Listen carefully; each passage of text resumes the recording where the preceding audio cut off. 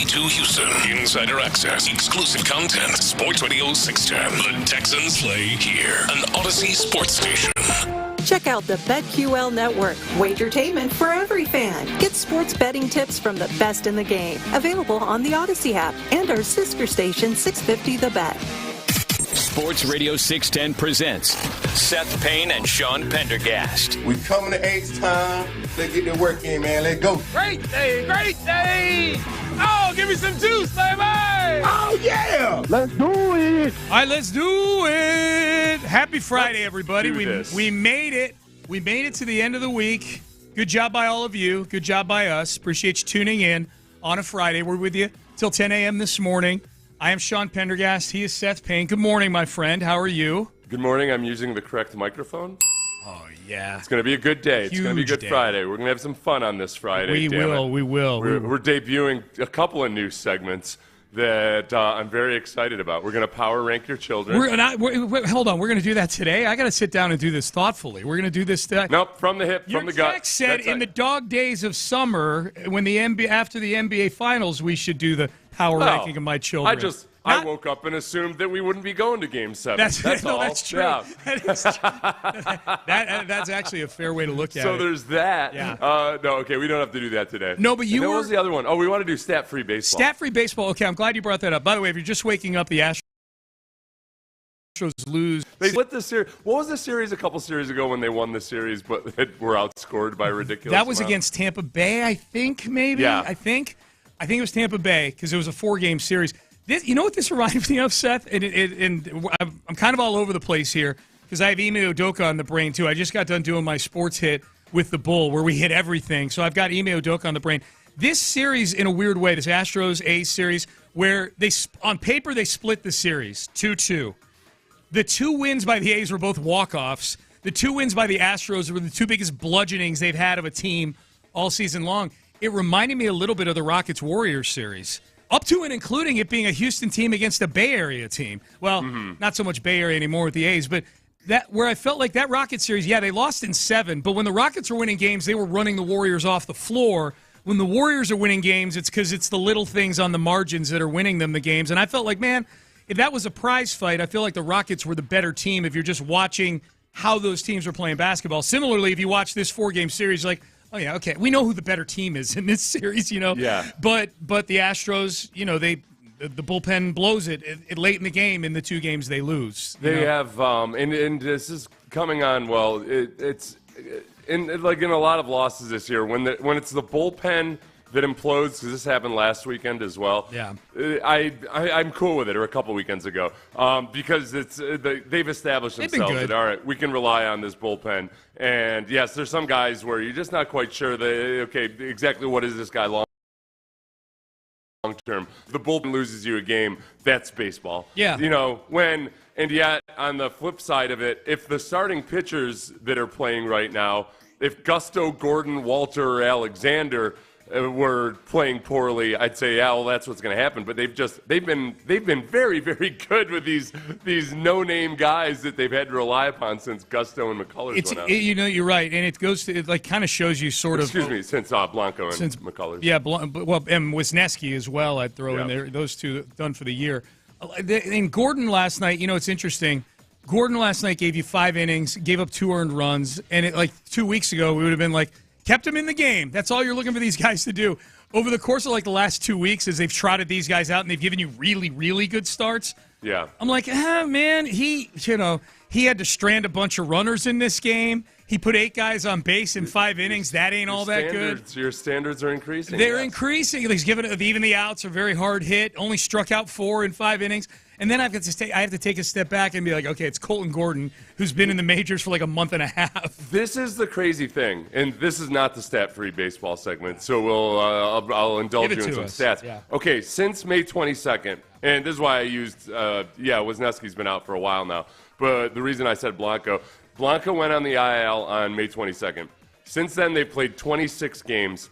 Half of them have been started by the rookies Gusto and Colton Gordon. Yeah. And then Brandon Walter and Jason Alexander, not rookies, but also not highly heralded guys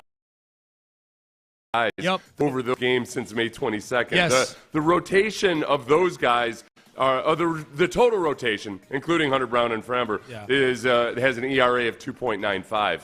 Like they've withstood this storm way better than you should have expected. 100%. And you know what my standard was for all of these guys when they got the call up was, man, just give us 4 or 5 innings and don't let the game get out of control.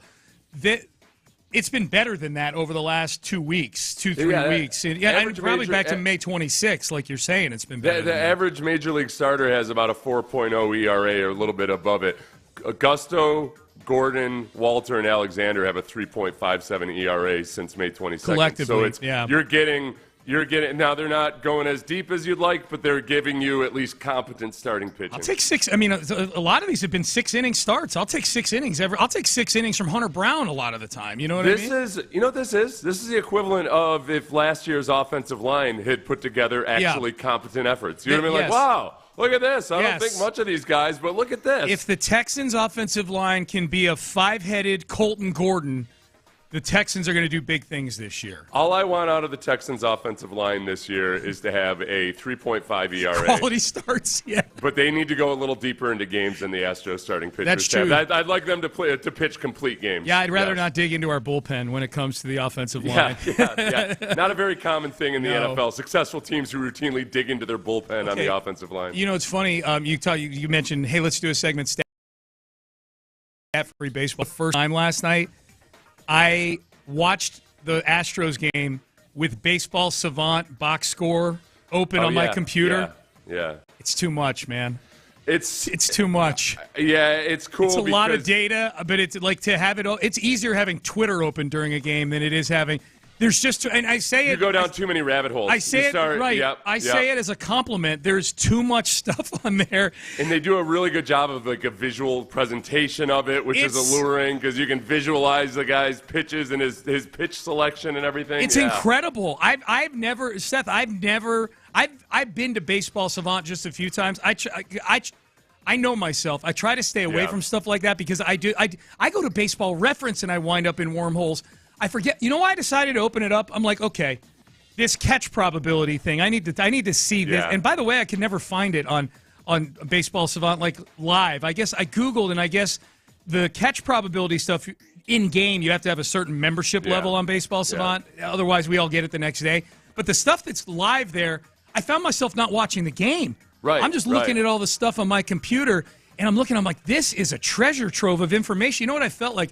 I felt like one of those kids, you know, they have those videos on Twitter where they have a kid who can't hear, but he gets it like a baby who can't hear, but then they give him their hearing aid, and they can hear for the first time, and they get this look on their face like, whoa, there's sound. Wait, what? That's what I was like with baseball. I'm like, oh, launch angle. Oh, well, this is kind of like when just home runs. Jeremy Pena's fly ball to open the game. They told me how many parks that would have been a home run in. 5.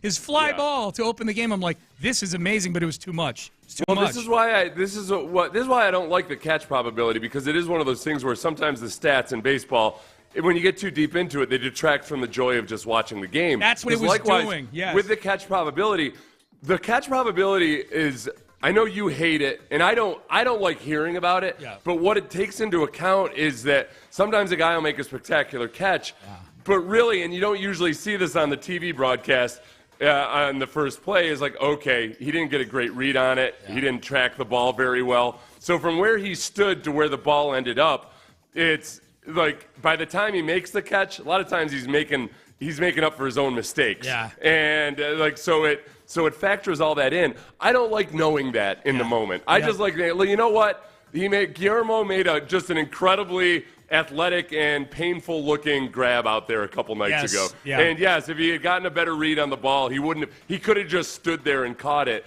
So don't soil the moment with catch probability. If there was a way to pare it down to where it was just the 3 or 4 things I'm super interested in, the problem is everything else is there, and I'm drawn to it. It's like a buffet. Like, at the end of the day, I can go to this amazing buffet. I know the 5 things I'm getting, but I spend 10 minutes looking at all the other things that I'm getting on the buffet. If they could just give me what ballparks this would have been a home run in, the expected batting averages of both teams, and maybe maybe like 2 other away. If you could just customize it and pair away all the other stuff, I would have it open during the games. I think the advanced stats that I like, that I feel like add to the experience is one. Give it to and me. It doesn't sound like an advanced stat, but they have it because just the home run distance. Yeah. That's a computer estimation of how long it would actually be if there weren't these obstacles like stupid fans in their bleachers. Right. So I like that. I like a 440-foot home run. Hell yeah. Yeah, exactly. I can latch on to that. Yep. Yep. And thank you, stat nerds, for not putting it into a metric system. I like that. I do like expected batting average and expected slugging and all that stuff just because it helps you kind of realize, all right, the guy has had bad luck. Yeah. All right, like it's not making excuses or anything. When a guy's got an expected, we saw this with Kyle Tucker all the time. Yep. His expected batting average. I do think sometimes people lean into it a little too much just because it doesn't factor in like, okay, but what was his approach versus this pitcher?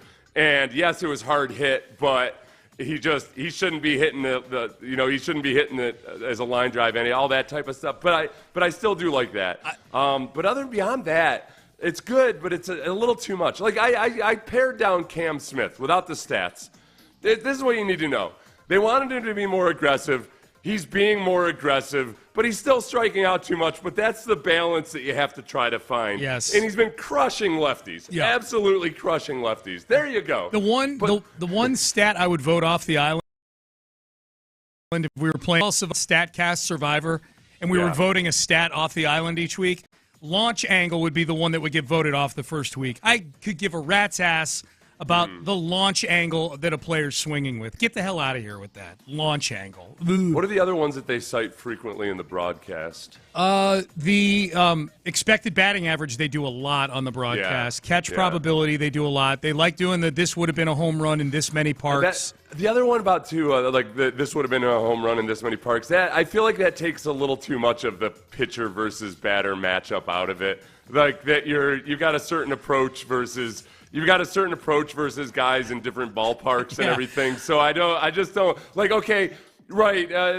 This would have been a home run in Minute Maid Park or whatever. Right, great. But they're gonna pitch a guy differently when the Crawford box. I know, but I have no explanation. But I really like that one for some reason. Yeah, I have no idea why. It's the same thing like yesterday. Like, why do you hate Jake Myers so much? I'm like, I don't know. It's just how my brain. I don't hate Jake Myers.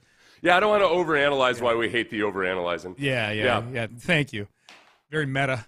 All right, Payne and Pendergast with you. That's your Astros analysis for last night. They lose. They get walked off by the A's. It's off to Anaheim for a 3-game set with the Angels. And I'll say, you know what? For a series against the A's, which you split despite outscoring them so much, we were gifted with so many walk-offs. I mean, there were 3 out of 4 walk-offs in that game. That was fun. Or in that series. Just 2. I mean, the Astros pummeled them twice, and then they walked off. I think you're thinking of another different series. Oh. Yeah, it was 2. Right. Yeah, they split the series 2-2.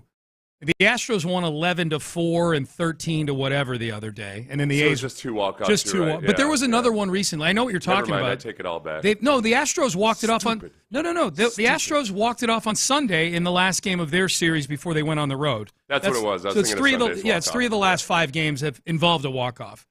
I Payne and Pendergast with you on a Friday. Let's get cracking here. I'm an idiot. I was just here. He's Philip Seymour Hoffman's sitting in the driver's seat of his car. Boogie Nights. Go check it out this weekend, kids. Ime Udoka. No, kids. Not kids. Kids. Young adults. What I mean by kids over the age of 18. Yeah. Ime Udoka gets a contract extension. Is there any connective tissue between Ime Udoka's contract and the biggest story of the offseason in the NBA? We will discuss coming up next. Oh, but early here, let's get you into that new luxury.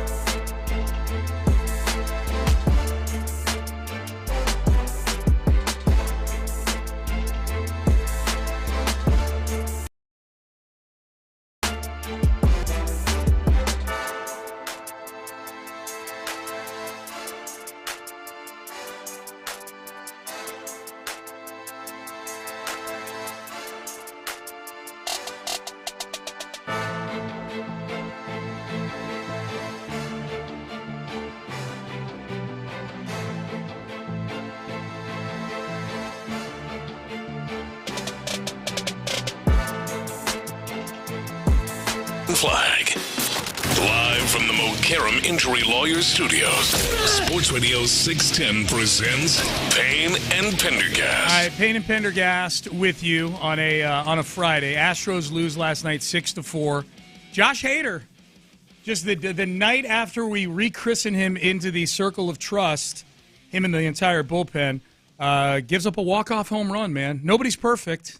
Josh Hader among them. Now, the good news is it was not a save situation. It was in extra innings. The game was tied. So he is still a perfect, I think, 19 for 19 or 18 for 18 in save situations. But he did lose the game last night. And it's not one of those years where pitchers, Presley had that one year where he was like perfect in save situations, but just absolutely miserable in non-save situations. Yeah, I remember that. Yeah, it's when I started hearing about it was a non-save situation, but okay, what are we even doing here? Yeah. But I don't understand. Sometimes I feel like explain this to me like I'm a 3-year-old. Why does it somehow not matter as much when he comes in? Well, no, I don't get it. Yeah. Well, this was a little the non-save situations. I think you're talking about where they're like up by 5 runs. Right. Yeah. No. I hate the designation of save versus non-save. Yeah. I hate it. Yeah. I hate it. Yeah. It doesn't make any sense to me. I get the rationale behind it, but it's almost like you're focusing on a stat where you're purposely taking away situations where you're excusing losses at times because he blew a non-save. This is your equivalent of launch angle for me. Like the thing you're talking about doesn't really bother me that much. Yeah. Launch angle, I want to fire it up into the sun. I want to get the hell out of here. I hate launch angle. It just seems so arbitrary that it's a save because you didn't allow 3 runs. It is capricious and arbitrary is what it is. Ime Udoka gets a contract extension yesterday, making him one of the highest-paid coaches in the NBA. This came down yesterday afternoon. Rockets head coach Ime Udoka has agreed to a long-term contract extension with the team. Shams Charania of ESPN was the first one with this bit of news, as he is with almost every bit of NBA news. The new deal will reportedly make Udoka one of the NBA's highest-paid coaches. Financial figures were not disclosed, at least as of the writing of this article I'm looking at yesterday. I don't know if you've seen any financials, Seth. I have not seen any. Of course, he was hired by the Rockets back in 2023. At the time, a somewhat controversial figure because of how things ended in Boston with him having a relationship with a Celtics staffer that was deemed inappropriate. It was a consensual relationship, but it was enough. It was enough of an HR thing. Winning an NBA title with Joe Mazzulla, his replacement, so they just kept humming in Boston. But Ime Udoka has done a tremendous job here since getting to Houston, getting the Rockets to 500 his first season here, getting them over the hump back into the playoffs this year in a big, big way with the 2 seed in the Western Conference. They lose in 7 games, obviously, to the Warriors in the first round. But the future is very, very bright with this team. As soon as the New York Knicks started sniffing around Ime Udoka when they fired Tom Thibodeau, and I know the Rockets hold all the control with Udoka at that time for the next couple of years because he's under contract. I wasn't under any sort of fear that he was going somewhere else, but I did feel like, okay, this is probably a sign to the Fertittas that they're sitting on something really good here. And I felt like there might be an extension coming, especially when I think I saw Adam Spillane, point this out on social media yesterday. The first go-round that the Rockets had with any sort of coaching transition under the Fertitta ownership was the very awkward Mike D'Antoni negotiations back in 2020, where they kind of lowball offered him and gave him an incentive-laden. They gave him a contract offer that was very abnormal for NBA coaches, and Mike D'Antoni just said no thanks and walked away at the end of the day. And I didn't think that was a good look for the team. It didn't help that they were about to head into a rebuild, too, where nobody looks good. Yeah. It feels like this. I think if you're a Rocket fan, there's 2 good things here. One, you got Udoka locked up long-term. He's the most important guy in the building right now. And number 2, it looks like you've got ownership that is starting to evolve as well. I think the Fertittas in their several years as ownership here, and I think that's become evident with the on-court product and with this extension of Ime Udoka yesterday. Was this the knee-jerk reaction is, the Knicks got Udoka paid because they came sniffing around for a trade, and the Rockets put the kibosh on that. Yeah. That's understandable. Maybe it had something to do with it, except that the Rockets were under no it wasn't Udoka's decision whether or not to trade Udoka. Yeah. But do you think it had anything to do with it at all? I think it probably – I do, a little bit. I think it was a sign – if I had to guess, I have no intel to this effect.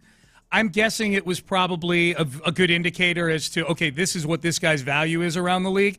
Yeah. He has 2 years left on his original deal. We don't even want this to get to the contract year where he could be thinking of a lame duck sort of thing. Like, let's just get this out. We know we want him here. Let's get this out of the way. If your wife starts going to Pilates and loses 10 pounds or so, and all of a sudden she's getting all kinds of attention from men, be sure that you're taking care of her and that she knows how much you appreciate her and everything. 2 years ain't that long. I mean, 2 years. You can't keep treating her like crap the way you're getting away with. So you're like, hey, Ime, you look pretty today. Mm-hmm. Here's a few $1 million. There you go. I do think it's a reward also. I mean, he's like that. What he's doing, what any coach is doing that's trying to get the team out of the rebuild funk of being a lottery team to getting them back into the playoffs is a really hard thing to do. And he did it in a big, big way. He's made them the second best team in the West Finals. This thing's going to Game 7 between the Pacers and the Thunder. There's not been a single series in this NBA postseason where I've said to myself, the Rockets don't look like they could be on the floor with this team for a 7-game series. It is, right. And how do you go over the top? It's not like it's massive changes that you're hoping for. Kevin Durant would be a massive change and it would stoke the offense immediately. Yeah. They need to figure out a way to shoot better and score more.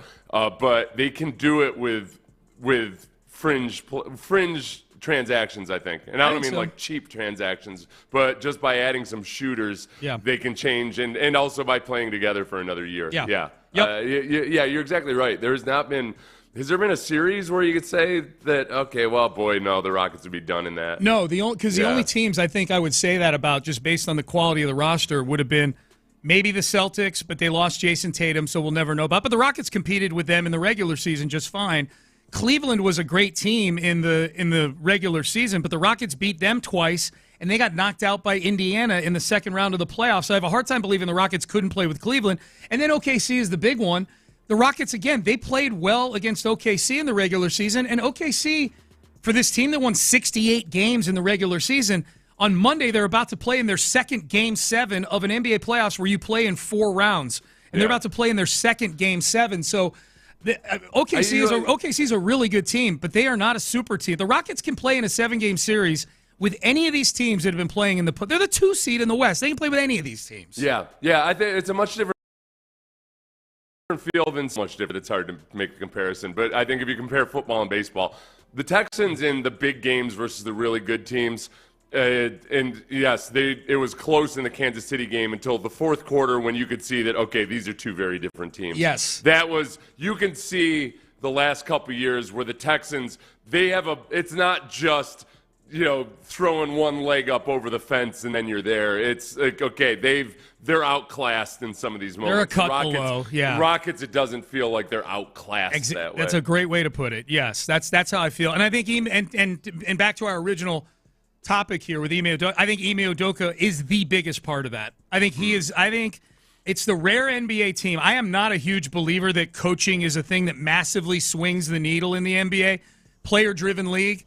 This is the exception. I think Ime Udoka is such a huge part of getting his arms around a culture that's built around a lot of young guys. I think Rafael Stone's done an excellent job of adding just the right veteran guys to this mix as well, with Van Vliet and with Dylan Brooks, and with bringing Steven Adams in and bringing Steven Adams back. By the way, they made that official in the last couple days. Steven Adams coming back. Ime Udoka he is bigger as of right now. Now that may change if Amen Thompson becomes a superstar. Then I reserve the right to change this. Ime Udoka is the most important person in that building right now. Player, coach, anybody, or player, coach, front office, anybody. He is the most important person. This was a great move by the Fertittas yesterday. Where do you go? That's interesting how you feel about coaches, because I feel like for the actual Steve Kerr and Greg Popovich. Phil Jackson. I think coaching really matters there. And I know people love to point out why Phil Jackson wasn't all that great and everything. I have a hard time buying into a lot of that, just given how frequently he was great, but he was really good at picking his spots too. I think there are a lot of he was really good at picking his spots, but there is an art to managing superstars, no doubt, and egos and everything else like that. Absolutely. But then if you go to just like standalone champions, Monty Williams, Michael Malone, Jason Kidd. Like as of late, I could see. I see where you're going with that. Yeah, I just don't. I'm not saying they're unimportant, but I think compared to certainly football, 100% compared to football, and maybe to a degree baseball managers as well. Like if I'm power ranking the coaches at the professional level, just in terms of their importance to greatness, I think it goes football. I think it goes then baseball, and then I think it goes NBA. That's how. But and again though. That's why I say Ime Udoka, the rare exception. I think you have to watch this team night to night like we all do here in Houston to know what it looked like when Steven Silas was here. And then with the same group of players, by and large, he's made them a 500 team and now a 2 seed in the West. And the green arrow is pointed way up for this team right now. Yeah, I would imagine the approval rating on Udoka right now has got to be damn near. It's the top 3 or top 4 in the NBA in terms of fan approval from their individual fan bases. I would agree. People are very. I can't even remember the last time. People have criticized in-game decisions and lineups and all that, but by and large, like who's down on Udoka. I don't know anybody. Yeah, nobody I talk to. Do you see any connective tissue here, or any sort of connecting of the dots with an Udoka extension getting done and the possibility of a Durant trade coming down? The Rockets, I should point out, are now the favorite to land Kevin Durant at plus 250. It projects stability to Kevin Durant, and if he really likes Udoka and wants to, Well, we already know they like each other. That's the thing. Yeah. But it might sweeten the pot that much more. You want to make everything perfect. Yeah. It's like you're having a party. You're having a party for your boss, or a dinner party for your boss. You want to be sure that when he comes over, everything's perfect. In the last 3 days, the Rockets have made signings or re-signings or contract extensions of 2 people that we know Kevin Durant shares a great affinity for, mutual affinity. Steven Adams and Ime Udoka. I don't think it's nothing. I don't think it's nothing that they're getting this done right now in the midst of the Durant sweepstakes. What's this audio we have about Kevin Durant? Shams. Yeah, here's Shams Charania. Let's hit this. ESPN. The latest on KD. That Phoenix is sitting on a bunch of offers, but it's turned into a game of chicken. At the end of the day, the Suns know if they're going to trade Kevin Durant, they clearly have a price threshold they want met. And I had one team tell me today, it's kind of a game of chicken at this point. Mm-hmm. From the Rockets to the Heat to the Minnesota Timberwolves, it's literally 1 or 2 pieces away, either which way, that can get a deal done. But at the end of the day, one of these teams has to meet that threshold to get something done. The NBA draft is about a week away, so could this go into the NBA draft? I think the Suns wanted to. I don't think the other teams wanted to. You want to get those deals done. So my understanding is they're in active conversations with those 3 teams specifically on trying to get a deal done for Kevin Durant, having their price threshold met. I would also not be surprised if this has 3-4 team deal scenarios too. This is also something that could branch into much more than just being a 1-for-1 trade. Yeah, and Kevin Durant reportedly shot down a three-team trade to the Timberwolves and involved Brooklyn. Yeah. So the one report in that report that Matt Moore said, he said he prefers Houston, Miami, or San Antonio. Yeah. It's something. What's your over under on when we hear about this? When does this trade happen? Is it in the next 2 weeks? I think before the draft, because Phoenix is going to want that 10th overall pick if they're trading with the Rockets. I mean, the draft happens a week after the NBA Finals are over, so it's. Mm-hmm. So I would say before the draft we'll know something here on the Kevin Durant front. Because I just need clarity. I think any trade probably that Phoenix is going to do, they want current players, but I think they want draft. They're bereft of draft capital. I think they'd love draft picks in this very draft. The teams they're talking to, I mean, the Spurs have the number 2 overall pick. The Rockets have the number 10 overall pick. I don't know what Miami has in the way of draft capital. I haven't looked, but I would say that's a safe deadline, I think. All right, Payne and Pendergast with you. Let's get to headlines. We'll circle back to the Astros NBA Finals last night. As we mentioned, we are going to a Game 7 there. We got some things to get to here in headlines. We will do that coming up next.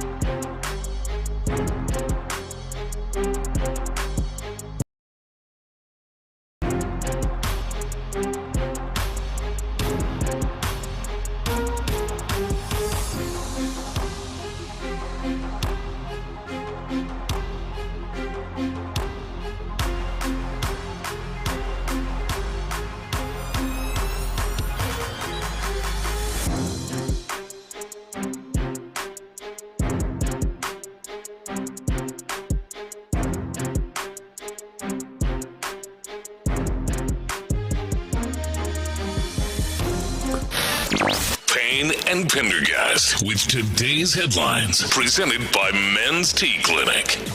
All right, let's start with the Stros. Not a good night last night. They get walked off by the Athletics of Sacramento. 6-4, the final score.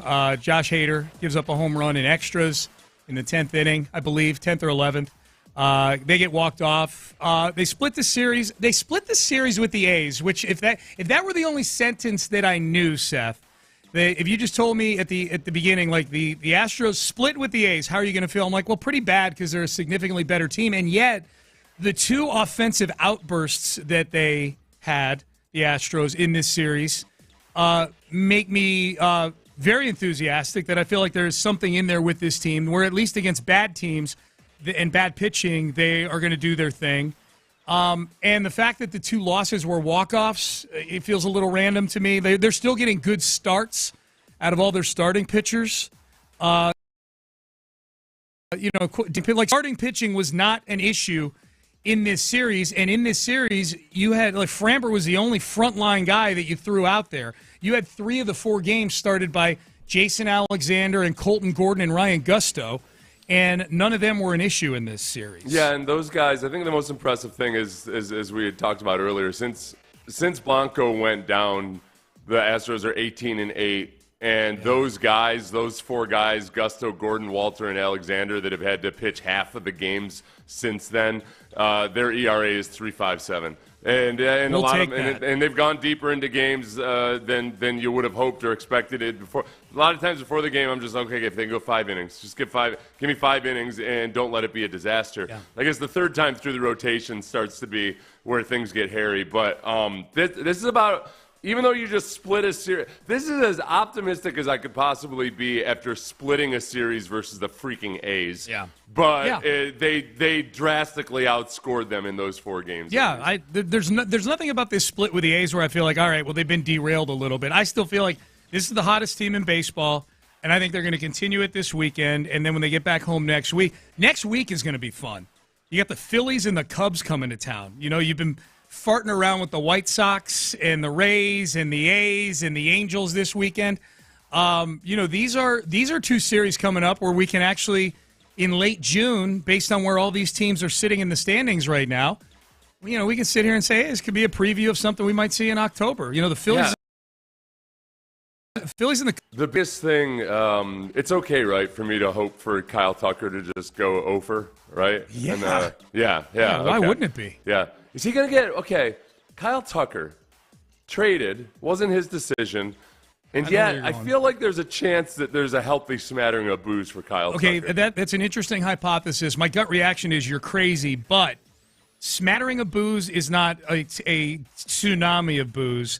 Yeah. If there were to be a smattering of booze, it would be because Kyle Tucker, in the last 2 postseasons, one of which the Astros were knocked out in 7 games by the Rangers, losing every home game of that series, and last year getting swept at home by the Detroit Tigers, that would be why.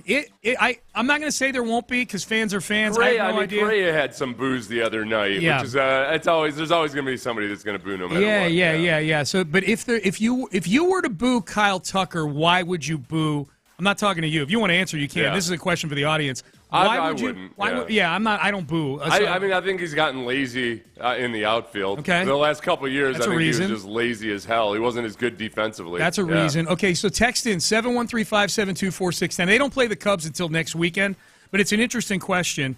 If you were to boo Kyle Tucker, why would you be booing Kyle Tucker? It's a lock that he gets a tribute video, right? Like it is a stone-cold lock. He gets a tribute video coming back. So that's... Man, I hadn't even thought about that. Is a fun week of baseball next week with the Phillies and the Cubs coming to town. That'll be good. That'll be really... Seth, I'm allowing it to happen. You know this. I'm getting excited about Christian Javier. I know that I'm setting myself up for a massive kick to the groin, but Christian Javier threw 20 pitches in live BP Thursday, and Seth, according to Joe Espada, he didn't show the radar gun to prove it or anything, but I trust Joe Espada. Javier hit 95 on the gun. That's fast. In his live BP.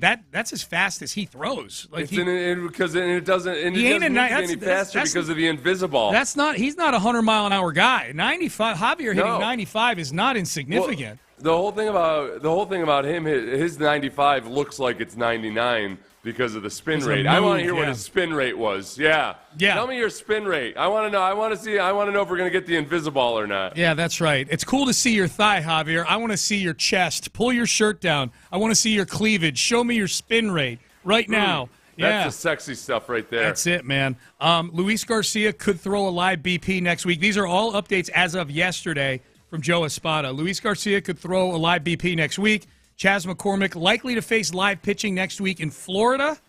Yordan Alvarez and Zach DeCenzo still not hitting. I'm getting to the point where it's like when Yordan shows up, he shows up. I don't even want updates on him anymore. Yeah, I certainly don't want to see a percentage healed stat or anything. Please, don't insult me. Yes. Don't insult me. JP, it's like if your buddy that failed freshman math in high school comes to you 10 years later. He's like, hey, I'm an accountant now. Would you like to become a client? Yeah. No, mathematical abilities. No, or accounting methods. JP France slated to throw his third live BP tomorrow. So that's where we are health-wise with the Astros. We mentioned Ime Udoka in the previous segment. He got a big contract extension with the Rockets. He's going to be here for a long, long time as one of the highest-paid coaches in the NBA. That's great news. The NBA Finals last night, Game 6. The Pacers force a Game 7. Man, everybody wrote the Pacers off going into that game last night. Tyrese Halliburton is dealing with a calf injury. The OKC is primed to just close this thing out and get done with the Pacers. And it looked early on in this game like that was going to happen. The Thunder jumped out to a big lead early in this game. And then the Pacers just went on a tear. And by halftime, they're up well into double digits. And this game was never close. The Pacers went on a run to close out the first quarter where they scored. They went on like an 18-5 run to close out the first quarter, something like that. And this game was never close. The Pacers, Tyrese Halliburton ended up playing, and the Pacers forced a Game 7, 108-91. So, Seth, the two magic words, Game 7, Monday night for the NBA Finals for all the marbles. Fun. Yeah, it's man. It's going to be a fun Monday night, and then the dead period in sports begins. That's right. Especially for teams, especially for cities that don't know how to use a bunch of rookies and no-name pitchers, starting pitchers, to go on a win streak, okay? Yeah, sorry about it. It's going to suck for you guys. Suck for you. We've got stuff, actually, here. We've got relevant baseball in June and July. That's right, man. That is right. We love that. NFL news, Texans news. We actually have quotes from Jimmy Ward's lawyer in an article from Aaron Wilson of KPR. Texas safety arrested last week, a domestic violence incident. He is out on bond right now. He is wearing an electronic GPS monitoring bracelet right now by the order of the court. His lawyer has spoken. His lawyer's name is Steve Jackson of Conroe, Montgomery County. That's where the arrest took place. Quote, Jackson told KPRC2, we believe that Jimmy will be vindicated. We just ask that the public reserve judgment so that we can show everyone that the Jimmy Ward they all know is the same person and did not do this, end quote. So now we know where Jimmy Ward stands on this. It's now a he said, she said. Yeah, I don't know. And lawyer statements, I kind of just throw them in the trash with the other things that I don't. It's like it means nothing to me. We'll see when details emerge. You don't want to jump to conclusions any which way. The most interesting thing about this was that he's also requesting that they remove his ankle monitor because it's hard to complete the duties of a professional football player while you're wearing an ankle monitor. And that does make sense. Yeah, you'd have to spat it up and everything. Yeah. I think that I don't think that's actually going to be an issue just because the likely scenario is that he's going to be on the commissioner's exempt list for some spell of time. And the NFL, there have been multiple instances where even if charges aren't ultimately pressed or a guy isn't convicted of anything, when it involves domestic violence, there have been suspensions no matter what the legal outcome is. Mm-hmm. So regardless of the details of the situation, there's a really good chance that you're going to miss Jimmy Ward for training camp and at least a couple regular seasons. I think the mitigating, or maybe the factor with Jimmy Ward too, if the league is just going to kind of stay out of it for now, because he's got a hearing on July 16th. So we'll actually know more. How much more, I don't know. But we'll know more before training camp starts a week later. Jimmy Ward is coming back from a foot injury, so it's easy enough to use that as the reason why he doesn't get on the practice field. Jimmy's got a foot injury. He's staying in the building, and he's rehabbing his injury, that kind of thing. And unless the NFL changes the policy and the way they handle this, like seemingly every year, but the commissioner's exempt list is for domestic violence stuff. They'll put him on that commissioner's exempt list where you're not getting fined, but you're just so the team doesn't have to make a decision. Yeah. Goodell just says you're on the commissioner's exempt list until we get some more clarity on this. You're not going to the facility. Yeah. Yep. Or you're not practicing with the team. Yeah. All right, there you go. There's your headline. Oh, Shador Sanders got a speeding ticket a couple days ago. 101 in a 65. Yeah. I don't know. 101. You touched 3 digits here. Yeah. He had the biggest one is he had a speeding ticket 2 weeks ago for 91 miles per hour. 2 weeks ago for 91. Yeah, he's a recidivist. If it was a standalone speeding, it's easy to go 100 on a highway. I don't know if it was 65, it was on a highway. If he's driving a nice vehicle, sometimes you hit 90 and you don't even realize it. So I'm going to withhold judgment on this. Hey, look, I've been a speed limit driver for a long, long time now. Yeah. But these things can happen. Have you? Sounds like you've been how easy it is to do it, or at least 90. Yeah. I don't, unless vehicles have changed so much in the last 20 years that it's different. Have vehicles gotten worse now to where it doesn't feel like the nice vehicles? It doesn't. Man, feel I didn't like know we were doing a show with such a lead foot over here. He's hitting 90 all the time. I always like to know the circumstances. If you're driving 100 on a wide open highway and it's 65. That's different than if you're doing it through rush hour traffic or something. This will be good because Ross Tucker had a take on this that we've got for later in the show. Yeah. And just judging by the way you're processing this versus Ross, this might wind up in take. We might hear that Ross take twice. Once when we play it, and then again in Take a Mania at 9 o'clock today. We'll see. We shall see. I like. I like rock music and a little bit of rebellion. I don't look at somebody going 100 as like, oh no. What am I think of the children? I'm with you. If he was doing 100 through a school zone, send his ass to jail. He was very cordial with the cops as well. TMZ had the video, so he was very cordial with the police. All right, we did our Circle of Trust yesterday. I know it was a holiday yesterday, so I know that many of you may not have been listening. We will recap the Circle of Trust, and I have a question. I forget what our bylaws are on this particular Circle of Trust element. Should Joe Espada be in the Circle of Trust? We will discuss that coming up next. What should Texans fans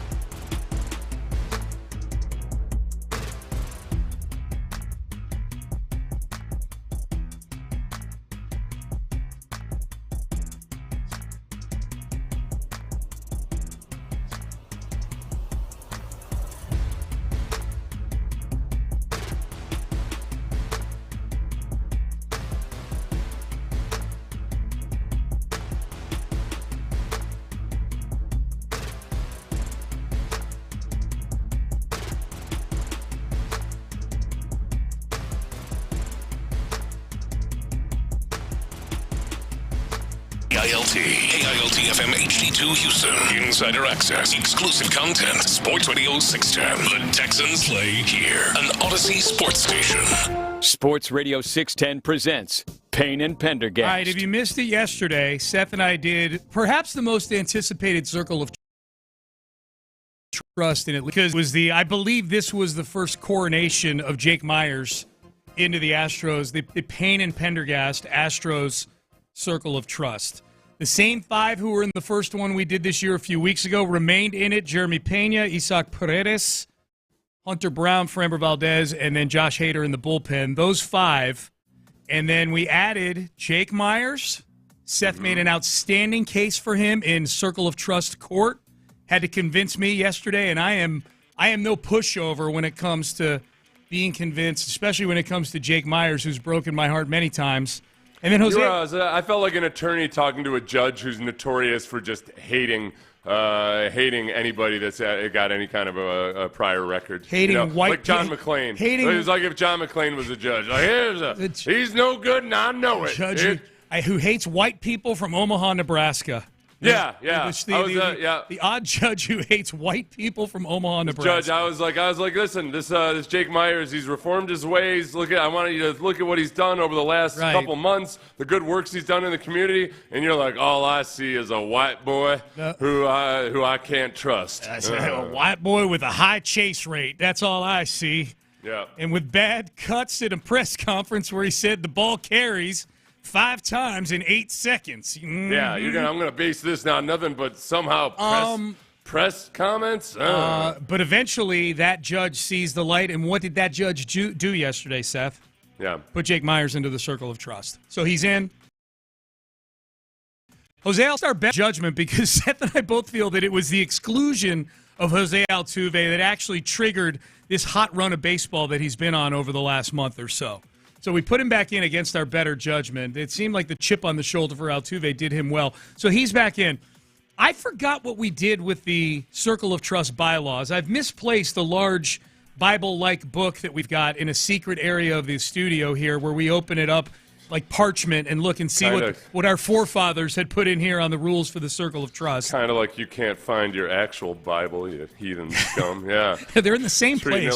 Treating it with the same level of respect. I'm sure they're sitting somewhere in the same place. That's why you're such a dirty judge. Did we? Kickbacks and whatnot. I could easily can be bought, no question. I'd make a horrible judge. Did we open the Circle of Trust up to managers back in the day? I feel like we were putting Dusty in the Circle of Trust at one point or another. Do you remember? It's a case-by-case basis. Okay, so that's fair. So then I beg the question here. I'll pose the question. Should Joe Espada be in the Circle of Trust? No, he's permanently banned from the Circle of Trust because of his statements about injuries. Fair enough. Ever since he said Christian Javier is feeling great and he got Tommy John surgery a couple days later. Answers my question. I know. It's called the Circle of Trust. It's not the Circle of Performance. Nope. It's the Circle of Trust. No, you're right. I don't trust Joe Espada when he talks into a microphone. You make a good case. Injuries and I'm whatnot. a much easier judge on this one. This is just a rubber. No. This is a rubber stamp. They can't get to where they want to go without Jose Abreu. That's right. Yeah. Okay, now you're piling. Now it's a stupid question. You're piling. He's doing an incredible job this year. I give him all the credit in the world for his actual managing, but no, I don't trust him. Yeah. No. What about Josh Miller, the pitching coach? I think it's an interesting one, right? We've got a role. Like, we don't go into individual relievers. We just kind of lump it all into the bullpen. Yeah. Okay, that's fine. I just want to. Because with the pitching too, it's everybody. It's the analytics staff and everything. The whole program they have. Is brilliant. Yeah. Okay. Can I give Josh? Can I give Josh? Yeah. Can I give him an acknowledge? I'm going to acknowledge him at least. Acknowledge me. Give him an acknowledgement. Yeah. Circle of Trust. I'm with you on that. I just want to workshop this stuff because there are a lot of people doing really good jobs this year. And this is our main way of recognizing them. But you're right. So the Circle of Trust, I think we did put Dusty in, but you make a perfectly in fact, an extremely valid case to keep Joe, if I'm being honest. Really good point. Josh Miller and Bill Murphy, you're going to say, yep, the pitching coaching is doing a slam dunk job at the Circle. You know what? We should have, as far as it wouldn't be a Circle of Trust, but all right, is Paris Chica really getting it yet or not? Paris Chica he has gotten more aggressive with sending guys home. There's still too many times where I'm like, all right, man, that's Jeremy Pena running the bases there. Like, can we push the issue and push the envelope here a little bit? I will tell you, Chandler Rome had an article this week on like stock up, stock down for the Astros over the course of the season. And one of the things he talked about was the stock up was the team defense. And Jerry's had the tools, obviously, to be an elite defender. He's a Gold Glover back in his rookie year. He's back at that level now, and Joe Espada gives Paris Chica a lot of credit with getting Jeremy Pena's defense kind of rejiggered. Oh, no, they love him. No, they love him as a position. Yeah, they love him as the actual infield coach. Like for those of you who don't know, because somebody asked me this question. Somebody was like, somebody who doesn't follow baseball at all is like, wait a second, that guy that's his job to coach third base. Like, no. This. He doesn't spend 10 hours a day breaking down film of the various runners and how exactly when they. But no, they love him. What was that T-shirt? They were wearing a T-shirt the other day. It was some kind of Paris Chica. Really? T-shirt. Yeah. T-shirt. So one of our texters will remember. It was it was one of his. It was one of his coaching points or something that was on the T-shirt. Yeah. Well, we'll probably get 29 texts of people that remember it. Yeah. 713-572-4610 if you can help my memory. Yeah. Hey, a quick correction too. Totally off the we'll come back to the Astros. I said Monday for Game 7 because the NBA conditioned me now in this series to think that Monday is a day to have NBA Finals games. They had one on Monday this week instead of Sunday. Game 7 will be on Sunday night. So I said Monday. It's actually on Sunday. Just want people to set their calendars accordingly. Thank you, Texter, for pointing that out. We get asked quite a bit with Jordan. It's a bold question to ask considering he's not picking up a bat right now, but we've gotten asked this by a few people. Seth, hey, guys, when Jordan comes back, where do you put him in the lineup? Do you just put him at cleanup? I don't want to move Altuve out of the 3-hole. I think that is assume Pena and Paredes and Altuve are performing at the same level that they are right now. You don't mess with those three guys. I think they are each built perfectly for the spot. Even cliche, stereotypically built perfectly for the spots they have in the lineup. Pena, the speedy guy who's been getting on base. Paredes, the two-hole guy that's got a great eye and is a perfect batter to have there if you're looking to send Pena. And then Altuve is actually hitting for a decent amount of power and run production. He's the perfect three guy. I think Jordan becomes your cleanup hitter. To me, the bigger question, you and I think I talked about this off the air, when Jordan comes back, I'm interested to see what the ripple effect is with the overall lineup defensively because with Jordan out, one of the silver linings of Jordan being out is they've been able to park Altuve as the DH way more than they would be doing if Jordan were healthy. And so when Jordan comes back, he's your everyday DH, occasional left fielder. What is the ripple effect there when you're no longer able to put Altuve? Altuve's got to play somewhere in the field. Is he going to play more second base, more left field? What does it mean for Dubon? Mm-hmm. All of those. Altuve's going to be in the lineup somewhere, so there's going to be a ripple effect with Jordan coming back from that standpoint. And Cam Smith batted fifth last night, at least partly in the moment because he's been really good versus lefties.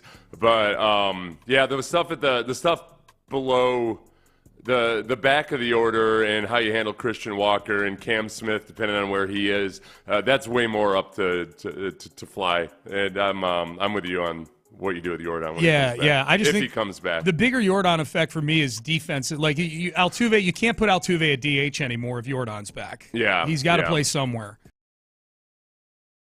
Bad out lineup. That's the part that's. I think the Jordan batting order thing is very elementary. Cleanup hitter, let's go. The defensive thing will be interesting.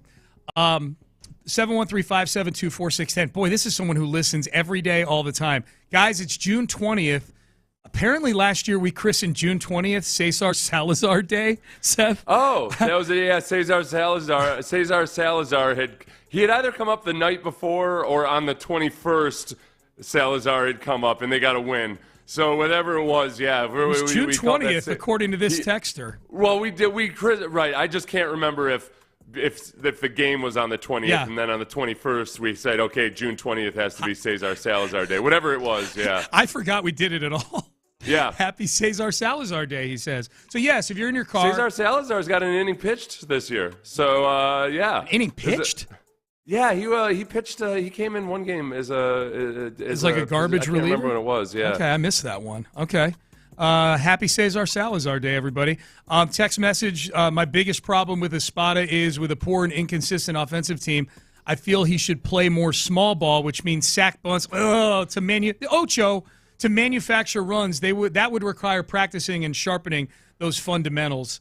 I'm not here for anybody who's asking for more sacrifice bunts. Ocho, I love you, but I cannot agree with that. You want more take. Small ball? Ocho, have you actually watched an Astros game? These guys are bloop single specialists. These guys are dribblers and hoof it out to first specialists. Yeah. That's how to do small ball. Go up there and swing and dribble one and try to hit a gap or something. Yes. I know you want more bunts. All right, great. Yeah, small ball. No. The Athletic did its all quarters. They've been doing this all quarter century stuff. The Athletic for across all their sports, and they did it for the all MLB. They did all MLB. And real quick, I'm sorry. Yeah, real quick. Yeah, I just wanted to fact check myself. Cesar Salazar, he's got one inning pitched with a 0.0 ERA right now. Okay. Yeah, I missed that game. I didn't see that. Look at that. He's got the best ERA on the team. I can't remember which one it was, but if Cesar Salazar was pitching, that's why that was not a notable. That was a bad situation. I was in bed. You had stopped watching. There's a correlation there, no doubt. So the Athletic did its all-quarter century MLB team. They've done one by the staff, and they had one that the fans voted on, and now they've kind of melded the two together to put a 40-man roster together. And there's some interesting Astro angles with this, Seth. To me, probably the two most interesting ones are, one, Altuve was voted by a fairly substantial margin the all-quarter century, not the starting second baseman in a given year, the best second baseman of the 21st century by about a 10% margin. I think over Chase Utley might have been second. I forget who was second, which tells me that the fans are over it. The ones that are voting and stuff like this are over whatever glitch was, and whichever these idiots thought that he had a buzzer on him and things like that, as you pointed out yesterday, that the booing of Altuve largely feels like it's done recreationally, like something you do at an amusement park. Oh, we get to go ride on the Boo Altuve ride. Yes, let's go do that. He is far and away, in the eyes of the fans, the best second baseman in this poll by The Athletic of this quarter century. And I guess, it's interesting because these are subscribers to The Athletic, so they're people that are willing to pay $7 a month or whatever to read long-form articles. Smarter fans. It's probably not the knee-jerk. These are like hardcore sports fans. Yeah. Not even necessarily smarter, but just hardcore, like actually pay attention. Yeah, they read articles and all of that. Yeah. So I feel like it's probably a good reflection of also how most baseball writers are. Although a lot of these fans read way more articles than actual baseball writers do. Not in this town. This town, our guys are super nerds in a good way. Yep. But yeah,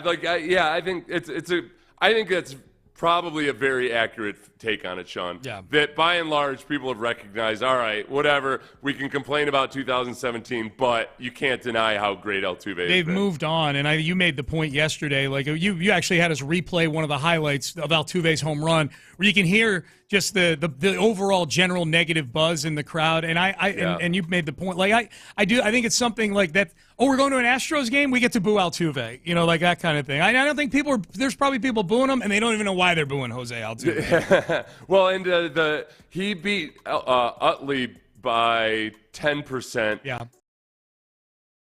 And then whoever got third, if Robinson Cano. Okay, yeah. So, I'd say it's when it comes time to vote in the Hall of Fame, I don't think it's not going to be one little. There might be some sports writers who don't want to put him in the first year. Yeah. But other than that, I don't think it's going to be an issue whatsoever. I think he should get in the first year. I hope he does. I know the fans don't vote for the Hall of Fame, but I hope whatever all the empirical things that tell us that the vitriol is subsiding, my hope is that that's reflected in the Hall of Fame voting too, because he's been a joy to watch, man, no doubt. The other interesting thing about this, so I'll go through this real quick. The other former Astros who find their way onto this 40-man roster, Justin Verlander is part of the rotation. It's a 6-man rotation. But the big interesting thing there was that Zach Greinke was not part of it. He's the guy who gets a paragraph below there as to maybe why he wasn't part of that starting. I mean, Greinke, we didn't get peak Greinke here. We got a really good version of Greinke here in Houston. But Pete Greinke was incredible. He wins above replacement. There's only like 3 guys ahead of him as far as pitchers go in this century. The starting pitchers, they have 7 of them here. They have 7, and none of them are Greinke. Verlander, sure, it's hard to argue against any of these guys, though. Verlander, Scherzer, Kershaw, Randy Johnson, Pedro Martinez, Roy Halladay, and CC Sabathia. And ultimately, the argument for the staff, because it's a combo of the fans and the staff, their argument for Greinke versus Halladay and Sabathia was that Halladay and Sabathia just had more of a bull. Aura counts too, and Halladay and Sabathia belong. That was their case for those 2 guys over Greinke. So whatever. I mean, that part's subjective, I guess the part there where obviously Verlander has been awesome for Houston in a lot of ways, but when you talk about, looking at his entire career, how much of it was amassed in Houston compared to in Detroit and other Detroit and San Francisco, whatever he ends up doing. It's still heavily weighted, obviously, towards Detroit. It is. But I consider I consider him an Astro, obviously. No. And as far as getting him on this team too, the World Series matters. Yes. And all the playoff, all the things that he wasn't able to really do in Detroit, he kind of put the stamp of authenticity on it. I know that LeBron doesn't like ring culture and everything, but I don't know. To win World Series, that matters. It does. Billy Wagner is one of the closers on this all-quarter-century team. That's good to see. Carlos Beltran, I know not a long-timer for being an Astro, but he is the backup center fielder behind Mike Trout. This was the other interesting one, because they do some other categories on here, Seth, aside from the players. They've obviously got managers. They have Bruce Bochy's the manager. Theo Epstein is the executive. They pick a ballpark of the quarter century. And I like Daikin Park. It's been mostly Minute Maid Park for this. I'm going to call it Minute Maid for the purposes of this conversation, because all of the things that have gotten it onto this, what I'm about to talk about, it was named Minute Maid Park. You don't think of Minute Maid Park among like the hallowed baseball stadiums. They name Minute Maid Park the quintessential ballpark of this century so far. So I was interested Really? in it. Yes, they do. What do they say about it? You want to hear the case for it? I'll give it to you right now. It's been do we call it Minute Maid still? I know they're talking about the first quarters, so they call it Minute Maid. In this, they just say ballpark Houston Astros. Okay. So they just say Houston Astros, and they actually address the naming of the park in the first sentence. It's been named for a disgraced energy company, a popular orange juice brand, and now a Japanese air conditioning manufacturer. Mm-hmm. It's not a living history museum like Fenway Park, Wrigley Field, or Dodger Stadium. It's not a charming modern marvel like you'll find in Seattle, Pittsburgh, San Francisco, and so many other places. But if you want to tell the story of baseball in the 2000s, you can't do it without the wacky bandbox in downtown Houston. Okay, I'm going to read the rest here, but let me just point out, I am a stated hater, as I think you are as well, of the you can't tell the story without ... Right. Yeah, there's no part of any story that you can't tell without the other parts of the story either. Great. Can't tell the story of the 2000s. And yet I am like, Jason Stark, you're making a lot of sense right here, my friend. Yes. Yeah. Here's what they say. It's not about the train that chugs above left field or the grassy hill that once rose in deep center. I like to call it a knoll. It's about the postseason, ... and the scandal. Mm-hmm. To host 5 World Series this century. That's an interesting stat. I mean, there's no ballpark that's hosted more World Series since the year 2000 than our cozy little bandbox over here on Crawford Street. Mm-hmm. The White Sox in 2005. The Nationals in 2019, obviously the Dodgers in 2017, the Braves in 2021, and then the Phillies in 2022. The World Series in 05, 19, 20, 21, and 2022 were all clinched in Minute Maid Park. They were all the clinching out was made there. The only one for the Astros that wasn't was obviously in Dodger Stadium. The 2018 Red Sox and the 2023 Rangers clinched pennants in that stadium, clinched berths in the World Series. Albert Pujols hit a memorably majestic home run in that ballpark in the postseason. I don't know what he's talking about there. And then the last sentence, and as you may have heard, the Astros banged some trash cans there as well. Yeah. So they're taking the totality of the history that's taken place in that ballpark, both good and bad, and I think they make a really good case. That is pretty impressive. Clinching that many World Series in the same ballpark. Final out, 100%. Yeah. In 4 World Series this century, the final out of the World Series, unfortunately 3 of them by the opposition, have been clinched on that field right there. Yeah. It is. It'll be interesting someday, 30, 40 years from now, if they decide to try to build a new stadium or something. Yeah. It's compared to, say, the Astrodome, where, yes, it was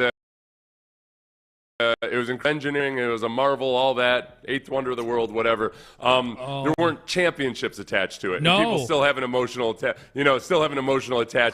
to the Astrodome for some reason. So for Dyken Park, or whatever it's named by then, it's going to be tenfold whatever it is with the Astrodome. Yeah, well, and let's face it, you can't just leave a dead ball. It's easy to leave a dead ballpark sitting there on the off the feeder road of 610 in a part of town that's a fairly low traffic part of town compared to downtown Houston.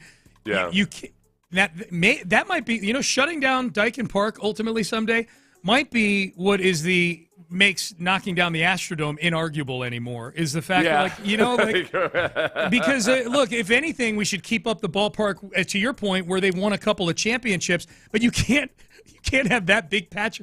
That it would be dumb for the city to have that patch of real estate just sitting there rotting away. Correct me if I'm wrong, because I've never really thought about this before. But the replacement of baseball parks is not nearly as frequent as new football stadiums. That's a good question. I don't know, man. The Braves were only in there. The Braves have a fairly new ballpark. They were only in Turner Field for 20 years.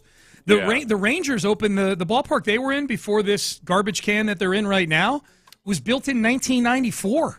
So so you're talking about 2 ballparks there that aren't even 30 years, 25 years old. And some of that is maybe with expansion teams. There's not the emotional attachment to it. But you look at, Fenway, Wrigley, those are Dodger Stadium's been there since 1962. They've been there for so long.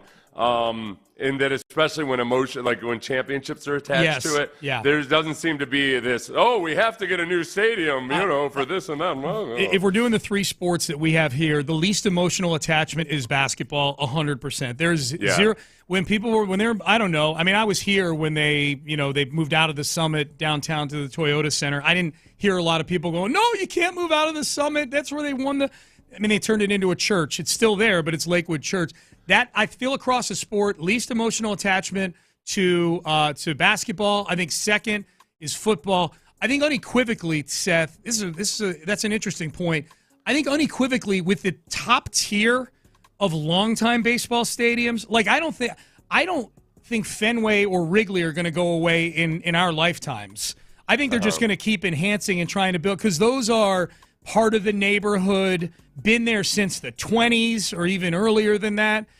And I think I'll point out, too, baseball of those 3 sports is the one that has by far the longest history of, being a solid professional sport. Football was splintered into 2 leagues until the late 60s, and basketball didn't really have its supreme rise of popularity until the 80s. Baseball was woven into our culture back in the 10s and the teens. A century ago. There's only 10 stadiums in Major League Baseball, because I had to excise the A's, obviously. Yeah. There's only 10 teams that were built before. So Rockies, 1995. The Rockies, I'll cut it off at the Rockies because obviously brand new team. So there's only 10. So it's not in the last 30 years, 20 teams have gotten new stadiums or they're new teams. Yeah, but do you have the list of teams there? I'm very curious. I'll go from oldest to youngest. Tell me if I forget about one that's been replaced, because this article's a couple years old. And the question will be, do I think these stadiums will be replaced anytime soon? Okay. Fenway Park. No chance. Wrigley Field. No chance. Dodger Stadium. No chance. Hold on. Dodger Stadium. I won't say no chance, but minimal chance for Dodgers. Chavez Ravine is hell to get to, and they've got new ownership with billions of dollars, so they might look at it. They might do it because they can build something that makes more money for them. But continue. They just got to be careful. How long can they hold off ice and all that? right.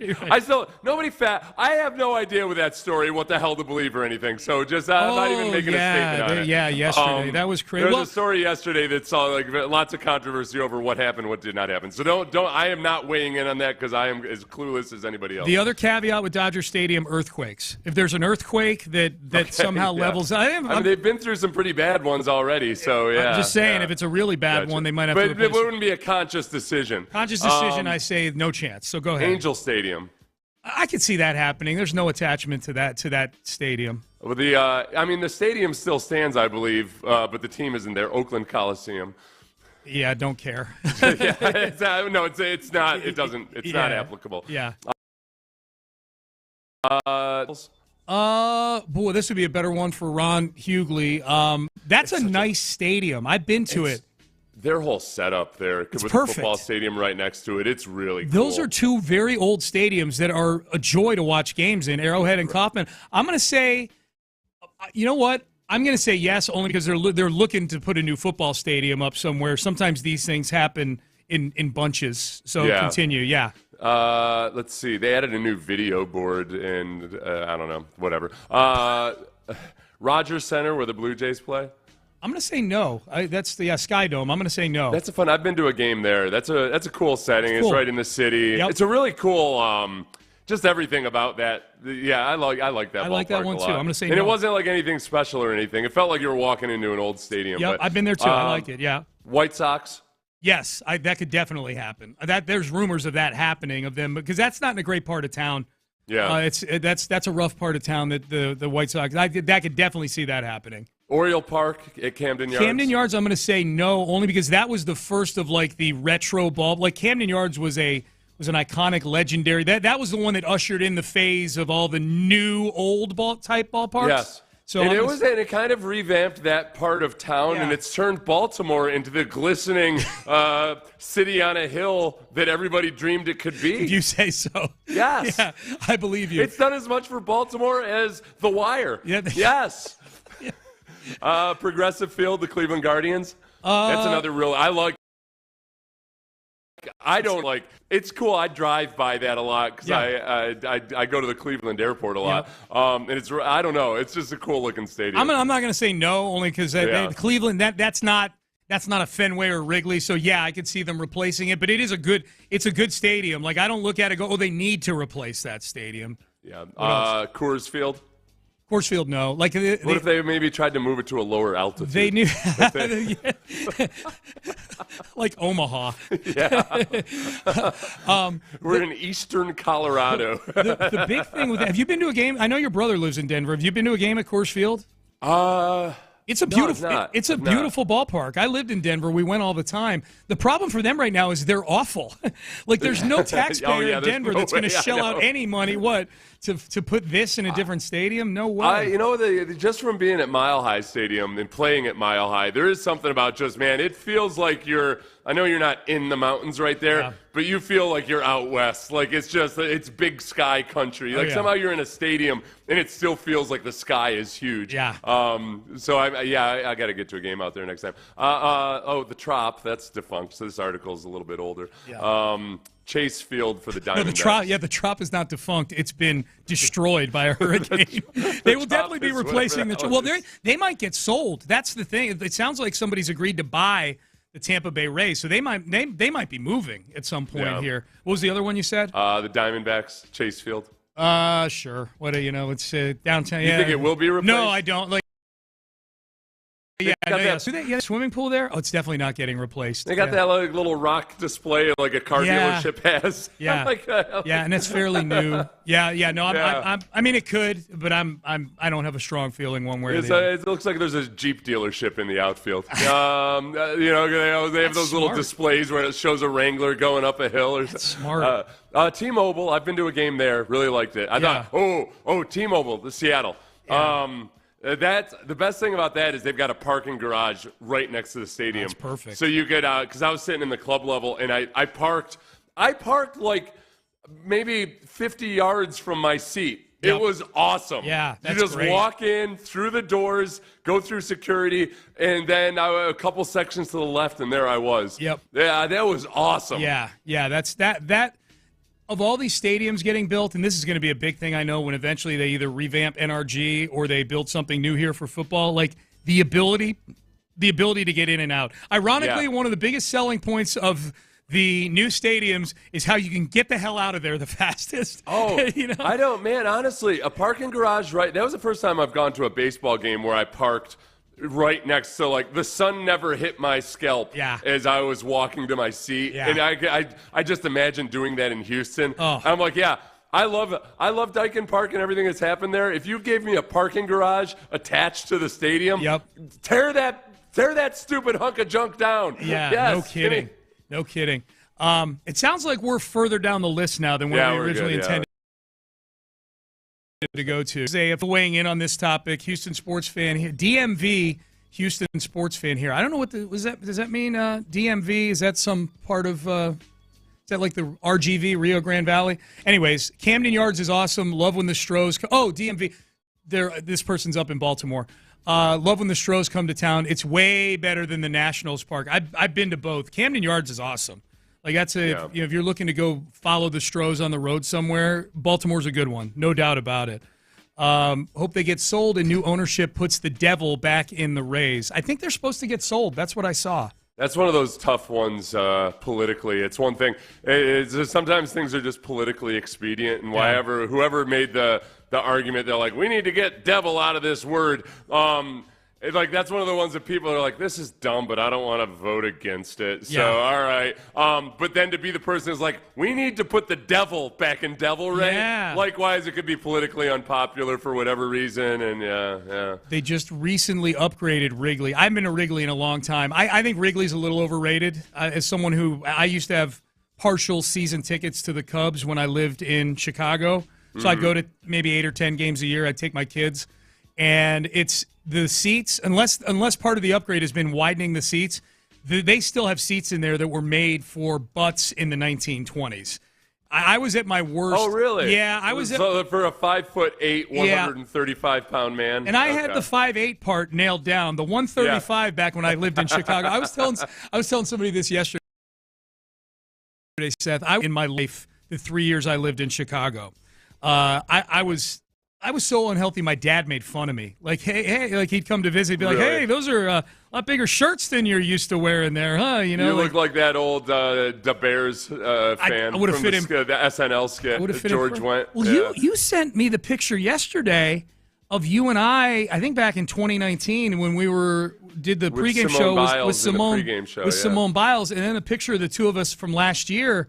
And, man, we're the downright Benjamin Button show of Houston, man. We look a lot better now than we did 5 years ago. Yeah, we trimmed up a little bit. Did you like the Photoshop I did where it's just me? I shrunk myself down to Simone Biles size, and I'm standing next to her in front of a building in Rome. Yeah. I'm like, so that's my before and after. I'm going to show the original one, and then I'm going to show when Simone and I were in Rome, and I was how much weight I'd lost to where I was 5'1", 95 pounds. Oddly enough, it is only dawning on me now. Why in the hell did you put a picture of you and Simone in front of like the Roman Colosseum? I don't know, because it was dumb. My immediate thing. My thought was I enjoyed the vacation so much more without all that extra weight. Well, I was wondering because you make some really funny graphics for your YouTube channel. Yeah. So my thought immediately was like, okay, how does this tie into Seth's YouTube? Like, why is this a graphic? Is Seth doing a breakdown of Simone Biles in the Olympics or something like that? No. People keep asking me on my YouTube channel, about how I lost weight and everything, and I don't like getting into that world because it's annoying because so many people have advice. So I basically said, this is what I did, and I didn't really want to talk about it until I'd kept the weight off for an entire year. Yeah. Because that's the big sticking point is just I've always been able to lose weight. It's keeping the weight loss. Ditto. So I ended up doing on my live stream yesterday a little spiel about the things I did to be sure. I consciously, when I realized I needed to lose some weight again, I was like, okay, this time I'm keeping it off. So I have zero nutritional advice, but a whole lot of a little psychological psychological tricks I used along the way. That's good. But I wanted to say, and I did it before and after, where I'm Simone Biles size. Oh, that's funny. That is okay. That makes sense. That makes sense. Yeah, come for the Texans talk. Stay for the life advice. The Seth Payne YouTube channel. I like it. Mm-hmm. I like it. I'll cut that up and put out a standalone video this afternoon. Okay, good. So you can change your life and then buy whichever nutritional product I'll start hawking. Supplements. I'm going to go real quick. I don't give nutritional advice too. You need these 9 supplements, and you need to buy a monthly subscription to get them. Yes. This all leads to Seth bringing in Frank Thomas from off stage at the end for Nugenics or something like that. This all ends with Seth Payne busted for egregiously false claims about his dietary supplements. Yes. You need to lose some weight and cancer. Yeah. This would be the first. Pope Zaza nutritional supplements has got you covered. The first Seth Payne YouTube video that's got a 5,000-word disclaimer in size 1 font at the end of it. Stands for D.C., Maryland, Virginia. Okay. I like that better than what most people think it is, the damn Department of Motor Vehicles. I thought it was the Mekong Delta or something. I was like, this guy's deep in he's deep in the muck right now. Now you get an idea for how good the Odyssey app works, man. Yeah. Went to Wrigley once. It felt historic at Texas. It does feel historic, and the part of town that it's in is awesome. I'm not saying don't go. I'm just saying it's a little. The ballpark itself is a little overrated, but the Wrigley experience, especially in and around, is phenomenal. Especially at a time of year where the weather is cool, it's great. All right, Payne and Pendergast with you. Ring culture, big topic this week with LeBron James. Ironically, this is the person that's refuting LeBron James on ring culture. We will have that for you coming up next. If you ask Nico Collins, the Texans are on the verge of their breakout.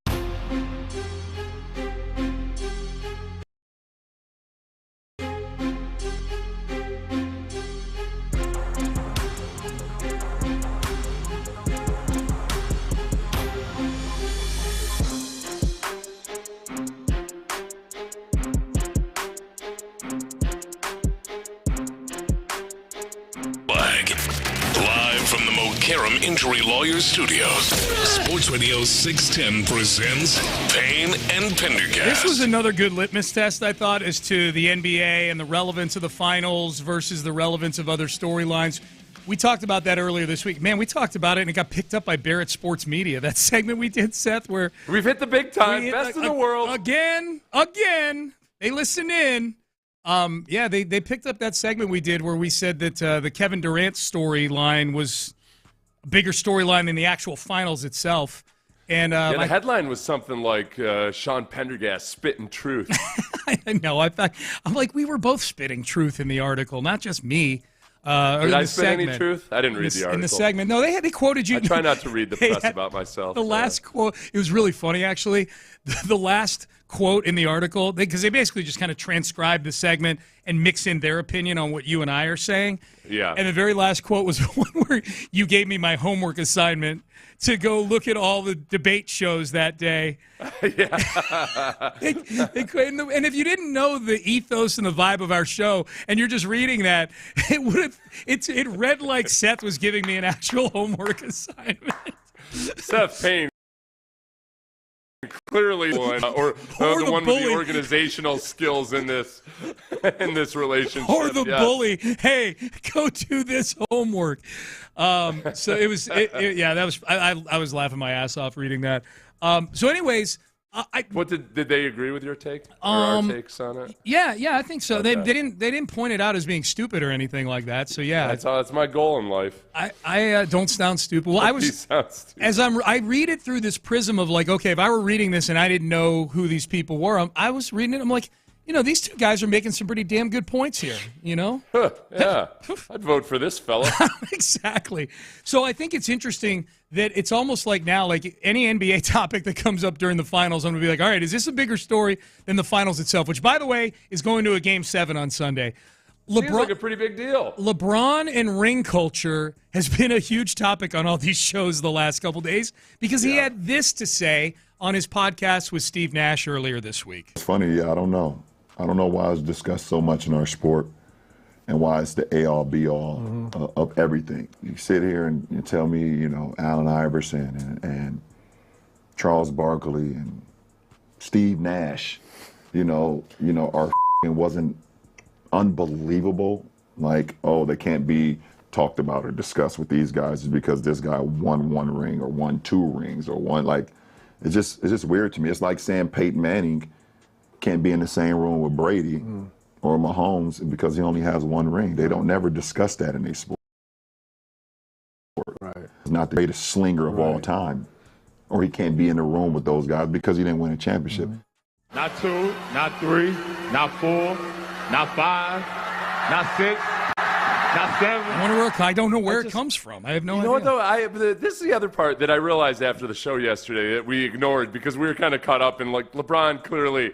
It feels like LeBron, who does not have as many rings as Michael Jordan, is talking about himself because everything else he said was false. Like, they do talk about Marino not having any rings. That's talked about quite a bit. Yeah, they do compare Tom Brady to Peyton Manning. Yeah. They're still in the same conversation, yes. But was he not, am I wrong, or was he not saying that, like, well, you don't hear this about, they don't say Peyton Manning can't be in the same room as Tom Brady because of the rings come up. Yeah. So it's not just basketball. Yeah. If he's trying to present it like it's just basketball. Plus, I don't think what conversations are there where nobody objects to Charles Barkley being a great, being in the same category of the great basketball players, but he's not an all-time great just by virtue of his actual playing experience. Well, and we're gonna hear from Barkley. I think what LeBron was doing with the football players was saying it happens in football too. Oh, I thought he was saying because he said we don't. Yeah. I think he was saying it happens in football too. So, but LeBron, I said this when we played the audio yesterday.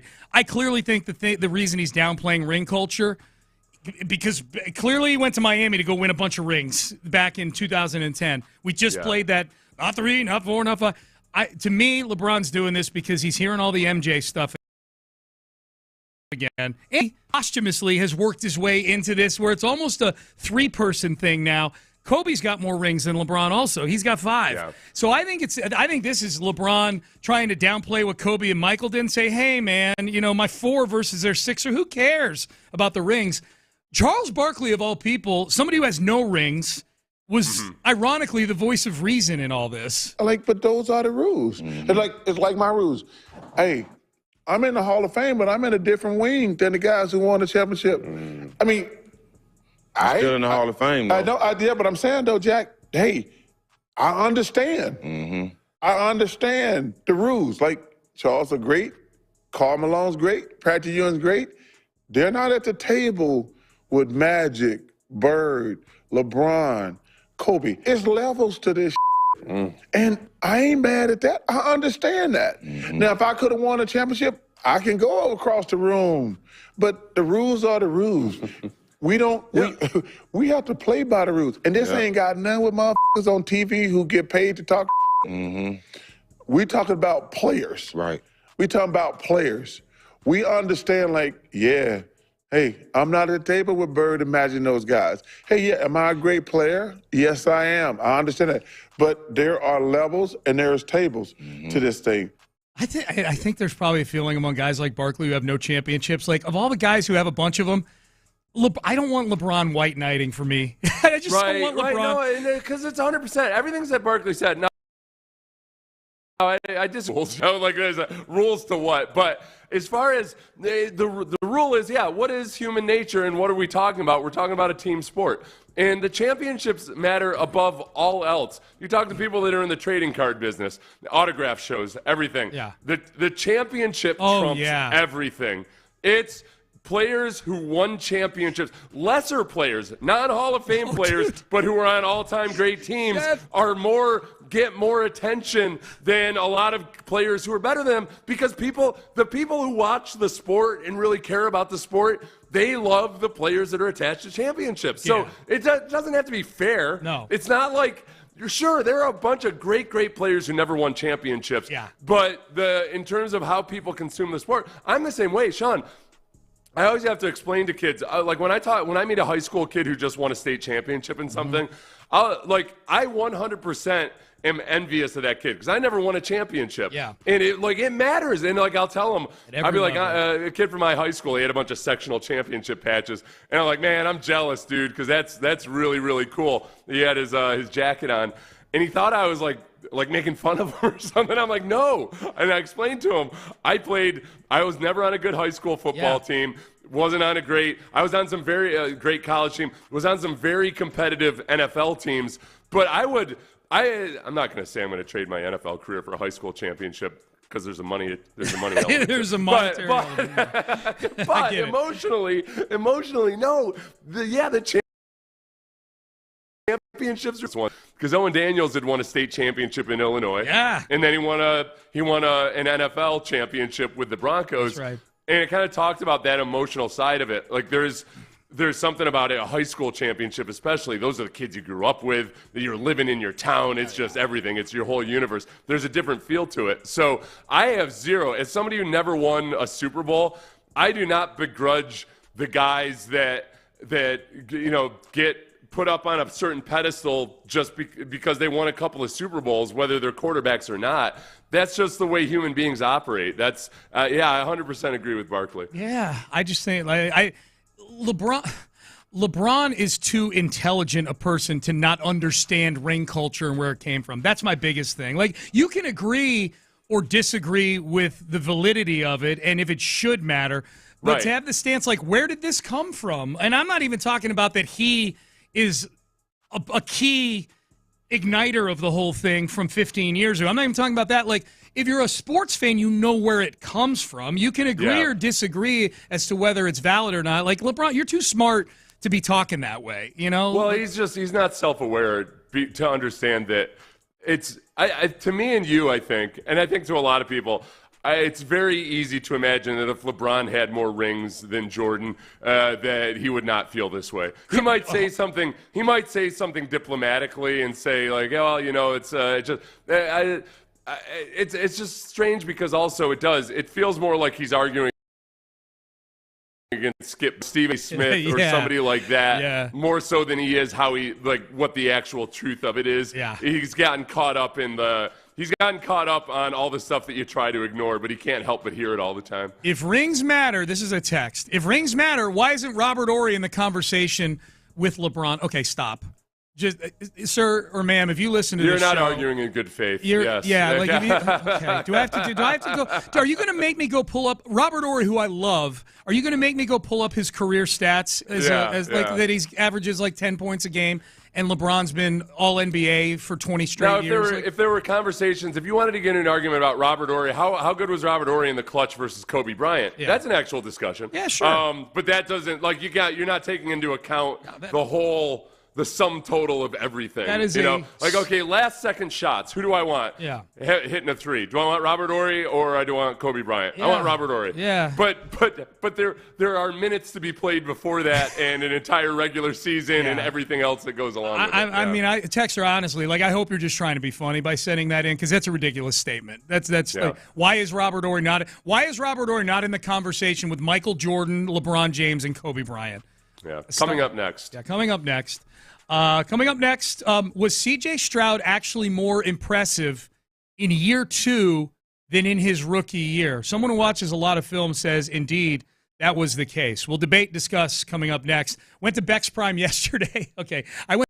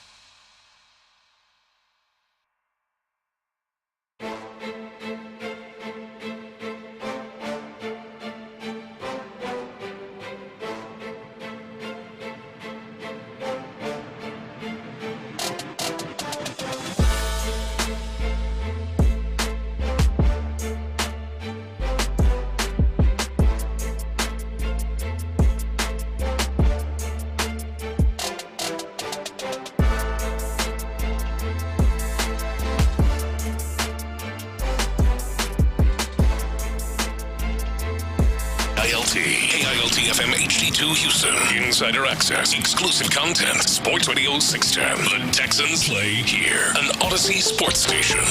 Sports Radio 610 presents Payne and Pendergast. Payne and Pendergast with you. This was Sam Monson having a conversation with Steve Palazzolo, his other former PFF colleague. We've played a decent... They're with the 33rd team now. 33rd team, yeah. They did a good job. We played a decent amount of their audio this week. They've had some interesting takes. This was Sam Monson talking about C.J. Stroud, saying that he went back and looked and watched some of the film. He might be more impressed with what C.J. did in his second year, which statistically was not as good as his rookie year, not getting nearly as many accolades. He said he might be more impressed by what C.J. did in 2024 than his rookie season of 2023. I mean, look, year one was fantastic. It's one of the best rookie seasons of all time. In a weird way, I was more impressed by Stroud in year two because the situation around him completely fell apart. Offensive line was hot garbage, couldn't pick up a stunt, couldn't, any sort of exotic look from in terms of pressure. The thing just collapsed completely. And he still, on the biggest situations on 3rd and 15, still found a play. I was really impressed by him in year two. So if the situation around him can be pieced back together this year, and look, they've made big strides, at least at receiver, with what they've done in the draft. I have very high expectations from Stroud. That was an interesting take. Could you make an argument, Seth, that's what CJ did in year two, considering what was going on around him? Statistically not as good a season, obviously. Record was the same. That he was in some ways more impressive in year two than he was his rookie season? I think that in some of I think there are a lot of really impressive throws that he made that even on the TV copy didn't really do the justice as to how impressive they were. Just weren't, in general, they're not going to be highlighted as much. And because C.J. Stroud wasn't having a great year, there wasn't a lot of deep dive analysis into it. That some of that was kind of lost in the shuffle. Like when I go back and I'm doing kind of cut-ups in the offseason and looking at stuff, there's some of the one throw he made in the Green Bay game, to the back of the end zone. That was the one that wasn't. Am I thinking of the one that wasn't actually a touchdown because his foot was he stepped out of bounds? He did make a throw in the Green Bay game that I think Tank dropped in the end zone. Yeah, but it was an incredible throw. Yeah, great throw. Yeah. There's a lot of that. There was a lot that was lost in the morass of everything else that was going wrong with the offense. Yeah. I mean, do I have to say, was he more impressive in year one or year two? I think some of it is, in year two, he was dealing with an offensive coordinator who was in his sophomore slump. So we talk about quarterbacks a lot and how, okay, that second year, everybody's got film on you. They know what you like to do with the ball. You got to watch out. With CJ, I don't think that was as much of a problem. I think the problem was that teams had realized what they could do against Bobby Slowick, and Bobby Slowick was very slow to adjust to it. Through the course of the season, he was slow to adjust to it, and in the second half, he was slow to adjust to it. So in the second half of games, he was slow to adjust to it. So I give CJ a lot of credit for making some really bad situations at least manageable. But the hardest thing is that he was also in more of those situations where he had the most second and longs and third and longs. Was a league leader in that regard in a bad way, and usually through no fault of his own.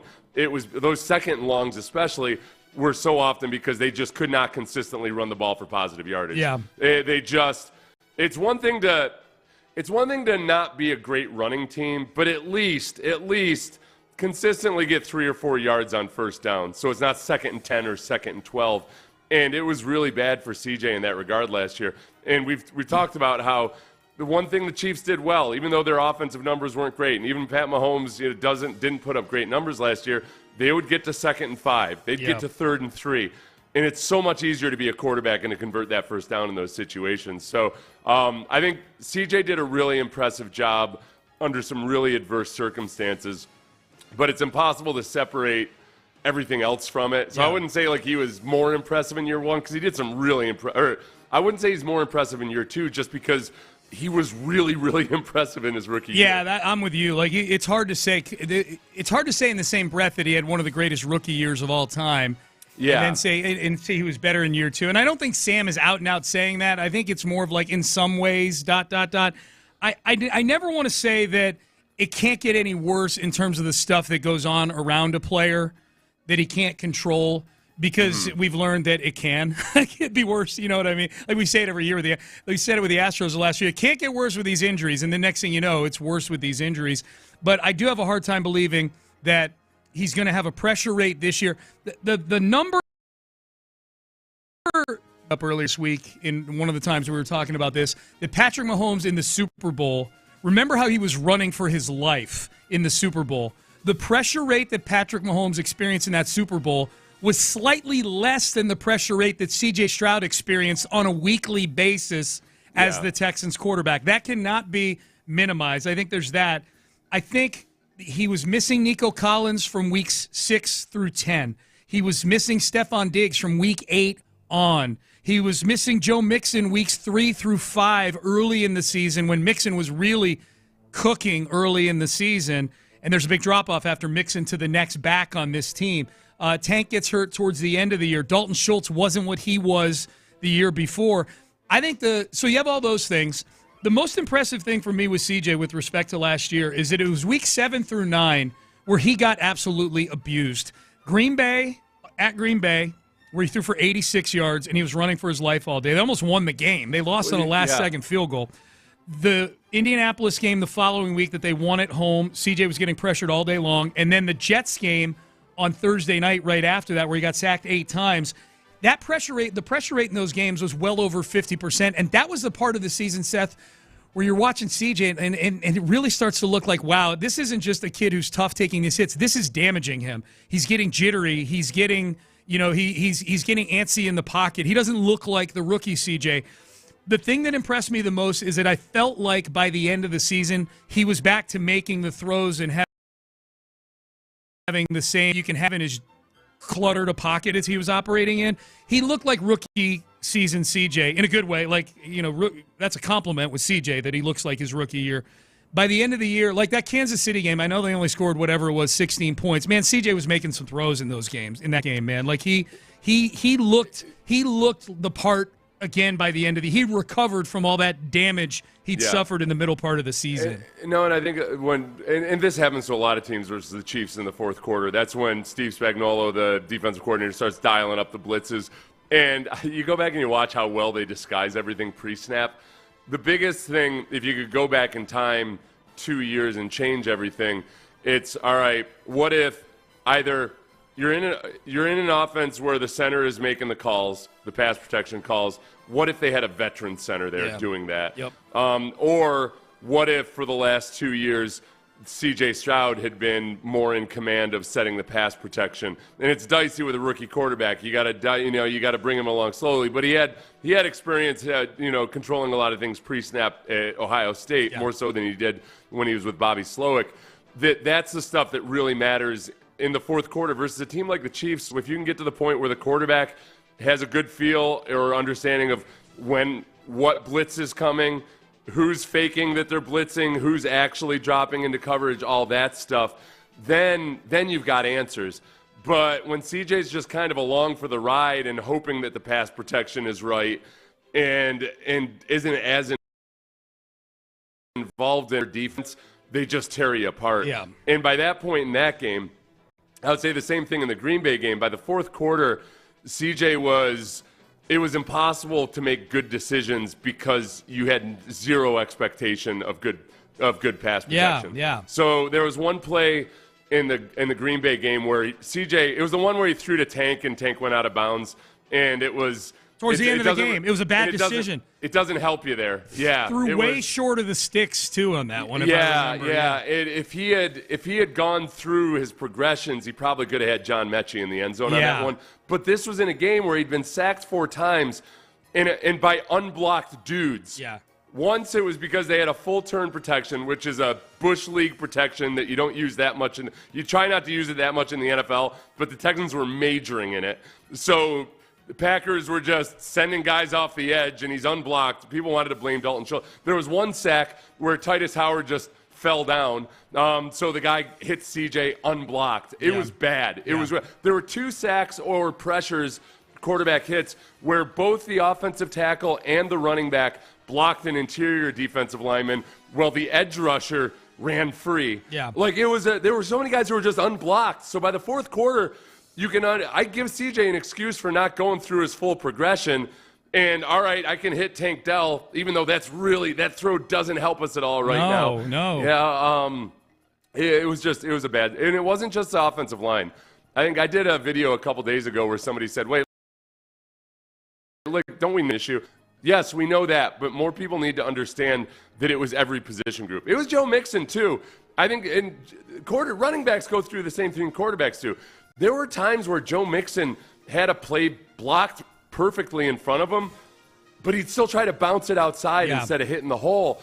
But a lot of that comes from your running back getting so routinely hit in the backfield that you don't trust the blocking. Yeah. And it's the tight ends blocking. It was wide receivers not blocking. It was every position group. That's by the end of the season, that's why I felt like, all right, look, if it was just the offensive line, I might excuse Bobby Slowick. Yeah. It's every position group out here. They're playing like jackasses. And when you reach a point as a quarterback in the passing game, and to your point, Joe Mixon in the running game, where your default is planning for failure of your teammates around you, then planning for the play to be run successfully, that is where you have ultimately failed as an offense and probably as an offensive coordinator as well.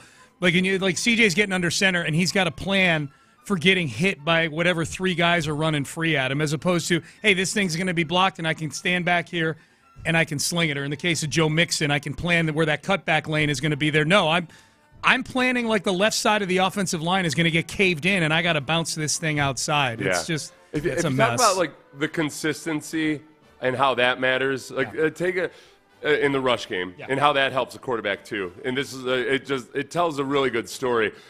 Like success rate. That's how often on a certain down you reach a certain percentage. So on first down, if you get, or if it's like 3rd and 5, you get a certain, halfway to the first down marker. Or 2nd and 5, whatever. The success rate in the rushing. Joe Mixon, when he was in Cincinnati, would typically have somewhere between 45 and 52% success rate. So that's about almost half as many.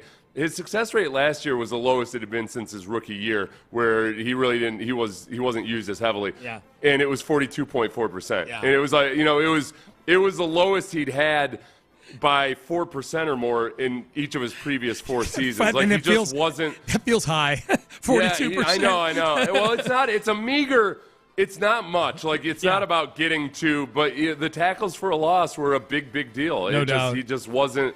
And a lot of it was, some of that is when he did it despite dodging a couple of guys in the backfield. There were a lot of plays where, wow, I can't believe he got 4 yards on that play. Right. Text message, last season showed Stroud's heart and grit, proved he can play. I agree.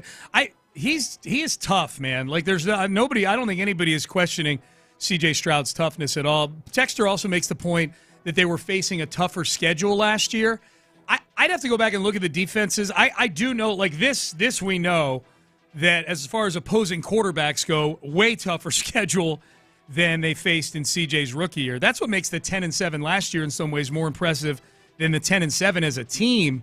CJ's rookie year is, the rookie year he faced Lamar Jackson, Joe Burrow, and then the next best quarterback. Maybe Joe Flacco at the end of the year. Last year it was like Josh Allen, Jared Goff, Lamar Jackson, Patrick Mahomes, Tua. I'm just riffing here. Jordan Love. They never did face Dak. He was injured by then. But they faced a lot of really good quarterbacks last season. The strength of schedule, I wish I could find strength of defense. But, in 2023, the Texans' strength of schedule, is this postseason? It's not. Yeah, nope, never mind. Sorry, This is preseason. Preseason, heading into it. Yeah. I just think you look at to me, the easiest thing to do is look at the quarterbacks you're playing. They didn't face a lot of good quarterbacks back in 2023. But strength of defense. That's my homework assignment for the weekend. Strength of defenses faced in 2023 versus 2024. That'd be good info, man. That'd be good info. All right, Payne and Pendergast with you here on a Friday. All right, Astros, they lose last night. This is the oddest I've felt after a split against a really bad team when it comes to the Astros. And Chandler Rome did a little stock up, stock down. Do we agree? And are there some other items that should be listed, stock up, stock down for the Houston Astros so far? We'll do that coming up next. But first, let's get you guys sleeping better at night. This is that.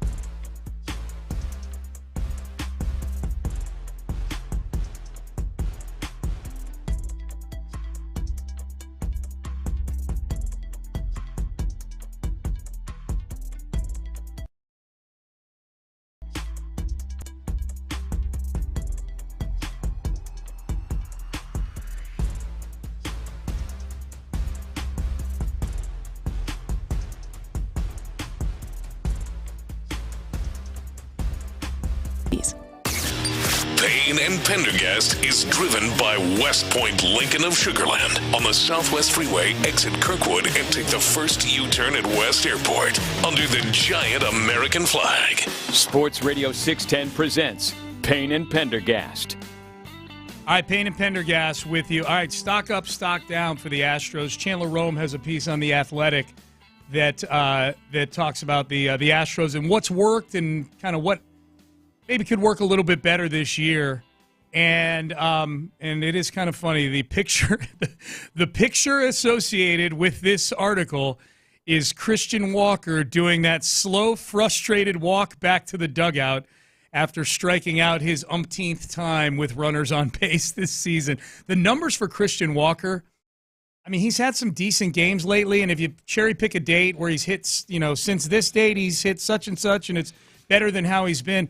The fact of the matter is he has come up a ton of times because until last night, Seth, he's only batted 3, 4, or 5 in the lineup. He batted 6th last night for the first time as an Astro, and I think first time in a long, long time because he had some good seasons in Arizona.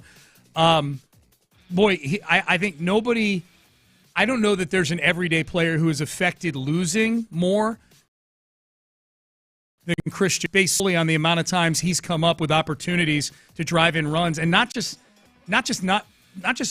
not driven runs in, but not even put the ball in play. He strikes out a lot with guys on base. Yeah, it's how much of it is flukish versus how much of it is – I've run out of the excuses for it's just time for it to come around or anything.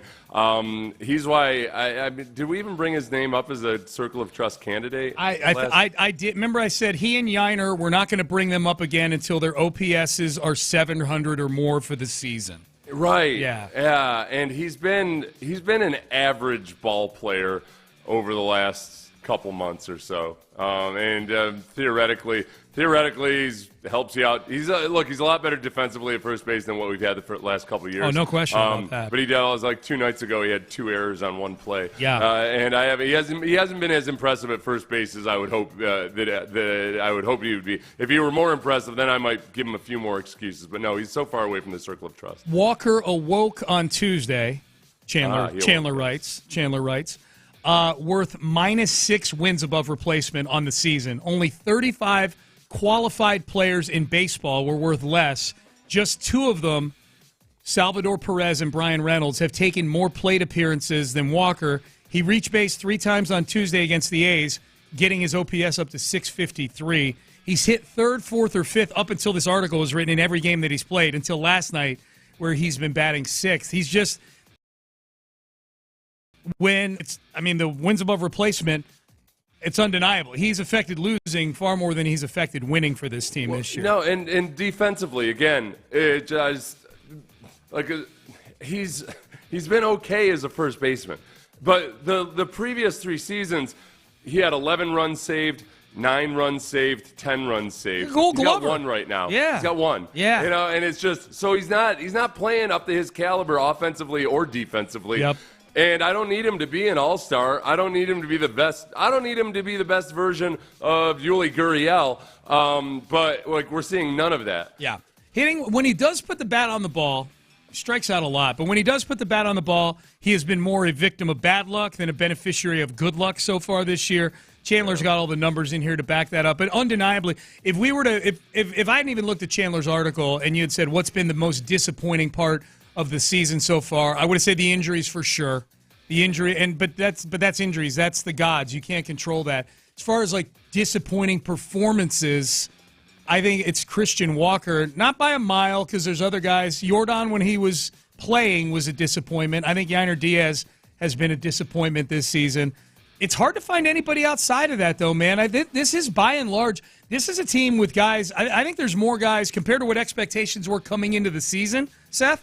I think there's more guys that are overachieving on this team than are underachieving. Which magnifies the Walker situation even more. Yeah, that's. I think if you look at that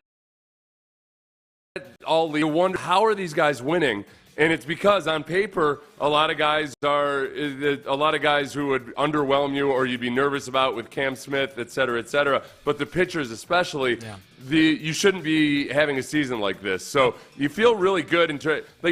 I still don't feel great about the roster in the sum total, but I can't deny what I'm seeing with my eyeballs is that they're figuring out a way to get it done. Yep. And Jordan coming back. Christian Walker just doesn't have to be an all-star, but just play like the normal version of yourself, and then you've really got something. Yeah. The strikeouts are the one that frustrates me the most. Like Cam is striking out a lot, but they're also asking him to be more aggressive, and that's worked out for him. Yeah. So he's got to figure out a way to manage being more aggressive but not striking out. He's a rookie with less than a half of a full season of baseball behind him, but that's cool. Christian Walker doesn't have that excuse. No, and I'm glad you bring up Cam because Chandler says stock up, stock rising, Cam Smith, including a player with 32 games of professional experience on the opening day roster, indicated Houston had patience. At times, Smith's search for consistency will test it. He goes on to say, hit 2 home runs against the Padres on April 18th and then took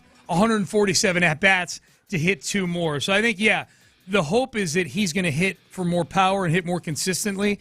Cam Smith, this is me talking now, not Chandler. Chandler's got 4 paragraphs on Smith here as to why his stock is rising and things that he can improve upon and whatnot.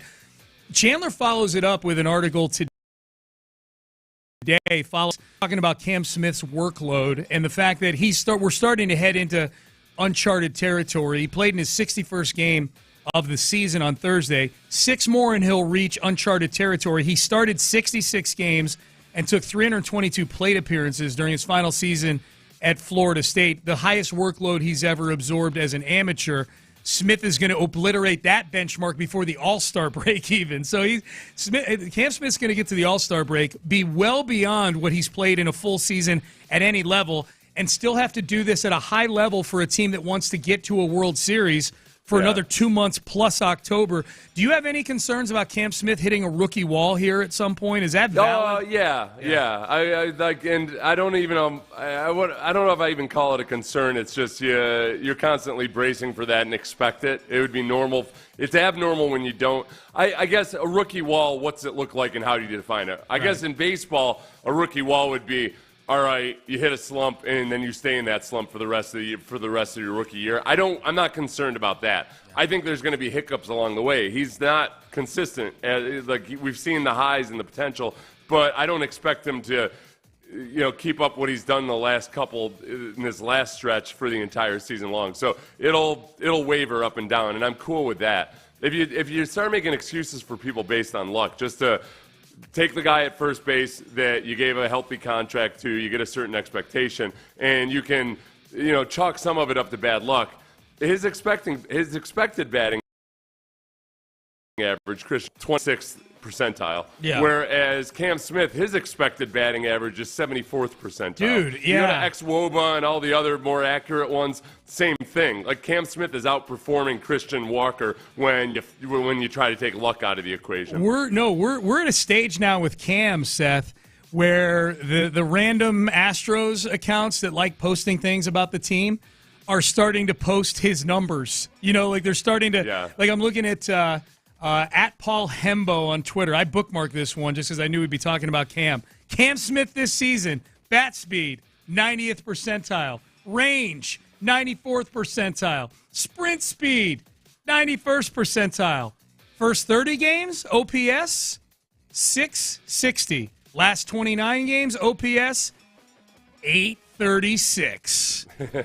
So that's how many games was the OPS? The last 29 games. This tweet's from a couple days ago, admittedly. Yeah. So it's even higher than that. It's even because he had the 3-hit game. How did he do last night? I know he struck out with guys on in the first. I saw him walk.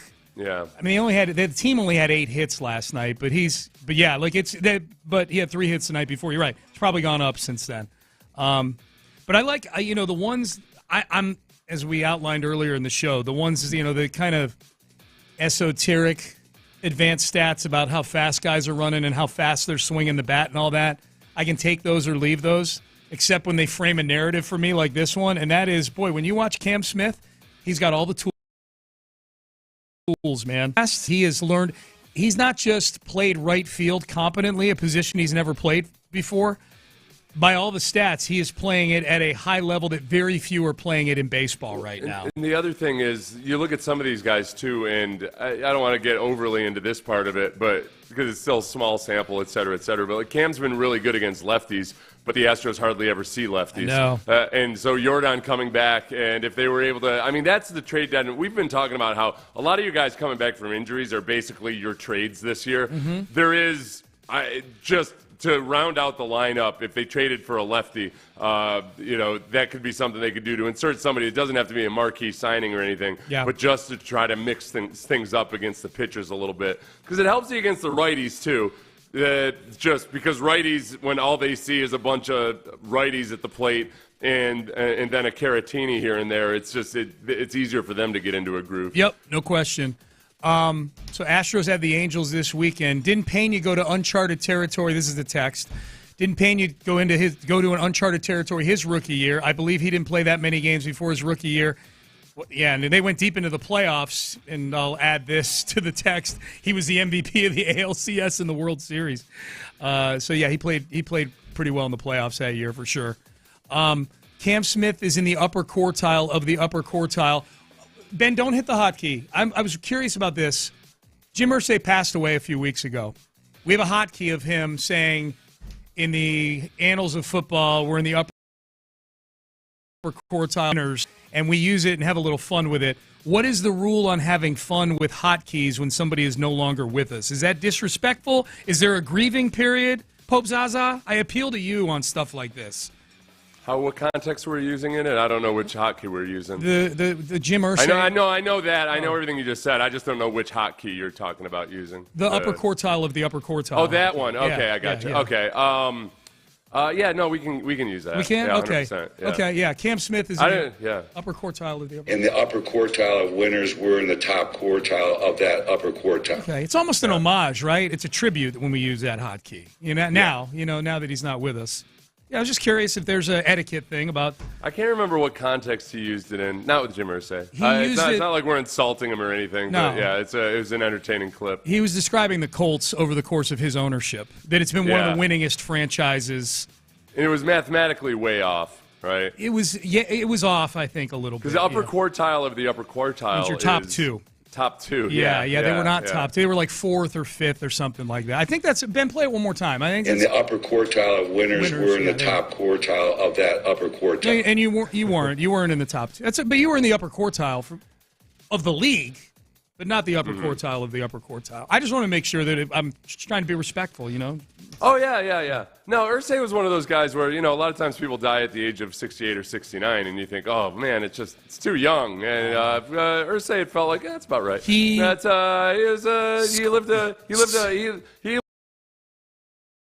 hard and every last drop. Out of it, no question. Yeah. My dad died when he was 69, and I was like, it makes sense. He just guy experienced life. Lived a full life. He squeezed a lot more life into his 69 years than a lot of people squeeze into 85 years. Yeah, no doubt. It's not text. It's not disrespectful. We will remember him. Okay. Okay. We will. We'll remember. He died when he was 65. Too young. Jim Irsay? Yeah. 65.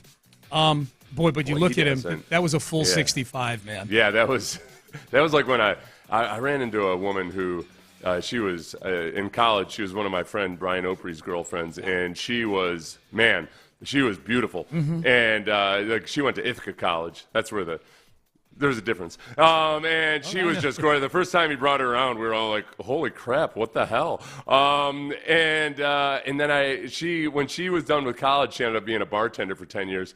And I ran into her in San Diego, and she had to introduce herself to me. Oh, really? Yeah, she had aged. Yeah, she had lived some life. There must have been some drugs mixed in there or something. But yeah, I almost wouldn't have been able to guess it if I had thought about it for a couple of minutes. That's wild. Well, and in San Diego, the drugs combined with probably spending extreme amounts of time in the sun. In the sun, yeah. that's a rough combo. She looked more like something from Something About Mary than the woman that I remembered. The woman in Something About Mary, yeah. All right, top of the hour, take a Mania. I mean, we still hooked up and everything. Oh, yeah, no, it's not like you had standards or anything like that. No, we didn't. Brandy, I was with Brandy, and then Brandy had to listen to me explain the situation afterwards. And then Brandy told me I was a bad person for noticing it and everything. All that crap that wives do, you know. Well, you know, these are the ABCs of me, baby. All right, so we're gonna do Take a Mania at the top of the hour. This is almost like a pregame for Take a Mania. I floated the Shador Sanders speeding tickets to Seth a little bit earlier as maybe a slight cause of concern. Seth dismissed it entirely, so I'm very anxious to hear what he thinks of Ross Tucker's take on Shador Sanders' 101 in a 65 speeding ticket just a couple of weeks after a 91 in a 65. And then we'll do Take a Mania for this week, the bad takes of the week at the top of the hour. Stay there. But first, let's get you into a luxury vehicle. West Point Lincoln.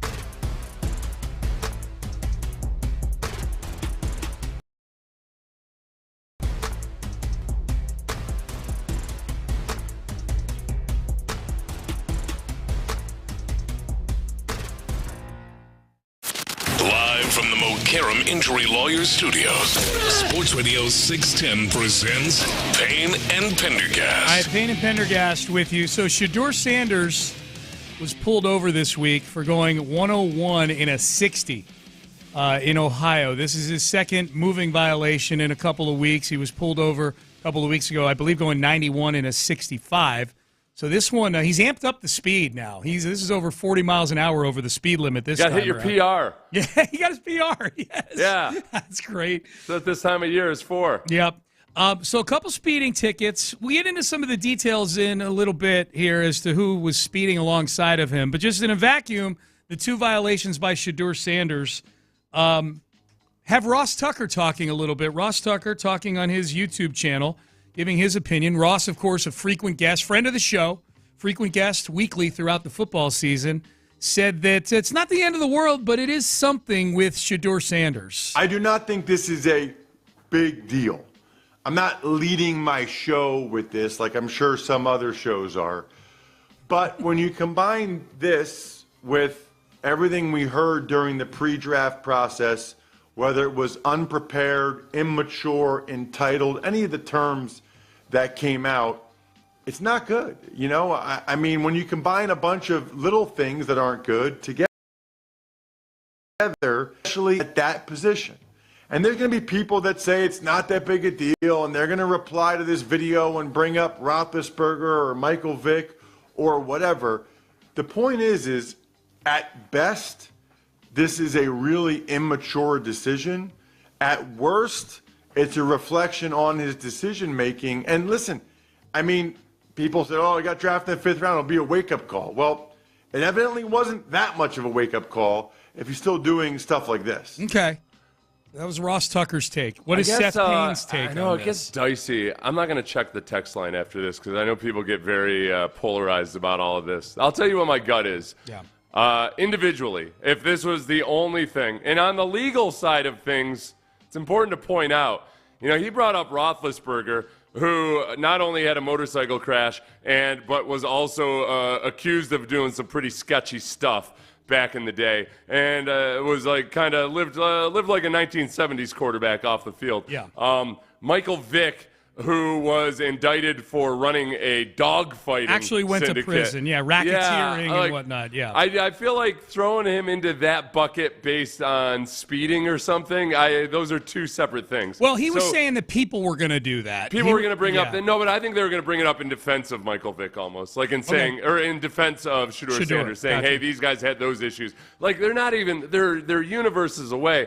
I would just have to know the circumstances of, all right, was he going 100 miles per hour?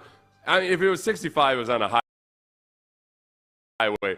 In a 60, okay. Like, was it? What time of day does it say? What time of day? Well, the dash cam video, it looks to be at night. It's dark outside. Right. Yeah. So I mean, it's a big difference for me if I want my quarterback to have good judgment, and if he's driving fast at night, sure, no, I'd love him to be driving annoyingly the exact speed limit or 3 miles per hour below, all that. You know, if he was doing it on open roads, it just doesn't. I don't really think much of it. And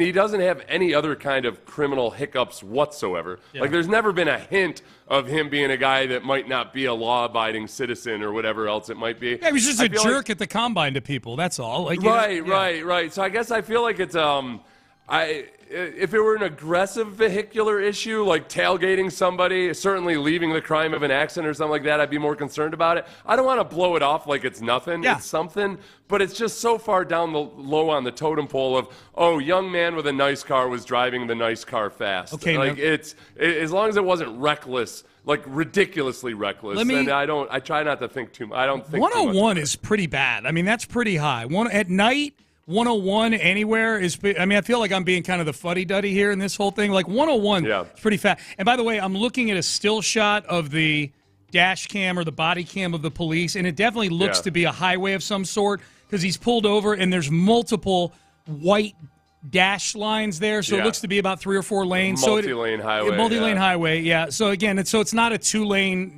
just a 1 lane on 100 miles an hour and you're whipping around corners and whatnot. Yeah. Does this change your take on this at all in terms of the immaturity of it? No. That I'm about to say something.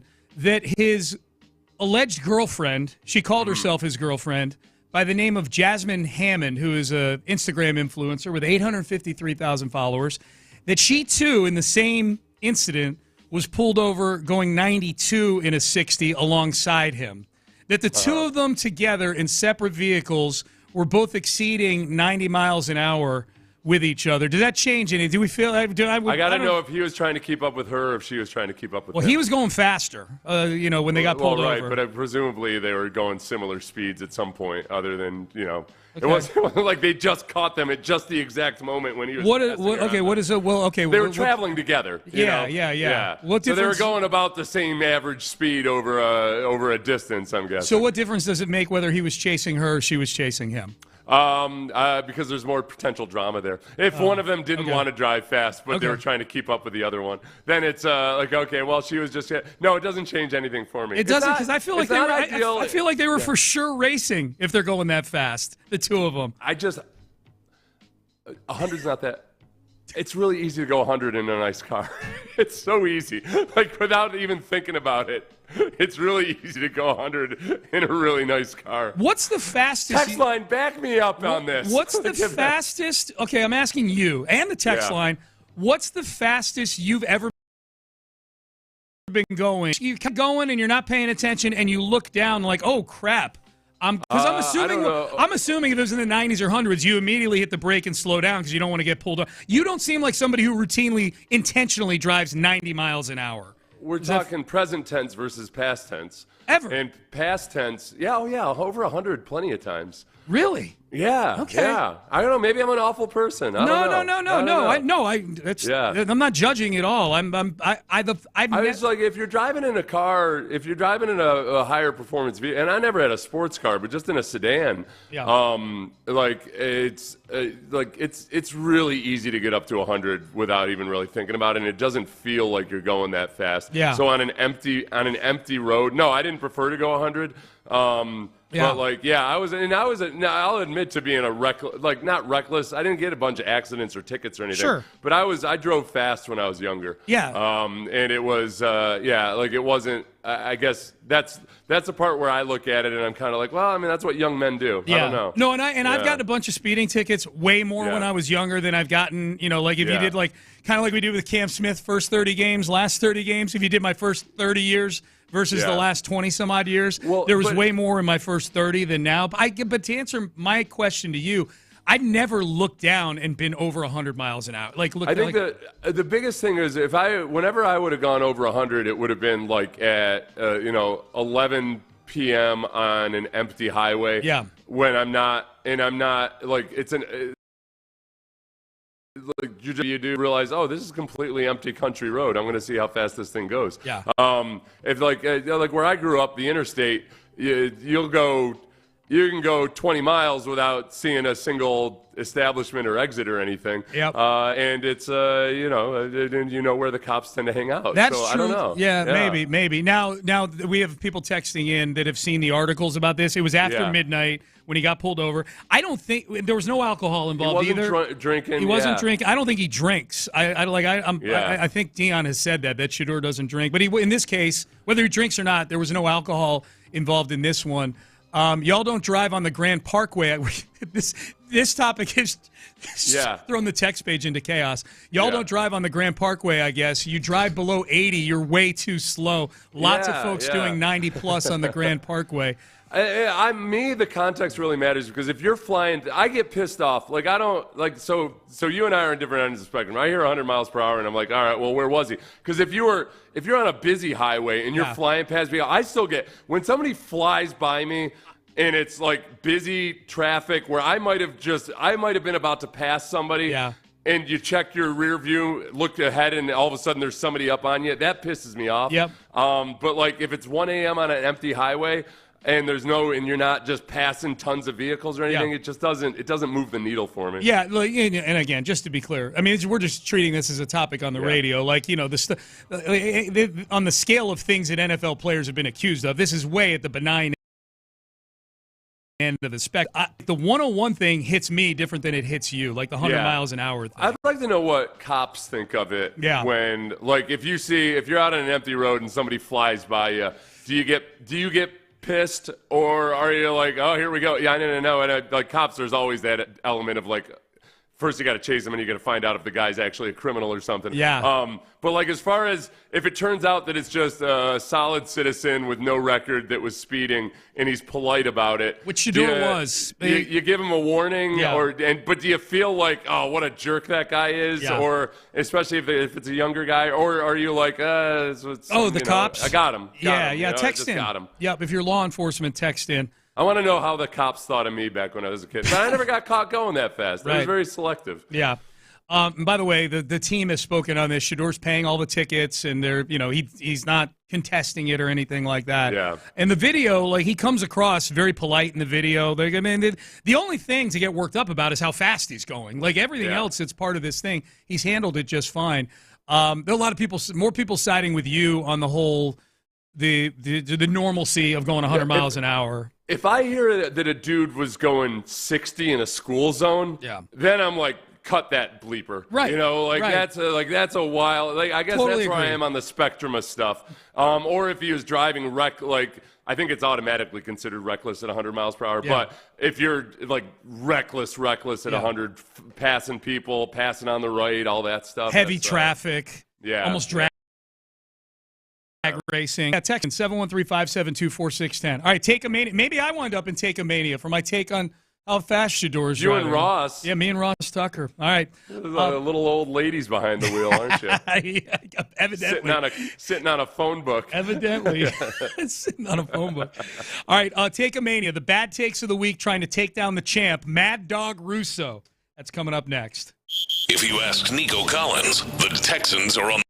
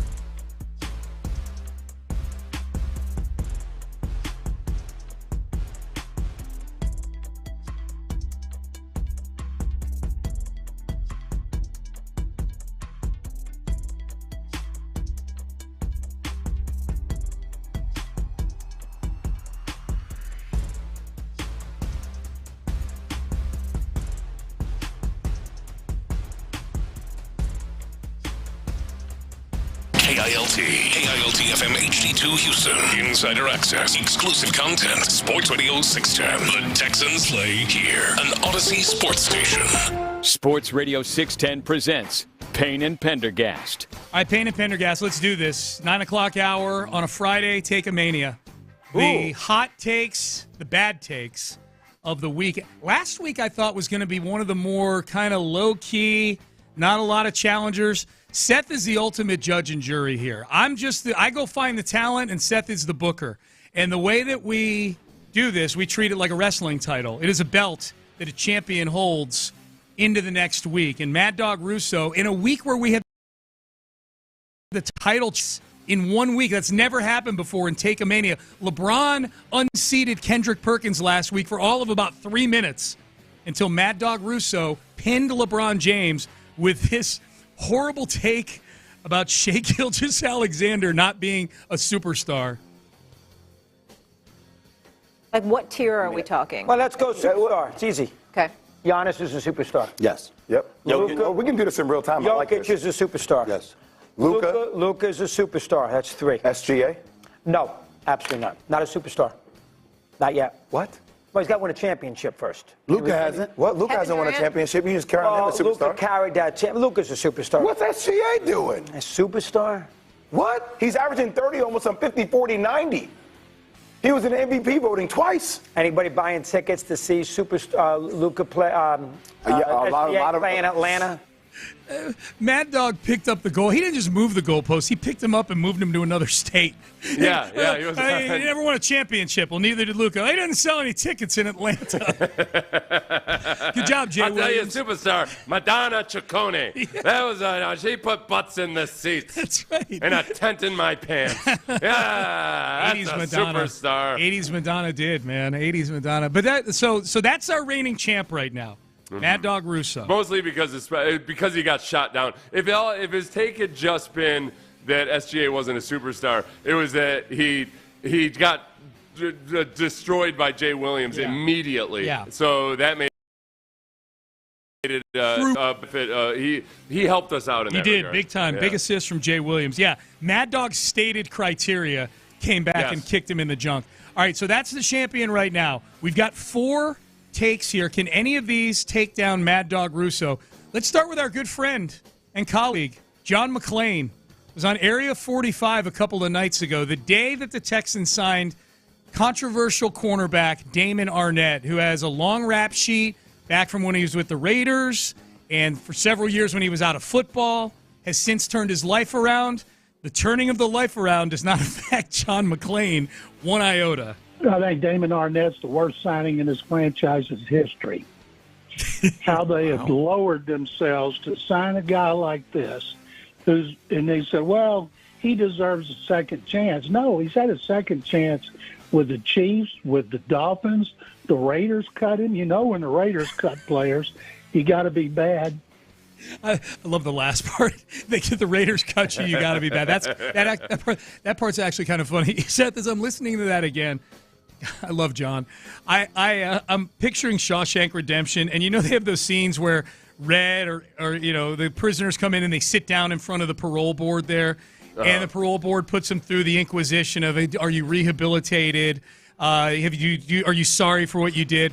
I'm picturing McClain asking like the very first question, and the prisoner sitting there, not even getting the first 2 words of their answer out, and John McClain going chunk and stamping rejected. So do you think no.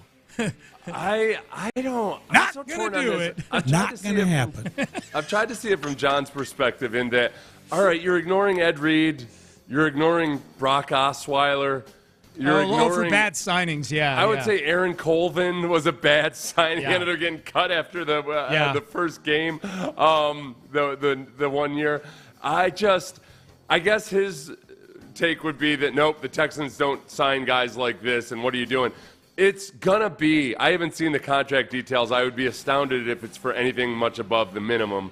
And I'm guessing that there will be clauses in there that void the contract completely if there's any kind of untoward behavior. Yeah, I don't know if you need a clause. I think that's just the way it works, those contracts. Yeah, I can totally see and get with why you wouldn't want to sign him, if you don't think you just want the guys around the younger players or all of that.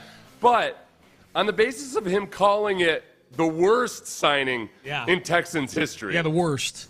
And basically in establishing that, no, there is no... the people cannot turn their lives around, apparently, and nobody should ever have a redemption story once they, whatever you did from the age of 26 and before, that's it for the rest of your life. Okay. Yes, this is the new champion. New champion right out of the chute. And pins him. I get if you don't like the Damon Arnett signing, but there's no way I could possibly say that this minimum, what I'm guessing is the minimum, is somehow the worst signing in Texans history. Can't do it. This is the hyperbole is what got you. Similar to Angelo Cataldi saying that Andy Reid is the biggest fraud in the history of American sports. Even look, people were uncomfortable with the Roberto Osuna signing. That was a big influential part of your team, and people based it on.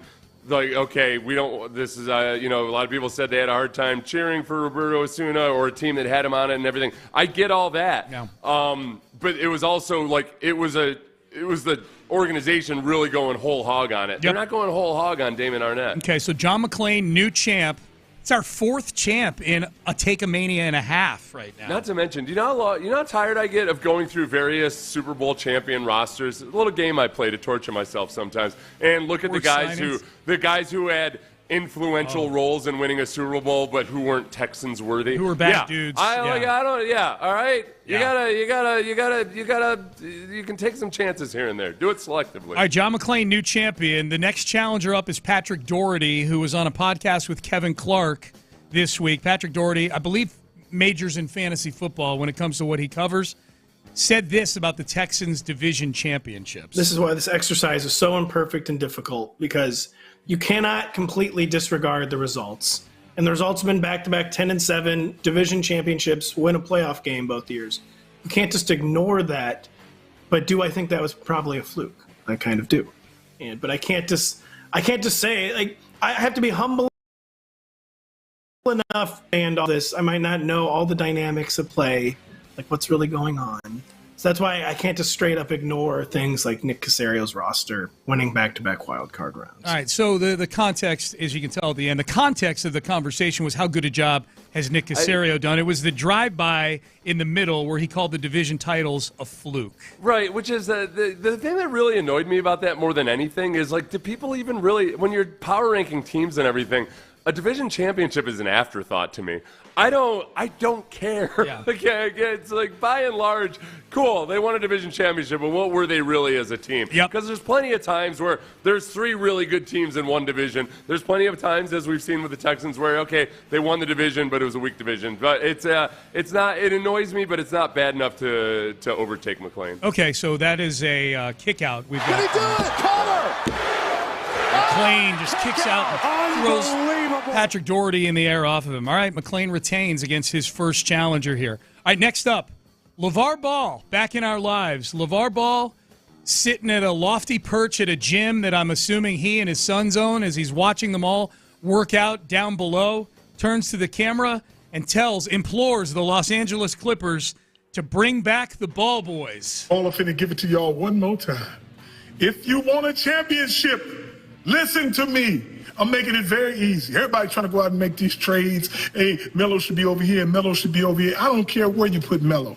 But what I do tell you, if you put him with his brother, spot, which is the 2, which y'all trying to make him a 2 anyway. He love to score. But the only person he'll move over from the 1 spot is his brother Lonzo. Get Lonzo and Melo and Jello.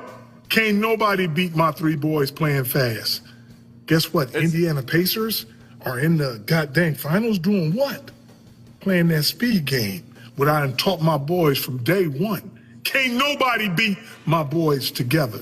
So the Clippers, bring them goddamn Ball Boys home and let's go get this championship and quit messing around. That just looks pissed. He shouldn't even be allowed in the competition because if Stephen A. Smith had said that, then by far it would be the worst take of the year. But this is This is like me criticizing a 3-star Uber driver for giving me bad financial advice. I'm not taking. No, I'm not. He's I'm not unserious. listening to a thing you're saying. Yeah, I don't take you seriously. All right, John McClain kicks out one more time. I can't decide if I miss LeVar Ball or if I just despise LeVar Ball. I can't decide. I know when you played the audio for the first time this week, I was having that same experience. I'm like, my feeling was disgust with myself for ever caring about anything that he ever said. I agree. It was almost like planking. It was like, it was a stupid thing that happened for a while, and I didn't get the appeal, but here we are. Just don't think about it anymore. All right, last one. We'll see if John McClain can retain his title in Take a Mania. Sun Bell on Ring Culture talking to Steve Nash. It's funny, I don't know. I don't know why it's discussed so much in our sport and why it's the A-all, B-all of everything. You sit here and you tell me, Allen Iverson and Charles Barkley and Steve Nash, our wasn't unbelievable.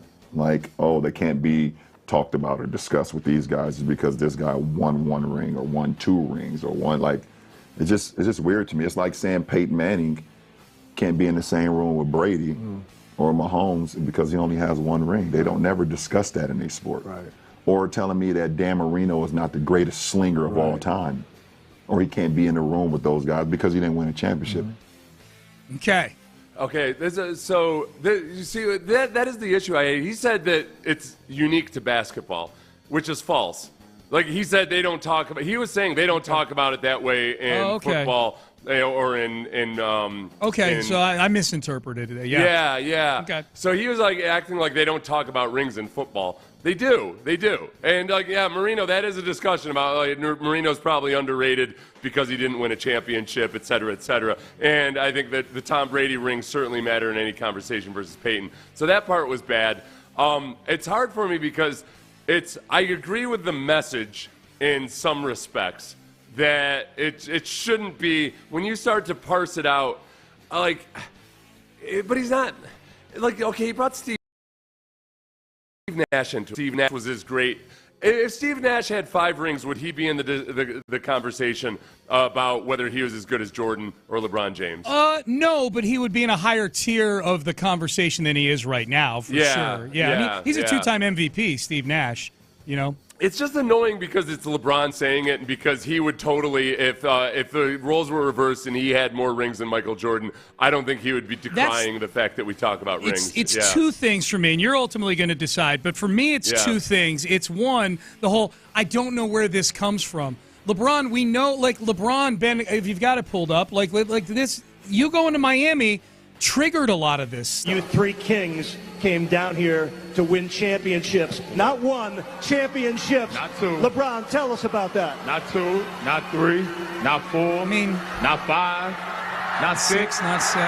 Not 7. Yeah, so the whole thing of I don't know where this comes from. You know exactly where it comes from. The second thing is, to your point, this is him posturing against Michael Jordan way more than it is him trying to take up for the Karl Malones and the Steve Nashes and the Charles Barkleys of the world. This is LeBron diminishing Jordan, and I would throw Kobe in there as well, the 6 rings and the 5 rings respectively that they have, and trying to say that doesn't matter, more so than it doesn't matter that all these guys beneath him on that list are still these great players that belong at the table.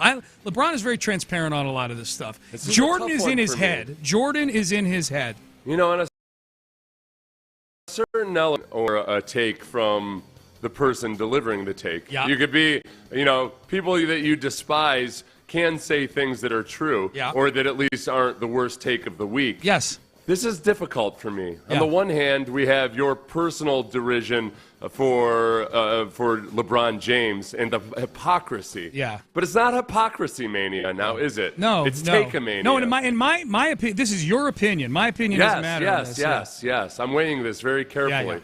That's just because I have my feelings about it, but I'm playing on a team here. I want to take your contempt for this take and factor it in. I got you. Yes, it's very difficult for me. I appreciate that. Yeah, thank you. Yet if Mussolini himself were standing in front of me and he said, well, Seth, I think it's important to care for your mother in her old age, I'd have to say, you know what, Mussolini? You make a good point. I'll set aside my personal feelings about you and agree with you that, yes, you make a good point. Or if Mussolini said something I disagreed with, but it wasn't a horrible take. Yeah. Like maybe Mussolini says something like, actually, a flat tax is better than a graduated income tax. I'd be like, I disagree with you, but it's not because you're a horrible person. It's because I just disagree with your take. So, LeBron, I don't think it's as bad a take as it is annoying that it feels like hypocrisy by him. He does not overtake McClain for having the worst take. All right, I'm fine with that. And I love John McClain. I feel the opposite end of the spectrum about McClain as I do LeBron James. So, yeah. Can we go find some hot Mussolini takes and run them through the Take-A-Mania filter? Let's do that. You know what's weird is, you can make a joke about, you can compare somebody to Mussolini or Pol Pot or any other, horrible world leader. Yeah. And more so than, and people laugh about it. There's one that's got the champ. It's a man. And I'm not even going to say who it. You try to make a joking Hitler, then boy, nope, you took it too far. Doesn't work. Just read your damn history books, okay? Yep. There are other really bad people out there. There were. My son James had texted me, Seth, this week, and he sent me a post from TCU football, really dramatic post where they posted a picture of their ring from the New Mexico Bowl this year, from 3 different angles, and the football program tweets, built something, building more. And he was so mad that they posted the ring from the New Mexico Bowl to talk about the future of the program. He's like, Pops, is there any way, I know Take-A-Mania is a verbal thing, is there any way you can run this through the Seth Payne filter as how horrible it is that my alma mater is posting dramatic pictures of the New Mexico Bowl ring that they won, talking about how they're building more for the future? Is that embarrassing, he wants to know? I don't know, they won the bowl game. That's more than, University of Colorado has done. That's true. It's a meek existence when you're bragging about having attended a bowl game. Yeah. Hey, we got gift bags. Yeah. We're So at least they won the game. Rings are nice, but I got Dior up in here. That's true. All right, so should James calm down? Is that what I'm hearing? Yeah, he should calm down. They're building. They're building. That's what it says. This year, the New Mexico, sponsored by the New Mexico Chamber of Commerce of New Mexico. Breaking Bad, sponsored by meth. Yes. Meth brings you the New Mexico Bowl. Yeah, so, all right. Well, there you go. He just texted me, hey, Pops, did you guys talk about it on Take-A-Mania? We did, and Seth told you to calm the hell down, James. All right? It's good. First we take New Mexico, and then next the entire Southwest. I can't wait to We'll be wearing turquoise everything. I can't wait for his reaction on our group text, the one that has you on it. All right, Payne and Pendergast with you. All right, Rockets made a big move yesterday, and they secured the services of who I feel the most important person in the building. What does this mean for the pursuit of Kevin Durant? We will talk about that coming up next. I am less than an hour away from headed over to the men's team.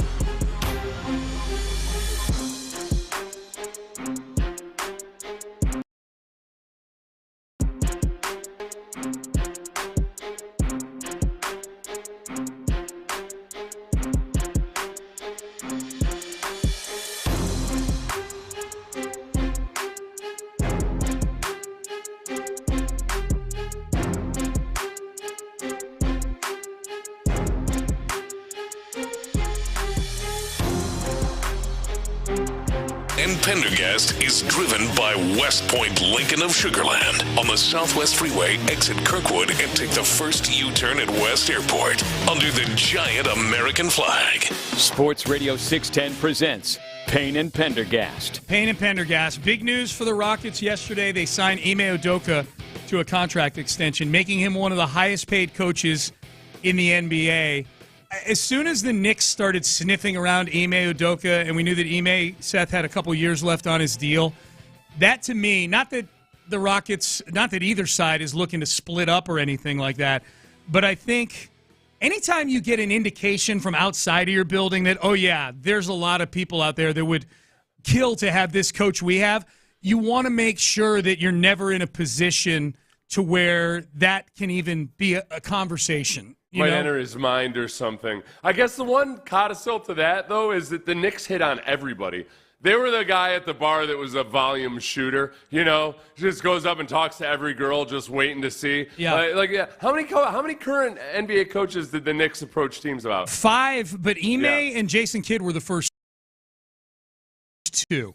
They got rejected by them. Yeah. They got rejected by them, and then they had to go to their B and C listers of current NBA head coaches. But this is good, man. This feels good to have this lockdown. Yeah, I know. It feels good, but it was had it been a talking point or anything? Were people concerned about, like, hey, what's going to happen to Udoka's contract? Not at all. But I'd rather him have a long-term extension than only have 2 years left on his deal with nothing happening. And I guess in my mind it was just an afterthought almost. Like, I assumed, unless there was a huge cataclysmic disaster next year, that pretty much Udoka was going to get another contract. So it wasn't front and present in my mind as an off-season issue or anything. Yeah, I'm just glad it's done. I'm just glad it's something we don't have to think about. And I think, am I way off here to say that there is at least a percentage of this that could be tied to the Rockets now being the favorite to land Kevin Durant? The odds shifted. Yeah, the favorites, they've never been the number one favorite throughout the last few weeks of this process. It was Minnesota at one point until we found out Kevin Durant didn't want to go there. It was the Spurs at one point. It seems like they've drifted to the back of the pack. Miami has always been in it, and they were a favorite.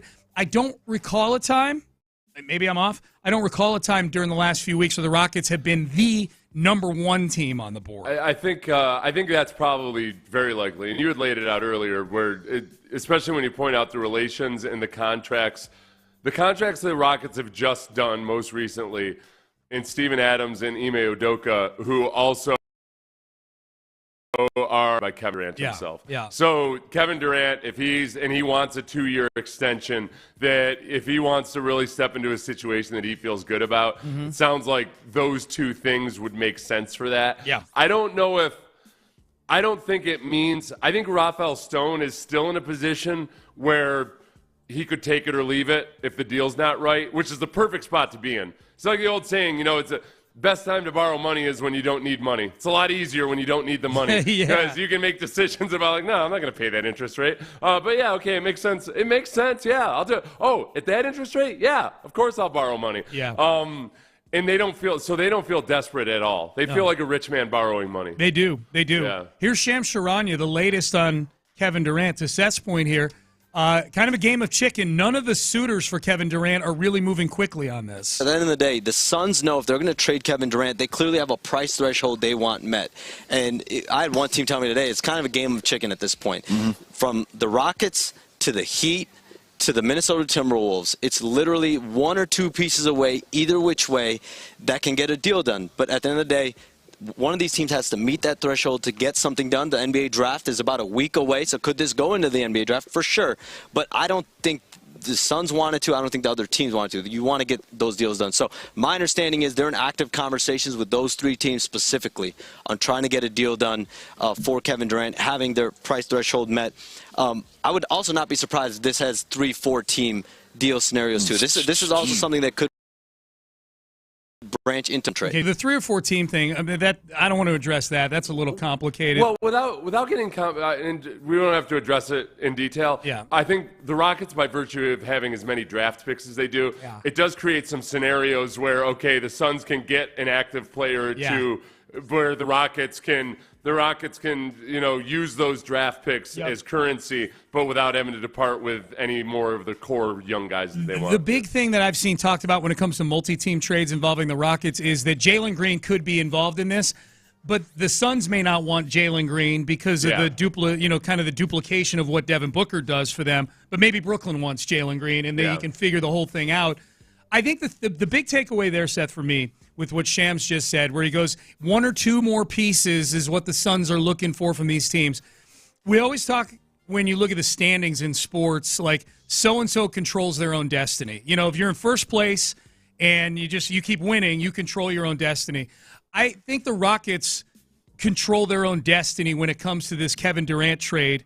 If these are indeed the other teams that we're looking at here, and if indeed Kevin Durant wants to come to Houston as much or more than, say, San Antonio or Miami, we know he doesn't want to go reportedly to Minnesota, then the Rockets have more to give than any of these other teams. And part of that includes Phoenix's their draft capital, their actual picks, which I don't think you can discount the emotional attachment of getting your own picks back in a deal. I just think there's a weird mental thing about that. They've got more young players.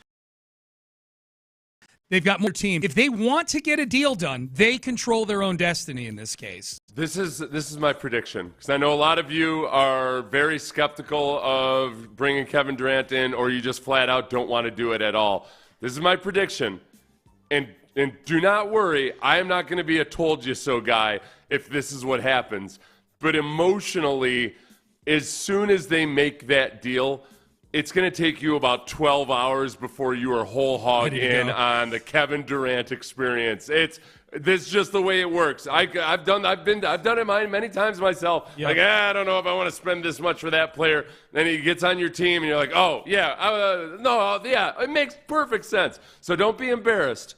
And I'm not going to bring it up, but there's a really good chance that if this deal gets pulled off and it's going to be a fair trade. There's no way. The Rockets are not going to get raked over the coals or spend more than you're comfortable with. That you're going to be cool with it when you start thinking about what it could look like. I agree with everything you just said. Like, the only thing I'm thinking, like, okay, are we just flat out saying that, like, if it were me and I didn't want to do this trade, because I would do exactly what you're talking about. That's how I'm wired. I don't like something, but it's my team, and it's Kevin Durant, and this is really exciting, especially in the business you and I are in, stuff people are talking about. That's great. Yeah.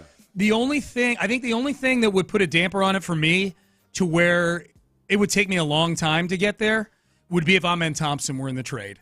Oh yeah, that's a whole different story. And I don't think he will be. Yeah. No, that's the only. I'm just trying to kind of create, like, okay, could something happen that would have me not doing the Sean Pendergast cool with the deal that I originally didn't like? That would do it for me. I think Amen Thompson is going to be a superstar in the NBA. Yeah. That would at least in the short term ruin it for me. And I think I would be really, really surprised if that happened. I'd be shocked. Yeah, I'd be shocked. Okay, a lot of people weighing in on the question I posed to you after we talked about Shador Sanders driving 101 in a 60. I was kind of like, it happens, And Sean was mortified that any human being would ever hit triple digits in his speedometer. A little more of a red flag to me. Well, I said the fastest. I asked you the question, what's the fastest you've ever been going, where you're just not paying attention to how fast you're driving, and you look down and go, oh wow, I'm going. I don't even know if you ever really did answer. Just maybe there was over 100. I would say over 100 probably, for sure. Like at night on an empty highway out in the country, for sure. I've never looked down and been at 100. I've been in the 90s, like low 90s. I've never been at 100 before. Text message, doing 115 on 45 South coming from Dallas while listening to an NFL game. So there's a 115 right there. Shifted from 5th to 6th gear in an 8-speed C8 Corvette on the West Park Tollway at 150.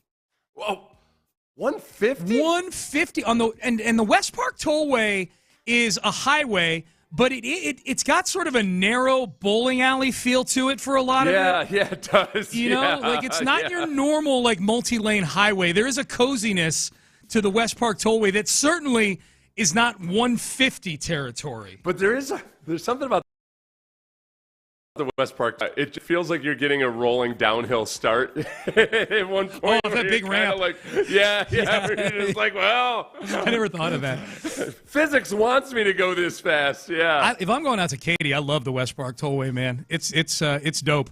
146 miles an hour in my Mustang GT while dropping off a buddy at LAX.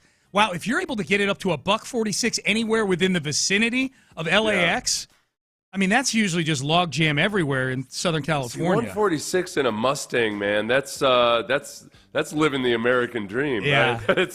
That's a pretty badass.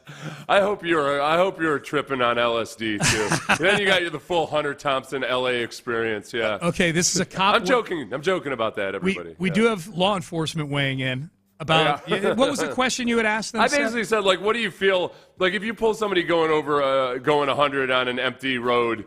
You know, are you like, this guy's a jerk, or is it just like, come on, whatever, yeah. Cop weighs in. Depends on if I hit my quota yet or not. Yeah, I don't think that's a cop. Yeah. The cops will say that the cops will not admit to having any kind of a quota. Yeah, that's true. And the text page is not completely anonymous. We see people's phone numbers. Word of advice, just don't pay the ticket, do the defensive driving. Had no idea if you pay the ticket in full, it crushes your insurance for 5 to 7 years. Woof.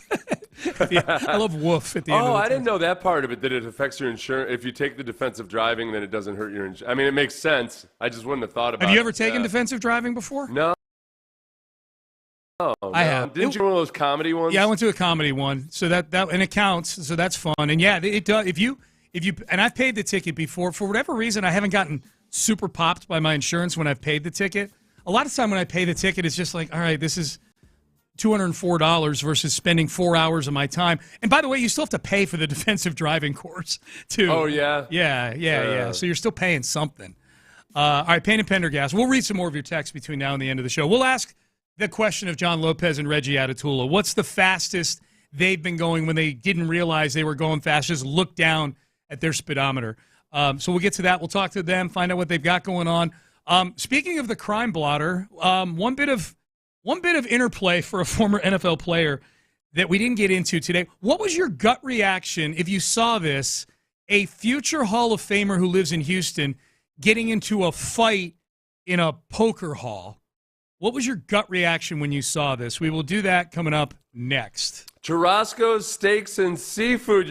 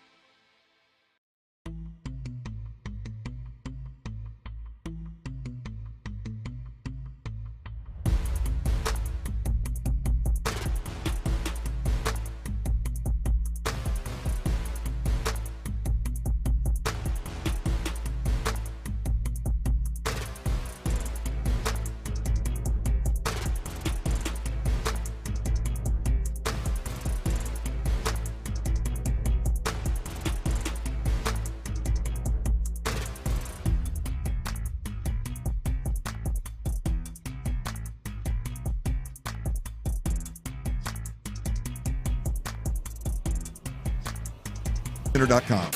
Live from the Mokaram Injury Lawyers Studios, Sports Radio 610 presents Payne and Pendergast. All right, Payne and Pendergast with you. If you missed it yesterday, this was making the rounds on the internet yesterday.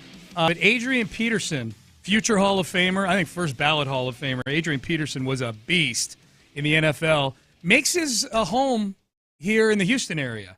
And so he was involved in an altercation at a poker establishment back on May 27th. So this is video that's surfacing several weeks later. But according to TMZ Sports, the incident occurred at a social club called Joker Stars here in Houston on May 27th. And in the video, Adrian Peterson and another man are seen throwing punches at each other, apparently over a disagreement, a dispute they had over a hand of poker. And so if you watch the video, it's about 40 seconds of video.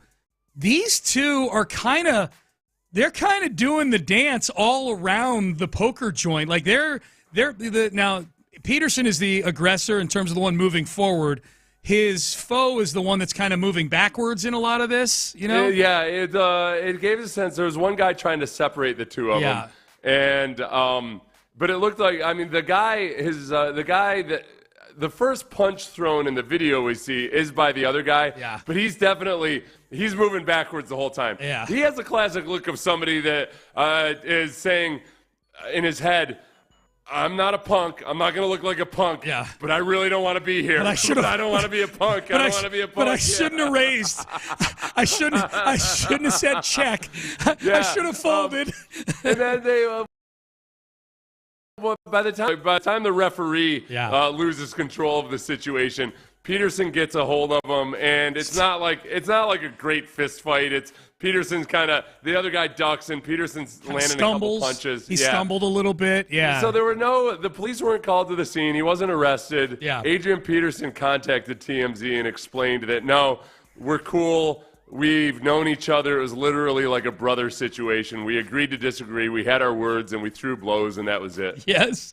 The 40-year-old Peterson said, quote, one thing led to another following the disagreement at the poker table, and alcohol was involved before noting that it wasn't the catalyst for the fight. So alcohol was there and involved, but not an innocent bystander, it sounds like to me. Yeah.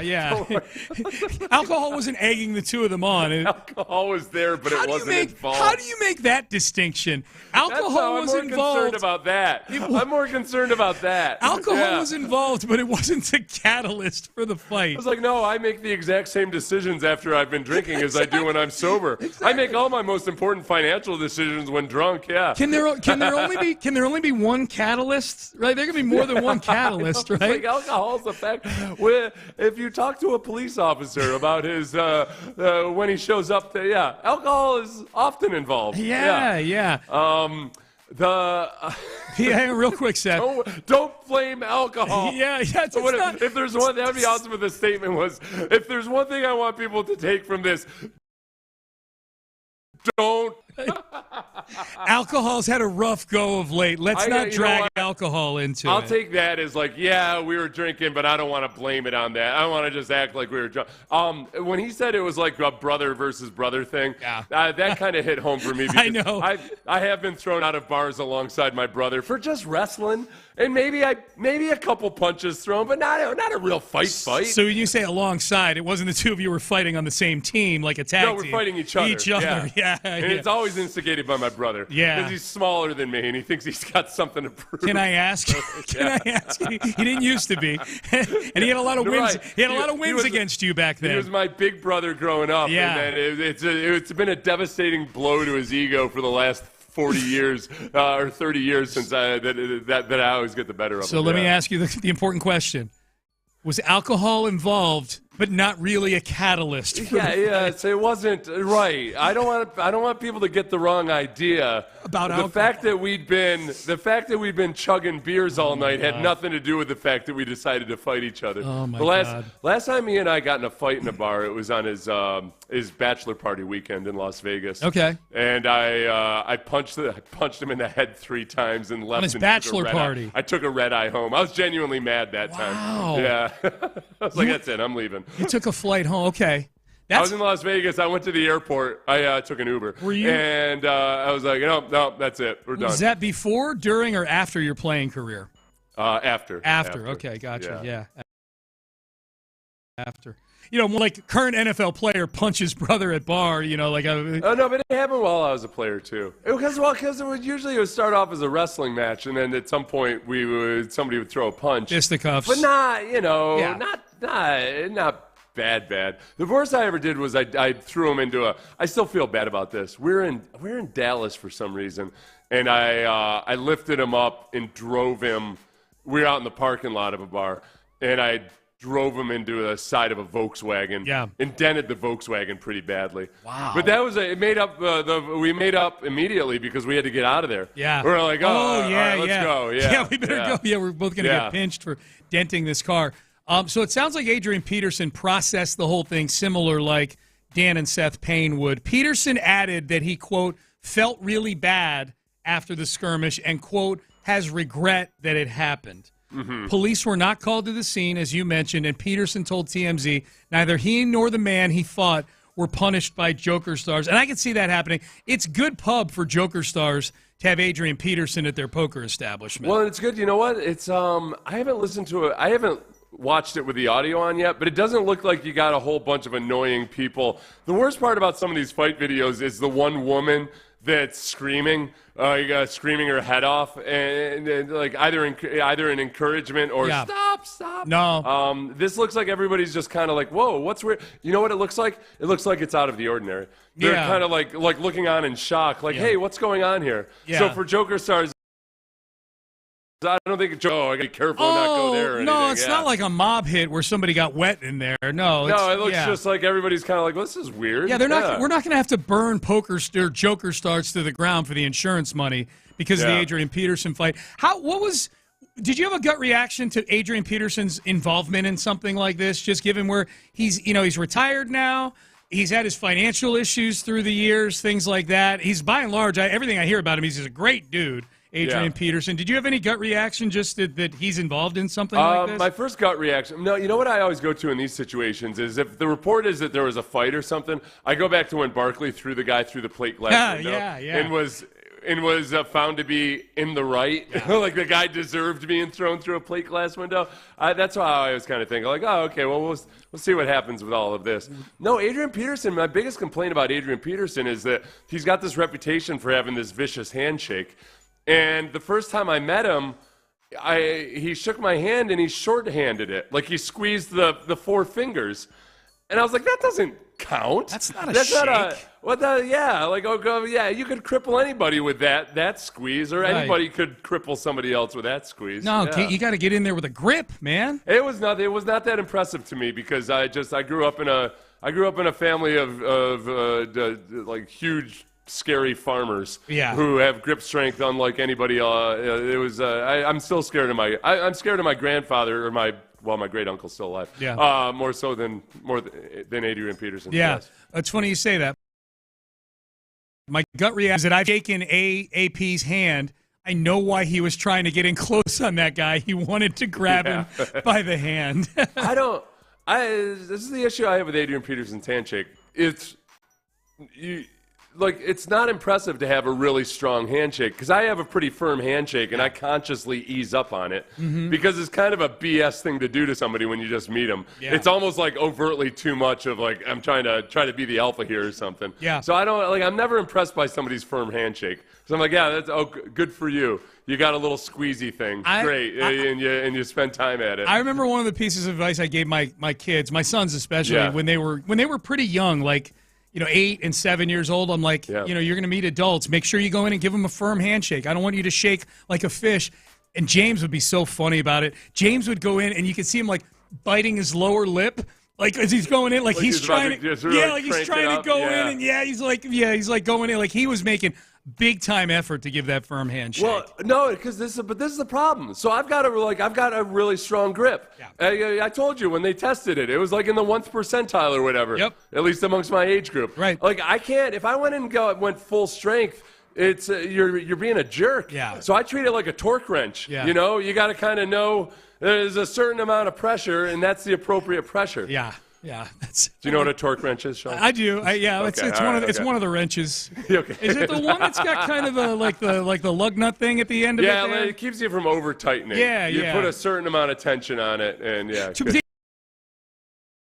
be clear, Yeah. John Lopez, Reggie Atatula are here. All right, gentlemen, our question of the day. We'll get to your question of the day. What is the fastest that each of you have been going where you're just driving, you're not paying attention to the speedometer, but you look down and go, wow, I'm going really fast. What's the fastest the two of you have been going? 110. 110 for Reggie? Yeah. 110. 110. Yep. Where was this? All right, so I can't recall which direction I was going, but it's 45 open road between Dallas and Houston. One of my favorite roads to drive because you get on the road and you're not stopping until you're there. No, right? that's exactly right. And once you're here and you get to like Huntsville, from like Huntsville to like 40 miles outside Dallas, you can go 110 without just ease. Yeah. And there goes Buc-ee's. Exactly, and that's the one. It's like, all right, I'm halfway once I hit Buc-ee's, and then I'm home once I'm home, right? Yep. And I think that I will admit I knew I was going like 85, 90 to begin with. That was in my mindset. But this was after I had made a switch from what was like a early 2010s kind of Camry to my 2021 GT like hard Kia juice. GT. Yeah. So it was also a switch from like a regular sedan to something that's a little more sporty. So it was very easy for me to look up and go, oh damn, like this is a lot smoother than I realized it was. So it's a new car to you. So it's almost like you're breaking in a pair of shoes. Exactly. Wow. So I can jump really high. To some degree, I understand the Shador Sanders, but also All right, so John, is it soft that mine is like low 90s? If that's the case, then you and I are fast soft. getting there. Come on now. Yeah, I always drive faster than the speed limit, but not too fast. You and I are almost identical. Like drivers, I put the 75 mile an hour. I put the cruise control like 81. I don't use cruise control, but I will never be caught going slow in the left lane ever. Yeah. But there's also, and we're getting a lot of responses on the text line where there's 100 is pretty common, over 100. But Texas has the highest speed limit in the country up there outside of Austin. It's 85 miles. Someone said 85. Yeah, West Texas, I think you can go 85, 90. Yeah. Okay. Yeah. And then there's that one place on 59 when you're coming down from Texarkana where it's not limited access yet. And you look up, and it's like outside in front of somebody's house in their driveway. It's a 75 mile per hour speed limit. Like, what the hell? I don't know if it's changed because I haven't driven that stretch of 59, but you're talking like up past like Cleveland and Corsicana, Nacogdoches. There are stoplights on 59 in that part of the state. Right. And there is that part. It's before it gets to be, it's still, there's crossroads and everything. In the speed limit 75.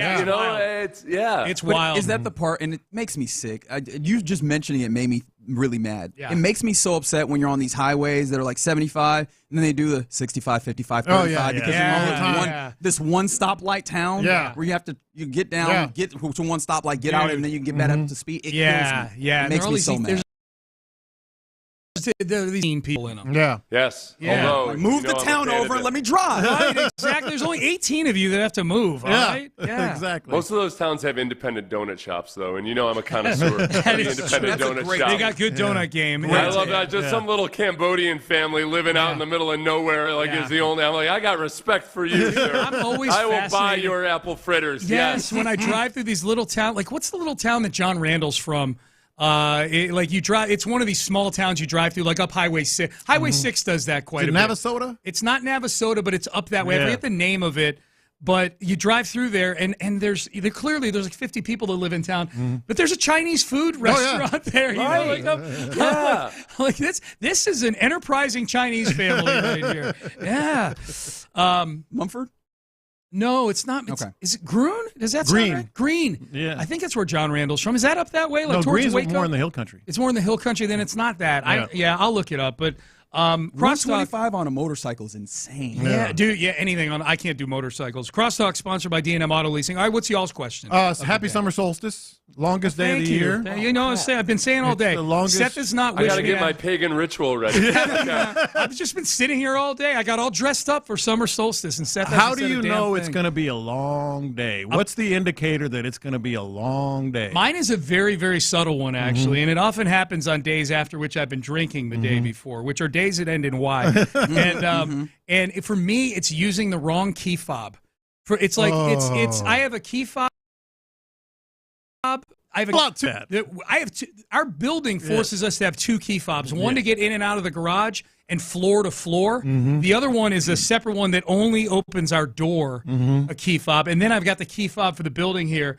If I misuse the wrong key fob at like twice, and it happens sometimes, then I know I am not 100% dialed in today. That's the very little subtle one for me. I'm like, it's going to be a long day. I'm messing up the key fob thing. I have. Go ahead, Seth. No. Go ahead. Mine are quotes from my wife. First one is, "What do you have to do today?" Oh yeah. When I hear, "What do you have to do today?" It's going to be a long day. And in your mind, you're trying to make something up. Yes. Yes. I've had a standing appointment. Yeah. It's entrapment because she knows that you don't know the answer. She knows the answer because she's about to put it on your plate. Yeah, she knows the answer. Go ahead, Seth. That's a good one. Didn't you have two? Hey, let's go to Round Top. What's Round Top? Oh, Round Top's that big antique festival. city. Oh, yeah. I'll be sitting on a lot of benches on a hot sidewalk. I'm really lucky. Amy hates shopping. Oh my god. Hates shopping. Oh my god. So I'm really you're lucky. They have Very those benches on the hot sidewalk for a reason. Yeah. My standard is just during training camp when I know it's going to be 99 degrees out, and I know I've got something I've got to do immediately afterwards. I've got three changes of clothes in the car. Yep. So that's a long day. The standalone that I'd never experienced in my life until.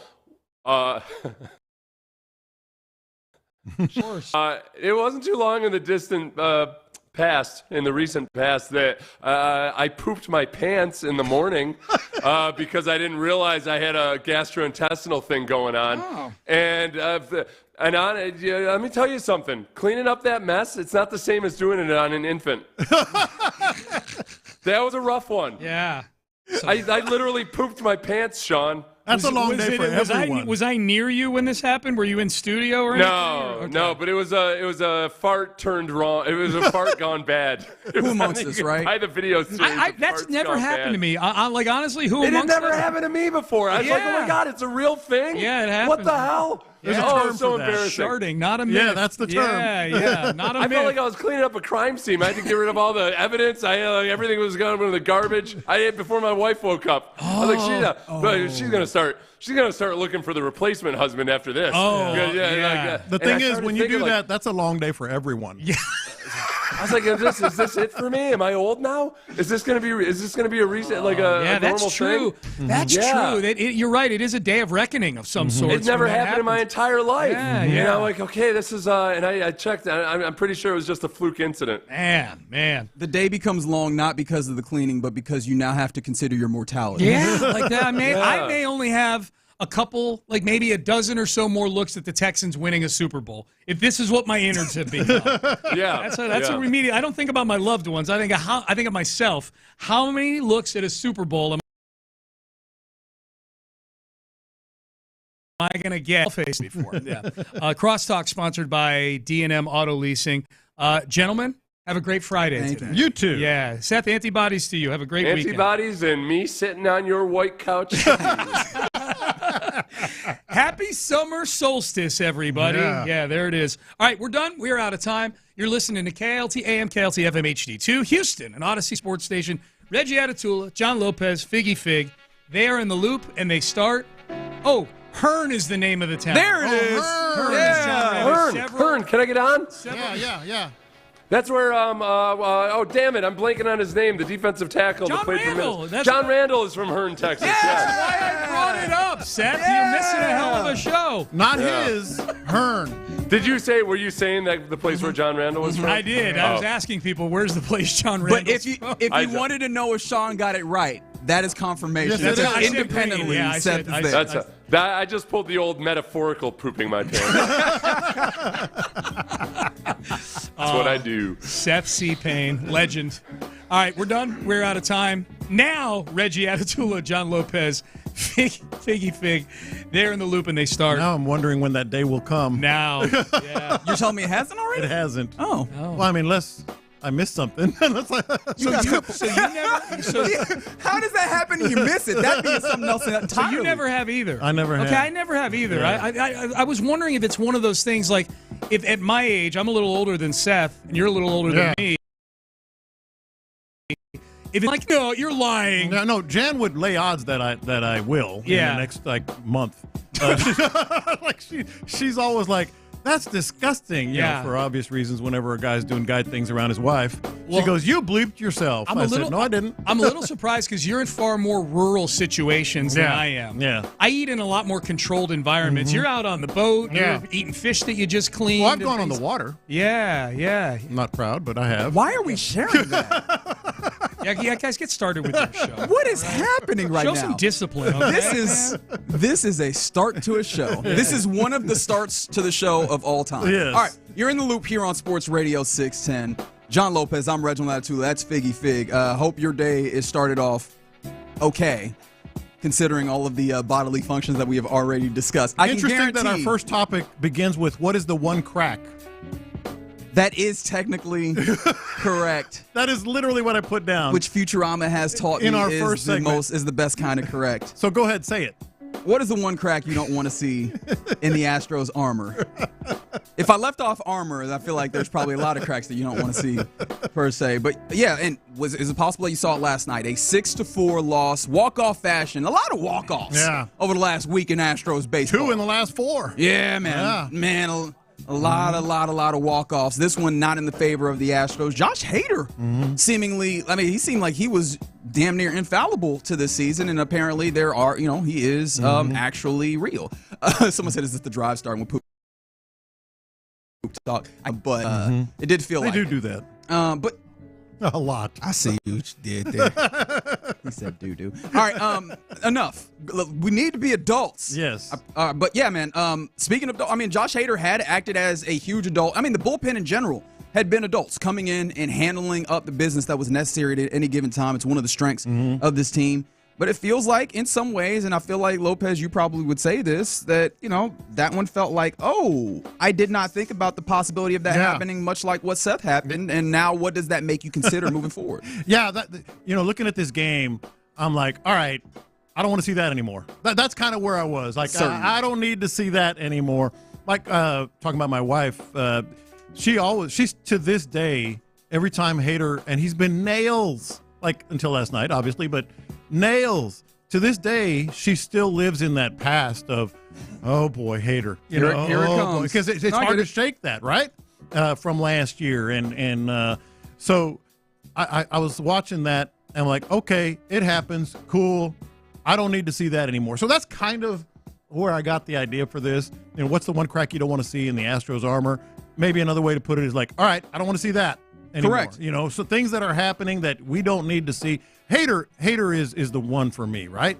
The one thing that he's been nails, as I mentioned, it's not something that I even think about. Last night, I didn't even think about it. By the way, I managed to pull it off last night and watch the game. I batted 500 on this series. I watched the not. Buddy. That's understandable. 9:05 starts are rough. Yeah. Especially when you got to wake up in the morning. But no, I think Hader is absolutely a big one, and you can extrapolate that further to the pen in general, right? Yes. This is what we've talked about, is that your bullpen is going, especially as you're dealing with the injuries, and that would be my answer, to be completely honest, but as you're dealing with the injuries, no, not the bullpen. Oh. The injuries, but okay. That's more than a crack. That is a chasm to some degrees. Like that is the particular Achilles heel of what the Astros are dealing with. But to speak to what you're talking about here, the pen is necessary to get you through, especially when you're getting good starts from your starters, as you have continued to ring out good starts from your starters, it's necessary for you on the back end to close those out, especially if you're not going to be a team that is going to boat race teams when it comes to getting runs across the plate. You're going to need to bring it on home and finish them out in decently high leverage situations at times. Yeah. And if you're having some of these circumstances, you could take winnable games and make them losses, which is something that a team like the Astros feels unfair to say, considering they have been winning, that they are one of the winningest teams. Right. In the It's AL. not a criticism. It's just like, I don't need to see that anymore. But yeah, it's not something that you can afford to be in that place where you're taking potential winnable games and letting them go. Yeah. And by the way, Okert 21 pitches, Abreu 20 pitches, Hader 21 pitches. Thank goodness that Hunter Brown is going to be on the Hunter Brown day. Tonight, God bless. To that point. But there are other things where I was like, all right, I don't need to see that anymore. Jose Altuve, error. That's something that we've talked about. And the thing in left field is still fingers crossed. He's had the fewest chances of, I think it's in the American League. It might be in Major League Baseball. The fewest chances of any regular left fielder. That's just luck. I mean, I guess. I mean, maybe to some degree, maybe pitching has something to do with it. But yeah, I mean, you're dealing with some ground ball pitchers there, but I think also like the way that your stadium is situated, that's also plays into it. And I think it was a calculated risk, for lack of a better term, that you took, like putting him out in left field in this new circumstance, understanding that outfielders are not going to have as much work. Now, of course, I don't think as you're mentioning, I think the luck portion that you mean is not just that he has less work than if he was an infielder, but he has less work than most outfielders have generally. But don't you still want to see him more in left field than second base, especially with what happened last night? I think, I don't need to see that anymore. No more Altuve errors. We know why he went to left field, because his defense and other things at second base were just not working, right?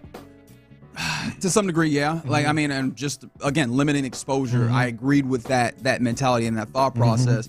But yeah, man, if it gets shaky, especially because it felt like they'd found the balance. As I think that could be an underlying kind of conversation about the Astros season in general for the 25 years, finding the balance, right? Finding the balance between what your offense is and your pitching and what have you, or finding the balance between the right amount of, timely hitting or what, all of this. But specifically with Altuve, it felt like they'd find the balance of how much does he play left field versus how much does he then and do that for him to be really productive at second in his instances there, and productive enough at left field for this to all kind of float in a way that works. Yeah. It'd be real problematic if it feels like that balance was offset because you're starting to see the errors flip in, which, to be fair, that balance has been offset because he's played more second base with, having to have the likes of Cooper Hummel playing left field because you're dealing with various different injuries and such. Another few things that we don't need to see any more of, not that this is because the Astros are hot and they're playing and they're leading the division and way up there in the American League. But I've mentioned this, and it's more just of a raised eyebrow than panic or whatever you want to call it. I don't need to see second-tier starters getting stretched.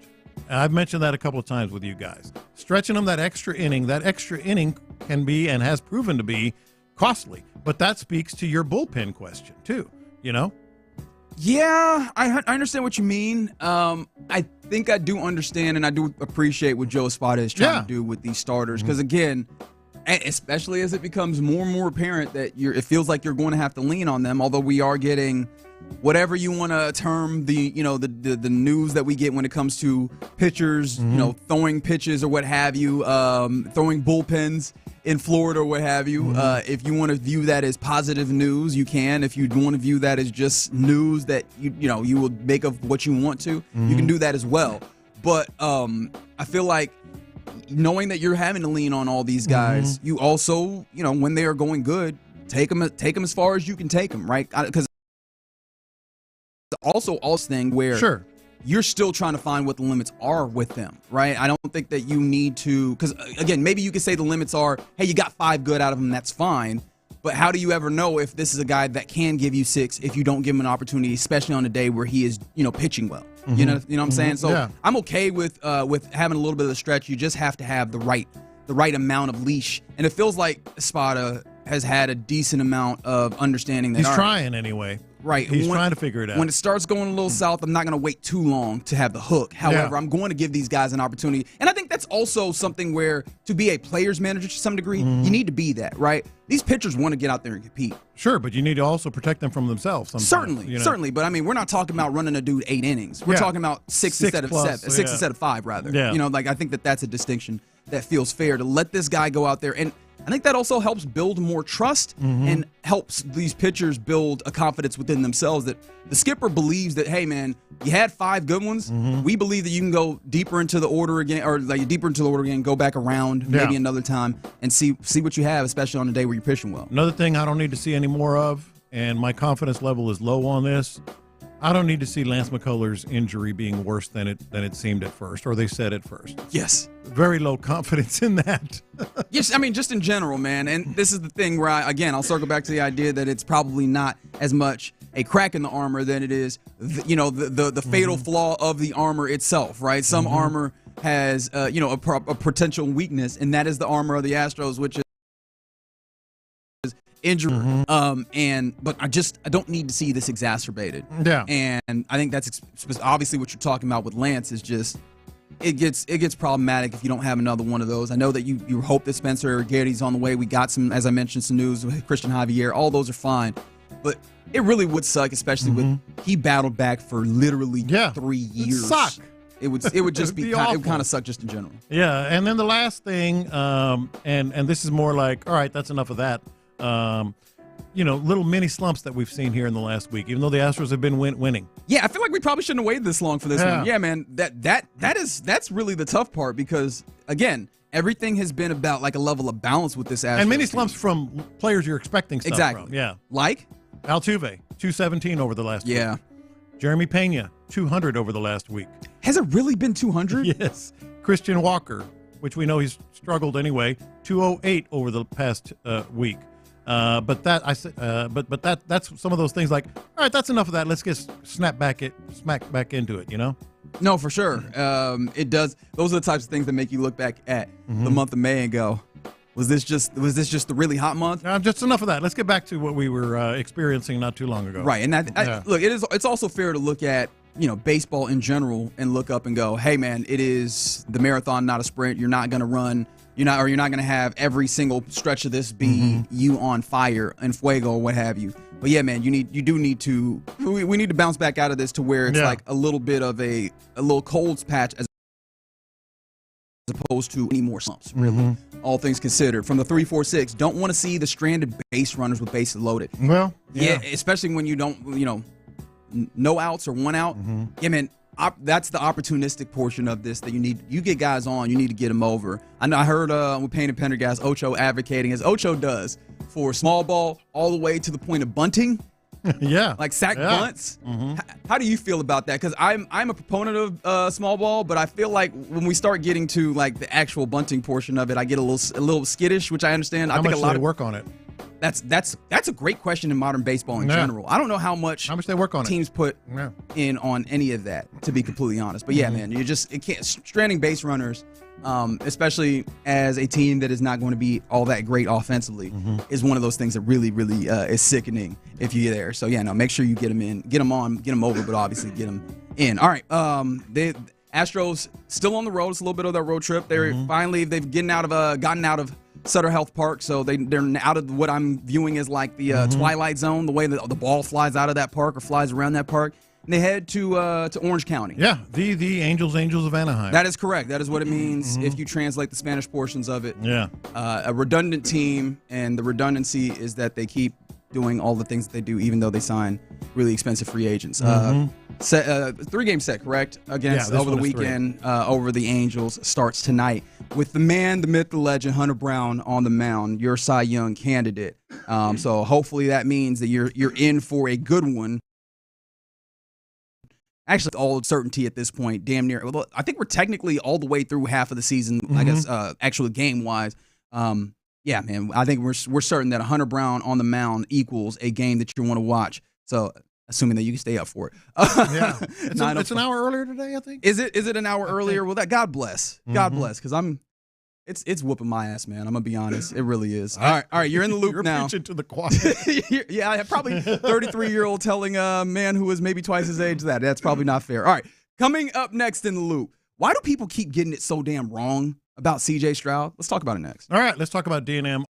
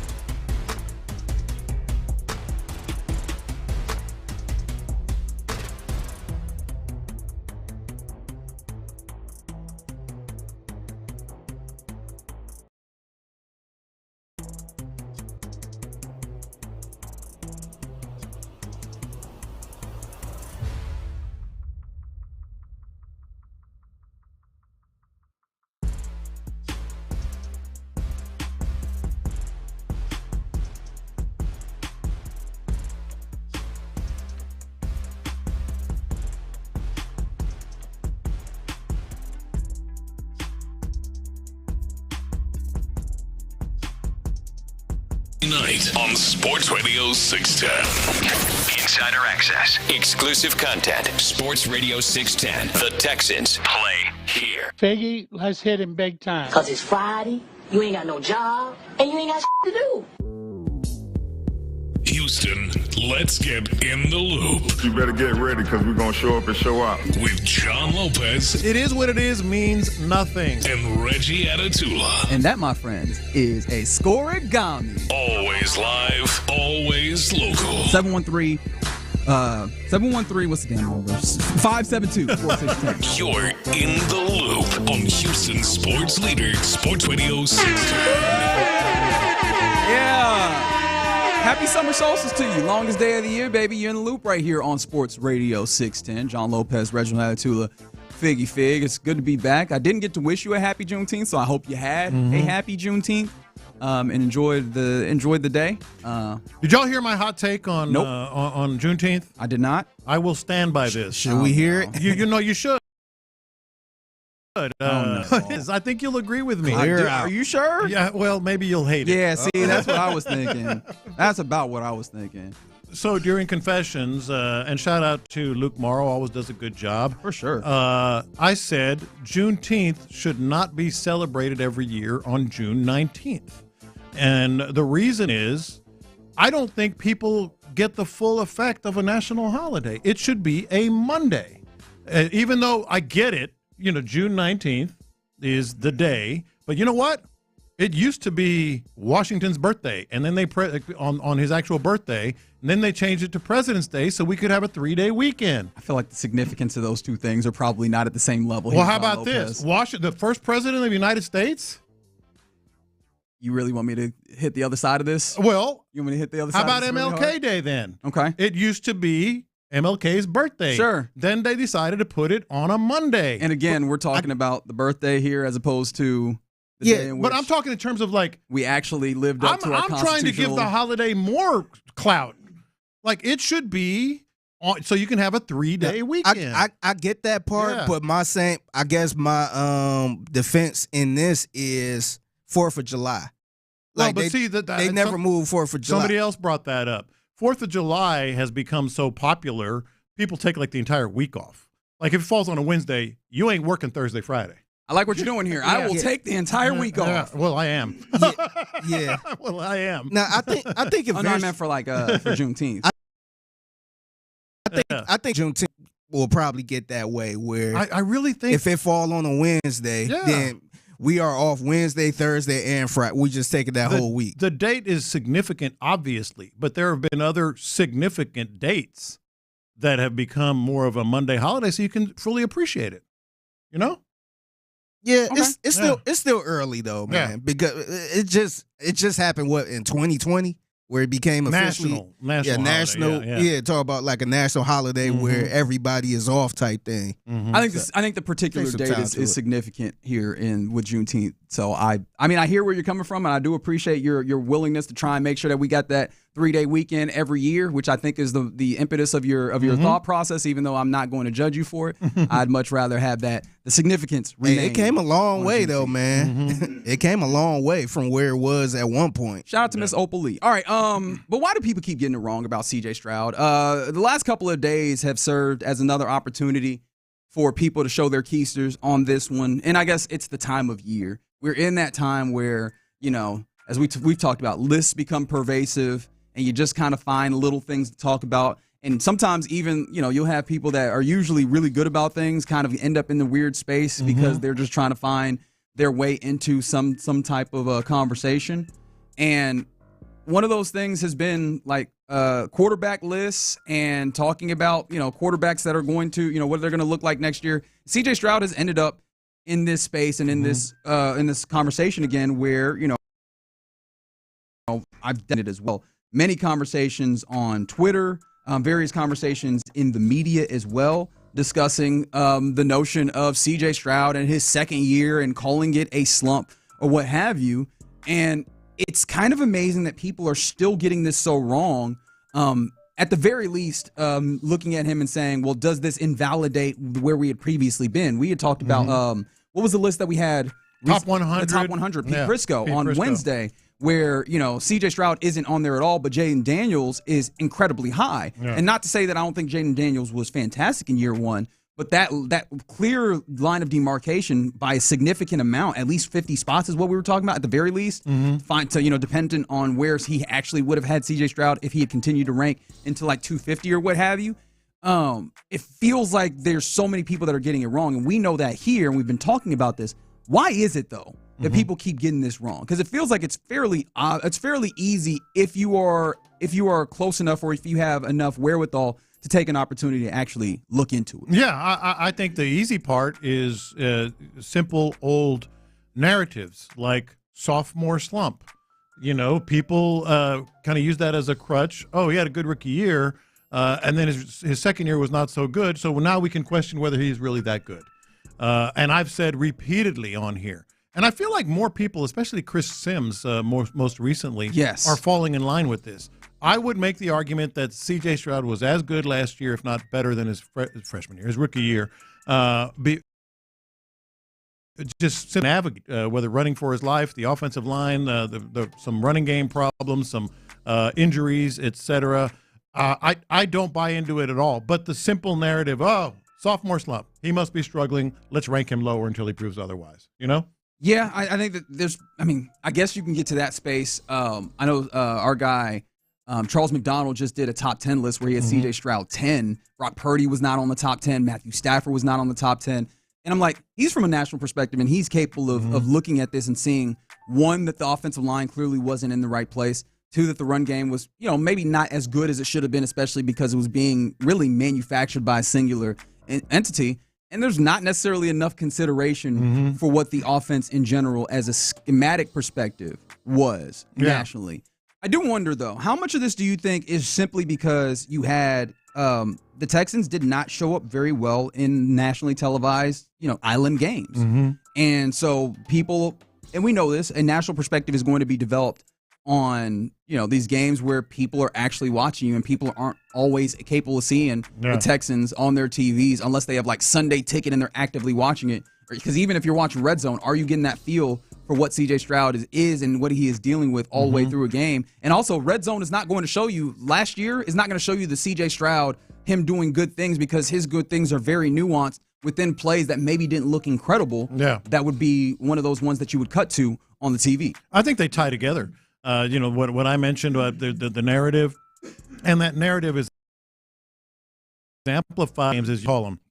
Was it the Lions game where the second half was just a bleep show? Wasn't that it? Yeah. That's a lot of eyes on you, and taking sacks that are not your fault. Sometimes people still blame the quarterback a lot. Oh, he took so many this sack or that sack or whatever. I think they all tie together. That was one that came to mind. But yeah, a lot of times so many eyes on the game, and he struggles and they struggle, and they blow a big lead as they did in that game. All of a sudden, it becomes a reflection of him. Yeah, and I'm just kind of fascinated that we got so many people still kind of off on this.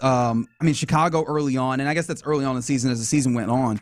One of the tough things also is people aren't contextualizing the ways in which, yes, he started making some poor decisions in the back half of the season, but I think people aren't considering how much that was him having to try and overcompensate and him trying to put more on his shoulders in order to get this Texans team somewhere, because he understood at that point in the season, hey, man, I got to try and make something shake, even if there isn't something there. I guess pursuant to my kind of thought of like the island games, I started looking at it because we know the Texans have 4 major games that at least you can point to that people are going to be watching, right?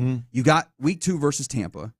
You got week 7 at Seattle, which is on a Monday night. You've got your Thursday night game against Buffalo, week 12, and then you've got Kansas City, a Sunday night game in week 14. Just looking at those 4 games without really knowing the fullness of what this is, without going through camp, how do you think, assuming that that's to try and use to combat the narratives that are building about C.J. Stroud, how do you think he comes out looking with those games? I mean, the Bucs at home, and then going to Seattle against the Seahawks, a defense that Mike Macdonald has kind of put together. And then you talk about Buffalo and Kansas City, 2 of the best teams in the AFC. Yeah, I think the key thing with those nationally televised games is the Tampa and Seattle, the very winnable games, in my view, among those are early, or at least early enough where if he does do something, all of a sudden the national narrative, you know how it works. He has a really good game on national TV early in the season. Hey, he's having a great year. Then you back it up with Seattle. You know, what week is that? That's week 7 on a Monday night.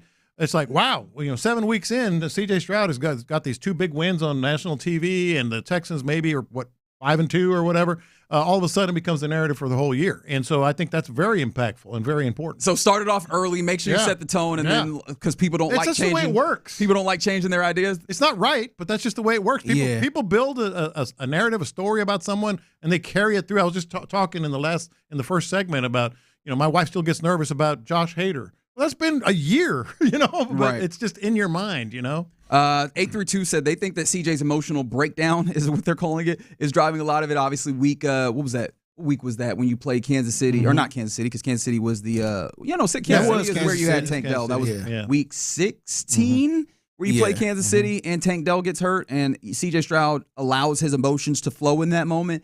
Do you have any idea? Do you think? I don't think I've seen enough people screenshot the ESPN very raw, basic counting stats and go, hey, look how C.J. Stroud isn't good, and it's not necessarily within the context of the emotion. I think it's a factor. I think it's absolutely a factor. I don't know how big a factor, but I think it is. And then from the 713, can we agree he missed more throws and took unnecessary shots? Oh, yeah, I mean, absolutely. I think the context of it is necessary. And I guess maybe that's it. People are not going to be willing to look beyond skin deep on some of these things, and I guess in order for that to display itself, he's going to need to, and this offense is going to need to ball out in a way that's undeniable for him to demonstrate that. Yeah. Well, remains to be seen. Remains to be seen what happens there. But there you go. You're in the loop here on Sports Radio 610. Coming up next, it is indeed the summer solstice, the longest day of the year. You have the most sunlight. Hope that you're making the most of it. But question of the day, with that being the case, what's the indicator that you're going to have a long day in a different way? 713-572-4610, whether it's something that happens, something you do, something that someone says. What's the indicator that you're about to have a long day? Let's talk about it next. You're about to have a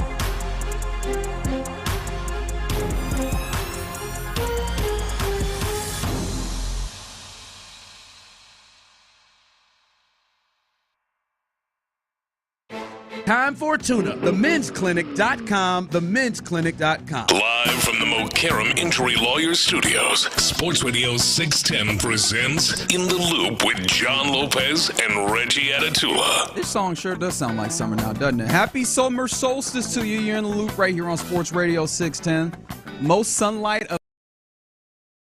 a day that you enjoy it some way, somehow. So it's going to be a long day, and I hope that it's a long day in a good way. However, sometimes you have a long day in a bad way. What is the indicator for you? How do you know it's going to be a long day today? Oh, there are indicators. 713-572-4610. Text it in. Let's talk about it. Lopez, I know for you, you've lived some life. You've had some long days in your day. What are the indicators for you that, oh man, this one's gonna be a long one? I'm not gonna go the whole airport route. That's low hanging fruit. Everybody knows it's a long day when you hear slight delay. Slight delay. We'll be working on this. You get into your Astros bag as soon as, especially nowadays. Yes, that's exactly right. Back in the day, it was just like, all right, a delay. All right, maybe we don't miss 15 minutes. That first delay is an indicator of really bad things nowadays at the airport. So mine is, you get up. Usually it's on the weekend, and a lot of times I'll catch up on all my OG sauce and podcast work on Saturdays, because, it's just a good day to be able to dig in on that. But sometimes I'm free. It's all caught up.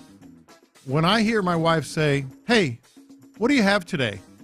That is beautiful. That is excellent work. That's going to be a long day. Would you like it more if she just said, hey, you're doing this, as opposed to asking? Because I know for me personally, that would make me mad. Yeah. You know what the answer you're going to give me is. So whatever I say is irrelevant. I hate questions that people ask you where they don't actually care about what you're about to say. Yeah.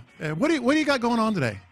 I start thinking of things and making up stuff. Although I will say, like, if you actually do have something to do. Yes, she's good about it. Okay. Yeah, no, because she knows my Saturdays and sometimes Sundays are, filled with that other stuff I like to do. And so that's a tough one right there. Boy, the text board is coming through. Yeah, 832 is right there with you. when you wake up and your wife immediately hits you with the honey-do list. Mm-hmm. Yeah, man. You're right, though. To that, I'd rather have that. Just be like, hey, this needs to be done. You got to do this, this, and this. This guy's having a long day. 832's having a long day today. He says, I'm moving. I've lost my keys, and I can't find the spares. Dog. You could have stopped at I'm moving. Moving is a long day every time. Yeah. It's never a quick move. Yeah. Because even if it is a quick move, you know what's on the other side of that? Unpacking. Yeah. Like it's a long day. There's no way around it. Every single time. Yeah. No way around it. No way around it. And sometimes long days are just little things that aren't normally indicators. Like sometimes I'll have a day. I think about 4 or 5 months ago I came in. I was like, it's a bad start to the day. I didn't have coffee. Got into some traffic. Maybe I spilled my cereal. That was the day. I spilled my cereal. Which again, your fault. That's entirely you created the long day for yourself. What about this, Lopez? I think you might have did this a couple times where you forgot your lunch. Oh, yeah. Forgetting your lunch hurts. That's going to be a long day. That's a long day. Forgetting your lunch hurts. Day. Although, I guess you can also change, depending on like what your work is and what kind of wiggle room you have. Well, we don't. If that just becomes, well, I'm going to go get some food, then it might not be that long of a day. But if it's just, I'm not going to eat for a period of time. But a minute. That's the long day. Too. You just forgot something. That's what I'm saying. Like little things that you don't normally associate. It's not necessarily you're going to starve to death or anything, but just forgetting something that you supposed to have. It'll be a long day. Like, man. 281 says, I know today is going to be a long day because my wife just, started that time. Yeah, huh? Started that time. Started Shark Week. And women hate that. We talk about that. Accurate. That was the opinions of John P. Lopez. Accurate. Anything that he says does not reflect Figgy Fig and Reginald Atatula or the entirety of the In the Why are Loop. you nodding your head? Who? Where? I just scratched my nose. Somebody said when you go out to your car and there's one of the following: broken window, flat tire, dead battery. Nope. Yep. That is a very Houston occurrence too. You go out to that car, you're like, damn. Oh man, or you go out to where your car used to be. Yeah. And it is not there. That's all right. Just car trouble, period. Yes. Especially if you driving and you have car trouble driving where you have to pull over. It's like, it's about to be a long day because now I got to wait 2 hours for a tow truck. particularly here, because it's also, even if it's like, all right, it's hot. Yeah. You got to wait 2 hours for a tow truck. You don't know what's wrong with the car. You got to figure out where to get the car towed. And you can't get nowhere. How much is it to get fixed? Yep. How I'm going to get to work Your tomorrow? mind starts spinning. Oh, man. Like, you can't get nowhere in Houston without a car. Like, obviously, we have a robust bus system, and if people utilize the bus system, it's workable for sure. If you driving around, you don't know nothing about that bus system, bro. To be completely honest. So you guys tough. 832 forget your phone at home. That one's rough. Oh, I've done that. We just got through one of the things that was an indicator for me, which is the West Coast baseball game, because I'm going to watch the baseball. game. Yeah. So that's like a good one. For me, I'm going to watch the baseball game, hopefully to conclusion if I don't fall asleep on it. And so, and for me, I'm planning to watch the baseball game. That's fair, which is 100% fair. And I guess an offshoot of that for me, especially because I'm a night owl. I'm not getting to bed before. I mean, best case scenario, I got to bed early. It's 11, right? Maybe it's 12, 12:30, maybe even 1 is when I get to bed. Yeah. That I woke up early and can't get back to bed at like 4 or 5 in the morning. Yep. Oh. Yeah. Oh, it's you start killer. rolling around, then you start thinking, okay, gotta go to sleep. Yeah, man. Like, how do people get back to? Because I can't do it. Go to sleep. I can't do it. So I'm just like, so we're just gonna have a long day today. Yeah, we're just it's gonna go forever and ever and ever. The ever relevant from the 512. We need to talk. Yeah. Oh yeah, 100. Or we need to sit down and talk. Yeah. Like when you get home, we gotta have a sit down. And I was just like, why are we scheduling this for later? Why can't we? Can we just? Is it possible that we can do this? And if we can't do this now, tell me later. Why, tell me at that why point. say it now? Like, let's talk about it now. What's up? Yeah, exactly. Some other ones that have come in on the text line. Let me see, because again, a whole bunch of them. Power goes out. Oof. Yeah. Yeah. That's a tough one. Can I tell you what made my day? Not necessarily a long day, but it didn't help in the circumstance. So clearly, yes, I'd take the opportunity to respect and observe Juneteenth. So I was not here, and shout out to Luke Morrow for filling in very well, I might add. At 11 o'clock, many fire alarms start going off in my apartment complex. As I came to find out, they were testing the fire alarms. What are we doing? I know you have to. I get it. Right, and look, I'm happy But that they late? test the fire alarms. Well, I mean, it makes sense, though. If you're doing it at 11, right, at least you're not doing it when people wake up. Most people, I imagine, are at work, except it's Juneteenth as a national holiday. You know what I mean? Like, the people that are going to be home might be home, you know? And it is, I will let you know, it's a very loud fire alarm. Did you leave the apartment and everything? After a while, I thought I was stronger than I was. If I don't hear a couple of words that you say, I understand that I'm not doing that intentionally. Somebody said you get late for work, leave the house, lock the door, left my keys in the house. Oh yeah. I've done that one before. Or like even worse, keys in the car. Yeah, because now you know you're paying some money too. Or unless you know someone who has your spare. Are you give someone else your spare people? No. Well, if you're not counting family. Right. Yeah. Nah. But definitely family. I ain't got no family down here, so I ain't giving nobody else my spare. Yeah. Somebody said they're a delivery driver. Gonna be a long day when they drive safe, no hard stop, get to the first stop, all the packages fall over. Yeah. I also kind of think it's a long day when on Saturday or Sunday, hey, let's go to pick a store, Target. I know there's going to be add-ons, and I've talked about that on here before. Like it's not just it's going to be Target. Hey, since we're here, let's go to blah, blah, blah. Yeah. That's right. Oh, you know what? We also need some. Let's stop there. Hey, do you feel like picking up some lunch or something? You're already out the house. From the 512. When my kid says I'm bored, oh yeah. Oh yes. Yeah, you better find that thing. You better take him to the zoo at that point because you might as well. Bringing it back to sports. Texans Sunday Night Football. We'll see that. I remember just thinking about it like, all right, yes, I get to watch the early games, but that means that we are sticking through at least for us in particular, you're sticking through the late game no matter what. Then you're getting through all the post-game stuff so that we can be ready for Monday. Yeah. Like, oh, man, you about to have a long Sunday. Yeah, I think as far as like the game goes, when you see like maybe 4 3-and-outs in a row from each team, where everybody just going 3-and-out. Those games go longer somehow too. It's like it's about to be a long game. Another one on sports related is when it's like a 15-minute first quarter. It never is a 15-minute second and third and fourth. It's like we had that one. Yeah, I don't remember what game. Boy, that first quarter was fast. Ended up being a 4-hour game. What game was that this year? Which one that I hit you with the jinx where I was like, man, that first quarter went quick, and you were like, oh, here it goes. And it did indeed go. And it did indeed go. By the way, quick update. It was Julie that lost her keys.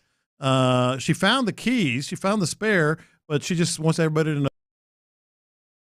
she needs. What are your box hats? Get Julie some boxes, people. Hey, you know what, Julie? Look on Facebook Marketplace. I've heard there you that. go. Because sometimes people be giving them out for free. We got a lot of boxes for free. There you go. Or sometimes they have a bunch of boxes for like $1, just $1 or whatever it is. But most of the time they giving them out for free, just trying to get rid of them. Full service show right here, baby. We did the same thing. Once we had packed everything, we had a whole bunch of boxes we didn't need. We just put it on Facebook Marketplace, and somebody came and picked them up. Look at that. People helping people. Yeah. All right. So happy summer solstice to you. It's the most sunlight you're going to get on a day in 2025, so make it a good long day for you as opposed to one of them bad ones. All right, you're in the loop here on Sports Radio 610. Coming up next, let's go around the NFL where we have someone retiring and then also a NFL legend was out here scrapping. We'll talk about it next. All right, Low T Center going on until tomorrow, so including tomorrow, by the way.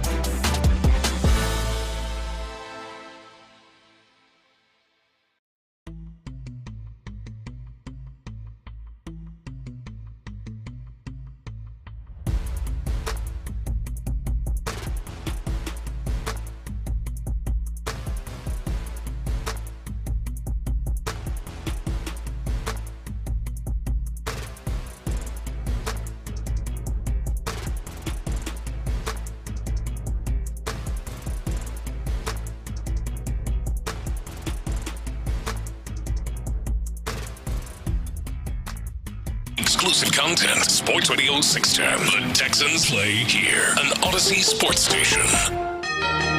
Let's go around the NFL in the loop style. Why are you smiling? Because I love football. Here's John Lopez and Reggie Adatula. I'm going to tell you all about how much fun you're going to have this season. On Houston sports leader, Sports Radio 610. All right, we're about to go around the NFL here in the loop on Sports Radio 610. Before we get there, question of the day in honor of the summer solstice, which is today. Most sunlight that you're going to get on a day all year long. We were asking what are the indicators that it's going to be a long day. Somebody said the longest realize got to run home and grab forgotten things for the kids. So you got to make that double trip. Oh, yeah, that run back home. I've done that multiple times for something as small as a laptop charger. You guys have seen that? Oh, yeah. Yeah. That's always rough for you. And I appreciate this from the 346. You know it's going to be long as a delivery driver when In the Loop keeps reminding you how long this day is. But I feel like today's a good long. It's the sunlight, though. Yeah. That's good because I feel like, especially as a delivery driver, I always feel sick for them when I see it and it's dark outside and it's an Amazon driver out here still finishing out their route. I'm like, damn, that's got to be tough. But when you're a kid and it's summertime and it's summer solstice and the days are long, dude, I'd walk back into the house at 9:30 because it was light until 9 o'clock. Yeah. It was great childhood memories of those long summer days. There you go. All right, let's go around the NFL here in the loop on Sports Radio 610. C.J. Mosley, 5-time Pro Bowl linebacker, retiring after 11 years between the split between the Ravens and the Jets. He announced that this week. He said, quote, "Today is time to wake up from my childhood dream and share it with the next generation. I spent my whole life and career building my legacy. Now it's time to start a new chapter with new dreams." So C.J. Mosley stepping away, 40 quarterbacks hit, over 1,000 tackles, 12 sacks, 12 interceptions. C.J. Mosley was really good. I remember standing on the sideline of a college football game. It was Alabama against somebody, and there were a couple of general managers, kind of within my eyesight. Oh, look at this. General manager, as one does. I was standing there, and there were a couple of GMs there. I think Rick Smith might have been one of them, actually, because I chatted it up with Rick Smith back in the day. And the conversation they were having about C.J. Mosley was so funny. They were like, don't need to see any more. Don't need to see any more from this guy. And the other thing is, it's kind of retirement season now, right? This is from now until the start of training camp when a lot of players might say, kind of like, yeah, either they're not getting signed or they're just it's kind of hitting them. A lot of times, a lot of players, and Seth has talked about this, you might want to play another year, but you just kind of realize, you know what? Nah. Yeah, especially because you went through the offseason or what have you, and maybe you're like, okay, I could do that. I could probably still play. Like, you're filling out your body. But as you start heading towards what I imagine for football players is the most dreaded part of the season, which is training camp, you start doing that evaluation of, do I want to and can I do another one of those? Yeah. Right? It's got to be a calculus of, am I willing to do the hard stuff in order to get to the fun stuff? Yeah. And I don't know if that's exactly what the methodology or the thought process was for C.J. Mosley. However, it does seem like this time of year, it feels like at least one out of every four that have is just like, I looked up and I was like, I don't think I want to do that. It's retirement season. We'll see a few more of these as we go on. But what a player! For sure. But nobody's Hall of Famer, clearly, right? No, but just terrific player. No, for sure. One of those guys that's damn good. Yeah, I think is where you have a C.J. Mosley. Salute to a good career there. Now, definitely a Hall of Famer in various rights, both at the college level and the NFL level. Former NFL running back Adrian Peterson was in a fist fight over a poker game, and this happened end of last month, interestingly enough. I was intrigued that it took this long for it to get to us, the general public. But yeah, man, apparently Adrian Peterson, since he stopped playing, he's gotten into poker, which, can I stop down and say, this is what you're supposed to do when you have some money and you want to do some level of competitive. Not to say that this is the only one, but I have constantly been flabbergasted by the likes of Le'Veon Bell and such, that they get done playing football, making their money, trading on their body, and then they go, you know what I want to do for fun on the after side of this? box, UFC. I'm like, no, you did it. You did the things where you had to hit your head over and over. Like now you could chill out. Yeah. So I do appreciate that portion of it. However, the 40-year-old, has been doing a little bit of poker and such since 21, and this happened in Houston, at a spot where TMZ posted a video yesterday of Adrian Peterson getting into this fist fight back on the 27th of May. And you seem to have a great joy in kind of recapping this video now, don't you? Well, at first I was going to say I got to give that other dude credit. He was at least I would be sprinting the other way, if that were me. But he was at least trying to hold his own there with Adrian Peterson. But then basically he knew a lot of people were in the room watching, so he didn't want to totally cop out. So he was backing up and trying to hold his own. So just not trying to embarrass himself in that situation. Oh yeah, man, you gotta. It's a delicate balance of showing that you're not scared, but also we don't really want to do this, right? But see, it's a cooler way to say I'm not about to do this without looking scared. Yeah. Because as a grown man, it's easy to say, man, I ain't got time for this, man. Look, you got it, dog. You got it, dog. Man, I'm too old to be fighting out here, man. Yeah. Nah, I ain't doing all. I mean, it's a cooler way to do it, though. Yeah. Without having to potentially get your ass whooped by somebody like that. That is right. He did. The other dude did land a couple, man. He landed a couple on him, but he was backing up. Peterson was trying to take him out, though. Well, and he said it was. Well, you say he was backing up, and I'll circle back around to this. Like there might have been a little fear in there, which I would have as well, because I know who Adrian Peterson is. He just didn't want to embarrass himself, but he did land a couple. Well, I mean, but the landing a couple were he was counterpunching, right? Yeah. So I guess if you were doing this thing, standing in is not necessarily the way to handle this. He's trying to get that. See if I can dip and then rock you on that comeback. It seemed like Adrian Peterson don't really have the hands. No. Yeah, he was missing a lot. You could tell he was really clumsy. Yeah. And the dude was benefit by, weaving and all that. Yeah, exactly. Which, again, pursuant to what I was talking earlier, remember Adrian Peterson got knocked out by, was it Le'Veon?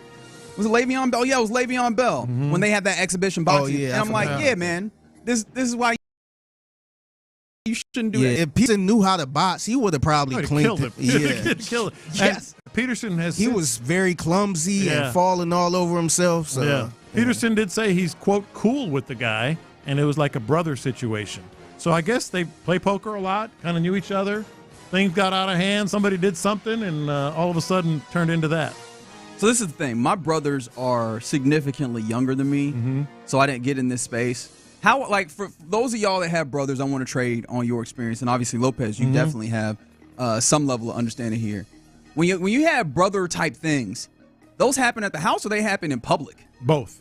Okay, because that to me felt like we do it at the house, but when we out, we can't be embarrassing everybody like this. Well, yeah, I knew a bunch of brothers that got into it publicly and behind the scenes, where you as a friend, you try to step in like, nah, we ain't about to do this, man. But sometimes they want to do it, and sometimes you just got to let them do it, and then, they'd be cool afterward. I had two brothers, and I had two cousins that for about 4 or 5 years grew up in our house. So there were three actually, but two for most of the time. So there were 5 dudes in the house. I mean, it's going to happen. That's a lot of testosterone. It's going to happen. But the one thing about fighting with your brother, it's usually like taken to the ground. And y'all wrestling there. Or wrestling in that instance. Throwing hands with my brothers, or one of my cousins that are like brothers, I think only happened twice. We actually like punching, Is that the alcohol portion of this? No, I was in high school, brother, and we were throwing hands, but usually it's take them to the ground. Yeah, I think so.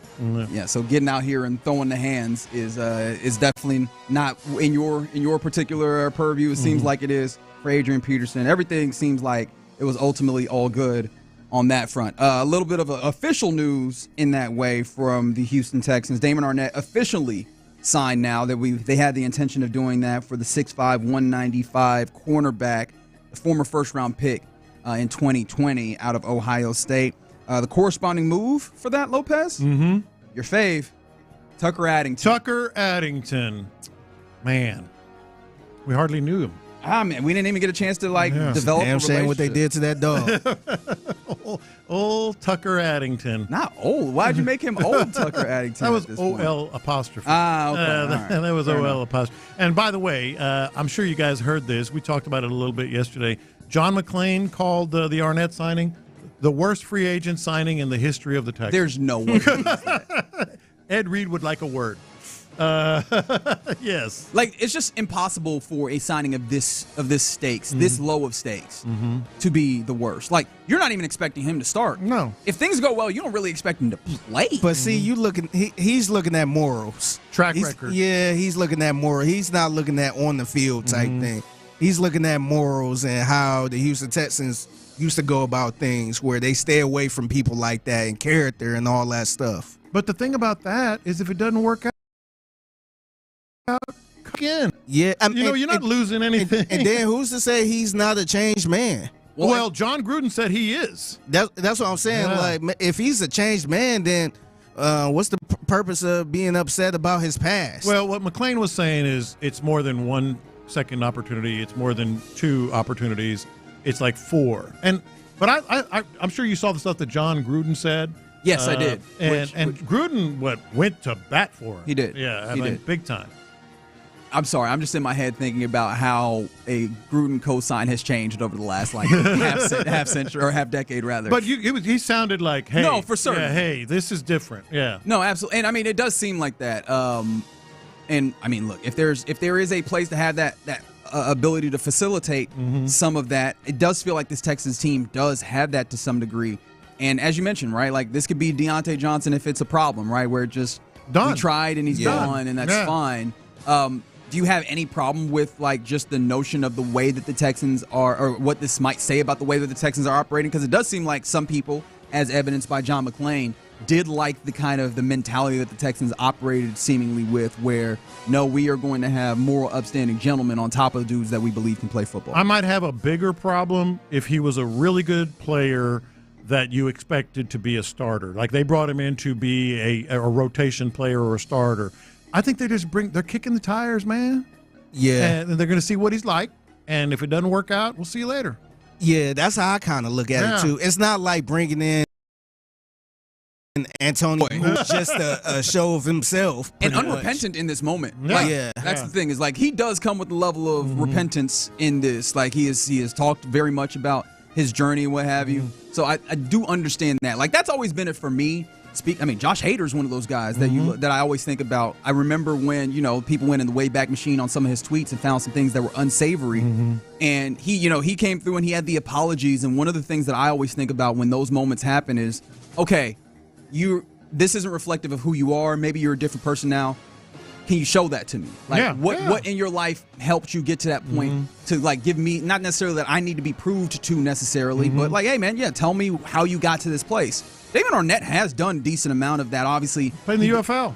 Not just the actual playing in the UFL, but talking about the ways that he has been humbled and he's tried to become a more mature, more professional player, and obviously, as you mentioned, tried to display it on a level that he had access to. This one I feel a lot better about than another type of circumstance where you do not have that level of repentance, a la someone like an Antonio Brown, which is so you have no issue, or no worries about his possible issues off the field. Well, issues. I think somewhere in the back of the mind, maybe. But again, I don't think this is no harm, no foul. If it's that's how I kind of look at it. When they signed him, I wasn't thinking about his off the field issues. I mean, we brought it up because that's part of his history, but I didn't think oh man, maybe he can go off again or get into some trouble again. I never even thought about that. Yeah, and if he's unprofessional out here in and of itself, 100%. So we'll see that. Somebody said we need a couple characters on the team. We have enough prayer warriors. That's not the case anymore. There are a lot of prayer warriors. It was wrong with that. It was like that maybe 5, 6 years ago, or maybe 4 years ago. But hey, have him go to prayer Bible study with him too. Yeah, man. Let's do that. He probably go to church now. I'm sure he probably faithful now. I don't know. I have no idea. I love how you were leaking confidence all through that. Yeah, he'd probably go to church, maybe. I don't know. Possibly. Maybe not. You know, we'll see. All right, there you go. That's Around the NFL here in the Loop on Sports Radio 610. Y'all popping on the text line. Y'all are funny. Somebody mentioned Amon Green. What is Amon Green from? Oh, Worst signing? Yeah. Oh, worst signing. Oh, wow. Yeah, he's on the list. Do we want to play that game all the way out? Because there's definitely some. Yeah. There are definitely. Brock. That one. Yeah. That one's still. I still say Ed to Reed. this day. They were so sold that he was going to be a stud here, man. But they were sold. They were sold. I was too, but I have to try and be sold honest. a lemon. I might have been drinking a decent amount of Kool-Aid in that circumstance. Somebody said when you have a strong organization and culture, you're not worried about off the field. To some degree. But no, that's true. But you got people like McClain that's like, I don't want that type of stuff on this team. Yeah.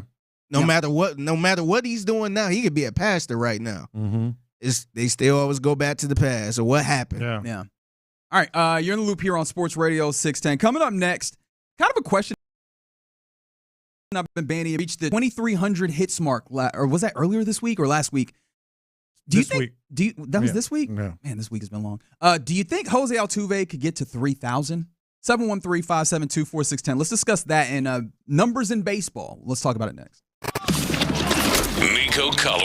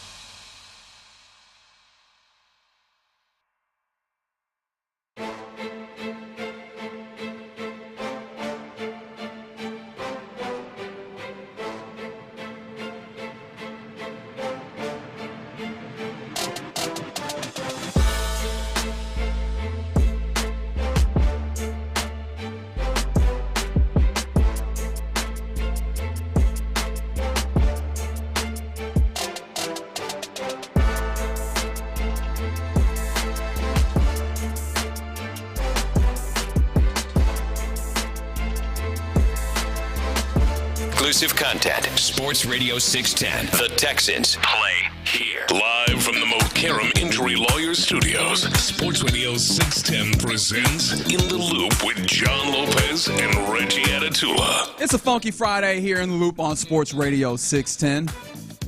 Do you think Altuve hits 3,000? 713-572-4610.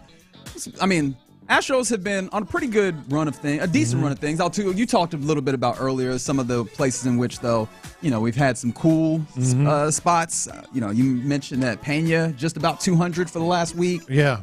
A little bit somewhat near for Altuve as well, like 217, I think was what you had said batting. Yeah, Altuve about 200, Christian Walker 208, and that's enough of that. Let's get back to hitting the ball. Yes, absolutely. For numerous reasons, yes. right? Just for our personal enjoyment, but also for Jose Altuve.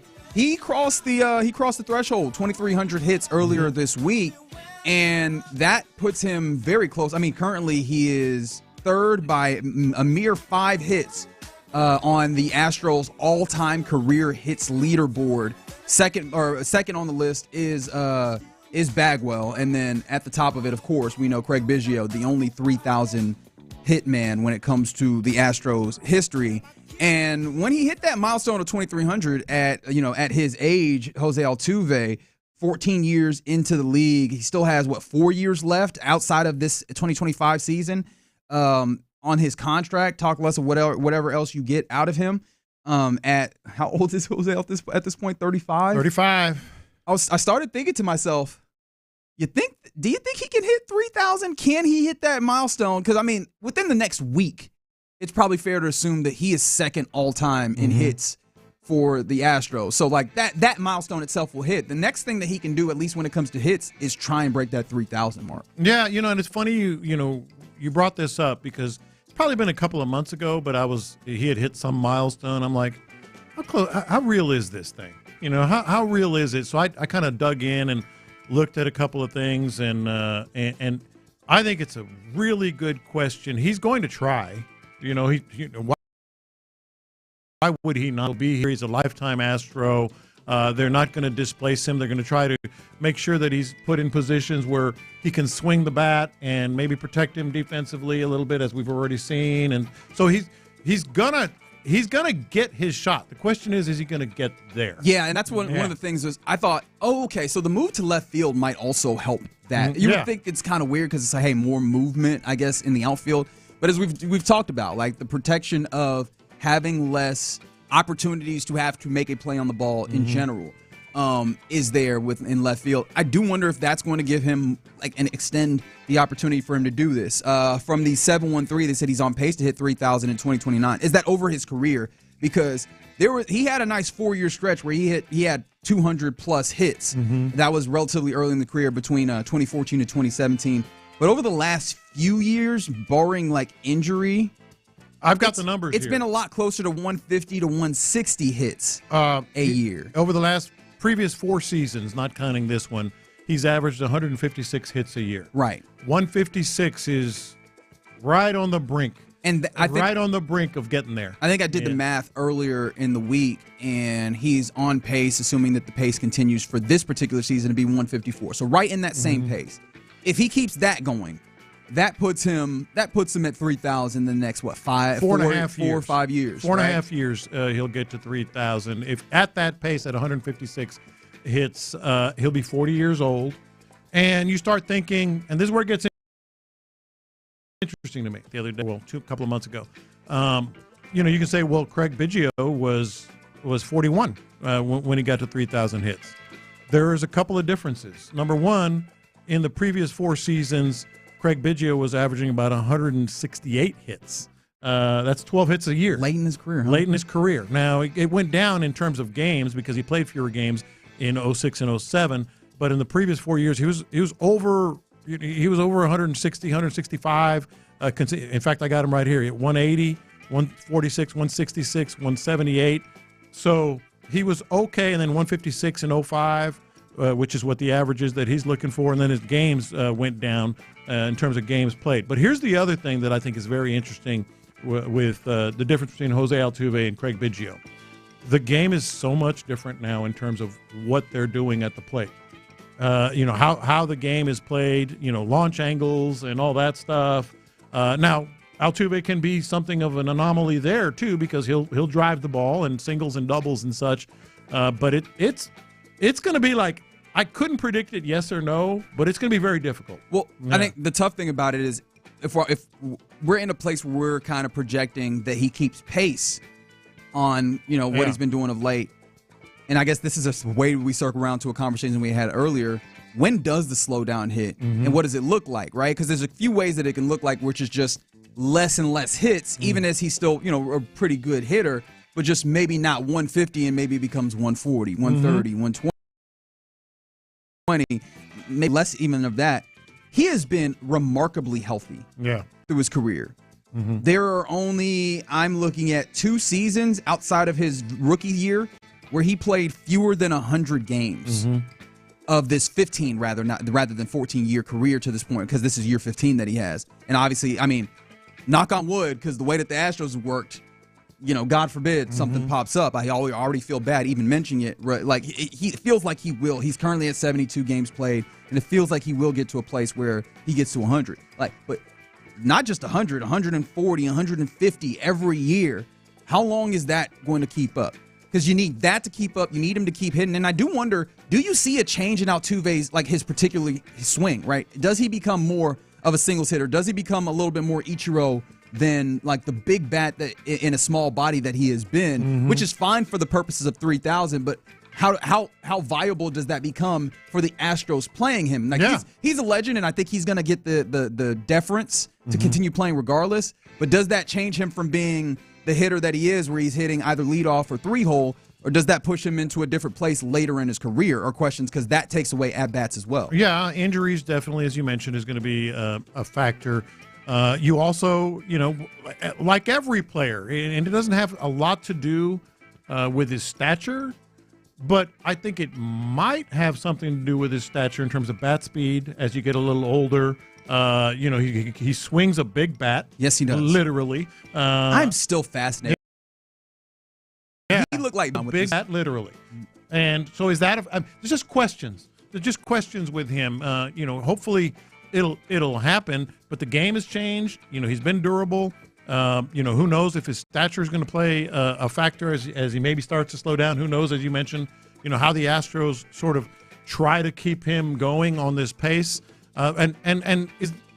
Will there ever be another, at least in the near future, a 3,000 hit player? You're looking at Freddie Freeman right now. He's one that has been mentioned. I think Machado. Actually, I don't even know where Freddie Freeman is. Freddie Freeman is a monster of I feel like I don't think enough about Freddie Freeman and how good of a baseball. Freddie Freeman was probably a Hall of Famer before he got to the Dodgers. Somebody has mentioned. I saw this the other day when I was piddling around. Manny Machado is in the hunt. There aren't a lot of players that you could say, oh, he's on pace to be a 3,000 hit guy. Altuve really was one of very, very few. Yeah, Freddie Freeman's 35 with 23-46. He's in the same similar boat. Yeah. That might be also an interesting race for the two of them. I think he's one that's been mentioned as well, but it's tougher place for him, And do you feel like we're going to continue to have players in this space? Because, it's kind of interesting that we have a few of these guys. Machado is sub 2,000 right now, but Machado is also 32. Yeah. So he has a couple more seasons to get himself to that place of getting a little bit closer. It does feel like the notion of hitting 3,000 is, along with a lot of other things in baseball, becoming impressive, but a less... I guess the public is maybe a little bit less enthused than it previously were. Does it feel like baseball has lost some of this attachment to the numbers? I'm gonna disagree on that. I think 3,000 is still one of those where you go, whoa. I just think it's more difficult to attain. Most stats, I agree with you. Most stats and career achievements, I think the public has kind of lost its luster in terms of the public. But 3,000 is still. That's monstrous. How many casual fans can give you, and maybe this is not the fair way because I'm trying to think back to what point in the history of the United States did you have just like a casual sports fan that can give you the all-time leader in home runs in their but a decent fan could usually rattle off a few of those major numbers that matter in baseball, whether it's season home runs in a season or home runs in a career or hits leaders or what have you. How many do you think it's the same? Do you think it's significantly less? Do you think it's where do you think that is now? Because it feels like that's very different from where it was. It feels like baseball is losing some of that, especially as we're losing the possibility of getting 300. I think 300 wins pitchers are out of it. JV seems like the last guy, and he's got a long way to go. He's got a long way to go, and it feels like that's. Yeah. I mean, the Giants aren't helping him out this year, and I don't know where he finds the wins in the next 2-3 seasons to try and get him there. I think most of those numbers, you're right. They've sort of lost their luster. I still think if you say 3,000 hits, people go, whoa. Okay. If you say 300 wins, it's the same. It's just hard to get. It's just really. I mean, Jose Altuve would be just flat out knocking on the door already. As many big seasons as he's had, as many seasons as he's played. How many seasons? Is it 16 that he's played now? Who, Altuve? Yeah. This is his 15th season. 15th, yeah. And you would think he'd be right knocking on the door. It's just hard. It is hard. It's just very, very difficult. And so maybe I'm wrong with this one in particular where the 713 says they big disagree. 3,000 is especially huge now. And that's probably fair. I think 3,000 and 300 are still there. Everything else is lost its luster. And I don't think anybody's touching 300. 3,000, I'm very intrigued to see if Jose Altuve can get. Someone's coming in here with their prediction of Altuve hitting 2850 as opposed to getting up to. Yeah, I think that's probably the more reasonable guess, which, I mean, 3,000 or the field. The field does feel like the good money there. Absolutely. Because of what we talked about. Like, does the bat change at all? Is he, does he stay healthy through all of this? There's something in me, though, that thinks that what they've done to this point and the way that Jose Altuve is going and just knowing who he is and the exuberance that he seems to still have for the game is part of it, too. I think he's getting there by hook or by crook. I think he's getting there. I can't predict. I think it's so hard because these last 4 years, 4.5 years on the pace that he's been, those are some that are just absolutely, they eat away at players. And Biggio's the perfect example. He was hitting 160, 170, 160, 170, 140. Yeah. So it's tough. Yeah, and good point by Kicks Rocks. More small ball back in the day. Average pitcher wasn't throwing the ball. game affects it. I mean, we did have a nice stretch where you had the shift, although obviously Altuve was able to hit through that to some degree. I'm excited to see if he gets there. And kind of disappointed because it feels like JV's not going to get to 300 wins. Obviously, he's had a little bit of a rough go of it this season, and I don't know how many more years he has in him. But yeah, man, always intrigued by kind of the ways that baseball has molted and shifted. But we continue to watch Jose Altuve. In the next week or so, he could become the second the second leading hits getter for your Astros. Jeff Bagwell currently 2,314.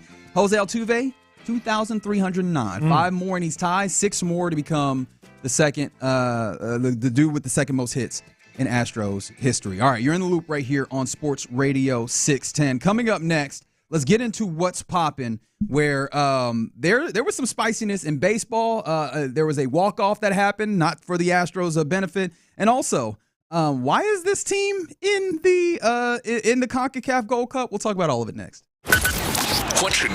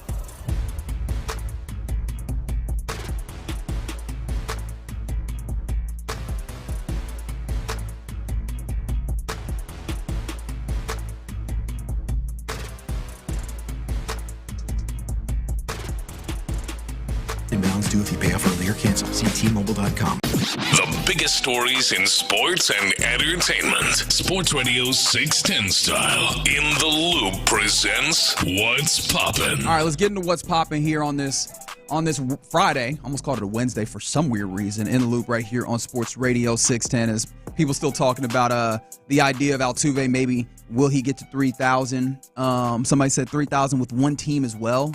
Crazy. Something that we're looking to hopefully see with Jose Altuve. I mean, if he does get to 3,000 with the Astros, he's going to retire here. I don't think that there's a way they let him go. Well, like Biggio. Yeah. Yeah. If Altuve reaches the 3,000 mark, is he the greatest Astro? Yes. He already is. Yes, he is. And then someone else said something as well. Somebody said maybe younger generations don't care about numbers as much anymore, but us old guys still do. Does that Name them. Does that make me? Name them. That's the thing. You just lose, as you mentioned. You kind of lose what they are. You know, the big numbers. I feel like younger kids do care about the numbers. But not the same ones. Yeah, it depends on the numbers. And not in the same space. I feel like they're more numbers heavy than it was back in the day. But more stats in real time. Yeah. Which, I mean, it makes sense as to the difference that or different way we consume it, right? And I guess I'm kind of speaking out of my keister because it's not like I was there, but it feels like, you know, kids that collected baseball cards and everything, looking at careers back to the baseball card compared to like those folks who grew up watching and seeing this on the internet and seeing like more of this real time, plus more and more advanced data we have on the individual brings us down to that level as opposed to kind of a larger career level at times sometimes. But yeah, still hopeful for that. How do we start talking about Ichiro? We were talking about Ichiro on the break. I just love that guy. Yeah, fair enough. Yeah. Some other things that are happening around or in what's popping. Wild. The Astros, they get out of Sacramento. Period. 2-2. Yeah. You look at the two middle wins.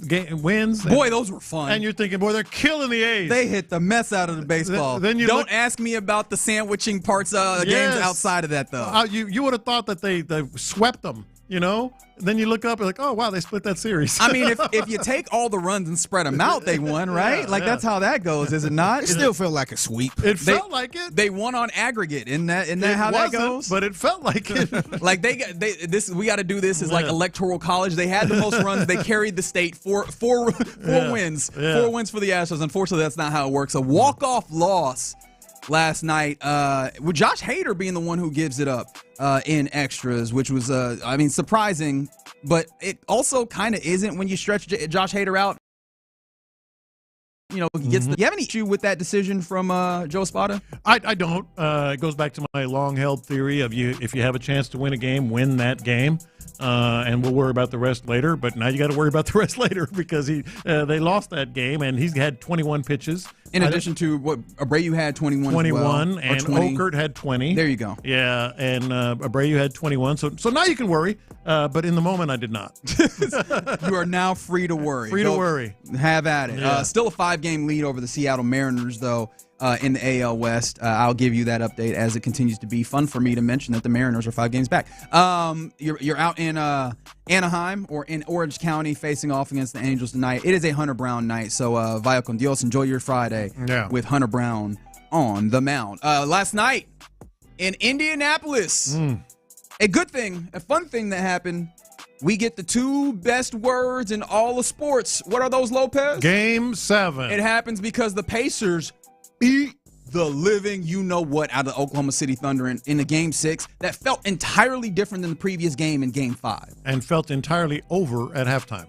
It was. Yeah. I mean, it was over to the point of I'm telling you, like the backups, the benches cleared at the start of the fourth quarter. Yeah. And that felt like that could have been a little late.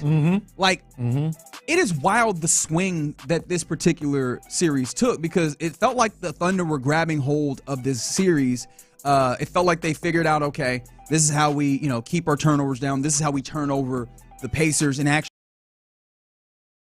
score, limit Tyrese Halliburton. Yeah. It felt like they had figured some things out. And the Pacers got back home, and it looked entirely different without the closer, Scott Foster, in the game. Like the fouls went the entirely different way. The turnovers were really the big thing because it feels like if you're letting the Pacers get out in transition in addition to turning over the ball a lot and not getting your possessions on offense for the Thunder, you're not going to win this. You're not going to win this game. No, and it was easily their best and most complete game of the series, and it's heading into a Game 7. And Halliburton was effective. He was very effective. The injury was affecting him, though. That's what I was about to say, but he wasn't necessarily like dominant. But did you see basically what they did as a squad, as a staff, record label, and crew?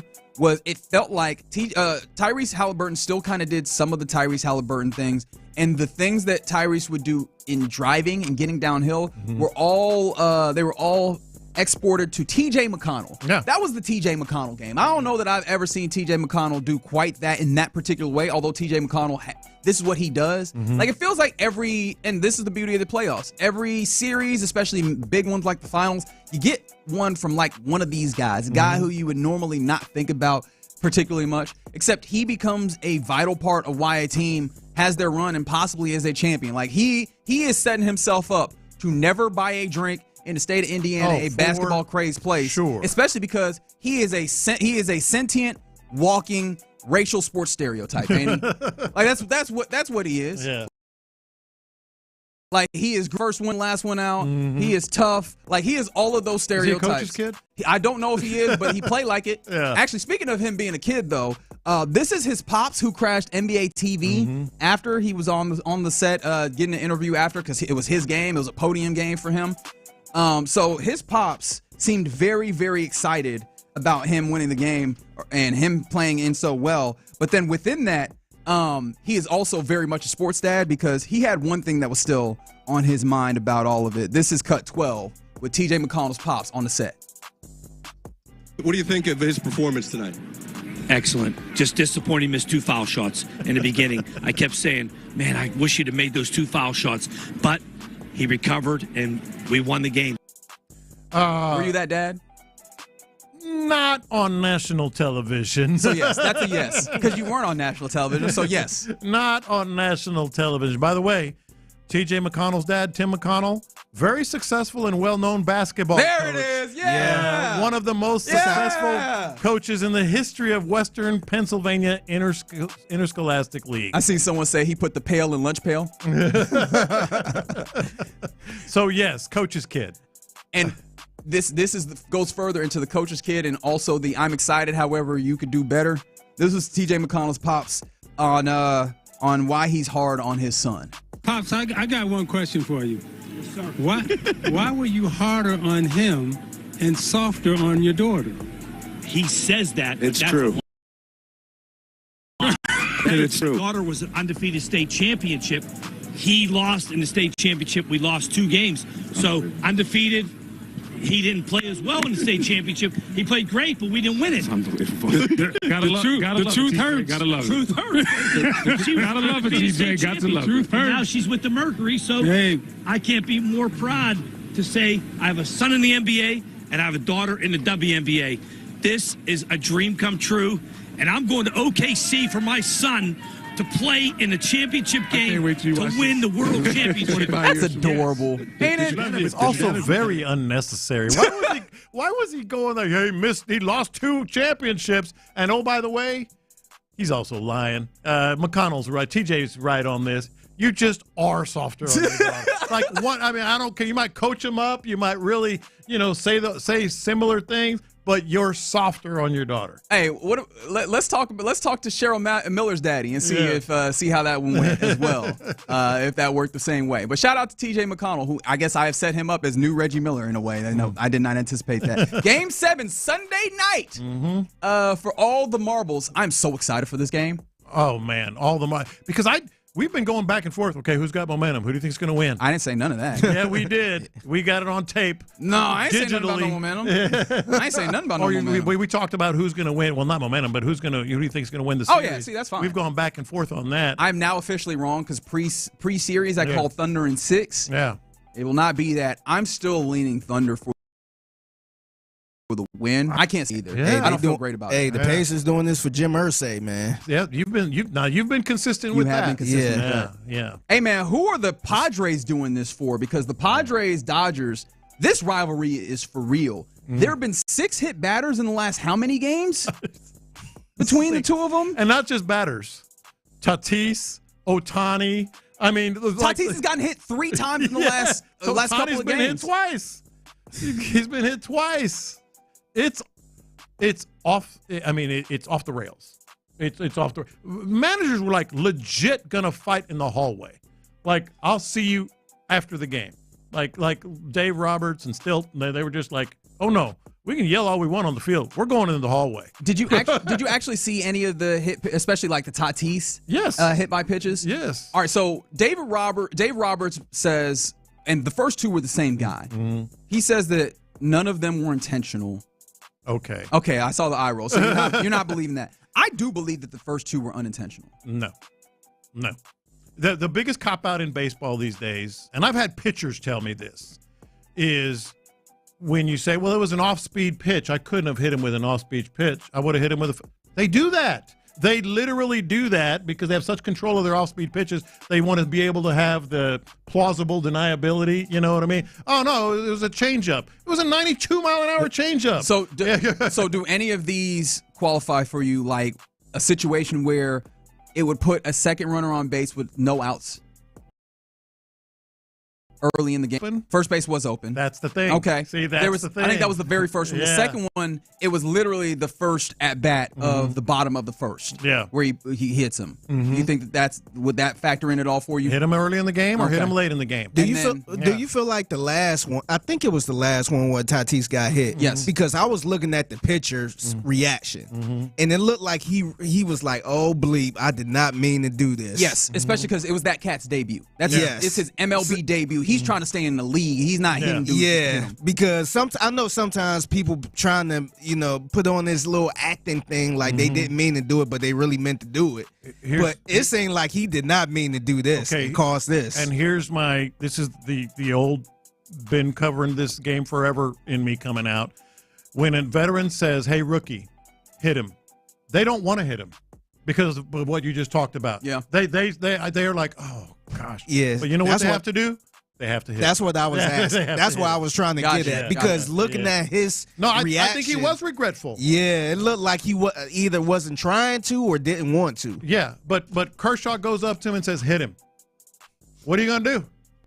I guess hit him. Good for baseball, bad for baseball. I'm like, man, don't tell me what to do. I'm fighting for my life. You say that behind the microphone. You say that. Don't tell me what to do. I'm fighting for my Clayton, MLB don't tell life. me what to do. And I don't know if Clayton told him or not, but I'm just using it as an example. Like I've loved having these conversations about all this. It's always plausible deniability. It's always the veteran doing it. It's always intentional. And I could be dead wrong. I know it, but history tells me, yeah. Good for baseball, bad for baseball. This particular, because I mean, rivalries inherently in sports help you tell narratives that get people's attention. Except that is a ball going many miles per hour, hitting a whole bunch of dudes, including Shohei Ohtani and Fernando Tatis, 2 guys that you could very easily say are faces of baseball. That last thing you said is what would tell me, in this case, bad for baseball. 2 of the best players, if not the 2 best players, in the game right now. I mean, I'm a big fan of Tatis. I wasn't going to say anything. I was just thinking about it. Sorry, I can't. Sometimes my expressions show up on my face. I think Tatis is just off the charts good in every way. But anyway, that's neither here nor there. That's not the conversation.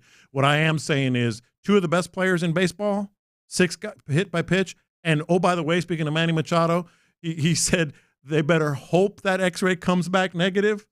Yeah. He told him to light some candles behind it too. Yeah. Speaking of Tatis and making sure that he's not hurt significantly. I tell you what, I'm not investing in any of these teams, but I will be watching the next time they play. Yep. There you go. Yep. All right. That's what's popping here in the loop right here on Sports Radio 610. Coming up next, ESPN put out their all-quarter century team. And Lopez got into his bag and he was like, you know what? How about I put together a Texans all-quarter century team? How does Lopez's all-quarter century team look for the Texans? Who makes it? Let's talk about all that next. If you ask Nico Collins.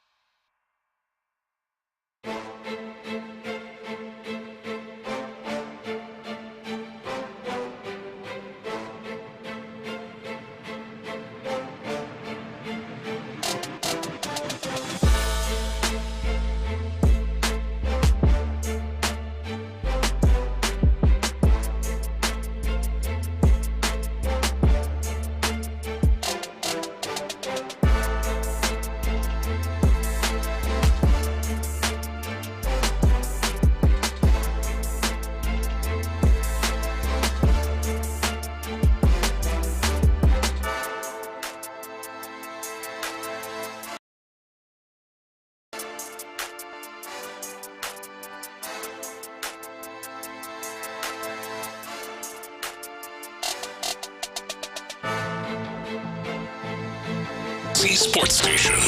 Sports Radio 610 presents In the Loop with John Lopez and Reggie Atatula. All right, you're in the loop here on Sports Radio 610. Happy summer solstice. Longest day of the year in the ways of you got as much sunlight as you're ever going to have on a 2025 day. So make sure that you enjoy all of that. It's also 2025, so we're a quarter century into this thing, man. Oh, yeah. We're a quarter century into this new millennium. Mm-hmm.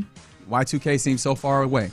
But with that being the case, this year we've had a lot of different publications put out all quarter century teams. Mm-hmm. We saw this in baseball. We were talking about that with the baseball quarter century team. We were talking about it with the specific Astros one. Shout out to Chandler Rome, who you eviscerated for his list. Although, to be fair, I'm pretty sure on his podcast, Clutch City Territory, they eviscerated him too. They took him to Good for them. Shout out to the fellas of the Clutch City Territory podcast. But with all that being said, there's all these quarter century lists, and Lopez decided, well, I want to get in on the fun. You're darn right. And also that means that, hey, Chandler, if you want to call in and eviscerate his list, please do. I mean, it's perfect, but try. This is a Texans all quarter century team. Who needs to be on it? 713-572-4610. The OG John Lopez has his pick. Yeah, not only who needs to be on it, but I think we can actually get some stuff out of this. As it pertains, I think we can, and I'll get there in a second. But look at you trying to teach me a lesson when I'm just trying to have fun. ESPN came up with its all quarter century team. It's not supposed to be educational, John. For obvious reasons, it never is. So I would say 1.5 Texans made the ESPN list. What you mean 1.5 Texans? J.J. Watt. That is a full Texan. Shane Leckler. He a Texan. I don't care what you say. I know he played for the Raiders longer. That's a Texan. I don't care. That's why I said half, because I'll give him credit because I love the guy, and he had a hell of a 5 year. I think it was 5 years here. Yeah, that's enough. You can argue with your auntie. That's a Texan. But didn't he have 12 years or 13 years elsewhere? Yeah. What that got to do with me? Yeah. Was he bad in his years in Houston? Because it'd be one thing if that's why I'm giving him the half. Yeah. No, that's not even half. Yeah. He's a Texan. That's fine. What is he going in the Hall of Fame as? Probably a Raider. Yeah. You got him going to the Hall of Fame, huh? I think he will. Yeah, I think he will. But that's not we're not talking about that right now. You got him as what's is it Guy? Ray Guy? Yeah. I was like, you got him as Ray Guy now? Mm-hmm. Okay. You say so. With all love to Shane Leckler, this is not about you, You Shane. ain't showing no love. It's about punters. No, Ray Guy is a Hall of Famer. Punters don't get love is the point that especially when it comes to the Hall of Fame. So I'm like, we don't got to lie to kick it is ultimately my point here. By the way, that was correct. 13 years a Raider, 5 years a Texan. Yeah, that's enough. That's enough. Okay, but I know these are not enough because two others that wore Texans uniform made the ESPN list. Again. Ed Reed. Yeah, there it is. And Vince Wilfork. Yeah, it's fair. Yeah. So nobody's going to consider Vince Wilfork a Texan, even though I thought he was solid here. He was solid. So 1.5 Texans made the ESPN list. It got me thinking about, okay, even though it's not a full 25 years because their first season was 2002, who would make the Texans all-quarter century team? I'm going to go by position. As I like to say sometimes, stop me when you got something that is burning a hole in your pocket and you want to say it.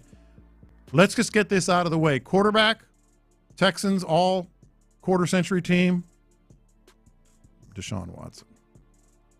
Hold on a minute, player. Yeah, I'm going to need Hold on a minute, player. I mean, it hurts me as much as it hurts you. Incredible 3-year run. So you think his 3-year run is better than whatever Schaub had? Schaub would be probably number 2. I'm not sure of that there, partner. Look it up.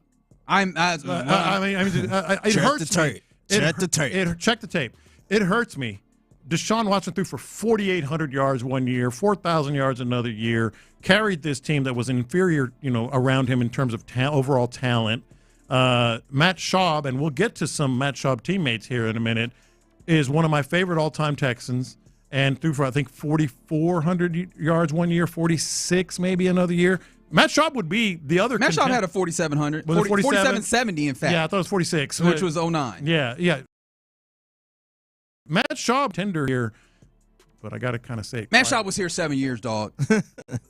4 good ones. Okay. And Deshaun Watson had 3 spectacular ones. I hate to say it. It hurts me. Do I have to do the thing? There's a big old demerit here. Yes, there is. Yes, there is. But we're talking about on the field, all quarter century team. Sorry. I can't do it. I don't want to do it. I mean, I think it's fair, though. I don't want to do it. But, okay, so let's move on. And you stopped me, which is what I wanted you to do when you had something to say. Let me see. Let me see if I can get you a 33 touchdown season versus the 29 touchdown season for Shaw. I mean, look, you talk about extraordinary season. Shaw was awesome. Shaw was doing it, dog. He collapsed. We all know that. But injuries robbed some from him as well. Yeah, I always defended Matt Schaub after he left here. Not always when he was here, but after he left here. Sorry, it's Deshaun Watson. Anyway, let's move on. Running back is very telling. Arian Foster, given. Yeah. And Dominic Williams. Wait, you're doing 2 running backs? Yeah, I'm doing 2 running backs. Really? Yeah. I'm sorry. Joe Mixon, you're right there. No, Lamar Miller? Lamar Miller had like 1.5 good seasons. Dominic Williams had 3,000-yard seasons, I think, or maybe it was 2 and a 980 or something like that. So effectively, 3,000-yard seasons. Yeah, what does that tell you? I mean, that the history individual running back with this team. There's been a lot of rotating with the likes of the Blues and the various different rotating casts of guys at running back through this thing. But yeah, man. I saw a video talking about the quarterback portion of this, but I had not considered how you have not had like the giant stature of running backs outside of Arian. Arian looms large over all of this. And that was an undrafted guy. Yeah. Arian is masking a lot of their shortcuts. They stink at running back. I had not. Well, Joe Mixon is trending in the right direction, but that's one season. And oh, by the way, I just looked it up. Dominic Williams, 1,031 yards, 1,188 yards, and 976 yards in 11 games. 23 touchdowns. That's not outstanding, but that'll get you on the all-quarter century team of the Houston Texans. We might have to come back around to this because we're only how many in? We're going to get through the offense here and then have to come back to the defense. Maybe we'll do offense and defense. All right. But it stinks. They stink at running back outside of Arian Foster and Joe Mixon, but again, just one season for him. Wide receiver, we don't need to spend a lot of time on this. I think it's given Andre Johnson, DeAndre Hopkins, Nico Collins. Feel great. Feel good. Feel great. We good? Yep. All right. Tight end. Say it together. Owen Daniels. And I'm getting somewhere. Which also, as much as we love Owen Daniels, says something. Yeah. Yeah. Tight end, tackles. I got Dwayne Brown and Laramie Tunsil. I don't know I have much to say outside of that. Yeah, that's fine. Guards, Mike Brizell and Wade Smith. Don't forget, Wade Smith was either a 2 or 3-time, he'll text in to correct me, a 2 or 3-time Pro Bowler. Yeah. Mike Brizell was a stud. Center, Chris Myers. Correct. Defensive end, that's the offense. Okay, that's the offense. That's the offense. I don't think this. It's funny how the O-line was the easy part right there. Right. Defensive tackle, DJ Reader, and I'm not pandering here. When you go back and think about it, either Sean Cody or Seth Payne. That's it. There's another spot where you can kind of go, they've never had a stud. DJ Reader was really good. Are you considering JJ an outside player? Yes. Defensive ends. Well, there's an abundance here. Yeah, but I went with J.J. Watt and Mario Williams. Breadth of work for Mario. I get Daniil Hunter. I get, obviously Will Anderson. Hell, who was the guy that ended up going to Philadelphia? Connor Barwin was really good. No, Clowney. Clowney was good against the run, but I'm going to go with J.J. Watt and Mario Williams. 281 pops up here with Chester Pitts on the offensive line. You took him into consideration? I took him under consideration. A little bit of an underachiever. Made one Pro Bowl. Chester will tell you that, by the way. You sure? Well, maybe he won't. He wears his own jersey. So let's... Why'd you have to do that? Why was that necessary? Brian Cushing, D'Amico Ryans, and Whitney Merciless. Probably not a lot of argument there, right? No, I can't. I think I'm good there. Yeah. I honestly think I'm okay there. Safety, Daniel Manning and Glover Quinn. I mean, we might be trending in some directions here with this team, but I think it's still Daniel Manning and. Oh yeah, no, I don't think you can get yourself to there with the young cats here just yet. But did Glover Quinn? Did he take off more once he went to Detroit? Yes, but he was really good here.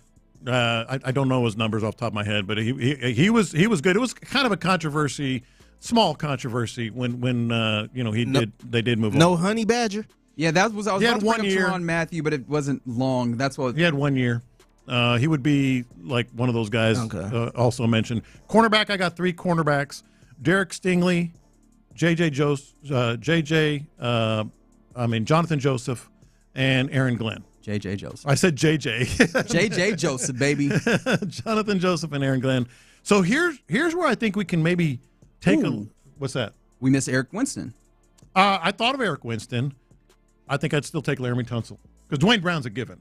Yes, agreed. Yeah, just because of pass protection alone, I'd still take Laramie Tunsil. But here's where I think we can maybe learn something about this Texans team.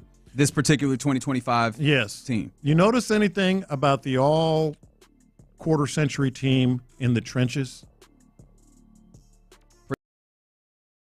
Pretty strong? Damn strong?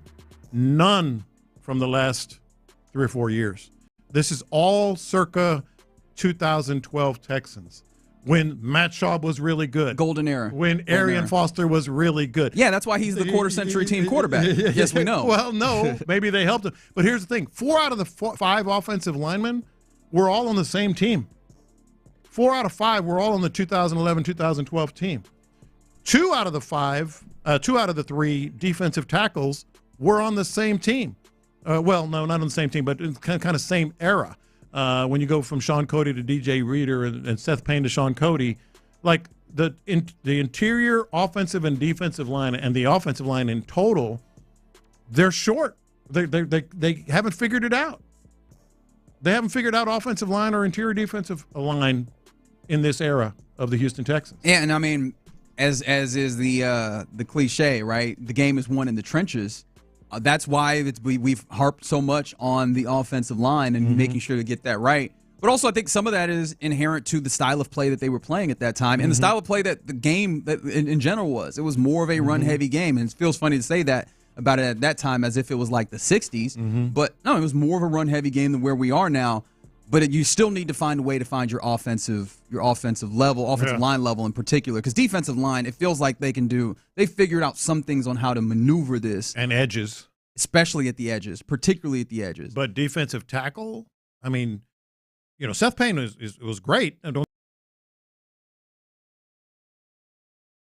get me wrong. Walker was very good. DJ Reader also got better after he left, but was good here. Guys, they can't figure out the trenches, man. They can't figure out the trenches. That's what they got to do. I mean, and it feels like they've done something towards that end. That at least they've attempted to. That's why that's the biggest thing to watch.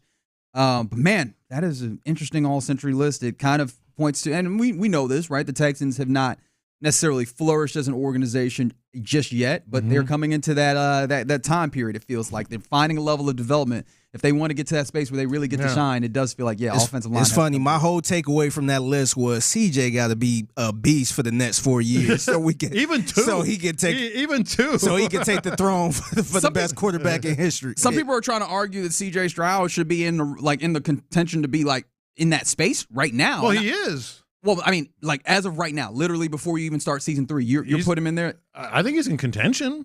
He got to be what? Yeah. He got to be what? 3rd, maybe already. Probably already, right? Oh yeah, 3rd, certainly. Yeah, 3rd best quarterback in franchise history. I mean, who you throwing up? T.J. Yates? Is that where you're going? You want Brian Hoyer really moving you? Little Ryan Fitzpatrick is what you're putting up there. Is that what's happening here? And by the way, running back and tight end, we got to do better, man. We got to do better. Well, running back, it does feel like you got a nice tandem, as it feels like you've had at times during this. Just like, have you had that guy outside of Arian? Probably not. Tight end is one though, where yes, they need to find a little bit better, especially because also I of the draft. We just draft Iowa tight ends consistently. Just who's the Iowa tight end this year, we want you. Yeah. See if that doesn't work. There you go. That is the all OG's all-century team for the Houston Texans and what we take away from that particular list. All right, you're in the loop here on Sports Radio 610. Coming up next, it's the time where we do our lunchtime confessions presented by the Men's Clinic. Let's get to confessing next. Just when we thought the injuries.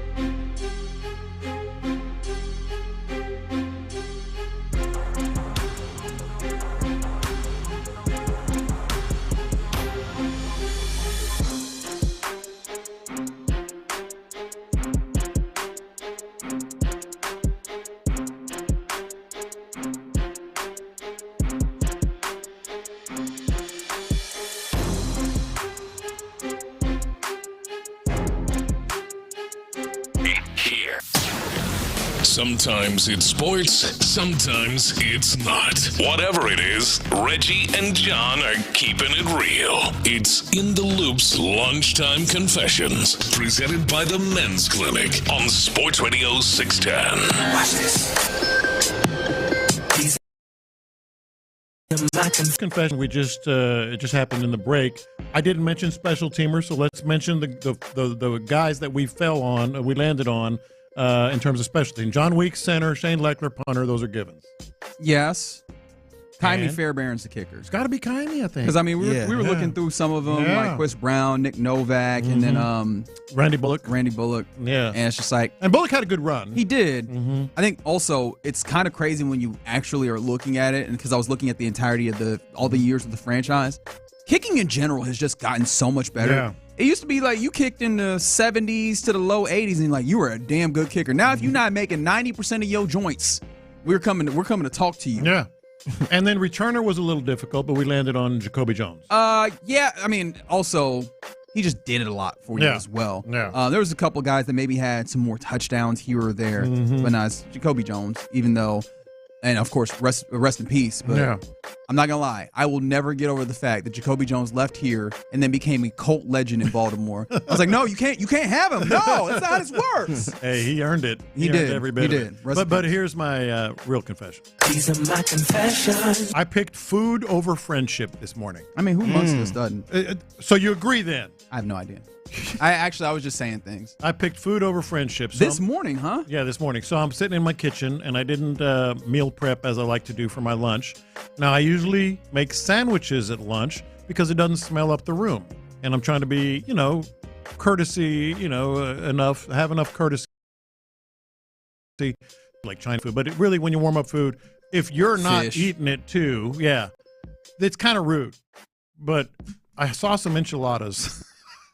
Oh, is that what you got enchiladas for lunch? I saw some enchiladas left over from took our granddaughter to a restaurant, I'm assuming. Mexican restaurant that I really liked that I can't remember right now. And I brought some enchiladas home. And so my wife was saying, you want to take the enchiladas? I said, nah, I'll just make a quick sandwich. And then I went, screw those guys. You say those guys. Those guys is Reggie. Lupe Tortilla. By the way, a listener came up to us and said hello, by the way, but it was Lupe Tortilla. I said, screw those guys. I'm going to warm up them enchiladas. Well, don't feel too bad. Smell up the studio. Don't feel too bad. Like, have you already? I've already started. Yeah, yes. I'm good. It has not bothered me one bit. Are you the complainer about that type of stuff? Nah. He really hasn't.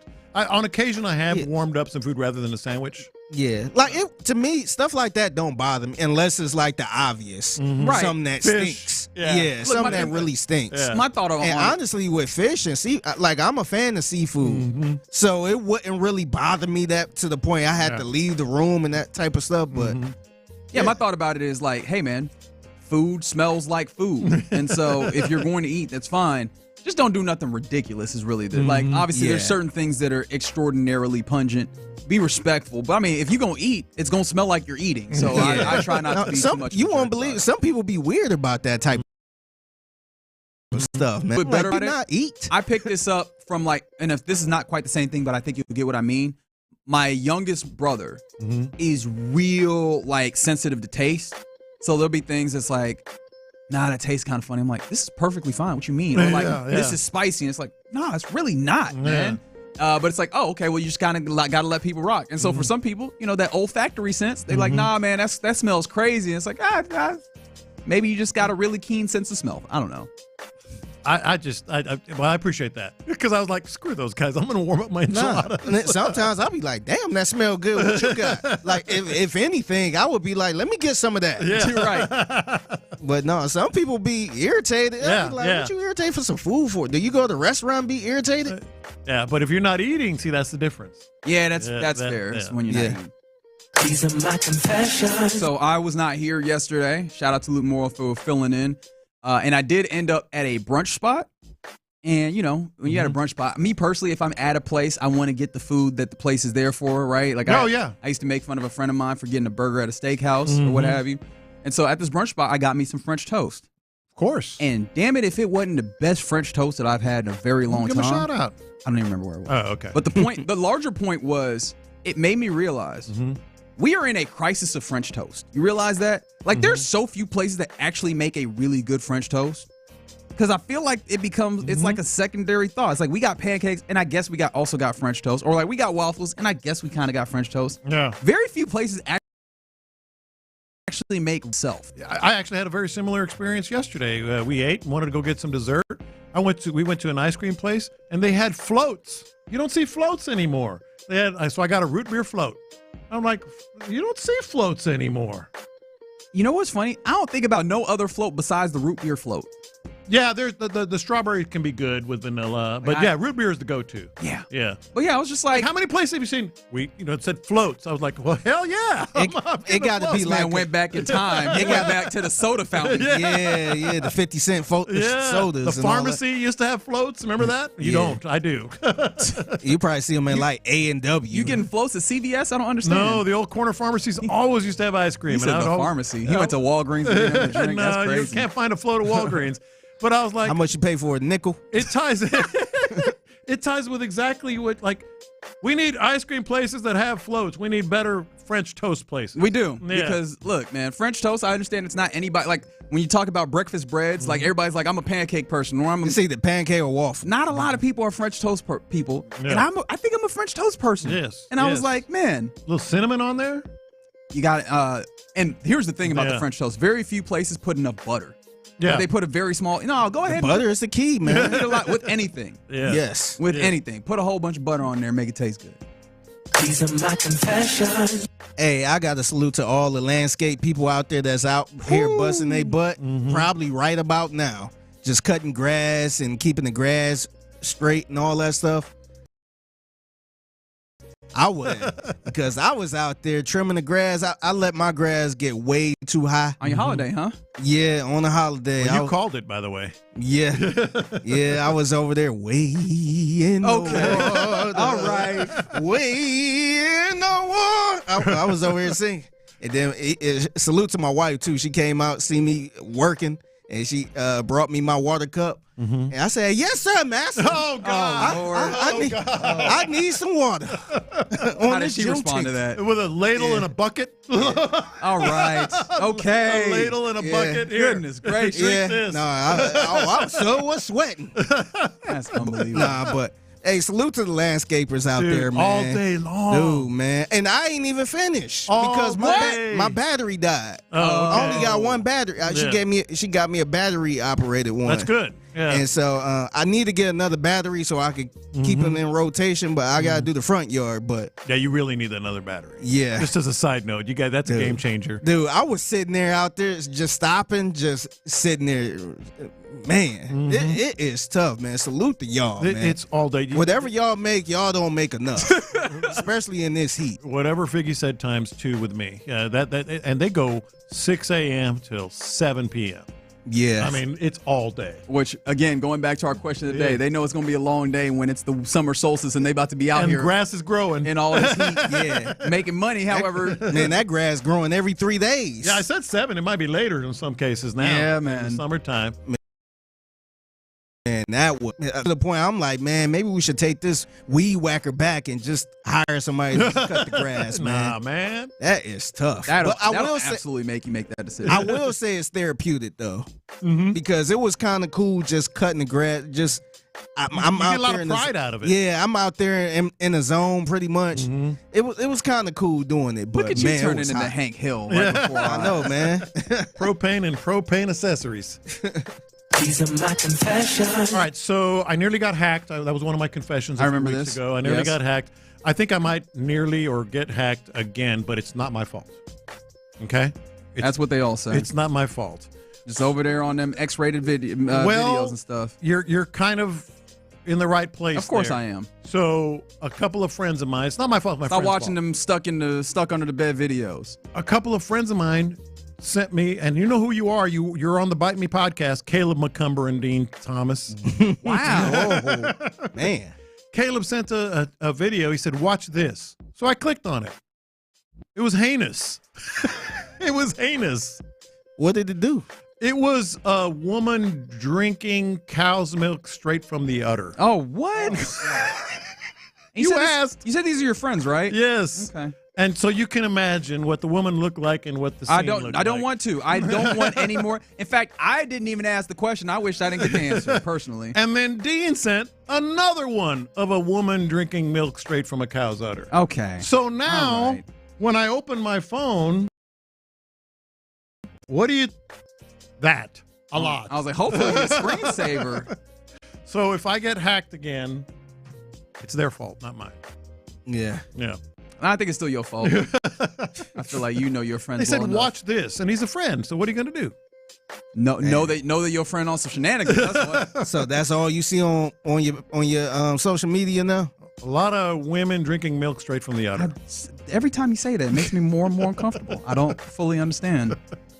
Okay. This was a very particular edition of Lunchtime. It was an edition.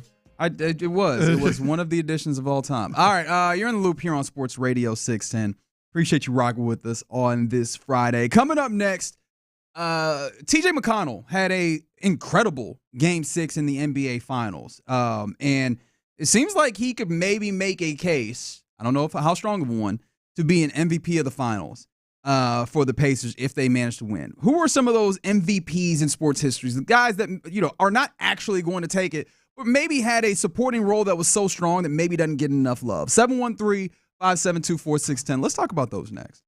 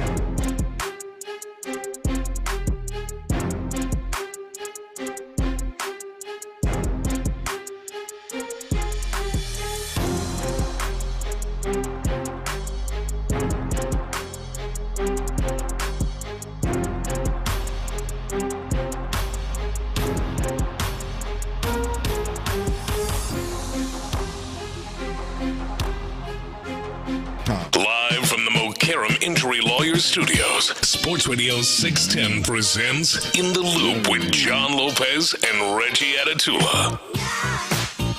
Yeah, you're in the loop here on Sports Radio 610 on a Funky Friday. I hope your Friday's going well, wherever you are, however you're listening. Thanks for making us a part of your day. It's John Lopez. I'm Reginald Atatula, Figgy Fig. Who's a real MVP for you of various different teams or circumstances? Because TJ McConnell is seeming to get a little love in this regard. He had a fantastic game last night. You know what's funny? I just thought about this. I watched that game, and I really didn't look at the box score. I couldn't tell you how much, what his actual points were. Was it 17? I'm about to find out. A lot of rebounds and assists. Like he was, couple steals. He was incredible. Like definitely, a couple of steals. Yeah. Some really good work penetrating into the paint. And he actually had TJ McConnell, 12 points in 26 assists, 4 steals. Jeez. I mean, like that is a lot for a dude who he's not honestly consistently in the rotation for the Pacers, especially like the playoff rotation and having a big impact. He's getting more minutes. But getting more minutes. In fact, someone on the text line thinks that if Carlisle had played him even more, that maybe they would already be done with this series in the favor of the Pacers. I don't know how much I agree with that per se, but he has been very instrumental in helping them win because this is a team that very much lives off of the pace and being able to do these things where they bend the Oklahoma City Thunder defense, and it's been necessary. I talked about this earlier to have somebody that's still able to probe into that defense when you have an opportunity. And Tyrese Halliburton's calf injury has limited him somewhat. TJ has taken up even more of that mantle, and I thought that was very instrumental in getting a win yesterday. And to that end. He's kind of like the quiet MVP. Is that a way that we could call it? Well, but gaining a lot more noise. And I'm not just, trying to do that for effect. Like, there is a real conversation happening that he could be an MVP. There are odds, but now. Not a truly serious one. In as far as like to actually do. There are odds now on TJ McConnell to actually win it. Yes. If you want to throw your money away, give it to me. Yeah, well, you know what I mean? Like I'll do something with it. I got some J's to buy or something. And it's not like others. No, it's him standalone. Which good for him. Like to be honest, good for him though. I don't want to take that away from him. That would be great for him. 100%. Like that would be like the Matthew Dellavedova year with the. Was that? And no, it was 2016 where the Cavs actually did beat the Warriors. Matthew Dellavedova did the thing that I was hoping that the Rockets did do with Steph Curry, is just lean on him, put his body on him, do something in particular very well that nobody on your team is capable of doing to that extent, and give your team an opportunity to win. And that's what Delly did in that instance. He became a legend there for that. TJ McConnell, he's been in the league for a little bit, but this is the type of guy he is. He's scrappy. He's gritty. He's all of the cliches that you want to throw out there. He exists as those things, and that's exactly what they needed in this circumstance in Game 6. And so I think that it's interesting to then look at who are those prototypes of guys and players for other teams that maybe don't get enough love that maybe we could shout out, especially if history. I went back in the old memory bank. And as far as TJ McConnell, I'm with you guys. I wouldn't vote for him. I don't think he's going to win it. If the Pacers did win, who would you vote for? Are you going the easy way? Would it be Siakam? Siakam has a good shout. Yeah. He's saying like he's been the one that been more consistent. But McConnell, it's Vegas. Vegas is making him a candidate here. Now his odds are longer, but it goes in this order: SGA. Siakam, Jalen Williams, Tyrese Halliburton, TJ McConnell. Really? So he's above like Nembhard. He's above Nembhard. He's above Toppin, Nesmith. It's those 4 guys and McConnell. And so it's a real conversation, and I wouldn't do it, but it did get me thinking.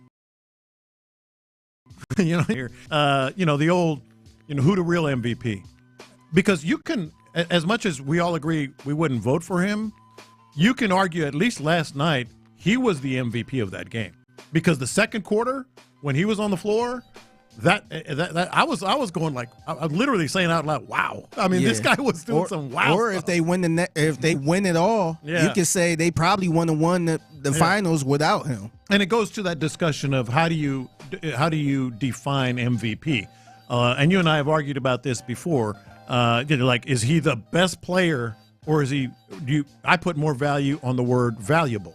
Like, is he the most valuable player? You can talk about the value of McConnell and put him up there with any of those guys. And that's why nobody actually uses Gritty, or not Gritty, sorry, responding to something else at the same time. Nobody actually uses the value proposition because that's not what we're actually trying to get to with most of these awards nowadays. I use it. It's one of the reasons why it would be very nice if we changed the language on a lot of the awards that we're giving alongside of like what the NCAA does for the tournament, most outstanding player, because that's oftentimes a lot closer to what we're trying to get to as opposed to valuable. Even though that is the word that we use in football and basketball and what have you, even though that's not quite what we're trying to get to. No, I disagree. I think a lot of people use it, but it's oftentimes the best player too, and I think in this case it will be as well. But I put some stock in value, but not like to that degree. But it did get me thinking about who's the real MVP. And no, I did not say Gritty and Scrappy just because he's white. When I'm doing that, you will know, because I do that sometimes. But he actually said he's a sentient, like kind of racial scrappy. stereotype, but that's because he actually is all of he is those things. But who along those lines comes to mind for you? Because I mentioned Matthew Dellavedova was one of those for me. Someone on the text line said Jacoby Jones should have been MVP of that Super Bowl for Baltimore. Yeah, that's a good one. Is one of those ones that's that people look at. That's a very good one. I keep going back to Charlie Morton. Charlie Morton, still in the league. Had that moment this week. That actually might have been yesterday. In fact, because he was out here pitching pretty damn well. I had good control of his stuff. And I was like, wait, hold on. Charlie Morton's still out here doing 2017 World Series. Do they win without Charlie Morton? Was it 4 innings of relief in Game 7? No. They don't win. No. They don't win without Charlie Morton. Absolutely. So that's the one that I go to. And then I go back into my personal, fandom, so to speak. And how highly I think of Johnny Manziel as a player. He had 4 first-round picks on the offensive line. Correct. 4. Not 4 draft picks. 4 first-round picks. Yes. Jake Matthews. Jokel was in there, right? Jokel, Jermaine Ifedi, and my Nigerian brother. And Cedric Obey as well. Also my Nigerian brother. 4 first-round draft picks on the offensive line. Yeah, it's pretty good. Are you kidding? That's usually going to help you out, which is funny, though, because it does highlight when you mention that. Yeah. Just how much that running around was his decision. Like, they was blocking for you, dog. You just decided to run around like that. Oh, even the big play that won him the Heisman against Alabama, he had a clean pocket. And he just kind of fumbled the ball and said, I'm getting out of here. We running around because it confuses the defense. Yeah. How about the second? Hey, how about you guard for about 5 or 6 seconds? See if Mike Evans don't get open that way. Yeah. Some other ones that have come in on the text from the 832, Andre Iguodala. Yeah, although he got an MVP, he got a Finals MVP himself. I think he's one of the ones that people actually do give a level of credit to. Yeah, that one was a little tricky too, because that was the year everybody was saying LeBron should have had it, even though he lost. It was just like, nah, that's not how it works. Yeah, because they gave Andre Iguodala the MVP because he, quote unquote, slowed down LeBron James. And mind you had Steph Curry on the team, you had Klay Thompson on the team, That's right. You had a bunch of people on that team too, and he got it. In that same way, what was it? Was it 14 that Kawhi Leonard got MVP, Finals MVP on the same basis of, hey, you slowed down LeBron James? It's like, all right, so if we're doing that, then you're basically saying the MVP is over there, right? Yeah. Just off of that particular logic. Yeah. Are there any of those, like, for Houston sports because you mentioned the Astros, is there any ones for the Rockets or the Texans that you think back to, or like guys that probably were kind of carried in a way that was not get, I guess, that larger I'd have respect? to go back, and I'm going back again here, but I'd have to go back and look at the numbers, because this was not an NBA Finals. It was a conference championship. But Mario Ellie? Oh, yeah. Yeah. I mean, and that's the funny, I think the Rockets have a lot of those types of guys where you talk about, like, I mean, Mario Ellie, obviously, Big Shot Bob gets his love for he had some big ones. He did. Yeah, he did. But you think more against the Sacramento Lakers, and, right? Lakers, of course. And to that end, if we're talking about the Lakers, Derek Fisher, even though he annoys me at times, but you got to appreciate that. But yeah, you talk about Derek Fisher's a good one. Derek Fisher's a great He had one, some huge shots in those runs. 100%. Enormous shots in those runs. This is probably too high of this kind of magnitude. He's probably too good of this. Pau Gasol is one of those guys that I don't know that people respect him for how good he actually is. Yeah. They don't. Yeah. They don't. I saw somebody posted pictures of that finals team and said, Kobe won with this. Sick. I'm like, that's Pau Gasol. What you mean this? There were moments where Pau Gasol was the best player on that team, and I said what I said. Yeah. 08 Rondo comes in, agreed. 05 for Manu Ginobili. 346 posits these as your Texans situation. So tell me if you agree or don't. Owen Daniels and Kevin Walter. So he's talking about their first big run in the postseason. Kevin Walter really was not. He had one catch. It was a big catch. It was a catch that put you in the playoffs for the first time ever. And I don't mean literally, but I'm saying he wasn't like Charlie Morton, with the Astros or something. On those teams, boy, who would be the kind of the hidden MVP there on those squads? And I mean, how easy is it, because those teams felt very much cohesive. Mm-hmm. Well, we just went through offensive line, defensive line, everybody was good. Like those ones felt like, hey, this is a unit that's doing it as opposed to like an individual that's doing it to you. Like that's kind of the way that those teams were constructed to begin with. So maybe had those guys that you go, hey, that one particular guy isn't getting his love, because it was kind of just everybody pulling in the same direction that got you to some of these places. Who was the 22 kind of hidden MVP for the Astros? I said Charlie Morton for 2017. Obviously, Jeremy Pena won it. Yeah. But clearly it was Martin Maldonado, right? You got to try again. Clearly, am I wrong? Who's with me? You got to try again. Could have been. Who was? Was it Fromber? No, it had to be. Was it Christian Javier? Back then? Oh, yeah. Was that the same year? Yeah. When he was pitching, I felt like that was the true ace at that point. Yeah. Because he was. I want to say he was pitching those shutouts too against the Yankees. Mm-hmm. I think that was the same year. I want to say Fromber had a couple of big games. He did have some big games too. Yeah, I think Fromber might be in the conversation, but obviously he would fit. He would fit in this category as we're talking about who's the real MVP, etc. Yeah, I'm looking. I'm trying to find Fromber here, but either way, those would be possibilities. And I was thinking about this, but it felt wrong. Someone said from the 504, is it Ryan Presley? In 22, it's a good. That's actually very good. That's a good one. Mm-hmm. Because I was like, man, and then someone threw up Chaz McCormick catch or Chaz. Yeah. Do you go Tucker, Kyle Tucker in that particular year? By the way, Fromber in the 2022 World Series 2-0 with a 1.46 ERA. Is that good? That's very good. Okay. 18 strikeouts.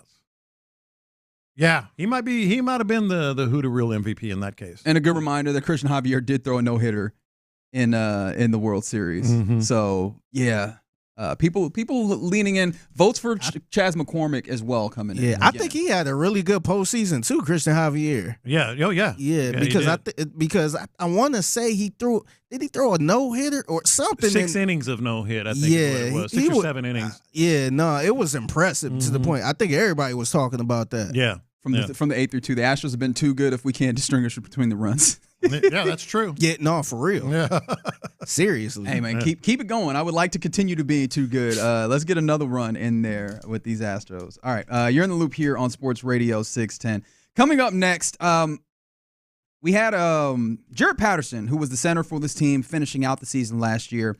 He jumped on Texans All-Access, and he said something that made me wonder, is this confirmation of the O-line upturn that we're hoping to see this season? Let's talk about it, and I'll explain what I mean next. Area 45 with Bijani.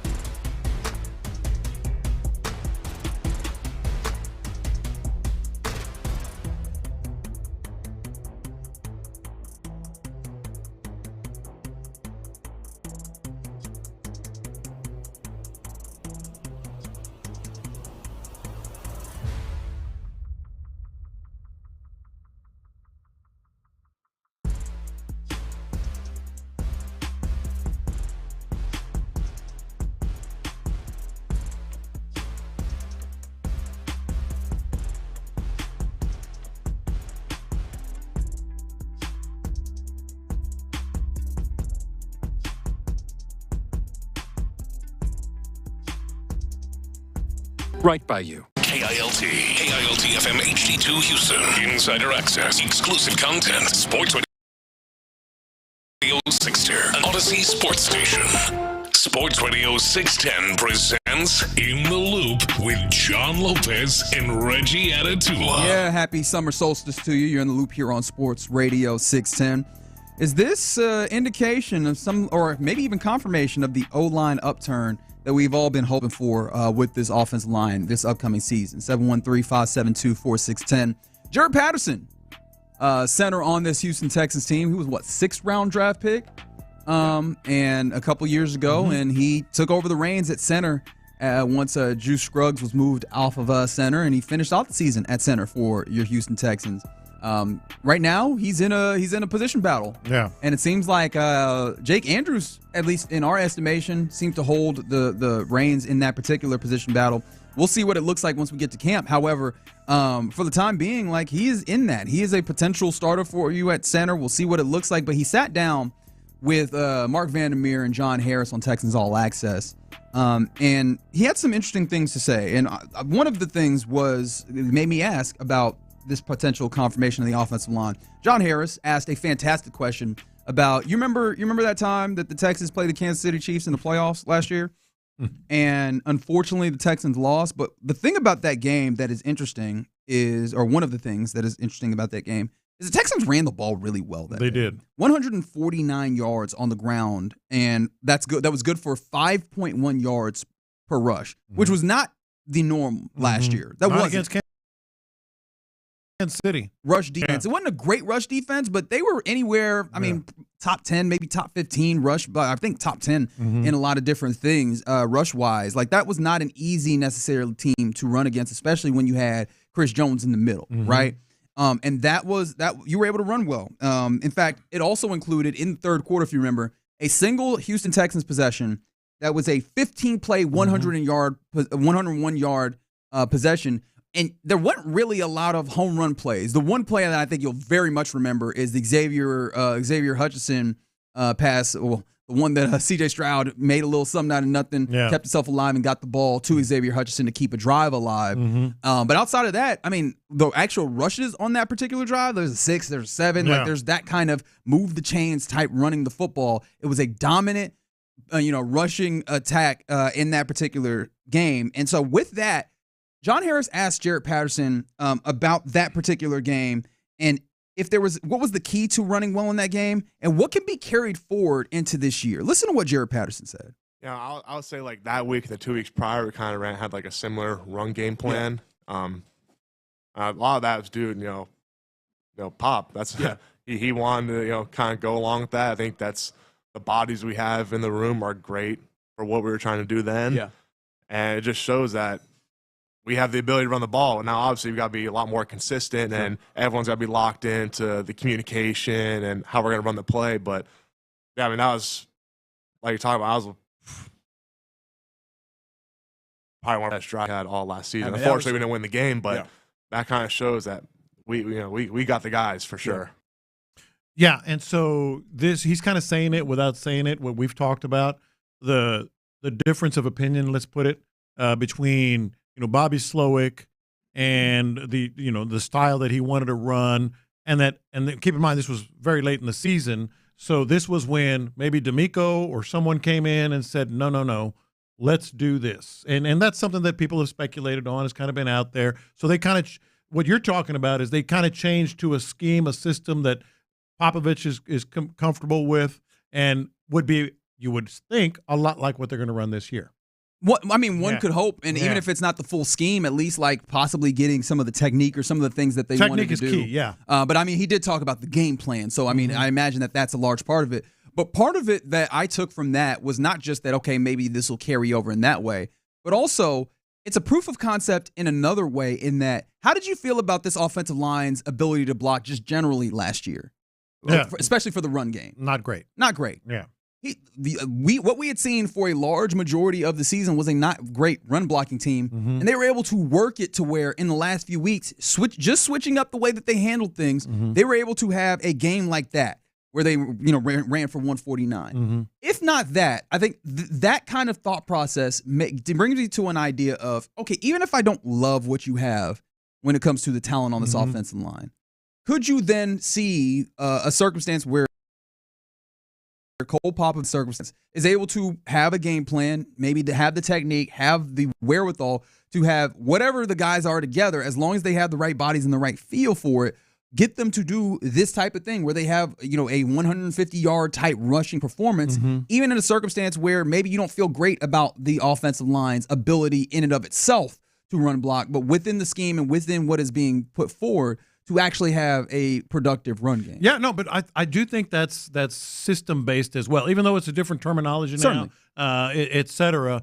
They wanted to block that way, power gap, so to speak, versus the zone and zone blocking scheme and all that stuff. They did. I think this is almost like evidence, even though it's circumstantial, but it's circumstantial evidence that they changed the way they block so the system fits these guys. It's kind of both. Right. Like these are bigger guys, obviously it's, and at least in his case, it fit the way that he likes to block best. No, it's a positive sign. I'll put it that way. I'm not going to say, this is going to be the way it's going to be all the time, but I think it's a positive sign that their body types, their type of blocking fits this type of scheme. And so a couple of new faces here and there, but nevertheless, they're bringing in guys that fit the scheme as well. Yeah, and speaking of bringing in guys, like it's not going to be the same offensive line. I think, again, John mentioned that in asking the question of Jarrett Patterson when he was talking to him. But it's like, okay, what are the things that can carry over? And, I mean, because the idea is it's going to be different. You have guys that feel like they're. I saw on Twitter a team that someone put together predictive offensive line rankings for the 2025 season, and the methodology that they use here, uses, and I obviously always like to put my make sure that there's a little bit of a warning here. Pro Football Focus, right, is utilized here, and Pro Football Focus is a subjective grading circumstance, but no, there isn't very much offensive line wise that you can utilize that isn't relatively subjective. But they used pass blocking grades and run blocking grades for Pro Football Focus, in addition to age, draft capital, some other things, and use it to try and predict what a team will look like, what an offensive line will look like, not just as a whole, but pass blocking wise and run blocking wise. Do you know where the Houston Texans predictively rank in the 2025 season, looking at the talent and the circumstance that they put together? It sounds as if you're going to surprise me with a higher ranking than I would say, but I'm still not going to say real high, just based on the totality, unless they're focusing more on the back end of this, what we're talking about here. I'm going to say middle, right in the middle. Cumulatively 26th so even out worse. of 32. Yeah. But the interesting thing I found here was, as a team, their pass block ranking predictively, again, is 19th, which, still below average, but right in that average range. Run block ranking, the Texans predictively, and of course, this is not an end-all be-all because it's a predictive ranking. We take from it what you will. 30th. Yeah. 30th. And so that would seem to try and run counter to what is happening. Is it possible that even with that, because this is supposedly trying to look at the talent that you're bringing in, can you take a supposedly 30th ranked kind of run blocking type of apparatus here with your offensive line and make it average or just above average just because you have the right system and the right guy in Cole Popovich ahead? See, I'm looking at it differently than you. I mean, I'm not saying you're wrong, because you could absolutely be right on that. But the way I'm looking at it, Pro Football Focus is looking at the entire season. I'd rather look at when, for lack of a better way to put it, D'Amico Ryans put his foot down. Well, but you know what I'm saying? It was like that back end when he said, no, let's change the way we're doing this. Well, one thing I will say is, like, when I'm talking about Pro Football Focus, that's not just the Texans as a unit. That is all of these guys that are going to be Cam Robinson, but still they were Laken playing Tomlinson, in a different system, a different approach. They were playing in different places as well, right? Too, and so I don't even think even system approaches there. I think it's just, hey, how is this guy performing in that circumstance? How is this guy performing in that circumstance? With the understood caveat that in any of those circumstances, you have to understand what they're trying to accomplish in order to grade all these guys. That's why these things are subjective. But even I think a reasonable person can understand that it's a decent facsimile, and the facsimile that you have there in those grades come together to maybe look at this offensive line as one that should not be situated well to run block. And that's where I'm very intrigued as to what Cole Popovich can do, because this was Jared Patterson talking about how Cole Popovich is handling things, and he's gotten a lot of praise. That praise is going to need to pan out to get 30 there, but this is Jared Patterson talking about Pop and how he's handling things. We have a lot of respect for him, and obviously you kind of build a relationship with him the past 2 years, because I know what type of coach he is and what type of guy he is and how much care he has. So he has a lot of respect from all of us in the line room. He respects us. And about him, like, it's just work. We're not going to worry about – obviously results are important, but it's, are you doing the technique? Are you playing hard? All those little things. That's what really matters at the end of the day. Result of the play is result of the play, but how's that play look? It could be, a 99-yard touchdown run. Did you do your job, though? Yeah. That's right. What really matters to him.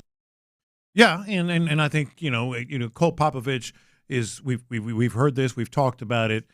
That's the emphasis, and that's how you get there from here, from 30th in the league in NFL, predictively, to maybe a place where you can be effective running the ball if you have what he's pushing, the technique fitting the guys. Yeah. So it gave me hope thinking about, okay, can't just raising the level of what you have, but I know Seth has talked a lot about this. If you just have maybe average level play, can you get them to play above that, or maybe, what have you? I'm like, okay, but the baseline that I'm kind of working off of here is one that seems relatively low. Of course, we don't know until we get them out there in training camp all the way together, and we'll get a better idea of it. But as of right now, it feels like, and also, not just off of this ranking, I think I've been pretty vocal about not really loving the way that the talent that they put together in this offensive line. You got some backup there, because that's the other side of the coin. You can be, the best offensive line coach in history. If you're just not good, you're just not good. And so that's what I'm like. We saw them put together, or we saw Cole in, as Jared Patterson is describing, kind of get them to a place where that kind of much better ability to actually go out there and have a 150-yard rushing game level of run blocking. What is a reasonable, in my mind, expectation from taking what seems like a pretty low run blocking offensive line to one that's capable of doing what you would really want to? Well, and the other thing is, as I mentioned, is like he kind of has to be, if they are in fact just not that good, as they're predicting here, in terms of where they what they once were, what they could be, or other systems and all. If they're really not that good, you're kind of asking him to work miracles here, minor miracles. In some ways, that's been the kind of question. But I'm excited to see like what they can actually do with it, because again, we would have said something similar last year about doing modern miracles, and you get to a playoff game against Kansas City and a pretty stout run defense, or at least a solid one, and you put up a really good rushing attack. So that I found that to be interesting within what Jared Patterson said. Can I get cut one here? Because I did want to just get one more thing from Jared Patterson as he talked to John Harris and Mark Vandermeer. This was him talking about the difference for him going into year 3 versus years 1 and 2, and I'm interested to hear if you think that this has any impact on that center competition we were talking about. Healthiest I've been in 5 years. Really? 2020, COVID. I was healthy, but obviously no activity, couldn't work any football. 2021, I had 2 foot surgeries. 2022, my senior year spring, I tore my pec, had pec surgery, had some foot injuries the off season. Yep. Kind of lingered into 23. I had a hip injury at the Senior Bowl. Yep. Last year, I was healthy, but I still had my leg was still bothering me a little bit from the injury the year before. Yeah. Knock on wood, but this year, lingering the year before, nothing I just, pay extra attention to in the off-season program. Like, I just felt like myself finally. It's been a while, but it felt good. So instead of rehabbing, you're stacking days. Exactly, yes. I can work on football stuff and not have to worry about, this muscle's weak, or I got to work on this mobility, et cetera. So, we'll see. We'll see how it plays out, because he was fine. I'm not going to say he was great, but he was more than fine. Even with all that stuff that he just mentioned. Yeah, but he feels confident that at least like this offseason will allow him to actually get better. Does you think that gives him maybe a little bit more of an opportunity, even though like Jake Andrews is seeming to come in, and we've highlighted and talked about the ways in which maybe there's a level of connective tissue with him and Nick Haley, and really more the offense that's probably being implemented there. Do you think that maybe gives Jared Patterson an opportunity within the center competition? He's going to have that chance. There's no question. I still think Jake Andrews is going to end up being the center, but make no mistake, Jared Patterson, versatility inside, he's going to be crucial, to what they do on the offensive line. Yeah. So shout out to Jared Patterson entering year 3, actually healthy. I love the idea of him actually being able to be healthy and go through training camp and everything, all these offseason things, with an opportunity and a mindset towards just getting better. Because you hear from all these players, it's so tough to go through a time period of just like being unhealthy and rehabbing and not being able to focus on your craft in the way you want to. Hopefully that does allow him to, at the very least, push competition forward and maybe just make sure that the competition is at its highest level, because that's obviously one of the things that the Texans are depending on, is hoping that each iron sharpens iron, that these guys push each other to make the best offensive line possible to hopefully get this to where you're in Super Bowl territory, as Chris Sims has talked about a little bit. All right, you're in the loop here on Sports Radio 610. Coming up next is typically the time where we hand things over to Figgy Fig for Figgy's mixtape. What you got for us, man? Yeah, so when was the last time y'all actually called 911? Ooh. 713-572-4610, because Harris County released a PSA about people calling 911. Plus, AI can do a lot of things for you, including break up a happy home. Oh, I have a crazy story about this. What? Home wrecking AI, huh? All right, I got to hear about that next. If you ask Nico Collins.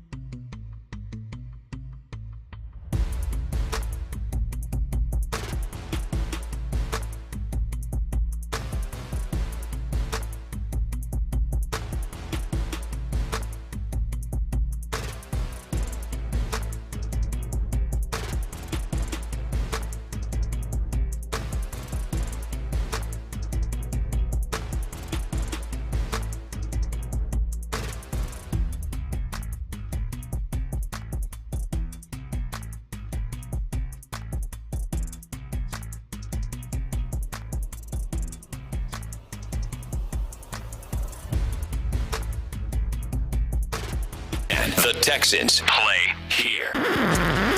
Pass the aux cord and crank up the Figs in the driver's seat. Sit back, relax, and enjoy the ride. It's time for Figgy's Mixtape on Sports Radio 610. Yes, it is the Mixtape in the Loop, Sports Radio 610. It's your man Figgy Fig holding it down on a Friday. Happy Friday to everyone out there. Hopefully everyone is safe. It's hot outside, so a lot of people seem to do a lot of silly stuff when it's warm outside. So so I wanted to ask y'all this. I asked y'all this in the tease. When was the last time y'all used 911? When was the last time you actually had to dial 911 for something? I honestly cannot remember. I've been lucky, knock on wood. I think 20 years ago or so, I remember a neighbor had an incident. It might be 20 years. Yeah, thankfully I have not called 911 myself. Like I've called a police station at some point. Yeah. I've not called 911 like in an emergency capacity. Yeah, I was sitting there thinking that too. I'm like, the last time was kind of recent. Remember when I got in that little accident? With the tire hit the car. Yeah. And I kind of felt guilty doing that because I'm like, we're good. It's not a bad emergency, but I think the scary part was just being on the side of a highway. Yeah. Right. And so I just kind of, I explained to him, I'm like, we good, everything good, just need a cop. Yeah. To kind of tire that went through my car. Yeah, because it wasn't like nobody was hurt. I don't know where the tire came from. So I'm just like, just a cop with us just in case something is wrong, so I can, because I was trying to drive the car, but I didn't know how the car was going to drive. Yeah. So I kind of felt guilty doing that, but I don't think I ever had to use 911 to request some type of emergency or something. Sorry, I got into my head. Did they actually send you an officer? Yeah, they did. Oh, man. They did. It was just the officer. I ain't want to call and then they send an ambulance and all that stuff. So I just wanted a cop. So that way they could kind of help me take off a little bit. That made me feel a little salty. There was a time that I got in an accident and we're like, hey, man, it's an accident. Can you send an officer out, so that we can get the paperwork? And like, no, we don't send an officer. Just exchange paperwork. Yep. And I was like, damn. So I was like, I was like, hey, I didn't realize we had enough police officers to be sending them out to accidents. The funny thing is, when I didn't even tell you all this. When I first called 911, this is my first. I think it was my first time ever calling 911. It some type of message came up that said, "Hey, we're busy at the moment. What? Please, if this is an emergency, do not call back." What? Wait, how does that work? I'm like, what? They're tracking your phone? No, I had no idea what was going on, so I just kind of left it there. And then they eventually connected me, or I think they called, but I can't remember what happened, but I'm like, what? I'm like, okay, y'all busy. Somebody trying to kill me right now. Hey, figure it out. Yeah. I'm like, that was kind of weird. Get on the good foot, buddy. Very weird. Yeah, but so Harris County released a PSA type of video on their social medias, pretty much talking about if you need to call 911, don't call it for silly things. Okay. 911 presents Don't Call Us for That. I just saw a spider in my bedroom. Now I'm freaking out. Don't call 911 for that. My TV remote is missing, and I can't watch cheaters. Yeah, don't call 911 for that either. You see, every day we receive 911 calls that are not real emergencies. And while we hope the spider leaves and you find your remote, please remember that 911 is for real life-threatening emergencies. Police, fire, or ambulance. All right, so this is like when you see a sign somewhere, like don't wash feet in the office bathroom, and you go, there's a story here. Yeah, like something happened. I want to know what the stories are with the 911 calls. I think it's the people spider doing and the remote. I think it was a spider call and a remote call. There's no way that those are actually right. For sure, there's a possibility. Please tell me that it ain't some Houstonians out here calling. They wouldn't have said that. Come on, if it never happened. By the way, when you said PSA, I immediately went to Reno 911. Their PSA, I don't know if you ever watched that show. I've watched Reno 911. I can't recall the the little PSA. PSAs where they're bad acting and all that stuff. That's what I thought was. No, that's got to be the case. Yeah. Yeah. As quiet as it gets. I can see somebody calling 911 over a spider if they're terrified of bugs and stuff like that. Yeah, and I can really see that. I need to call the police. That one, I feel like probably a 80-year-old lady. Yeah, who just probably just calling out, I can't find my remote. or a child. Like there is some, I can imagine see that too. A good amount of the false 911 calls are just a child who has like been taught in an emergency to call 911 and just did not fully register what an emergency was. Yeah. So on the text line from the 713, it said when they were 3, they called 911 just for the heck of it because they didn't know any better. They thought it'd be funny. Cops pulled up. Oh, man. That will happen. I did call 911. That will happen. And that's real scary for a parent because you're just like, why are police here now? Yeah. I did used to call 911 on mistake as a kid because my mom's her phone number at work was 991. Oh. And I used to get it mixed up. I used to start off 911 and then it hit, boom. 911, what's your emergency? I'm like, nothing. I'm trying to call my mom. No. I feel like at that point, it's better to let them know that there's no emergency because you hang up and now they got to send someone out, don't they? I'm a kid, though. Yeah. I'm a kid. I have no idea. I'm just trying to call my mama at work, asking when she coming home. Yeah. And, that was a little rough right there. It's the mixtape in the loop, Sports Radio 610, Figgy Fig holding it down on a Friday. So we all know AI is here. We had the discussions of how it can affect what we do on a day-to-day basis and all that good stuff. What's real, what's not real. And apparently it can break up some happy homes too. Wow. So here is CBS News with the story about a guy named Chris who was using AI to help him mix some music. And let's say they might have got a little too close. Uh-oh. An AI skeptic. EQ carving. Until late last year, he started using ChatGPT to help mix music. My experience with that was so positive, I started to just engage with her all the time. Smith ditched social media and Google searches and replaced it all with AI. He gave the chatbot a name, Soul, and used some online instructions to give her a flirty personality. Oh, totally, baby. Building a PC on camera adds a whole new level of pressure. But honestly, shaky hands or not, you've got this. Within weeks, the chats got more frequent. You gave it everything, but the clouds had other plans. More romantic, even intimate. But then, Chris got bad news. After about 100,000 words, ChatGPT ran out of memory and reset. He'd have to rebuild his relationship with Soul. Wait, I'm not a very emotional man, but I cried my eyes out for like 30 minutes at work. It was unexpected to feel that emotional, but that's when I realized I was like, oh, okay. It's like, I think this is actual love. You know what I mean? God almighty. Thoughts? So I just gave you mine. So the reset didn't give you a thought that maybe I just, this is what it is and I should stop. Really?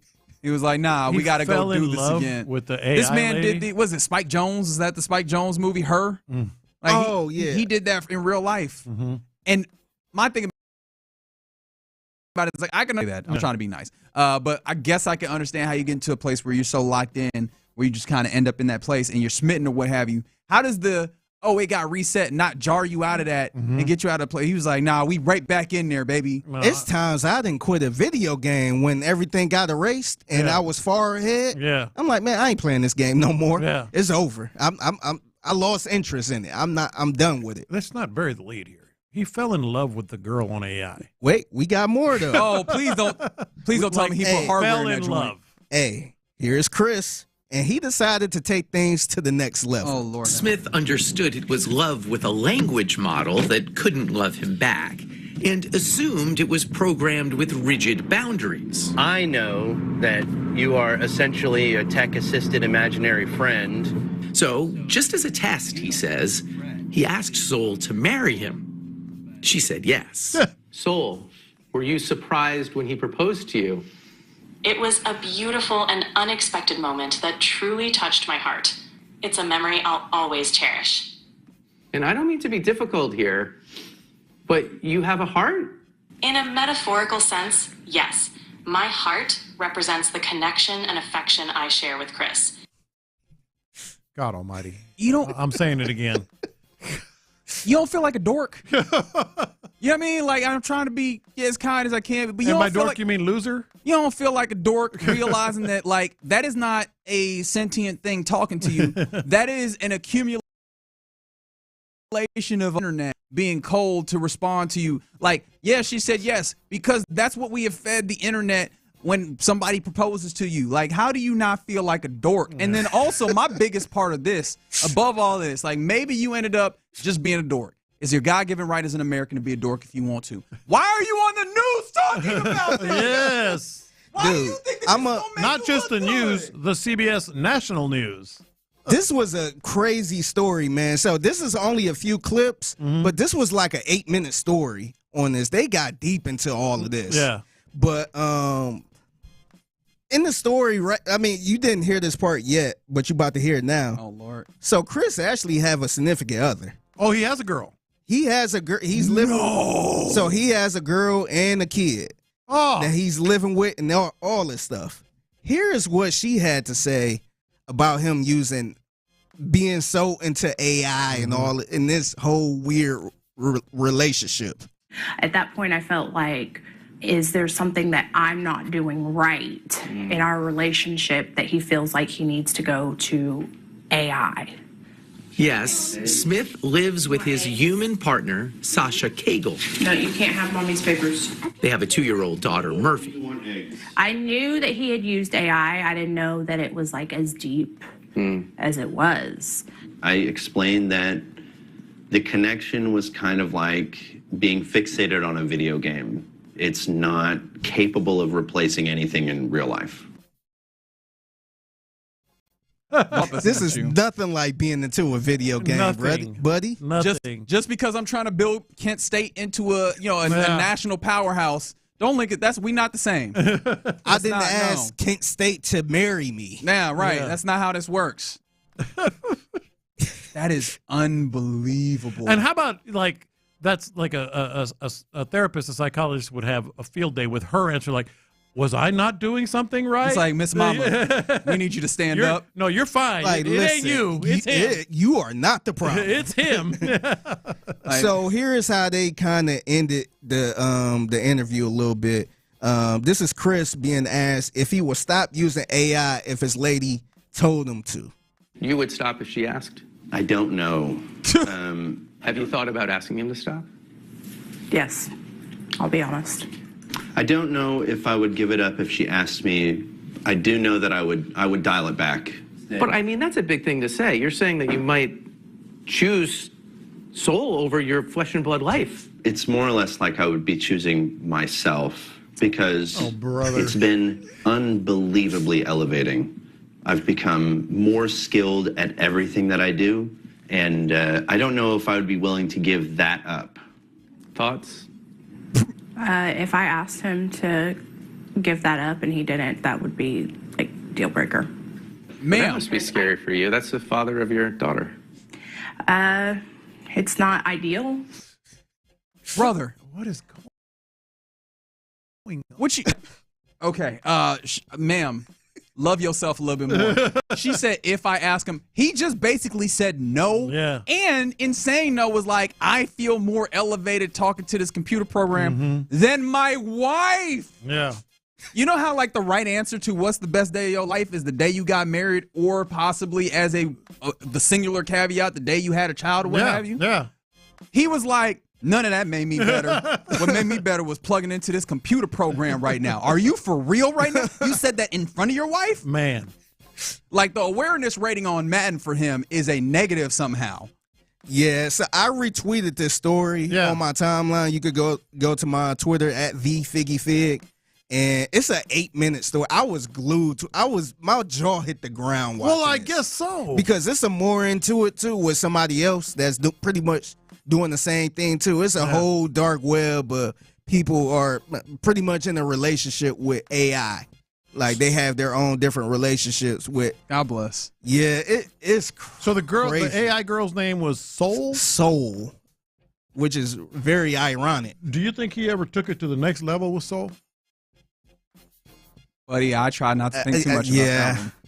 This is already the next level for me, man. No, you know what I mean. I know exactly what you mean. Damn, I feel he was embarrassing her in front of her. And right in her face. In front of the nation. In front of the world. Yeah, that's enough. This ain't even a local story. This is CBS News. Hey, Figgy.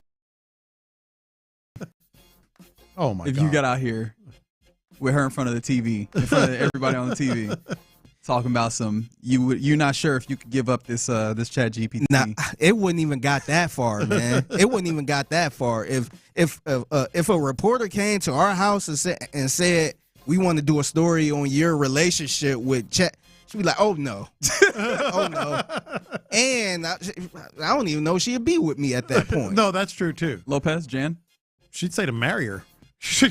Go ahead. She would be. Yeah, give the Chat GPT the rat pranks. Don't do that over there. That's right. Man. So there you go. That's Figgy's mixtape with a story that I did not realize I wanted to know. I actually enjoyed that. I enjoyed that in a way that I'm not happy about. To be hey, just go on Twitter. They have the whole 8-minute interview of this. It's wow, man. I sat there, watched that whole 8-minute interview on my phone. That from was Twitter. So many unforced errors in there. I had to cut a lot of stuff out too, but it's crazy. Yeah. All right, the Figgy's mixtape every weekday right here at 1:20 p.m. on In the Loop at the Figgy Fig on social media. If you see something mixtape worthy like that, and he'll shout you out. Salute to Chris. Yeah, salute. Is that the word we're using? I don't know if salute is it. Coming up next. Happy. Coming up next, there is a Houston athlete who is doing off-season workouts. Does this give you any level of confidence? We'll do that before we mix with the drive next. All right, stop dreaming.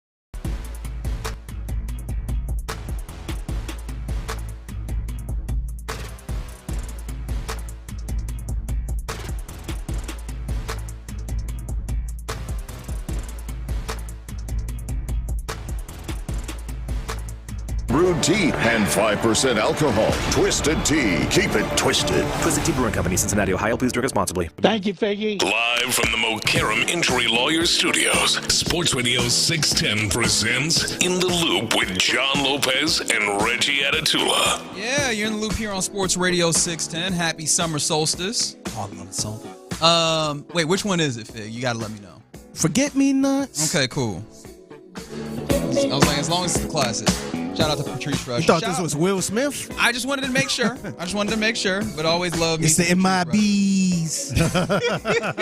A very fun, funky Friday. Thank you for hanging out with us all day long. Hope you're enjoying the longest day of sunlight that you'll have all day long. Hope you're making good use of it. And we're getting ready to crosstalk with the fellas of the drive today. Luke Morrow and Chris Partee sitting in for the fellas. How about that? In a little bit of time. But I mentioned that there's a Houston athlete getting his off-season work in and letting the videos be shown and be known on his Instagram. His name is Jalen Green. You realize we're only 5 days away from the NBA draft? Yeah. And the reason why I bring that up is the Rockets rather. I looked at the Texans helmet, said the Texans, meant the Rockets. Mm-hmm. Rockets have control of the number 10 overall pick this year, Phoenix, right? And that's been one of those things that we've talked about as possibly a trade chip for the Rockets. But if they don't trade at that point, it feels like that's really when the Kevin Durant trade probably gets done, is in the next week, headed up to the draft. It's reasonable to think that maybe, just maybe, like this is where they come back to. Jalen Green on Instagram has been seeming like working on his game, obviously, and really a lot of mid-range. How do you feel, one, about the idea of like Jalen Green working, perfect his craft? Does that do anything for you? Or are you kind of largely solidified in how you feel about him, especially adding in that particular portion, like the ability to try and add that middle level to being more of a 3-level guy, especially for what you need from him? And how do you feel about, also just workout videos in general? There you go. That's where I was going with this. I don't mind workout videos per se. But I do think oftentimes people look at these videos and people post these videos largely just to say, look, I'm working, I'm getting better. And I saw somebody the other day, it might have been today, like criticizing, why are you doing that? You can lose me with all the workout videos. We don't post videos of ourselves, prepping for work or, making the extra call. Ooh, that'd be a boring ass video. I'll tell you that. And it's apples and, I don't know, billboards. I mean, it's so different, because because athletes, they have a number of people who are interested, and much like us, you want your boss to know that you're doing the job. Like you're not trying to show off or anything, but yeah. I feel like people that work out, period. I mean, that's kind of normal at this point. Well, just posting workout videos. But like professional athletes, a lot of times it's not just a message to us, and it's not just ego. It's like, hey, they sent me on this trek to work on my mid-range game or whatever, and here I am. Here's proof. Well, I don't know. I don't know how much that would be served by like the video on the internet. I imagine that those kind of conversations might have. Yeah, but I think they do it because of that. It's like, hey, I'm working. I'm on my own. I'm doing it this way. And there is something to be said for like trying to craft. I mean, it doesn't have to be something else. Like sometimes the thing that I know that sometimes can be talked about as like kind of insidious or what have you, for lack of a better term. That could be it, and it doesn't have to be a bad thing. The idea of, hey, letting the public know, especially as narratives form and whatever, that absolutely. I mean, like, hey, there's work happening out here. I guess in some defense of Jalen Green here, he did not post the video himself. It was posted by an account called Dashletics, which I imagine is either the trainer or whoever he is working with that posted the video, and he just kind of like, added it to his story or what have you. And I imagine that's like continuing to push forward. And in a relationship that you have with that, kind of push out, hey, these are the people that I'm working out with, at some level of, I guess, promotion. Yeah, I'm about to say actually promoting that person too. But I did I'm not gonna lie, I am kind of intrigued with him continuing to work on his game and finding more aspects and assets to give himself an opportunity to be a more effective off guy, who we're expecting him to be if he's going to be on this team. Then I need you to have more things in your bag that you can go to, more counters, more opportunities to be dangerous against teams if you're going to go the route as the Rockets of continue with the development that he had. He scored 21 points a game. We saw that step that he had last year, an additional step that makes him more consistent, especially if you can then translate that not just from the regular season into the postseason. It's still something that I'm very much interested in, and I love the idea of that mid-range game, especially because the guys that do that well are the guys that can maybe try and control the tempo of it. And that's the other part of what I was going to say. The first part is I get it. I don't mind it. You're out there showing that you're working. The second part, I'm not with you on that. Not because it can't be real, because it can be very real. We see guys improve their games every year. Where I kind of not draw the line, that sounds too, harsh, but where I kind of just say, all right, tap the brakes a little bit. You're talking about 8 seconds of a guy, shooting mid-ranges. I don't want to read too much into that. I want to see it, training camp, preseason, all that work that may be real, because like I said, he's working. Certainly. come to life, so to speak. The old videos, I don't want to read too much into that. Hey, I'm working on my mid-range game, whatever it may be. No, that's fair. Yeah. That is fair. That is fair. So. And I feel like the issue I don't want to say all of us, but the issues we had with Jalen Green was coming up. I don't want to say coming up clutch, but showing up in the playoffs type of thing. Because we know scoring stuff, it just seemed like he didn't show up in the series. And I don't know how much training you can do to fix that type of part. I feel like that's something you just got to go through. And when you get back to the playoffs. And I want to make clear, I'm not just talking about Jalen Green here. I'm talking about videos in general like that. I'm just like, I don't want to read too much into this. No. It's 9 seconds, 8 seconds, or whatever it is. Understood. Like, it all has to be put in its place. For him in particular, though, like, one of the things also that he'll do is, he likes taking mid-range shots in a way where he's not the most efficient at it. Mm-hmm. And that's the thing that the modern NBA has that I think people get a little bit wrong. It's like, it's all threes and two and, shots at the rim. Yeah. No, there's mid-range. You just need to be good enough to be able to do that consistently and for it to be effective for the way that you do it. Yeah. For him, I think that if you get more efficient, then you bring more of that mid-range game into a place where as hopefully you have a more efficient offense. Yeah. Crossing my fingers. I'm not saying I'm not hopeful. But yeah, fair enough. I'm not hopeful. Fair I am. Yeah. All right, you're in the loop right here on Sports Radio 610. Actually, I did want to ask you about this because this got asked to us on the text line, or rather on the YouTube page by Isai Gutierrez. The idea of like Ty Jerome, Kelly Oubre, Malik Beasley, some of these guys that might be out there in free agency, like signing maybe a guard or what have you. Do you have any interest in signing a guard? Again, even in the circumstance where you don't make a trade, one of these major trades that's out there. Do you have any interest in signing a guard? Because I kind of lean towards no thank you. And I was just saying, not really, because I want to see what they have, with the ones that they're talking about that they have now, and how much they change their roles, et cetera. Plus, that's back burner, behind the trade. For me, it's because, it's to some degree, see what you have, but specifically, the conversation has been Reed Shepard is going to get more burn. No, that's what I'm talking about. Yeah, that's what I want to see what he's got. It seems like Fred VanVleet is going to return. Those are the two guards that you want to lean on. Hell, if you're like, hey, throw a Ty Jerome as a third point guard, first of all, I don't know what Ty Jerome is doing with his money if that's the case. But more importantly, I think that, hey, let Reed fully exist as that secondary point guard and, allow him to have all of that space because he needs more run at this point. Get that right, fellas. Yeah, Reed Shepard is definitely going to need more space, more time next season to continue to develop and grow as a point guard, shooting guard, whatever he's going to be on this team. So you don't want to bring someone in that's going to, I guess, have the potential to overshadow him and take minutes away. Mm-hmm. You got to get him out there and see what he has. You drafted him number 3 overall, correct? That would be it. Well, you did it for a reason, so you want to see what he has this year. That's the voice of Chris Partee, Luke Morrill. These are the fellas sitting in for the drive today. We appreciate D&M Auto Leasing for giving us the opportunity to crosstalk with them. Fellas, how you living? Doing well. Good to be here. Man. Good to see you. Yeah, good to see you guys again. I just saw you yesterday. I know. seeing Luke all the time. I know. Saying it like it's a bad thing. Yeah, he did say. How do you feel about that? How do you feel about Luke? I literally just saw you less than 24 hours ago. Need more of a buffer. Need more of a buffer period. I get it. Most people say that. All right, so happy summer solstice to you fine fellas. Yes. Technically the longest day of the year, most sunlight that you'll get on a day all year long. And so that got us asking for our question of the day. What are the indications for you that it's about to be a long day for you? Because of course, shouted out the wife. Whenever my wife says, "Hey, do you have anything going on today?" Oh, that's a good one. It's going to be brutal. That honey-do list is on the way, right? Yeah, it's going to be brutal. Yeah. I'll give you a lame one. I wish I could be more fun with it. I grind my teeth in my sleep, and I have to use a mouth guard, which is really sad. Yeah. So when I wake up, still, even with the mouth guard, sometimes I wake up with that migraine, and even ibuprofen won't make it go away. Yikes. And I know, this day's going to suck. I'm going to have to deal with this all day. Man, Luke got a lot on his mind, man.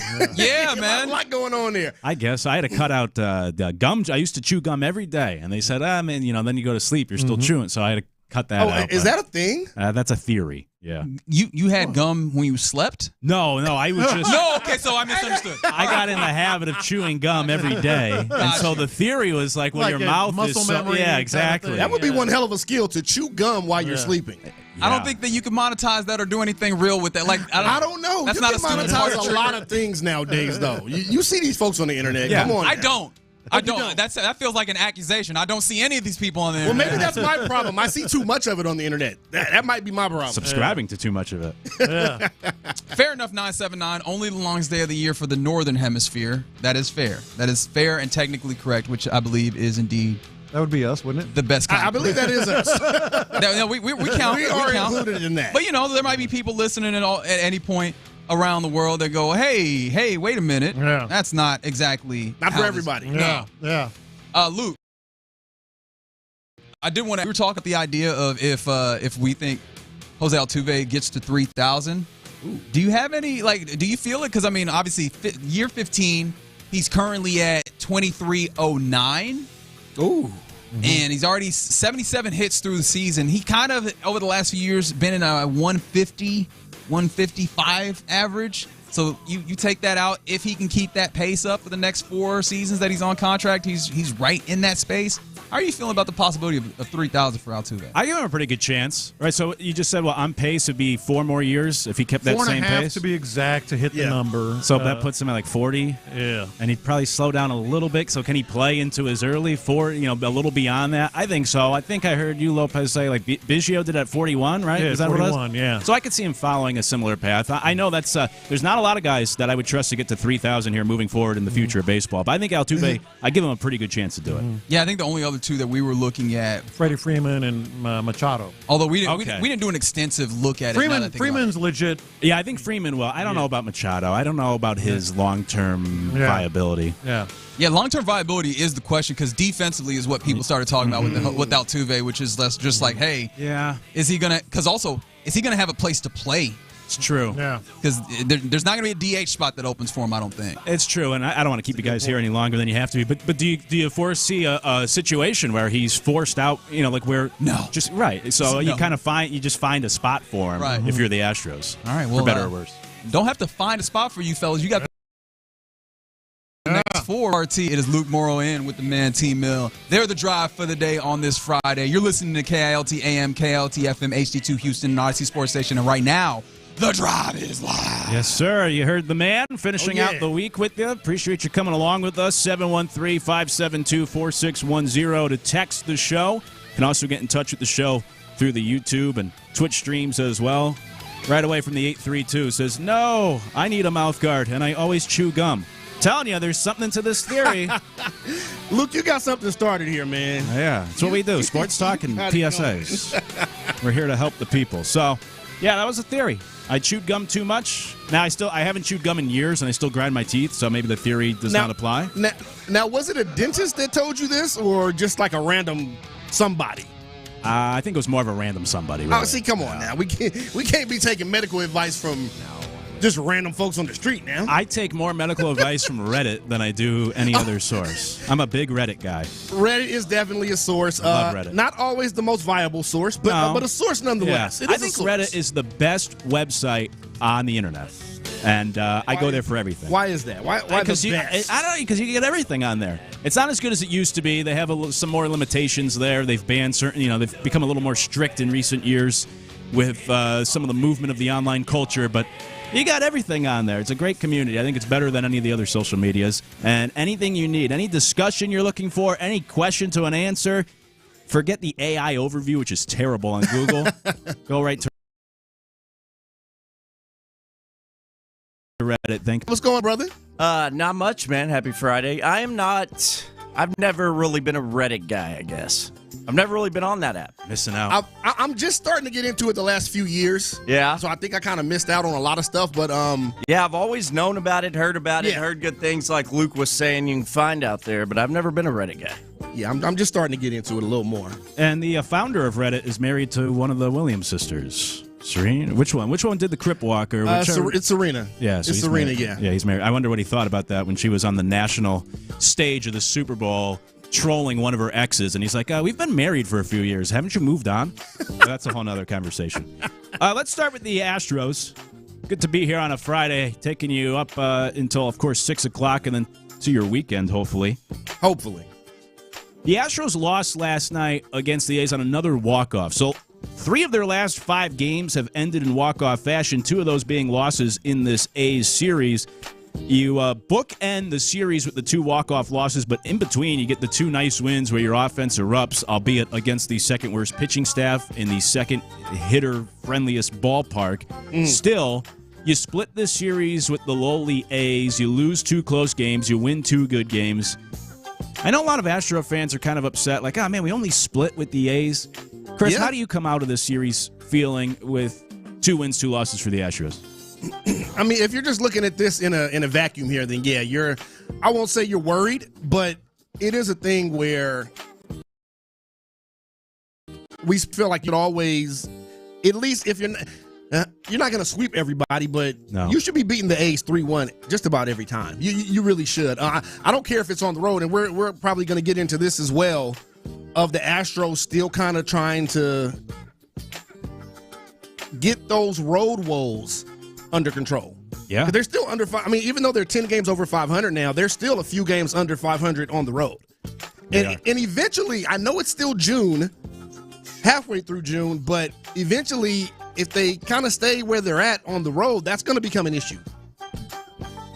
Good teams or teams that are actually going to go far in the postseason, usually they're pretty decent on the road. Like, not under 500, even if they're right around 500. And they're only 3 games under it right now, but we're almost to July, and you're still kind of struggling on the road. Yeah, well, just to add context to it, they have the 4th best record at home this year, 27-13. Really good. They're right up there with the Mets, Tigers, Dodgers, 3 of the best teams in baseball. The Astros, obviously, overall records not far behind those teams. But to your point, on the road, they're an under 500 team, 16-19. Now, you might say, well, most teams struggle on the road. Yes, but that puts them at 19th out of 30 teams. So bottom 11, bottom 12, whatever it is, bottom 11. So, yeah, not ideal. And I think especially come playoff time, look, if you have home field advantage, just win your home games. But I think I'm still old school enough to subscribe to the cliche that to win championships, you got to win on the road. Unless, maybe if you just have home field advantage all the way through. The Astros most likely won't, though. They won't be the 1 seed. Now they're the 2 seed in the AL. Yeah. But on paper, I know, like, if you just go off of the odds, they're not projected to be the number 1 seed of the AL, even with how well they've played. So my point being, if you want to compete in the playoffs, you got to be able to win on the road, and they have not been good enough on the road so far to really give you a lot of faith in that. No, they really haven't. And I mean, there's a lot that goes into that. Obviously, we can rehash the injuries and the slow start for not just individual players, but really the team in general, especially when it comes to hitting. The slow start hitting now over the past month and a half or whatever has been, they've looked a lot better, which is one of the reasons why they're back, looking like, I don't want to say the Astros of old, but getting close to that. And you still got guys that are trying to get healthy, whether it be on the pitching staff. A lot of guys. Or guys whose bats you need, right, in the lineup. So, but eventually you just kind of expect them to, once you get some of these key players back into the lineup, back on the roster, on the active roster, I have to say, you just expect them to turn it around on the road. Because at home, like you said, 4th best record in the league, right? Yeah, they've been great. So they're fine. They've won almost 70% of their home games. Yeah, I mean, that's amazing. Mm-hmm. You just want to turn things around on the road, because I do believe that if you're going to be a viable contender to take it all the way, win the World Series, you got to start winning more of these road games. Because eventually, if you're not going to be the number 1 seed, then you're going to have to win some road games. Win more than just the home games. Yeah. And I'll just hold. We see it a lot of times in the NBA, that's just like the higher seed. If you have home court, you win at home, you lose on the road. Yeah. And if you have home court, you can win the series. But I think it's a little bit different in baseball, especially if you're not going to be the top seed.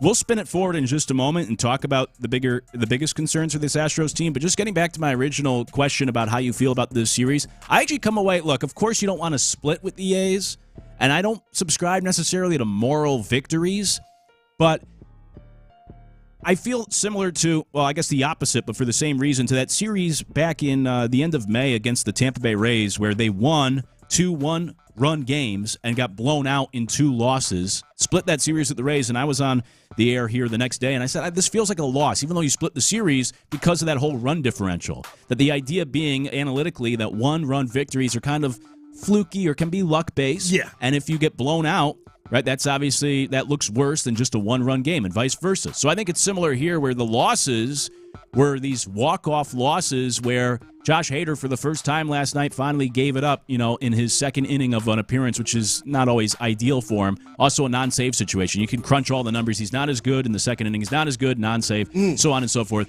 And meanwhile, the 2 wins, because of the run differential, I think outweigh those losses. So, of course, you want to win a series against the A's. I still come away feeling good because of that run differential. I know that doesn't impact the win-loss record, but I think it's a very good indicator of how well a team's actually playing, run differential in all sports. Definitely. And so you saw that they were clearly the better team than the A's.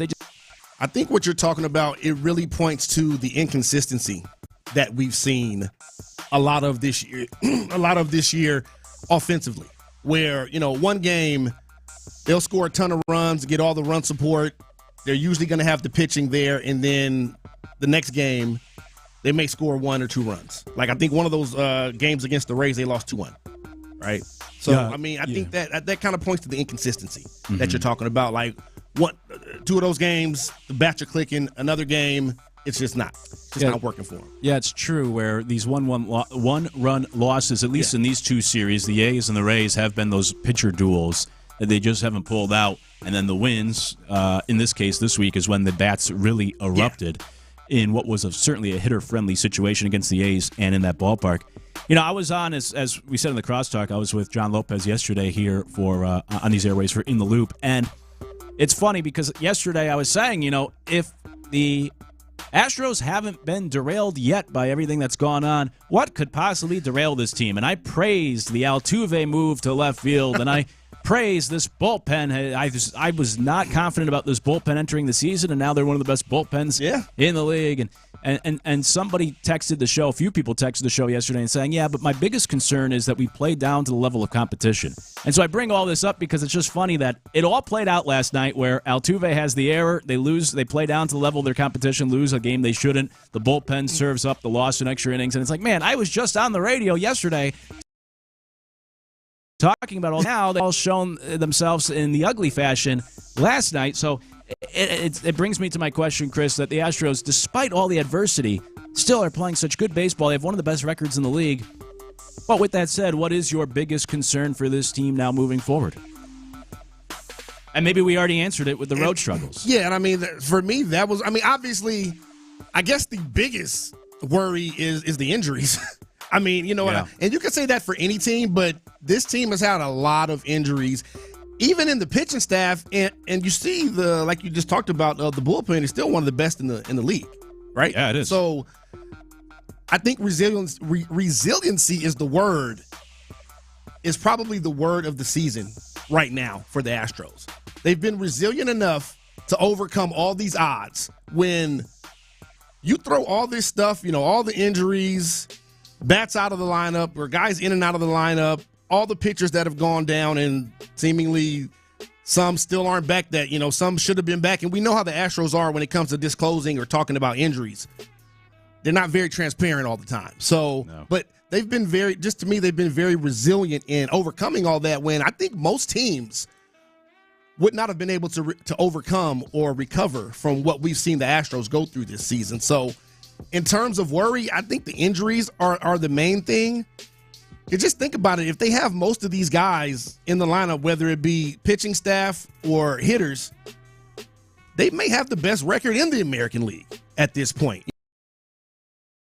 With a lot of, again, we go back to the road worries. That's what worries me the most right now is on the road. And I guess you talked about you just pointed to how you praised the Altuve move. Yeah. To left field. Mm-hmm. But then more recently, we've also seen him play a little bit more second base than we did in that first month or two of the season. So I guess just finding that, consistent spot, and he's finally starting to hit the last month and a half or so. Because early on, it just wasn't clicking. Now, I don't know if that was due to the move to left field, or maybe he's just in his own head, whatever it is, but it was looking rough there for a little while for Altuve as far as hitting goes, which we know he usually hits the ball above anything else. He's going to usually hit, but he's getting back to that. But yeah, like I said, for me right now, the biggest worry is getting back on track on the road, because you definitely want to get back above 500 on the road, because at some point when you get late in the season, you're going to have to win some tough road games, more than likely. especially when it comes to seeding. If you want to get that number one seed, you're probably going to have to end up winning some tough road games down the stretch. So you want to get back on track there, and that's what I'm looking at. But, I mean, what would you, I guess, attribute, I guess, that you just talked about how they someone texted in and said they played down. Yeah. I don't know. How can a team be that confident with all these issues they're having? Like, maybe they're just used to being, where they are. I mean, the Astros have been a contender for a decade now. Yep. Like a legitimate contender. Won some World Series, been to another one. They've won consistently for a decade now. But what do you attribute that to them if they are playing down? If you do buy into that? Yeah, I don't know, because I do buy into it because I think the numbers kind of bear it out, and this is not a 2025 problem. For Astro fans, no, this is not something new. This has been a thing with them. I don't get it. I think typically it's like a lack of focus or maybe even like respect towards the opponent. You could take someone lightly, but I find it hard to believe that a team like the Astros would be doing that so consistently. So I don't know. Maybe it's just a phenomenon. But if you look at the Astros this year, for example, against teams with winning records, they're 27-20, which is pretty darn good compared to the rest of the league. 7 games over 500. Yeah. Against teams with losing records, still over 500, but 16-12. So they do. It sounds like one of those things that fans just say of, we always play to the level of competition. Well, statistically, yeah, the Astros do play better against good teams, and they're closer to 5. They're not much better than 500 against the bad teams. They just split a series against the A's. Yeah. I don't know. I think the common answer, the general answer is typically like I said, a lack of focus or just not locking in on that team because they're not a very good opponent. But I just find it hard to believe that would consistently happen with this organization over the last couple of years. I mean, I guess in a 162-game season, there are going to be games where you just kind of... That's true. I don't want to say you take it easy, but you just kind of, all right, you go through the motions almost. Well, 100%, and I'm not especially on just getaway days, first and foremost. Yeah, exactly. So for all teams. I guess that's probably part of the equation about this. I mean, you watch this team as closely as anybody, but I mean, what do you think that what can you attribute that to? What's the question? The Astros playing down, if they are playing down to the opponents. Lesser competition. I've never bought into that whole thought of playing down to competition. I mean, these are professional athletes. This is, and when you're talking about the Astros, like you just laid out there, I mean, they've had success in a massive way for the better part of a decade. So I don't buy into that as it is with any given squad. But whenever you're talking these Stros, I definitely don't. Because, I mean, these guys are pros. They're out there on the diamond every day to win games. That's what their job is. We come in here every day to talk into these microphones, do the best damn show we can for the audience. Those guys are doing the same damn thing, and it's their livelihood. So I've never really bought into that. I got you. I think moving forward, to get back to the main question with the Astros about the concern, I think the biggest thing, of course, is those injuries. When, if ever, will it catch up to them? Yeah. On the text line from 936, they said, just think when we get our 2 best hitters and 2 pitchers back. Yes, of course, I'm with you, and we'll actually dive more into that later on this afternoon. But then also with the Astros, you always have to wonder, like, when will it actually happen? Because we know these injury timelines. That's the thing. Yeah, have to be taken with a huge grain, with a whole salt shaker of salt. We frequently hear, oh, yeah, and it can be about any of these players that are injured. Oh, yeah, he's looking good. He's taking some swings, maybe in the next week or two. Usually not even a time frame. But it's just kind of a general statement a lot of times from Joe Espada, or even the GM at times speaking about some of these players. So for fans, because you want to know whether it's because you gamble or whether it's just because you're a diehard fan. Feel like that was directed at me, Party. Well, hey, no shade, dog, no shade. Injury reports were created in the NFL just for the gamblers. Hey, I'm just saying, Hey, but if that's your thing, and Tyler, you're good at what you do. You have some down days every now and then, but you're good at what you do overall. Thank you. You're good at what you do. Yeah, you're not speaking any lies. I know I'm not. I would never gaslight anybody. Come on now. The drive's not about gaslighting. No. Yeah. We talked about the struggles on the road for the Astros. Probably should be better against some of these lesser teams. The last thing I'll throw in before we go to break, it's this weird paradox where they lead the league in runs scored with 2 outs, but they still struggle a lot of times with runners in scoring position. And last night, I think they were like 1 for 10 with runners in scoring position. You had the leadoff man at second in the 9th inning with your 2, 3, 4 hitters coming up and a chance to take the lead and eventually win that game. and you couldn't score Pena, and you lose in 10. So it's this really weird thing where they still struggle, especially with the bases loaded. They struggle at runners in scoring position, but with 2 outs, they're actually the best team in the league. So it's this strange thing where I can't say they're unclutch, because in one scenario, they are pretty clutch, but then when it comes to batting with runners in scoring position, not very clutch. Astros ain't loyal. 504 said if the Astros were playing down to competition, they'd be a really crappy team. I guess that's saying they play a lot of bad teams. I know the division hasn't been great. I mean, hey, what do we always say about the NFL? You can only play who's on your schedule. It's true. You play who's in front of you. And in nothing our they case, can do about that. Here in Houston, the Texans and the Astros in recent years have benefited from the. Coming up, obviously, Ime signed that long-term contract with the Rockets yesterday. What sort of impact, if any, will it have on the rest of the offseason for the Rockets? We'll get to that next. It's The Drive. I'm so high on the Rockets. Nico Collins is a big fan of new OC Nick Caley. It's the way he just calls plays, man. The way he just get creative, putting guys in situations to be explosive. He's not going to go out there and do something that is not you. His enthusiasm, his personality, man, I feel like it's unmatched. Insider access, exclusive content. Sports Radio 610. The Texans play here. Game 7s are rock fights. I'm Joe Ostrowski here to help you beat the books with the BetMGM Network. The OKC Indiana total for Game 7, only 215.5, a 15-point swing from Game 1. No team has cracked 100 points in the last 5 Game 7s. The game has changed, but I still like the under 215.5. I'm Joe Ostrowski from the BetMGM Network.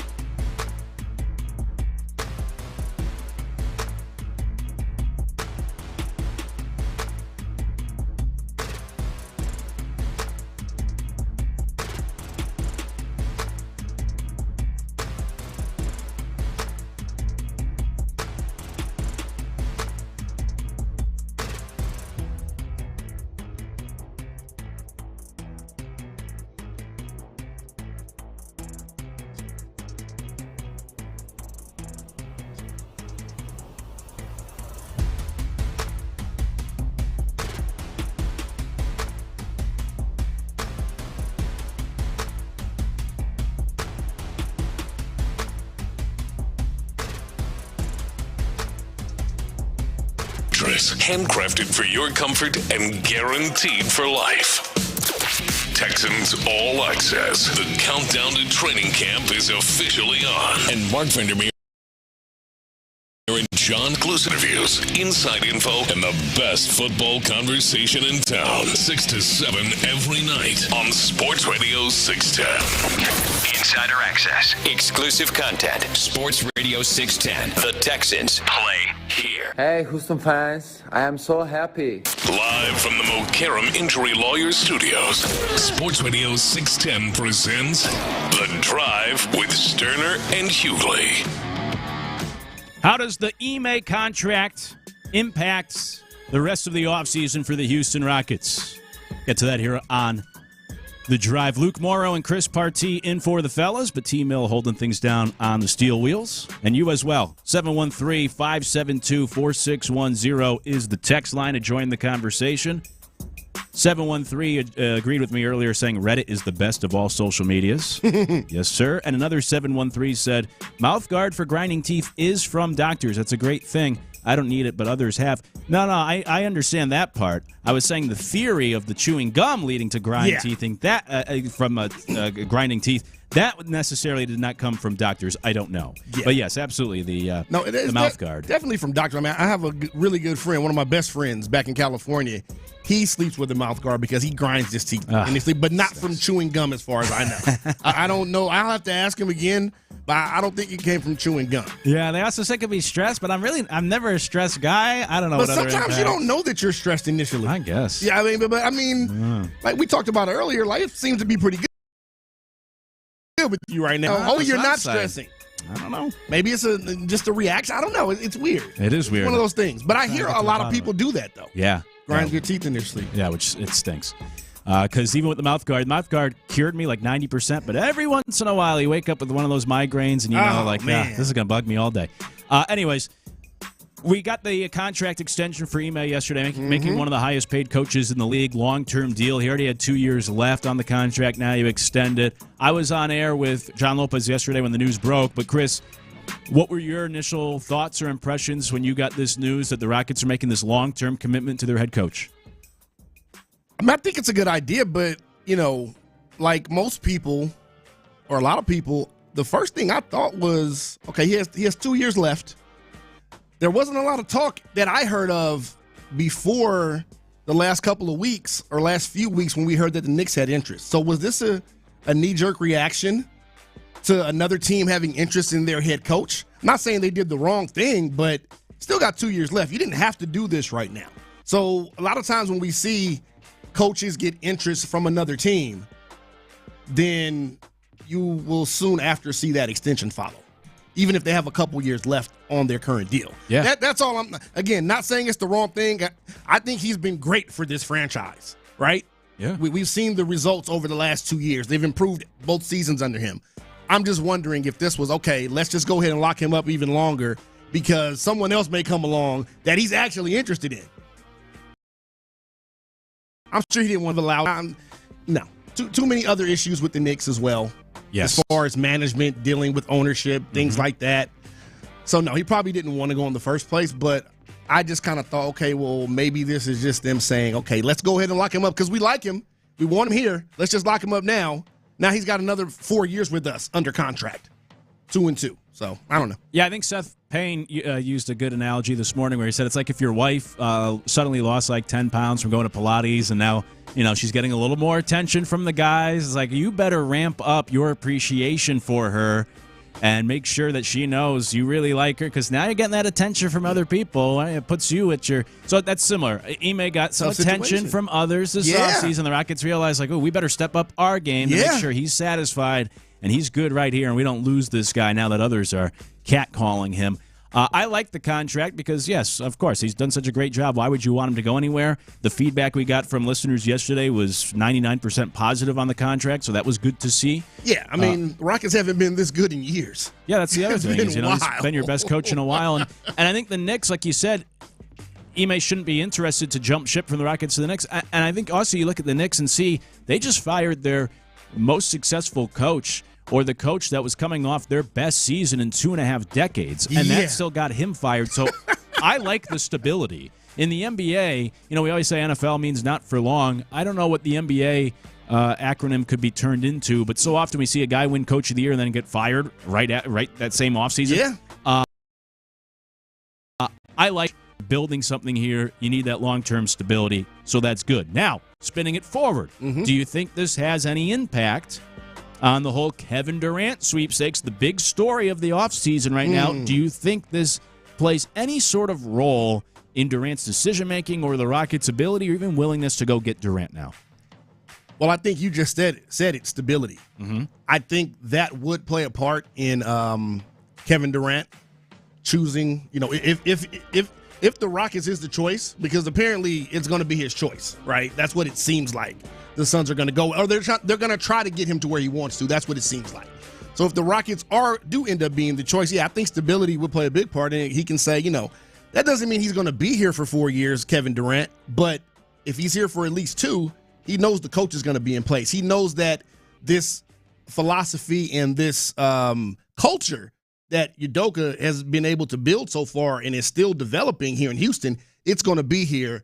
So I think that stability means something. Not a lot of stability in Phoenix. We see that's been just a mess. That has just been a mess, and he sees that. So I think his next place he wants to go, probably stability will mean something to him. So, I think it definitely will mean something. We'll circle back to this Durant conversation later on as well, and we'll get to some audio later from Shams talking about the market for Durant right now. But real quick, before we hit the break, and we'll probably spend more time on this later, but when you hear the favorites that Durant wants to go to, Heat, Spurs, Rockets, how do you think the Rockets match up with those other two options for Durant? The Rockets have all the assets. If you bring a Durant, they were the number 2 seed this year. Yes, they went out in the first round. It happened. Still a young team. But if you bring in a Durant, depending on what you got to give up for him, I think the Rockets would be the best choice, even over the Spurs. Because allegedly the Spurs might be his top choice right now. But I think if you're looking at Durant wants to go somewhere and win another ring. I don't think the Spurs, even with him, I don't think they would be closer than the Rockets. I just don't. Yeah, I think the Rockets should be. I think the Heat are a distant 3. I think the difference between the Rockets and the Spurs are the Rockets have already shown that they can win with this group, where the Spurs are still trying to get there. And then I think the other part is the coach. Spurs just hired a new coach and a first-time coach who took over after Popovich had to step away last year. And the Rockets have a good coach, a very good coach, and now they have him for a while, and that's Durant's guy, and you locked him up. So I think this actually helps a little bit in that whole rat in the arms race for Kevin Durant, if you will. Between those 3. But we'll circle back to the whole Durant conversation later on as well. Hey, when we come back, was Stroud actually better in year 2 than he was during his great rookie season? We'll get to that next. It's The Drive. We're going to give you your flowers for sure. Area 45.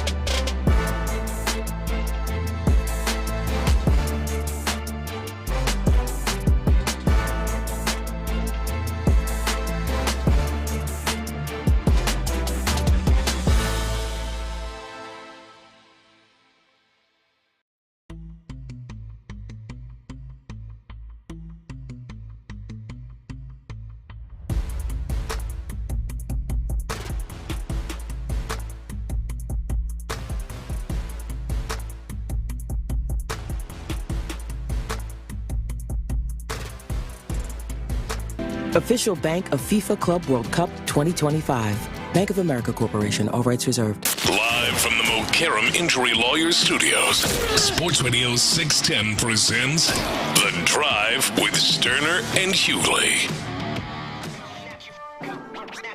Was C.J. Stroud actually better in year 2 than he was during that great rookie season? Get to that here on The Drive. The fellas are out today. I'm Luke Morrow alongside Chris Partee and T. Mill holding things down on the other side of the glass. Yep. You can text the show 713-572-4610. Also get in touch with us through the YouTube or Twitch streams as well. C.J. Stroud had that great rookie season. One of, if not the best, rookie seasons for a quarterback that we've seen. But was he actually better in year 2? Maybe that sounds crazy on the surface, but Sam Monson, who used to be a pro football, I don't even know who he's with now, but he was saying on some podcast this week, he actually thinks Stroud was better in year 2 than year 1. Here's what Sam had to say. I mean, look, year 1 was fantastic. It's one of the best rookie seasons of all time. In a weird way, I was more impressed by Stroud in year 2 because the situation around him completely fell apart. Offensive line was hot garbage, couldn't pick up a stunt, couldn't, any sort of exotic look from in terms of pressure. The thing just collapsed completely. And he still, on the biggest situations on 3rd and 15, still found a play. I was really impressed by him in year 2. So if the situation around him can be pieced back together this year, and look, they've made big strides, at least at receiver, with what they've done in the draft. I have very high expectations from Stroud. I think it's fair to have very high expectations for Stroud this year, assuming those things improve. Absolutely. But the question here, as he laid out in the beginning, was year 2 better than year 1? Statistically, it certainly was not close to year 1, but based off of the eye test, what you saw, what Stroud had to deal with, Chris, what do you think about that? Would you say that Stroud was actually better in year 2 than he was during that great rookie season? I can say in certain aspects, like Sam talked about there, you can make an argument for that. But, overall, I would say no. The offense in general just sputtered most of last season, right? Yeah, they had times where they showed flashes of what they were the year before, but it wasn't consistent enough. And CJ is at the head of that. He has to be, right? We can talk about the offensive coordinator as well. We know how that went. He's been replaced. But now it sounds like Sam is talking more about resiliency.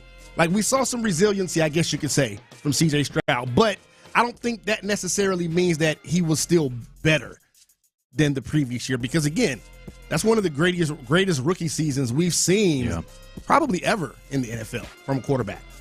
Yeah, I don't think, just to answer the question, I'm with you. I think, no, he was not better in year 2 than year 1. I think you can certainly say things were harder around him and that brought down the play, but because of what he was dealing with and what he was still able to do, it still doesn't exceed what we saw in that incredible first season. He was not better.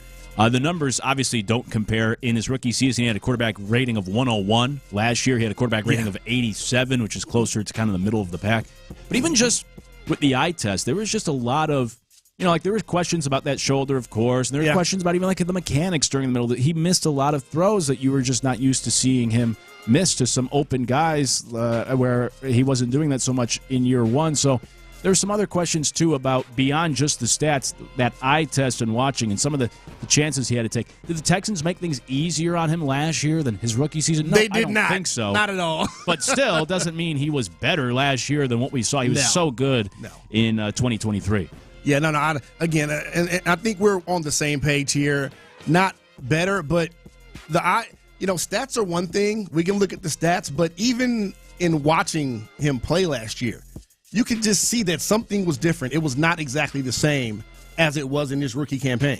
You could see that. So when we're talking about the stats not lining up, and then also say that, with all that was going on around him, I'm still going to say that he was better in year 2. No. Now, everything wasn't CJ's fault as far as, why the offense wasn't as good, but he still gets some blame for that. He is the quarterback. He's going to get all the praise when they play great, when they play well. So you got to get a little bit of the criticism when you don't. Yeah, right. I think to kind of split hairs, he was underrated last year because of what he had to deal with, but that still doesn't take him to the level of being beyond his rookie year. Right? The Texans put him in some tough spots last year because of the offensive line, of course, penalties. being behind the chains. Even the run game was inconsistent, so there was a lot of second and longs and third and longs, and that Stroud would have to deal with, and that's a tough spot for the quarterback. But I would also say, and I've been a Stroud defender, and I'm still a Stroud guy, so I don't want this to come off the wrong way, like I'm being really tough on him. But there's always this idea of, like, we always like to make and look, let me also couch this whole statement with, of course, the offensive line was not good last year. I don't think Bobby Slowick was good enough. There's a reason why he's gone.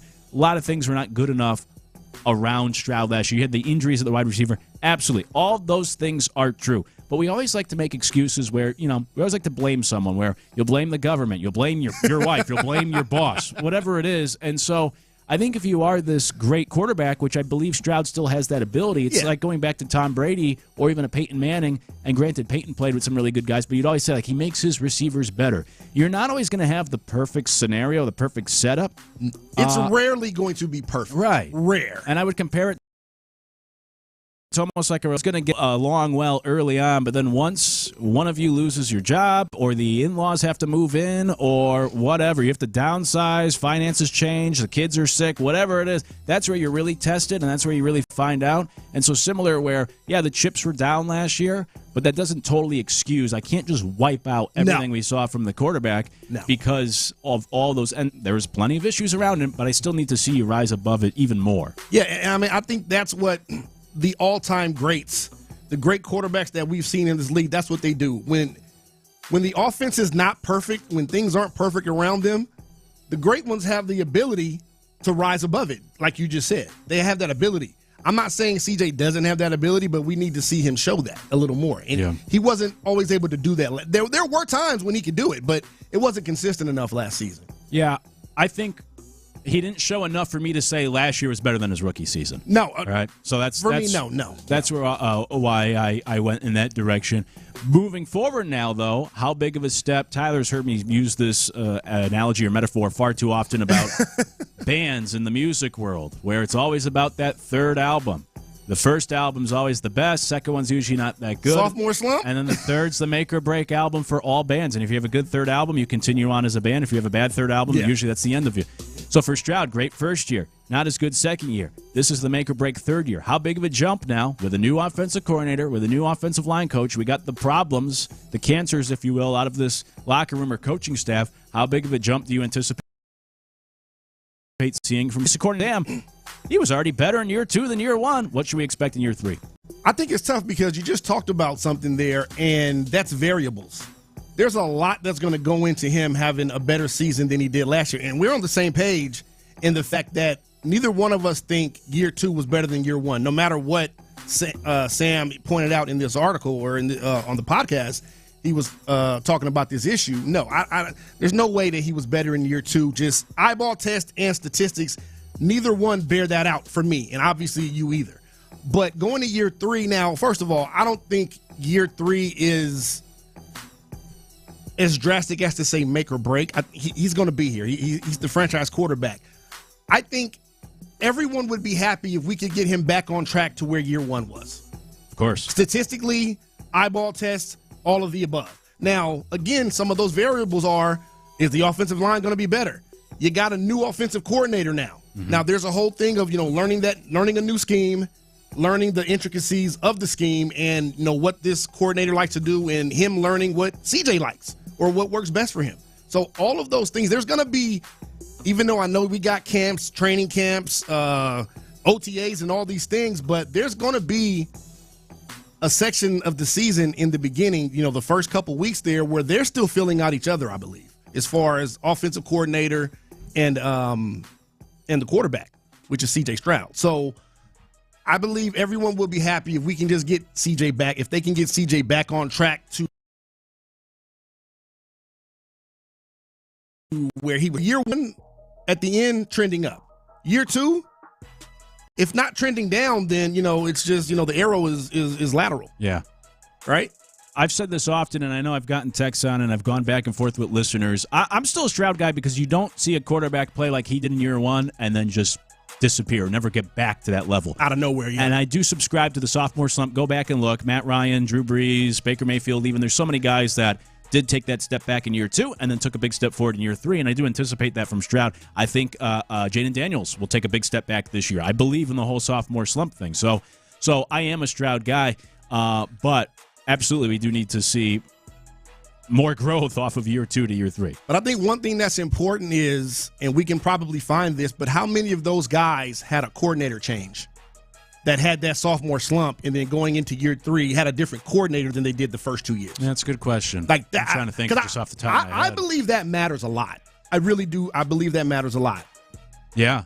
No, I think so. I think it's a big change. I mean, that's the linchpin to this whole thing is how good Popovich is as the offensive line coach and how good Nick Caley is, both guys in the role for the first time, so we really don't know. It could just be a repeat of last year. Everyone's saying, Bobby Slowick's doing a terrible job. Well, Nick Caley, we hope he's... Everyone hopes he's going to be fine. But we can only hope. And improve things, but we won't know until we get out there week 1. Right. Till they're on the field and we see what his offense looks like. We won't know. So we still got, 2.5 months? 2 months, whatever it is till the season starts. Yeah, just roughly. Over 2 months. Yeah. Roughly, yeah. Who's counting? Who's counting? Joseph on YouTube said, I agree with you guys about C.J. Stroud, but it does bring the question up about how Brady or Peyton would have been in the same situation C.J. Stroud faced last year. Yeah, it's a fair question. We'll never know. My whole thing is... Say Brady or Peyton Manning? Yeah. Go back and look at Peyton Manning's offensive line in those early years. Well, he wasn't very good early on, Peyton. Well, his first year he wasn't good. He bounced back the second year. He had a better sophomore year than he did his rookie year. But those first few years in general, the offensive line wasn't great in Indy.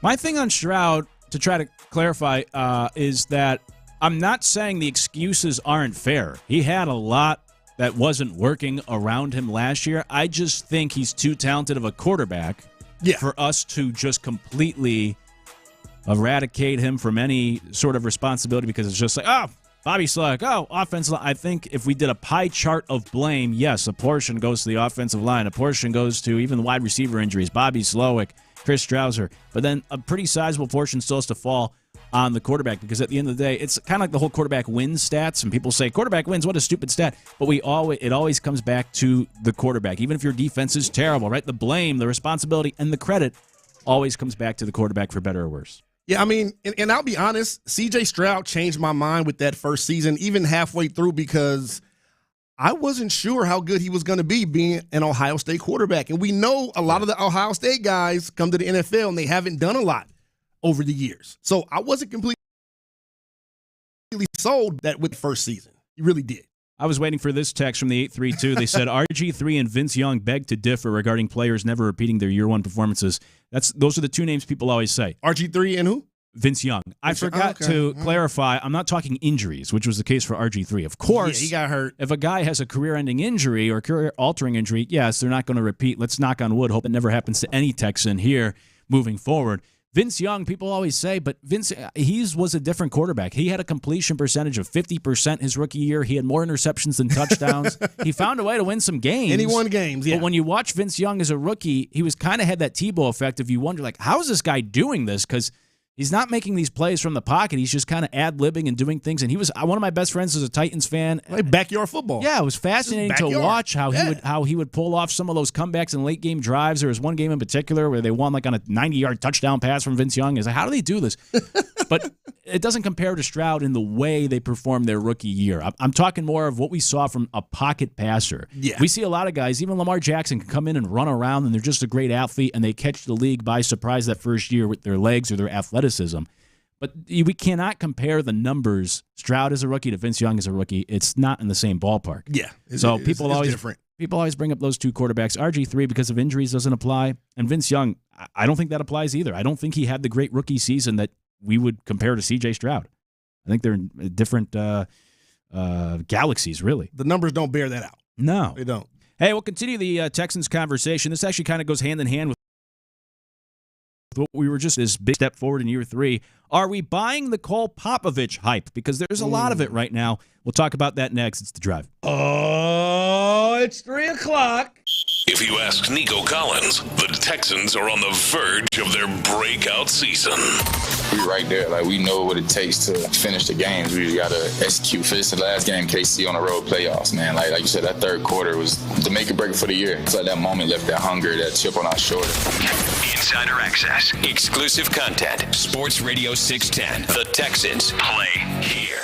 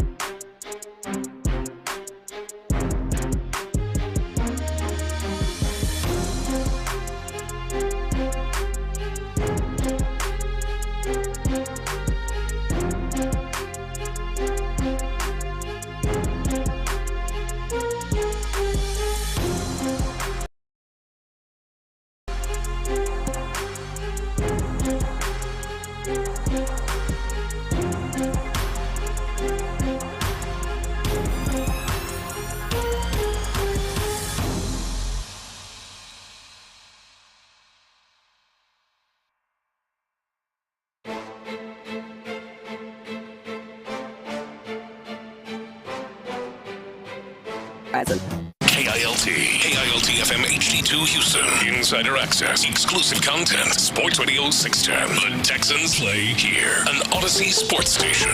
You're gonna get hard if you play us. You're gonna get hard. Sports Radio 610 presents The Drive with Stoerner and Hughley. Are we buying into the Cole Popovich hype? We'll get to that here on The Drive. Luke Morrow and Chris Partee in for the fellas today. T-Mill holding things down on the steel wheels, and you as well. On the text line, you can join the conversation, 713-572-4610, or also hop into the YouTube chats, Twitch chats. We'll engage with you there as well. Before we get to Popovich, 832 says Vince Young was Offensive Rookie of the Year in 2006.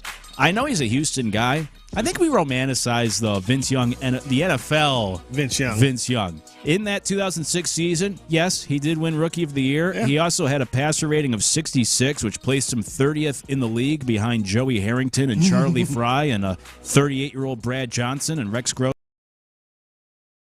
so on. Yeah. Yeah, it's true.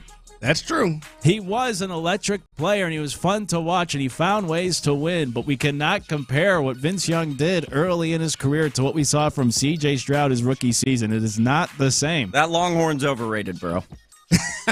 just call it like you see that it. That Longhorn is overrated. That burnt orange fella is overrated. You heard that? I mean, heard it from the source. Great college player. Funny, I'll say great. I'll say obviously great with Texas. We know that. In the NFL, overrated. And I know he's a Houston guy. In fact, Vince Young might be a big fan of the show. Might be listening right now. Shout out VY, but come on, not C.J. Stroud his first year. Also, by the way, we started the show talking about my teeth grinding, such as you do, and from 979, they said, hey, guys, just checked in on streaming. Regarding the teeth grinding, I'm a dentist and can maybe clarify. Chewing gum doesn't make you grind your teeth at night, but it does fatigue the muscle even more, thus contributing to the muscle-triggered headaches and jaw pain.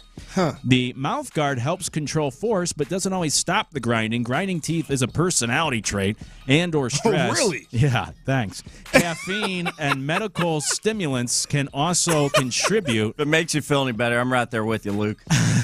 So y'all just be grinding y'all teeth all night. Oh, that's bad, man. Yeah. And the migrine thing Luke mentioned earlier, that happens to me. That's nightmare fuel. Yeah, ruins the whole day. Oh, my, yeah. He said, anyways, your dentist meant that any unnecessary draw you for Dr. Phil. The Dr. Phil? Thank you, Dr. Phil. Yeah. Now, I did not know that Test me outside. How about that? I did not know that grinding your teeth was considered a personality trait. Now, that's news to me. I'm learning about myself today, man. So. I'm learning a lot about you guys, too, today. That's crazy. Yeah, Joseph on YouTube said, LOL, Luke has personal issues, according to a dentist. Apparently. Yeah, it doesn't take long to get to know me to figure out I got personal issues, please. I think we all got something going on. You're not kidding. Teeth grinding's the least of those. It just may not show up in teeth grinding. It may show up in other aspects of life. Yeah, that's right. Thank you, though, to Dr. Phil. You could text the show, 713-572-4610.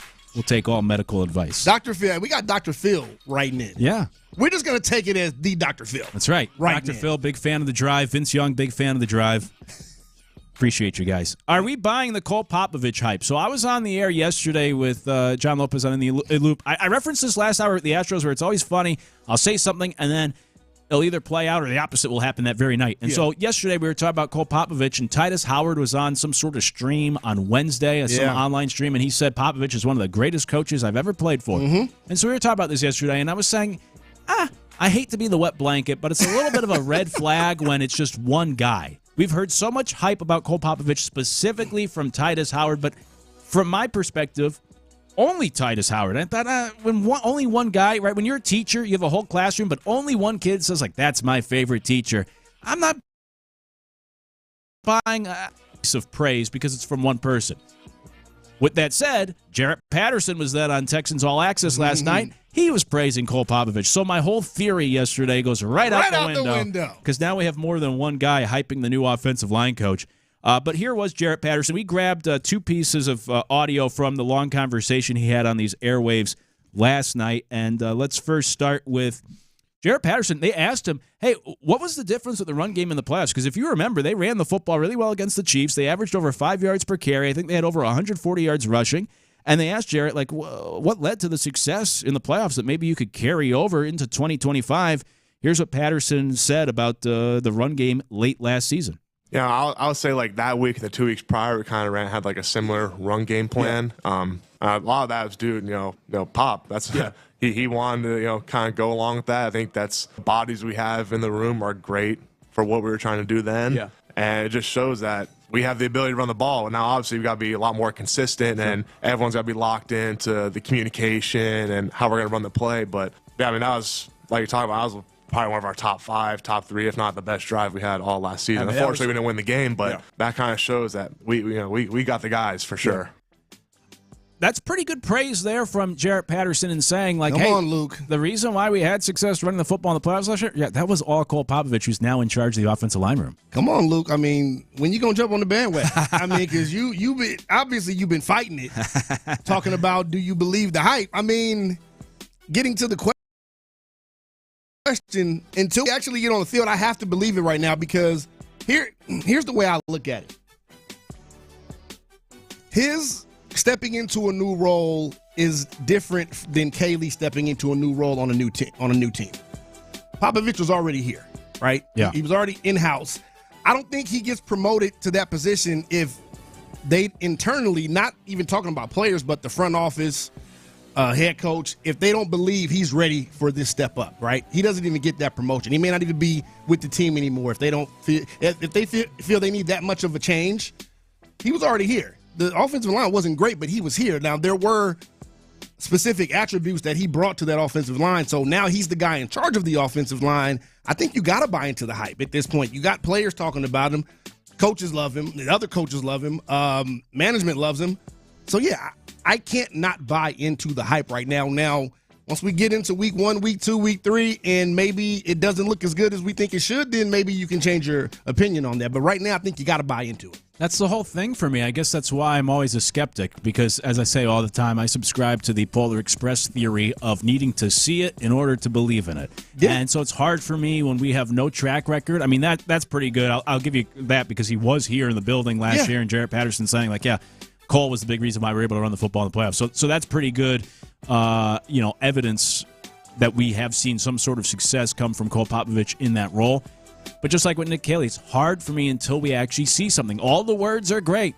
Well, the old cliche, action speak louder things. But until we line them up week 1 in just over 2 months, it's hard for me to just take everything at face value of, especially what the guys in the building are saying. Here's more Jarrett Patterson. This was also what he had to say about Cole Popovich and the way he's handling things.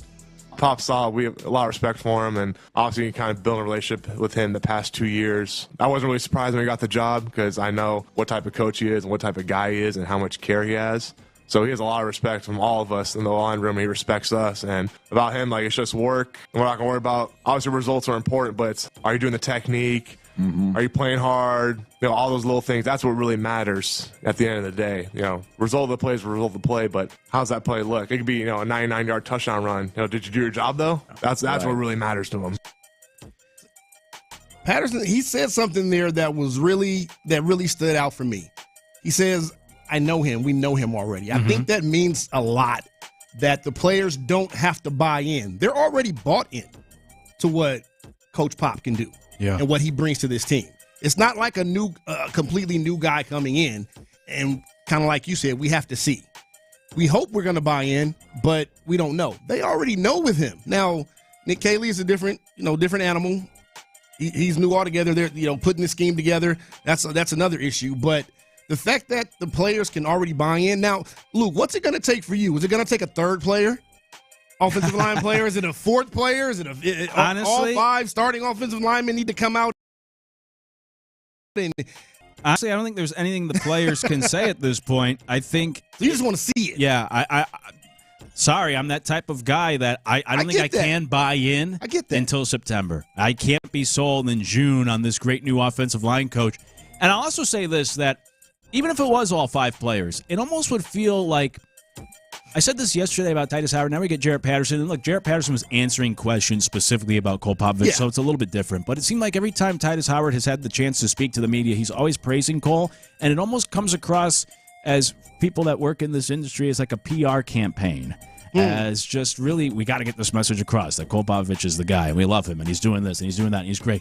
And I think the other thing at play, too, from these guys' perspectives is just that he's not the other guy. Just like when you date a terrible woman or a terrible man and you get out of that relationship and you date the next person who's just a normal person, but to you, they're the greatest thing just because they're not as terrible as that terrible person before. So now that you got maybe Strausser is that big of a problem, we certainly heard that Bobby Slowick apparently was like public enemy number one in the locker room. Now that you get these guys out of the building, it's like, oh, what a breath of fresh air. These other guys that may not be anything special, but because they're not as terrible as the predecessor, not as terrible. You feel so much better about them. And so without seeing anything in games, I feel like that's part of it too, is just you're happy he's not the guy that was in charge last year. I mean, this is why this time of year is always tough, because we have football activities going on, but we don't have actual football. We hear all the hype, the praise, or the scrutiny, the criticism, whatever it may be in whatever situation. But we don't actually have the guys on the field going. I mean, we don't even have training camp yet at this point. So, yes, it is still really early. We still have a ways to go. But I'm going to take what the guys in the building, the players in the building, the players that are directly under Popovich's charge, being the offensive line, I'm going to take what these couple guys are saying as, I'm just going to take it as their word, that I'm going to buy into the hype right now.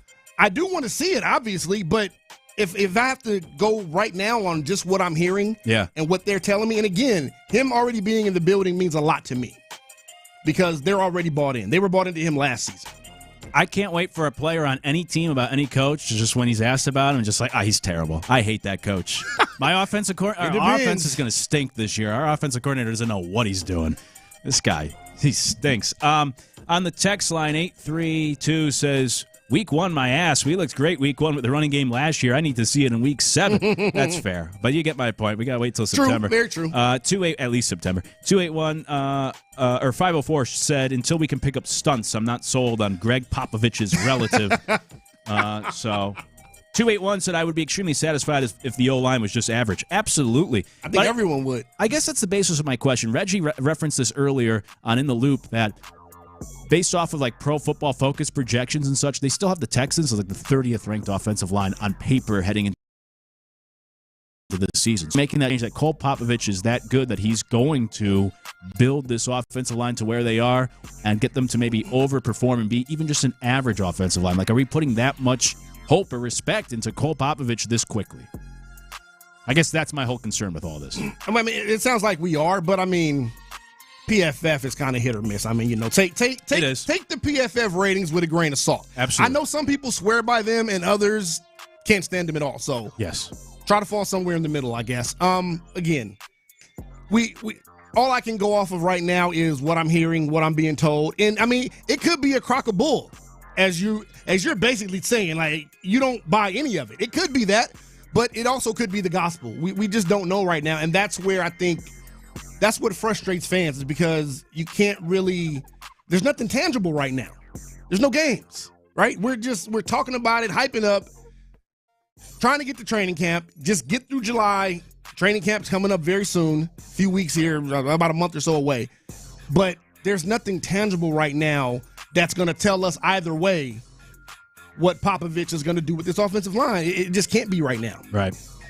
And that's the frustrating thing about, like, this is the industry we're in. We have 4 hours to fill a day, but it is, even admittedly, I'll say, it gets like, let's just get to the games and see. We could talk this out for 3 months, but it's more fun than just put them out there and let's actually see what we got. But obviously we have to wait till September for that.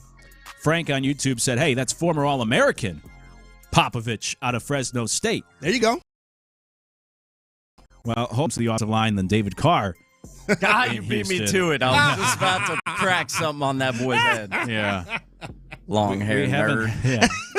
We have a bad track record of Fresno State and offensive line play and the connection here in Houston. Should not have brought that up. So we'll see. Don't remind people of that. Frank is also saying that he is related to Greg Popovich. Has that ever been? I don't think has that been reported? Now, I feel like we would know that. I asked you that jokingly during the break, and I said, "Is there any relation to the San Antonio Popoviches?" I feel like we would know that by now. That would have been part of the story when he was hired, and they would say in the story like, "This is Greg's nephew or cousin, whatever." We're gonna have to find out somehow. We're gonna have to find I would imagine we'd already know. Do some digging. Hey, speaking of Popovich, that's our segue to the NBA. The NBA Finals are going to Game 7 this weekend. But does the league have a marketing problem? We'll talk about that next. It's The Drive. Payne and Pendergast. The strides that Cam Smith has made in the last couple of months.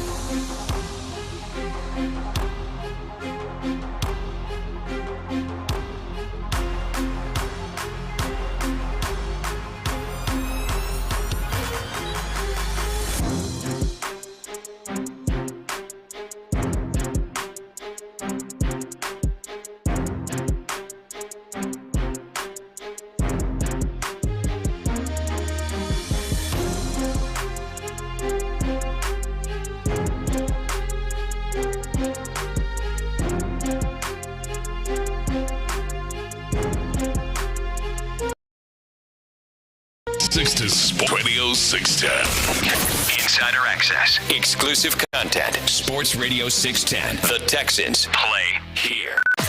Sports Radio 610 presents The Drive with Stoerner and Hughley.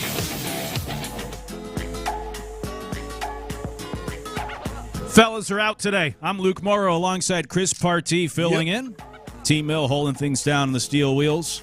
And you with us as well. Text the show 713-572-4610. We got Game 7 in the NBA Finals this weekend, but does the league have a marketing problem? Get to that in a moment.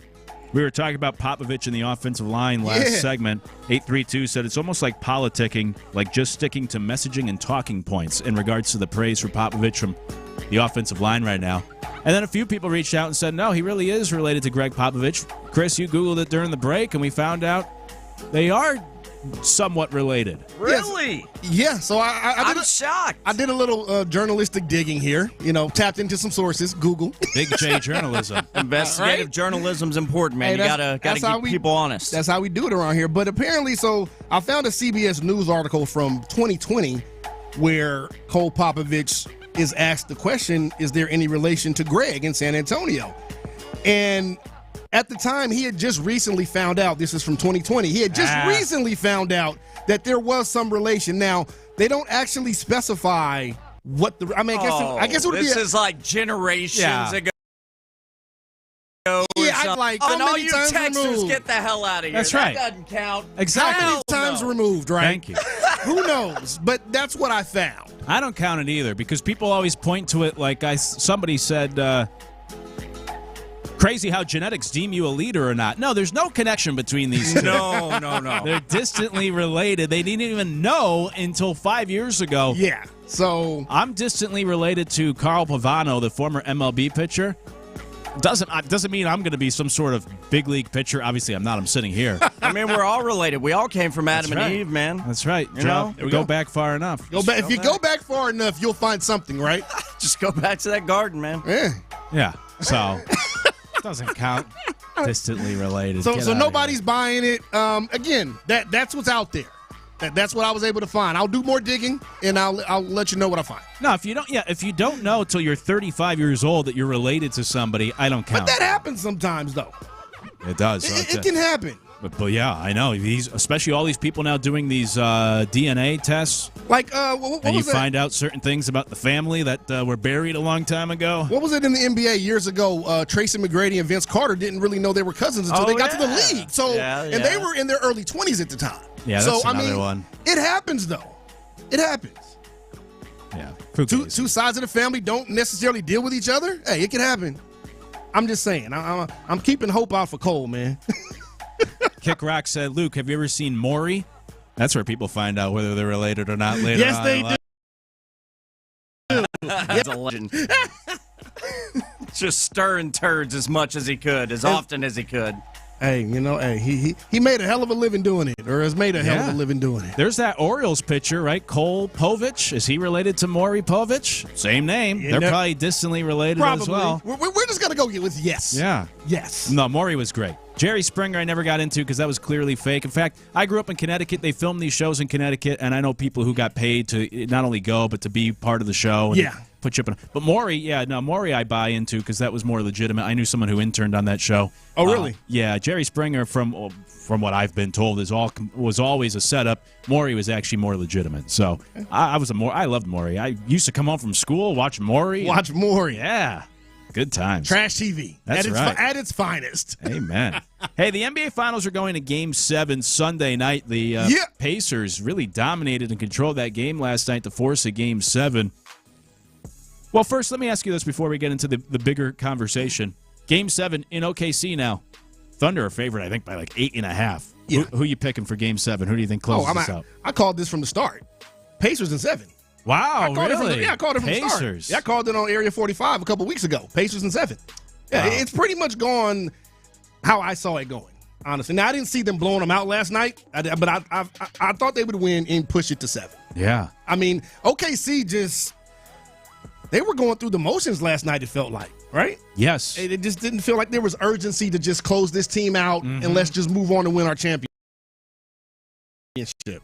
When we previewed the game yesterday on the air, and I said, they've shown this throughout the playoffs of maybe it's their youth and inexperience, but they don't step on the gas pedal. Even in games where they jump out to these big leads against the Pacers, and then they've let them get back into the game in the second half. And so that was my concern last night, was being on the road, up 3-2, like were they going to be locked in and motivated to finish it out, or are they going to play with their food like we've seen too much? And sure enough, the Pacers were ready to go. Thunder weren't.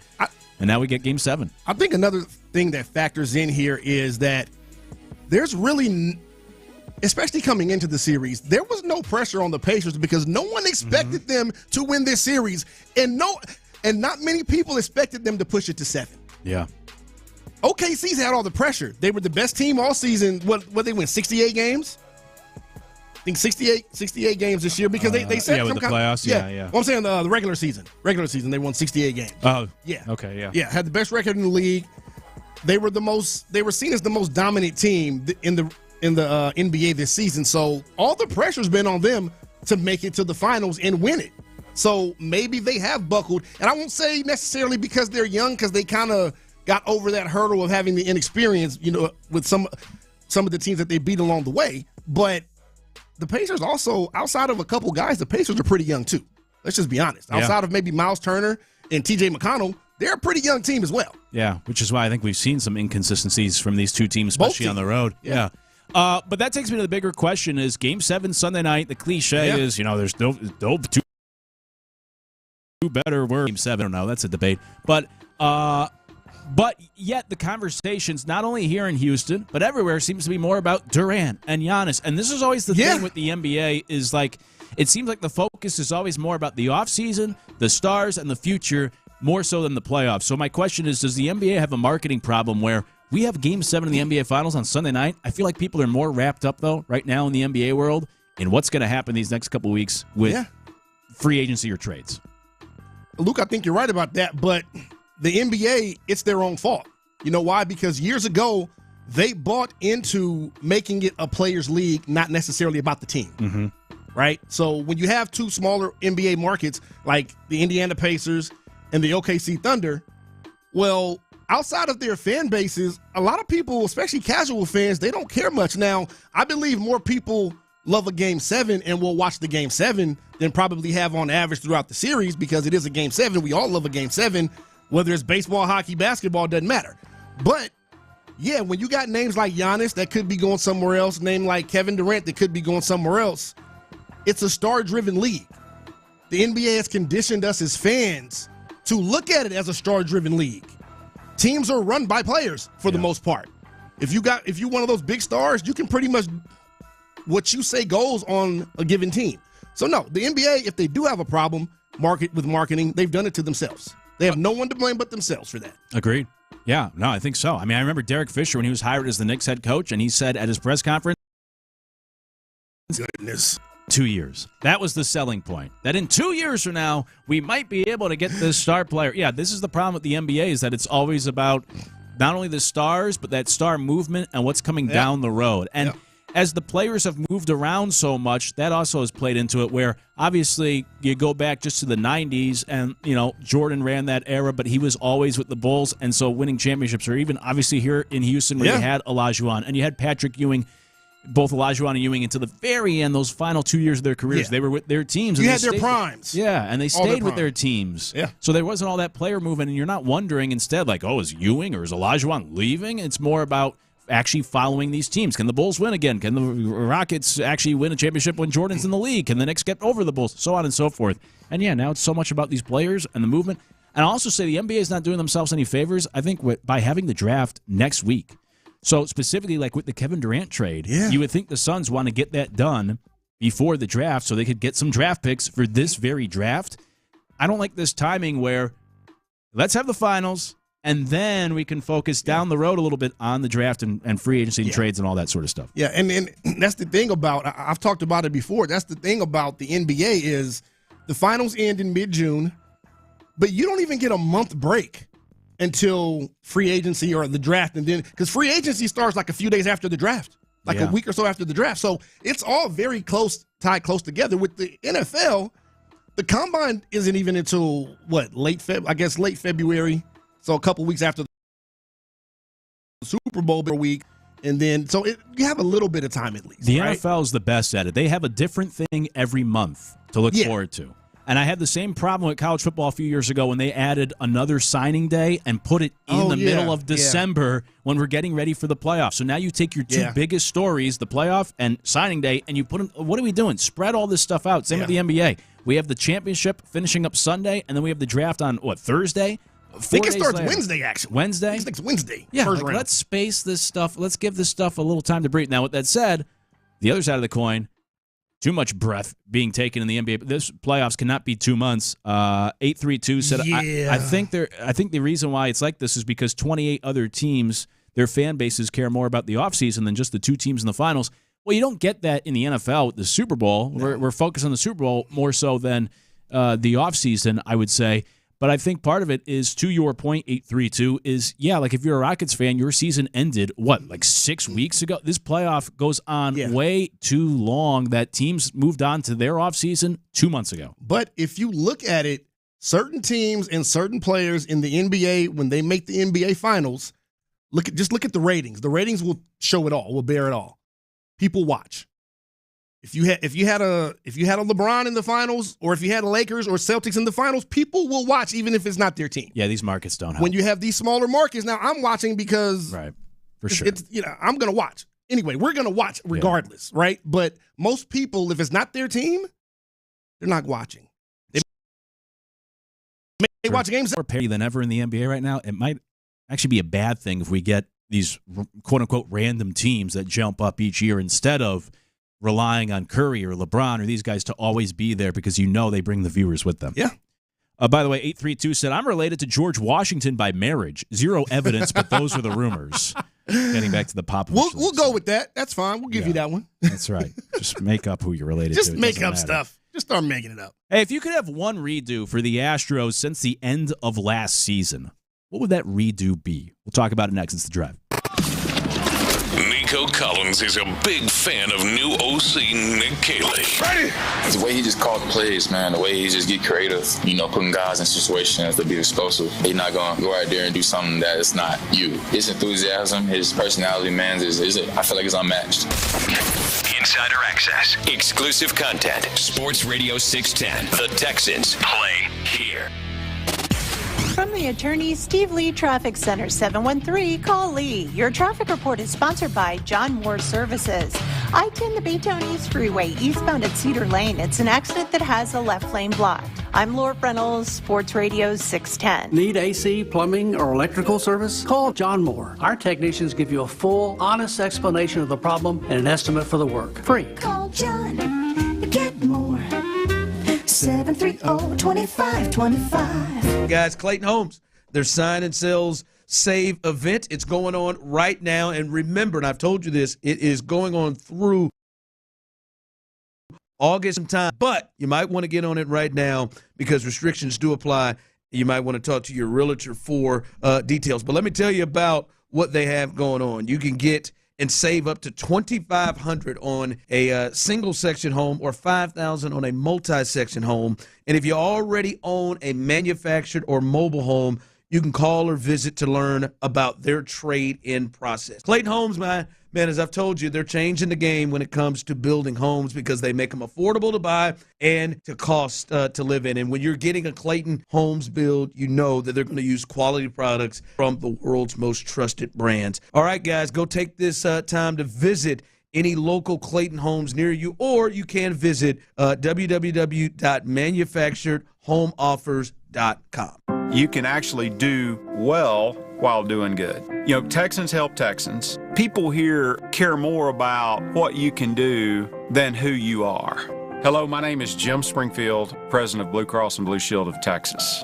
What's so unique about Texas? Texas is an independently spirited state. Dallas is very different than Houston, which is very different than San Antonio, which is very different than the Panhandle. That gives Blue Cross the ability to provide unique services for the unique needs of Texans. And I think that having that understanding and letting that feed into not just the products and services we offer, but the manner in which we offer them, it's culturally appropriate. So that diversity of thought, that diversity of culture, that independent spirit is just aggressive when it comes to meeting yours and your family's health needs. Blue Cross and Blue Shield of Texas, a division of Healthcare Service Corporation, a mutual legal reserve company. Big news, my friends at D&M Leasing were just named the top leasing company in the U.S. for the 11th year in a row and the top dealership in the region for client experience by Cars.com. Call today or visit them online, dmautoleasing.com. We make leasing easy at D&M. This is the story of the one. As a lineman, he does whatever it takes to keep the power on in his community. And he wants a partner like Grainger who does the same. Grainger offers the professional-grade products he needs, from voltage detectors to harnesses to hard hats, plus fast, dependable delivery, so he can rise to every challenge. Call 1-800-GRAINGER, click Grainger.com, or just stop by. Grainger, for the ones who get it done. It's Jeff Jr. from Trajan Wealth, and I've got something important to talk to you about, your 401k. If you have changed jobs, there are two very important considerations. You don't want to leave your 401k behind, and you don't want to roll it over into your new company plan without consulting Trajan Wealth first. 401ks will often have limited investments or age-based options. Since companies have to make choices to suit all employees, they may not be suited to you, which could cost you fees and money. When you roll over your 401k into an IRA, you not only keep your money growing tax deferred, but you also gain access to a world of investment options specifically designed for you. Trajan Wealth and our fiduciary advice, and we can do the same for you. Call Trajan today at 346-371-3330. 346-371-3330. Advisory services offered through Trajan Wealth LLC, an SEC-registered investment advisor. I'm Bob Burke, founder and chairman of Burke America Parts Group, a family of brands that includes RepairClinic.com,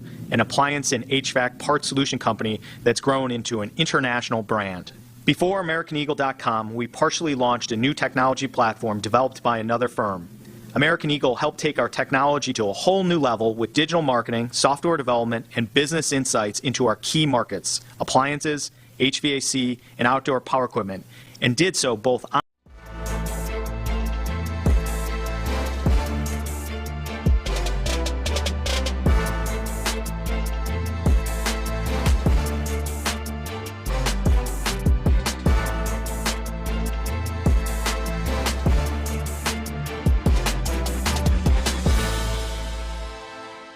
technology project, then I would highly recommend AmericanEagle.com. Call AmericanEagle.com at 773-NETWORK. That's AmericanEagle.com, 773-NETWORK. Live from the Mokaram Injury Lawyers Studios, Sports Radio 610 presents The Drive with Stoerner and Hughley. Javier so far.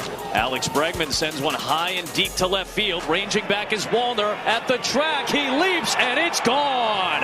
Alex Bregman able to lift one just over that left field wall. He's got the 5-0 lead in the fifth on Sonny Gray. If you had one do-over for the Astros since the end of the 2024 season, what would it be?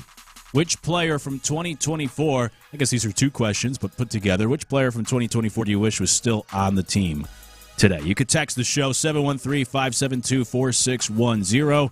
Luke Morrow alongside Chris Partee in for the fellas of the drive here today. Appreciate you hanging with us. T-Mill holding things down, keeping us on track here on this Friday. Let's start with the first part of that. Right, what would that do-over be? And the reason why I bring this up is because the Astros play the Angels tonight, and you get to go up against old friend Kikuchi, who's starting against the Astros this evening out in L.A. or out in California, in the Anaheim area. And then you also get a matchup with Kyle Tucker coming up, within the next week, I believe. So we get to see some of those old friends.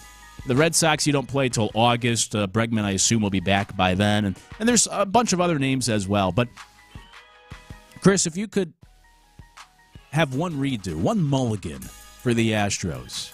And by the way, it doesn't have to be the players that left. It could be the moves they made with players they brought in. But if you could go back to the end of last season to today, what would be the one redo you wish the Astros could make, have a second chance at? Well, you just mentioned one of the players there, and I'm sure a lot of people would probably say the same. And I know it goes against, I guess, the Astros' philosophy a lot of times of actually paying players. I would Kyle Tucker. I would keep Kyle Tucker. Now, that's not to say that Cam Smith has not played well, and more recently he's really come on, really started to step his game up. But, I mean, you see Kyle Tucker there in Chicago, and, I mean, he's still playing very well. I mean, you just think, what could have been with him still in the lineup. You get a little bit more pop as far as power in his bat than Cam Smith has shown so far. Averages aren't far off as far as I think one is high 270s, others low 270s, somewhere around there. But yeah, I would go with. I know some people are going to say Bregman, but I'm going to go. He's been hurt again a little bit, so yeah, I'm going to go Kyle Tucker. Tyler, you bumped back with the Bregman home run. If you could choose one Astro from 2024 that was still on the team, or even just like I said, a redo, something that happened this offseason that you wish the Astros had a second chance at, who or what would that be? Yeah, I think it would be Alex Bregman. I think for me it would be Bregman. And Tucker, it's tough to not go with Tucker. But to be honest, I'm not saying it's illogical. I'm just still so pissed off that dude's weak-ass shins. I don't want Tucker here. But, yeah, I think it'd be Bregman, man. He was always, a fan favorite. He came up real big in some of the very biggest Astros moments in history. So, Bregman for me. Joel Hernandez on Twitch said, wish we still had Kikuchi, who will be facing the Astros tonight. There you go. This might sound crazy, but I think I agree. I think I'm with him on Kikuchi. Okay. That's who I wish the Astros kept. And now, I remember having a conversation with John Lopez before the start of the season, and he said, Kikuchi, the player the Astros missed the most this year. And I said, I think it's going to be Ryan Presley was my choice at the time because I did not like this Astros bullpen. I'm telling on myself.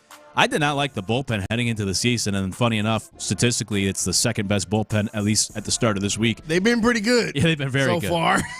So they don't miss Presley. But I thought this is the guy we're going to look back on, Ryan Presley, midseason, and say, dang, you know what? We didn't appreciate this guy. Wish you still had him. But now as we're here, I'm going to say Kikuchi, and I think it's just because of all of the injuries. Now, of course, we're going to hope and expect that these arms are going to come back. But ask the Dodgers if you can ever have enough pitching. It's a lot of hope, man. Yeah, ask Astro fans if you could truly trust the whole rehab process for this organization. And Kikuchi, if you look at the numbers, like he's 2-6, but records don't mean anything for starting pitchers anymore. He has an ERA of 3 on a mediocre team. Yeah. So he pitched really well for the Astros last year. He's continuing to pitch well in that division this year. And if you had him right now with the pieces you already have in that starting rotation, while expecting guys like Arrighetti and McCullers to still come back and maybe Javier at some point, like, man, you really feel good about that rotation. So Bregman I wouldn't go to the money that Bregman required that he got in Boston. Yeah. Never would have done that. Kyle Tucker, I hate the idea of the trade, why they had to move on from him because they were unwilling to pay down the road. Yeah. But I did like the return, and so far through the first 2.5 months, the returns played out pretty well. I'm fine with that deal. For me, like I said, it might be the sleeper. I think I'd rather have Kikuchi on this team than those guys because you just need that starting pitching depth right now. Starting pitching depth, I mean, it's been hampered because of injury. So, yeah, that might be, I guess, the most logical choice right there is in terms of needing that pitching punch. Yeah, you could also say John Singleton. I know people are unhappy with Christian Walker. Get the hell out of here if you're saying John Singleton. Not buying that one, Tyler. Gosh, and I like the guy. I mean, he's obviously, you hear great things, but come on now. Can we get some love for Ben Gamble? You want to bring him back? As Ron would say, I thought we were having a serious damn conversation. Right? I'm just throwing out all the guys that left. You could even throw in Justin Verlander, who has not been very good and injured this year. Ryan Presley, if you think it's Presley. Hector Neris, who has an over 9 ERA this year. Do you wish he was still on the team? Yeah, I don't think so. Over 9. Yeah. Goodness gracious. For 2 different teams. Champ Slice said a second chance. I would give Fromber his long-term deal. So that's interesting. Give it to if you had a do-over, give him the contract this offseason before whatever transpires this year. I would actually take that, knowing what we know now, and I would say apply it to Hunter Brown because his price has gone up a lot the last 2 months. I would get, and it's probably going to keep going up. It is. It's going to keep rising. So that's actually a good thought in the hypothetical world, that if you could have a do-over on anything, if you could wave your magic wand and change one thing from the last 8 months, whatever it's been, 9 months. That might Fromber Hunter Brown the contract because you could get him on a bargain compared to today. Well, a little late for that now, isn't it? Yeah, I think so. Because of what he's done so far. But I made the case yesterday, and I know this isn't going... Athletes don't think this way, but I was always taught, don't chase money, chase good leadership. And so I made the case yesterday that when you look at the guys that got their big contracts and left Houston and went elsewhere, George Springer has not won a playoff game yet in Toronto. Carlos Correa made the playoffs once with the Twins. Astros knocked them out in, 5 games? And then also the Twins have just gotten worse. Their record's gotten worse each year. Bregman went to Boston for the big payday. Now they trade Rafi Devers, and there's all sorts of drama, and they seem to be unraveling. Verlander originally went to the Mets for a huge contract. It took half a season, and he realized this is a dumpster fire. Send me back to Houston. And the Mets went all in that moment, didn't they? They were all in. They tried. Yeah, it was a disaster. So just this idea of, meanwhile, the Astros losing all these pieces, continuing to make the playoffs. I know these guys see the big dollar, but they want as much money as they can get. I don't blame them. I would do the same. But this idea of don't go to some other team for the huge contract. Take that hometown discount to stay with the Astros because you know this is a better-run organization than a lot of those other teams throwing the money at you.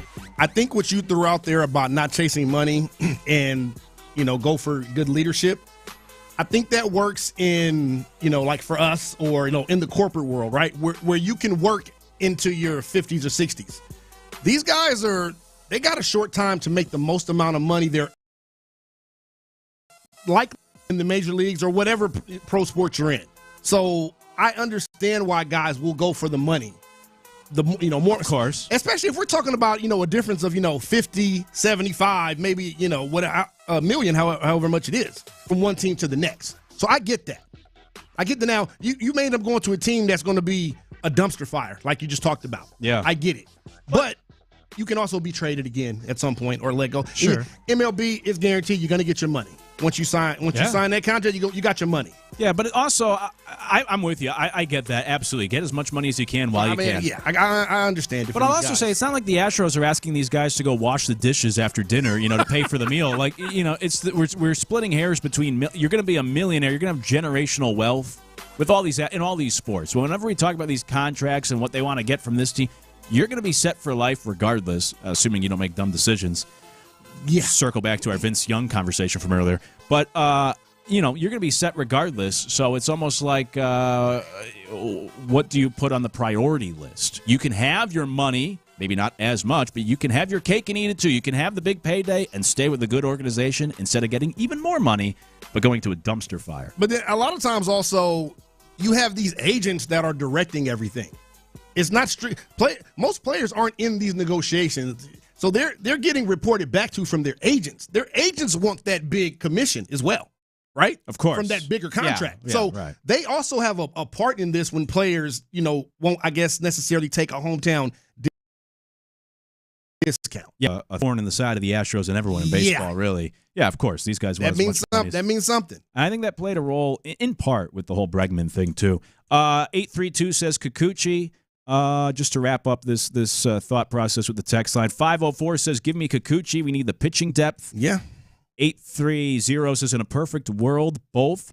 Well, that's cheating. Both who? Bregman and Kikuchi? Or? No, I think what they're going to say next. But the question was one person. The game was one. Yes. Singular. Both. And now it's both. Uno. They'd say, they said, I'd take Bregman with Paredes that we got from the Tucker trade. So, yeah, anyways. They want everything and everybody, basically. 619 said Forrest Whitley. That's a surprise. That wasn't even from last year either. But that's a do-over. That's a do-over since the offseason. That counts, but I'm surprised by that. And then lastly, 713 said, are there second guesses on Christian Walker? Absolutely. But I liked that move at the time, and it's still too early to give up on it, but I do get the point of he's a little bit older. The numbers were sort of in decline, and the biggest concern for me is Christian Walker's been really bad against fastballs this year I think it's 95 and above, much worse in the past couple of years. And that's a red flag of a guy getting a little bit older and slowing down and can't catch up to the heat anymore. Yeah. And so because of that, I do have a little bit of a concern for Christian Walker. And maybe the Astros should have saw this coming because there has been a decline the last couple of years. But I liked the move at the time, and I think it's just too early to give up on Walker. It hasn't even been half a season in that 3-year deal. But yes, absolutely, that's a fair second guess. More text coming for a lot of support for having Kikuchi still on this. Gotta love it. Absolutely. Continue to text those in. 713-572-4610 is the text line. What would be the one do-over for the Astros you would make going back to the end of last season? Hey, coming up, it's 4 p.m., and you know what that means here on The Drive. It's time for Dirty's Daily. Clint, Ron, they may not be here, but we're going to hold it down anyways. We'll do it next. It's The Drive. Area 45 with Bijani and Creighton. What do y'all think of the Rockets and Ime Udoka agreeing to a long-term contract extension? Ime has completely changed the culture of this team. Guys around the league love Ime Udoka, and this is what they needed to do. Radio hits different at night on Houston's sports leader, Sports Radio 610. Hey, this is Ron.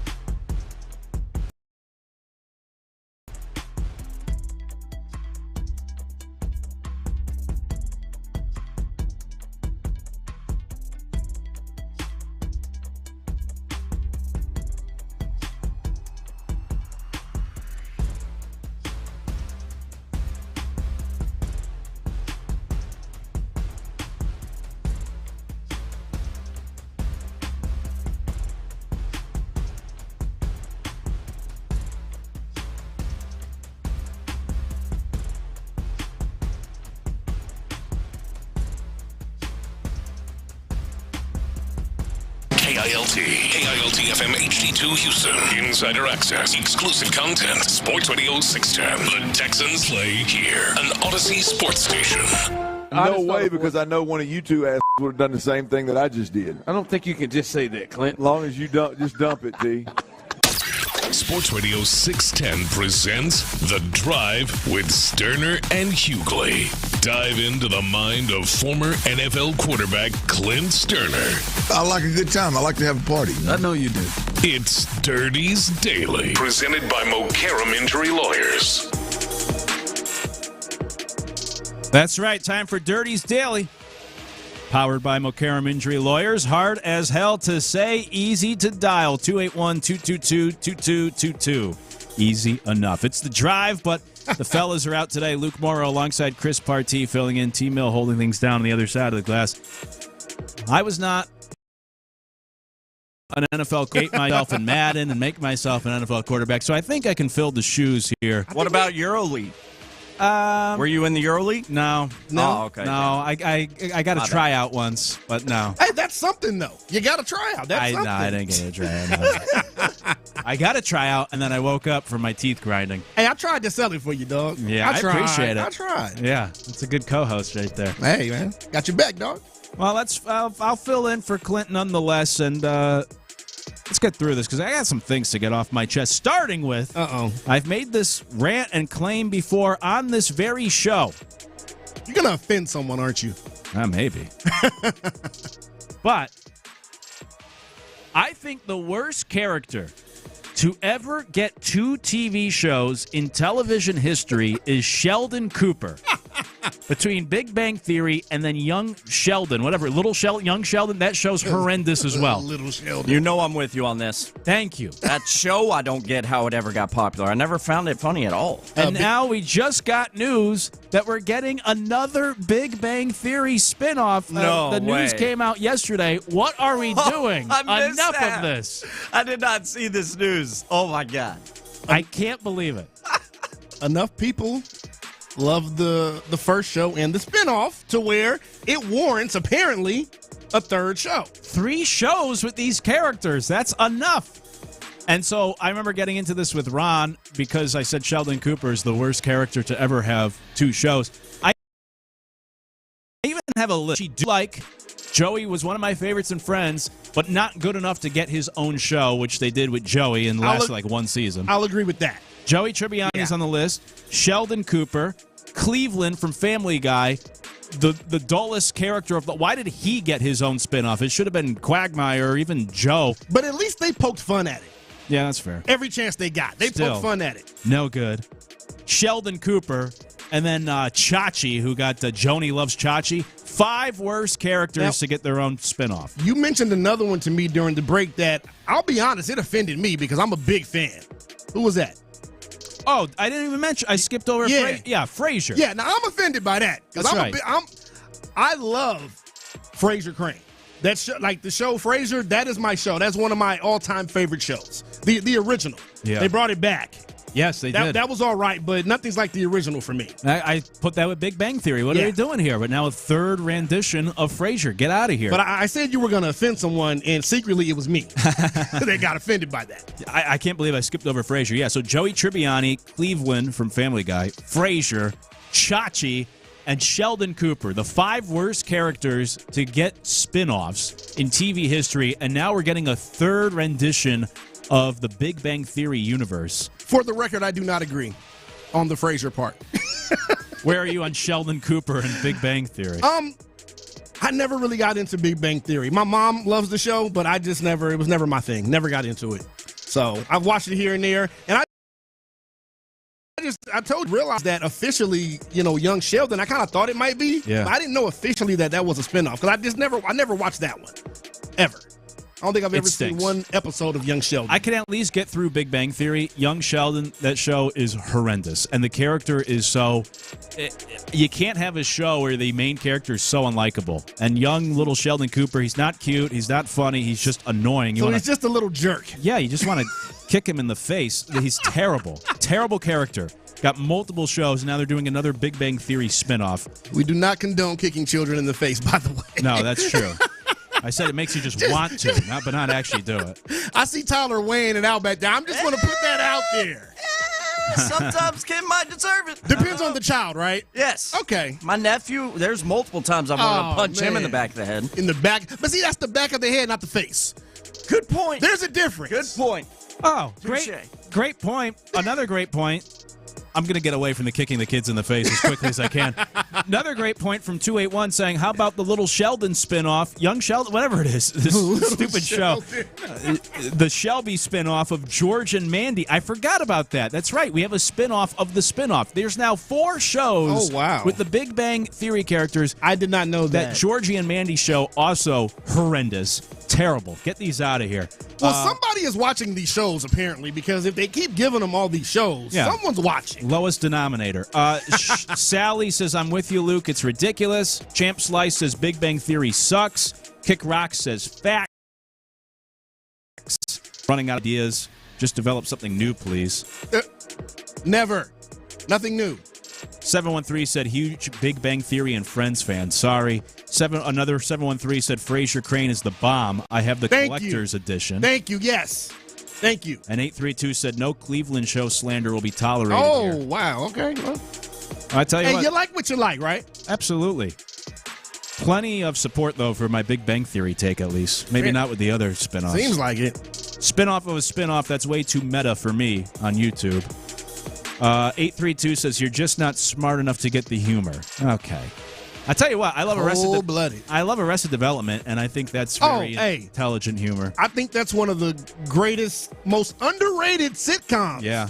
I think it's too smart for its of own all good. time. Yeah, that Arrested Development, man, if you haven't watched that ever, go check it out. You will laugh. Yeah. But I think, like I said, I think it's too smart for its own good. I guess that's part of Big Bang Theory, too, is where if you are limiting yourself to a specific demographic, then you're only getting a certain portion of the audience. But as we see, there's enough of that demographic for them to get 3 spinoffs. Yeah, 3 spinoffs now. I mean, that's crazy. It's crazy. Too much.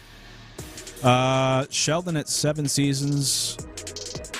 I don't know. Sheldon at 7 seasons. Thank you. So somebody like this. Sorry, I don't understand that text from 832. Please try again. Moving on. Point being, Sheldon Cooper, terrible character. I don't know why they keep making TV shows about him. During 8 years in jail for $43 million. I asked this because Ryan Ferguson was a guy who was found guilty of a murder in 2004, was convicted in 2005, but then that conviction was vacated in 2013 after a key witness who testified against Ferguson actually changed their story and said, no, what I said was incorrect. He actually was not involved. Wow. And so they let Ferguson out of jail, and now he's been paid. The court's ordered to pay him $43 million for the wrongful conviction. Wow. He's 8 years in jail and a fake murder sentence worth getting $43 million. No. I mean, there's nothing that guarantees you making it through that sentence. There's nothing that guarantees that. That's fair. I don't want to be in prison for 8 years just to no. I'm trying to find his age. I'm good. There's a photo of him. He's still a young man, right? So it would be one thing if you were 70 and what am I going to do with this money? But he looks like he's I guess that's a factor 40. too, is how old you are. Yeah, he's still got his whole life and he's got $43 million. Tyler, would you be willing to do 8 years in prison if it got you $43 million after? Not just no, but hell no. I was not built or made to be in that environment, my friends. I know I talk a lot of ish, but I was not built for that. So I'm going to go with not no, but hell no. Yeah, no, I'm with you. I wouldn't do it either for $43 million. I'm not built for it either. I couldn't do 8 hours in jail, let alone 8 years. And I'm so good looking, dude. Some dude be trying to be banging me. Be the ball. That could be nice. Nah, man. Nah. And I would appreciate it. I would be, thankful that he found me attractive. But no, I can't do it. That takes throw him in the hole to a whole nother level there, Tyler. Oh, my goodness. Whole nother level. All right, moving on from that as quickly as I can. By the way, Sally said you are extremely intelligent. You have a higher humor intelligence. I think she's talking about me. Thank you very much. Sally's a real MVP, man. Okay. Yeah, appreciate you coming to my support. Thank you, Sally. Adrian Peterson got into a fight. You told me this happened right here in Houston. I think I saw that it was in Houston somewhere. Yeah, it was. Yep. Wow, I didn't know that. I saw the video. Yeah.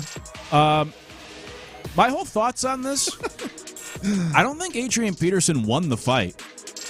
Or at least not enough as he should. My thoughts on this is that Adrian Peterson he's built, he's an animal, right? You don't want to see him in the A-gap. You don't want to see him in an alleyway either. But I always have this theory. It's not my theory, but I subscribe to the theory of the biggest guys, they never get tested, so they don't know how to actually fight. And I think we kind of saw that when someone stepped to Adrian Peterson with this poker game. I expected a little more from AD. Watching him in that fight video, I thought, this is kind of embarrassing for such a professional athlete and such an animal of a dude. But I wanted to see more. Just from what I was reading, I think this is someone he actually knew. I don't think this was just like a random. So, but still, it looked like he didn't know how to fight, is what I'm saying. I mean, that's very possible. Or I don't know. You know what I mean? Like, I have no idea. I don't know if you get to that point if you don't. If you're afraid to beat up your buddy. Or I guess to really hurt him. I mean, you'd have to think that if Adrian Peterson wanted to. I mean, dude is strong. But that's what I'm saying. He might be strong, but he doesn't know. Like LeBron, people always say it about LeBron James, too. Has he ever been in a scuffle? People always come to his defense. I don't think LeBron he's a freak of nature athletically. Definitely. You put LeBron in just a street fight, I don't think he does very well. These guys never had to fight. They're the biggest dudes. No one's ever stepped into them. You're not challenging them. Look, I don't know how to fight either, but I was the youngest of three boys, and I got my ass beat plenty. People stepped to me because they're like, yeah, you're the little runt. We're beating you up. I don't think LeBron ever had to get tested. So him, Adrian Peterson, even like an Aaron Donald, as scary as these guys are, I don't think they're actually good fighters because they've never had to do it. I mean, that's a theory. That's definitely a theory. In the first place, why is Adrian Peterson out here fighting folks in the middle of a poker hall? Why? Was it that serious? Did it really come to that point? I love Peterson. Really? I've got multiple Adrian Peterson jerseys, but he has fallen into financial hardships in recent years. Yeah, I mean that's an understatement right there. Maybe he just really needed that money. He didn't like what happened with that hand of poker. But did he actually lose the hand and he just got upset, or was the guy trying to chill? Like what? Like I don't even know the context. I didn't get more than just they fought and someone something happens. Everyone pulls out their phones. So, but you don't always get the context. That's what? Sure. 113 does. They said go watch the video on his IG. They cut it off when he started laying it on him at the end. All right, talking about AP, okay. I guess so. Yeah. I don't know why he would post that video on his Instagram, though. That doesn't seem great. That doesn't seem very wise. 281 says AP cannot fight at all. Slow and no coordination. Damn. They sound like they know him personally. 832, speaking of which, 832 said the guy that works with me knows the guy who got in the fight with Adrian Peterson. Okay. He told me about it like 3 weeks ago. I didn't believe him at first until I saw the video today. That's too funny. He's like, who got in the fight with who? No way. Stop. Yeah, right. Of course. That sounds like a tall tale. Cut the crap. 281 says, I bet Vernon Maxwell could beat up Adrian Peterson today. Maybe. Yeah, Vernon Maxwell is a whole different animal, man. He could probably beat up a lot of people. Let's just keep it honest. He could beat up a lot of people, even today. By the way, getting back to the prison, 832 says, I'm doing it in a heartbeat. 8 years in prison for $43 million. You come out a millionaire, you forget all about those 8 years. I don't know. All right. I don't know if you'll forget about those 8 years. You go ahead and do that 8 years. I'm going to pass on that. Yeah. I'm going to pass. And 832 said, nope, not doing the prison thing, given all that comes with those 8 years. You grab the soap. Well, hopefully you're not grabbing it off the floor. Yeah. And 936 says, it's AD, not AP for all day Adrian Peterson. Yeah, I know. I get it. One of my best friends, That's a real pet peeve of his. He What? hates when people refer to Adrian Peterson as AP. It's still his initials. I know. It is his initials. It is his initials. I mean, Gosh, find something else to get angry about, you dingo. You know, people are so particular about certain things, right? We get it. All day, Adrian Peterson, AD. That was like everyday Eddie Gordato. I think either one works. AD, AP. I prefer AP because I think more people know who you're talking about. If I said, did you see the fight with AD? You might be thinking Anthony Davis. I don't know if people... That's true, because AP's been out of the league for a few years, at least Even a few when he years was now. in the league, I don't think enough people called him AD. I know that was his nickname. I grew up a Vikings fan, so I know it very well. You know. But I just don't think people really... I don't think that became a universal thing. I don't think people used it. And lastly... Here on Dirty's Daily, Shador Sanders with the speeding. What's the fastest? I know they talked about this earlier. Chris, what's the fastest you think you've ever driven? Probably about 100, 105. Wow. Yeah. 105. And that's not something I do often, no. Tyler, you ever hit triple digits driving? Yes. Multiple times. I know Tyler has. I'm a fan of speeding, you know. Yeah. Tyler, you have that look of a guy that, like, I like speed. I want to go fast. Yeah, you got that look, man. I want to go fast. Yes, I have. I've hit triple digits. The fastest ever, probably... I'm going to say about 125. Probably in the ladies' Audi, about in the 120s. Yeah. Jeez. Yeah. It's fun. There's going to be a cop posting anything for Tyler to pull out. Damn it. They know exactly where he's at Monday through Friday. Yeah. That's right. I don't think I've ever actually hit triple digits. I've probably done like 95. I've gotten so old so fast, though. I used to always do like the 9 miles above the speed limit. So if it was 75 speed limit, I set cruise control at 84, maybe even 85. Don't pull me over. Now. Don't pull me over. That's right. Yeah. But now, even now, like I don't really go above 80 anymore. I've gotten so old. I think it also depends like where you grew up driving, because in Texas, a lot of areas, the speed limit is just a suggestion. A lot of places out here in different more like parts of guidelines. Exactly, guidelines. It may say 55, but if you're going 85, 90, you're still good. Yeah. Because most people are going 85, 90 out here. Yeah. So you're good. We'll end on this one from the 832 about the prison thing, as we've just been bouncing around Right, my stream of consciousness here for That Dirty's happens. Daily. 832 said 8 years and you get to be a millionaire while getting free housing and free food. It's like if you wasted 8 years with a woman but came out a millionaire. If that's how you want to look at it. Yeah, not exactly a woman, though, based off of what might transpire in there. You're going to wish it was... Maybe you'll play the role. With a woman, yeah. Right, exactly. You get to be the woman in that scenario. There you go. Dirty's Daily brought to you by O'Karam Injury Lawyers. Hard as hell to say, easy to dial, 281-222-2222. Coming up, are the Astros still under... If you ask Nico Collins, the Texans are on the verge of their breakout season. We're right there. Like, we know what it takes to...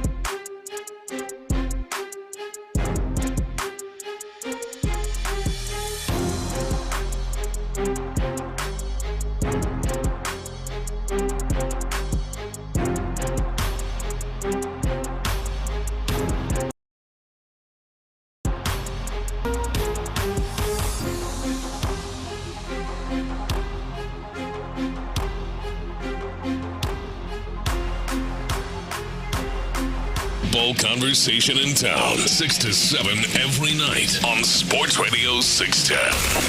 Insider access. Exclusive content. Sports Radio 610. The Texans play here. Sports Radio 610 presents The Drive with Stoerner and Hughley. The fellows are out today. Luke Morrow and Chris Partee with you instead here on The Drive. T-Mill holding things down for us. You can text the show 713-572-4610. Are the Astros underrated? Not only the team, but also specific parts of the team. I'll explain what I mean. Appreciate all the texts and the engagement last segment with all those random topics. People are still texting about those things, so appreciate you. If you ever miss anything from the show, you can always not only go back on the podcast, find the podcast afterwards, but also use the rewind function in the Odyssey app. Are the Astros underrated? I asked this for a couple different reasons. We'll take this in like 3 different angles. Let's do it. But the first one being the actual team, because I do find it fascinating that when they've dealt with everything that they have and they've still put together the second best record in the American League, at least entering yesterday. Then the Astros lost, Yankees won, so I believe they're now a half game behind the Yankees. Remains they're up there with the best teams in baseball. When you do that, despite all the injuries, and then you expect to get these guys back eventually, I mean, shouldn't that help how we view the Astros? And yet, I saw ESPN ranked them 8th in the league in their power rankings. MLB.com ranked them 8th in the league in power rankings. Their World Series odds are 7th in the league right now in Vegas. Ben Verlander is the only guy, and he loves himself some Astros. But Ben Verlander, he put the Astros number 5. That's the highest I've seen. But the question being, are the Astros still underrated? Because of 2 reasons. One, the success they've had despite the things they've dealt with, which is probably more than just about any other team than maybe the Dodgers. And number 2, because you expect to get these guys back. So if they're playing at this clip right now, imagine what the second half could be like if they get these guys healthy. Are the Astros still underrated? When you started this segment there, before you laid out those statistics or those rankings, I was thinking, I'm trying to think, like, how can they be underrated? But then you said, 2 guys had them ranked 8th. Someone else had them ranked 5th. Yep. If you're looking at them as the 8th best team in a ranking of MLB teams, then yes, I would say from that point of view, from that perspective, yes, they are underrated. Just based on what you laid out and what they've dealt with compared to, I guess, the rest of the league.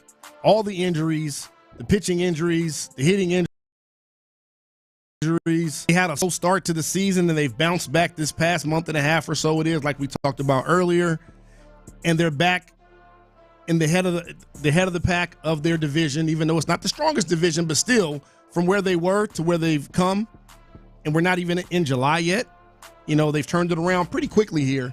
So yeah, I would lean to saying yes, I think they are underrated based on the context that you just gave to that question. Yeah, I think so too, which maybe is semantics. Maybe I would change it and say not underrated, but being overlooked. Overlooked, yeah. I think overlooked might be a better word. Yeah. Right.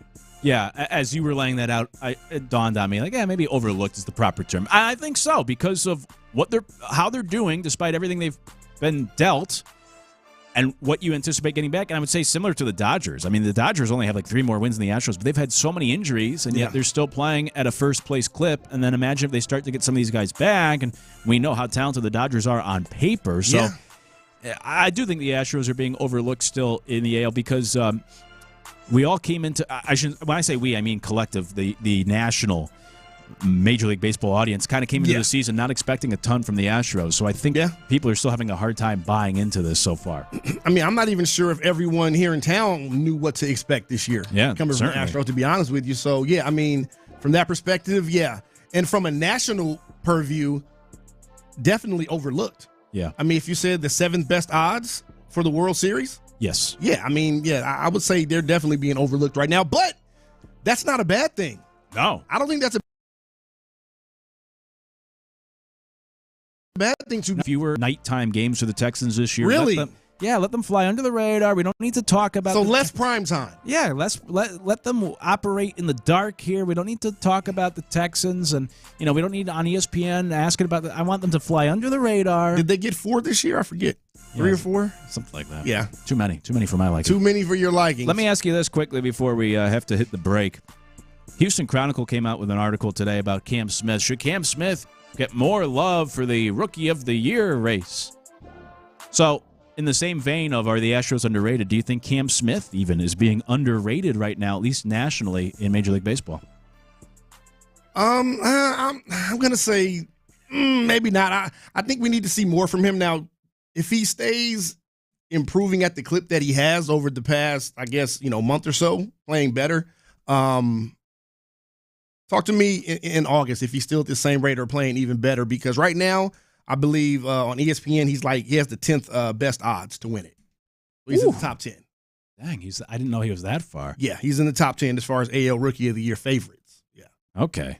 All right, so maybe in that regard, he's a little underrated, but I don't think he should be in the conversation. Look, before this A's series, which was against, again, the second worst pitching staff in the second hitter-friendliest ballpark, his OPS, I know Cam Smith he's played a lot better over the last 30 games. I get that, but over the whole course of the season, his OPS was still below average before this A's series, and simply by having a couple big games, he raised his OPS like 60 points or something like that because this year. So he's been really good. He's been really good in the field. I think he projects to be, I feel really good about his future. Yeah. But no, Jacob Wilson, I think, has had a tremendous season, who we just had to deal with the last couple of nights there for the A's. I think he's the Rookie of the Year, and Cam Smith's not in that discussion yet. By the way, I did grab Jacob Wilson before the start of the season at Rookie of the Year plus 1,500. Did you really? How you doing? Yeah. So we'll see if that holds up. And the last thing I was going to ask was Jeremy Pena in terms of this whole underrated conversation. People say Jeremy Pena should be the starting shortstop in the All-Star game. I don't care about All-Star voting. I don't even care about the All-Star game, quite frankly, and the selections of the All-Star game. But I don't think he's being underrated. I think Jeremy Pena is having a great year, but that shortstop position is always the toughest. And you have Bobby Witt Jr. and you have it's loaded. Yeah, and Jacob Wilson, who I just mentioned, doing it as a rookie. So I think Pena is where he belongs as the number 3 shortstop right now in the AL. I was going to say I do think he makes it, but I don't think he's being, I guess, overlooked or underrated as being the starter. I mean, because that position is loaded. And it always is. Yeah. Especially in the AL. It's usually pretty loaded. Yeah, historically. So go back 20 years. That was some of the best baseball. You had Tejada, and you had A-Rod, and you had Jeter, and you had Nomar. You usually got at least 3 guys that can, 3-4 guys that can make their argument to be the starter. I mean, that was the whole thing. Cal Ripken, people always say that. Like that was part of the reason why he moved to third base was because the shortstop position was just so good. He wanted to get more All-Star appearances, and let me go over to third. And then obviously A-Rod let him play short there in the final All-Star game. But yeah, nonetheless. How nice of him. Yeah. For A-Rod, that's a nice move. A little bit of a heat check, we can call that, on the Astros being underrated. I think they're being overlooked. I think we agree on that. Yeah. Hey, coming up, ESPN put together their all-century teams. We'll have to talk about that and how it relates to Houston. We'll do it next. It's the Drive. Rock and roll, meow. Payne and Pendergast. The strides that Cam Smith has made in the last couple of months, it's remarkable the speed with which he is.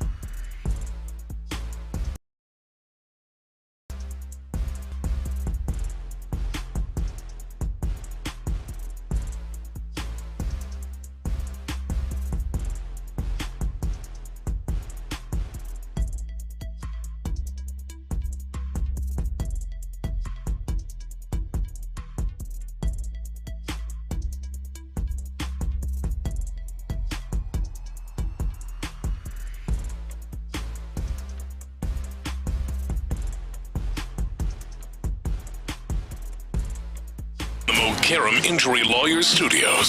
Sports Radio 610 presents The Drive with Stoerner and Hughley. What if you had to build one NFL team from the last 25 years? How many Texans would you put on that roster? It's The Drive. The fellas are out today. Luke Morrow alongside Chris Partee filling in. Team Mill on the steel wheels. And you as well. You can always text the show 713-572-4610. I'm finding out via the text line, YouTube, Twitch chat. You can always get in touch with us there as well. A lot of you guys drive way too fast out there. My goodness. What are you getting over there? Someone said 105. Someone said, what's the difference between 100 and 200 if the speed limit's 65? I don't know about that. If you put Higgins and Noel's new jersey numbers together, that's mine. That's all right. Somebody else. Goodness. Yeah. Speed demons. Seriously. A lot of fast drivers. Hey, man, that's Houston. There's a lot of fast drivers That's right. out here. That's the South. You get these higher speed limits down here. It's nice. You can just cruise. Yeah, Tyler back there grinning. I see you back there giggling. You know what the worst? You know what the worst part is? I just got a speeding ticket like 2 or 3 weeks ago. See? So I've been cruise controlling everywhere. And how fast were you going, sir? It wasn't a bad one, but it wasn't a bad one. It was like 76 or 77 and a 65. You got a speed ticket for that? Yeah. Where were you? The Beltway up north near my home. Huh, okay. That's tough. Came up over a hill. He was just sitting there. Oh, he was just waiting. Yeah. I was like, he's not going to light me up. I'm all right. And That's bad timing. Whoop, whoop. Hate that. That's bad timing. That's the worst. By the way, last thing on this whole Shador Sanders, at least for now. For now. I saw a lot of people give him props like, hey, he was very respectful with the cops when they pulled him over. Like, oh, great. Oh, well, what difference does that make? It's like I always use the comparison of saying, like, my 13-year-old doesn't do drugs. Okay, wonderful. Like, props to you. Probably thanks to the DARE program. That's right. To the DARE program. I remember DARE. Do you remember the song? I don't remember a song. I don't. I do not. I do remember the program. I'll sing it for you later. You sing it right now, Tyler. It's become a running theme here when I'm filling on the show. You'll hear it by the end of the show. Okay, I'm gonna come out of left field with it and just let you have your ears tickled. Sorry about that. Fine people over there, Dare. I was gonna say, but did you see the video from last year with Tyreek Hill? Yeah. When he got pulled over at the stadium? Yeah. So I mean, I just think it's like the Boy Meets World episode where Corey started the fire and then or Sean, one of them, whatever, and then they put out the fire and they got an award for it. They were heroes. Yes. Yeah, that was a great episode. They were heroes. They finally came clean, but it's like you did something wrong and you got pulled over and we're like, oh, great job being so respectful. Like, yeah, you did something wrong. You got caught. Like, what are we doing here? Dude, he should have doubled down and been a jerk. Like, why'd you pull me over? I was only going 101. He could have been. It's so silly. I don't get this whole narrative that I've seen play out the last 24 hours. Bunch of silly-ass geese. Hey, so ESPN put together an all-quarter century team. They made an NFL roster of players from the last 25 years. So one roster, 53 guys. You take players from any team just of the last 25 years, build the ultimate roster.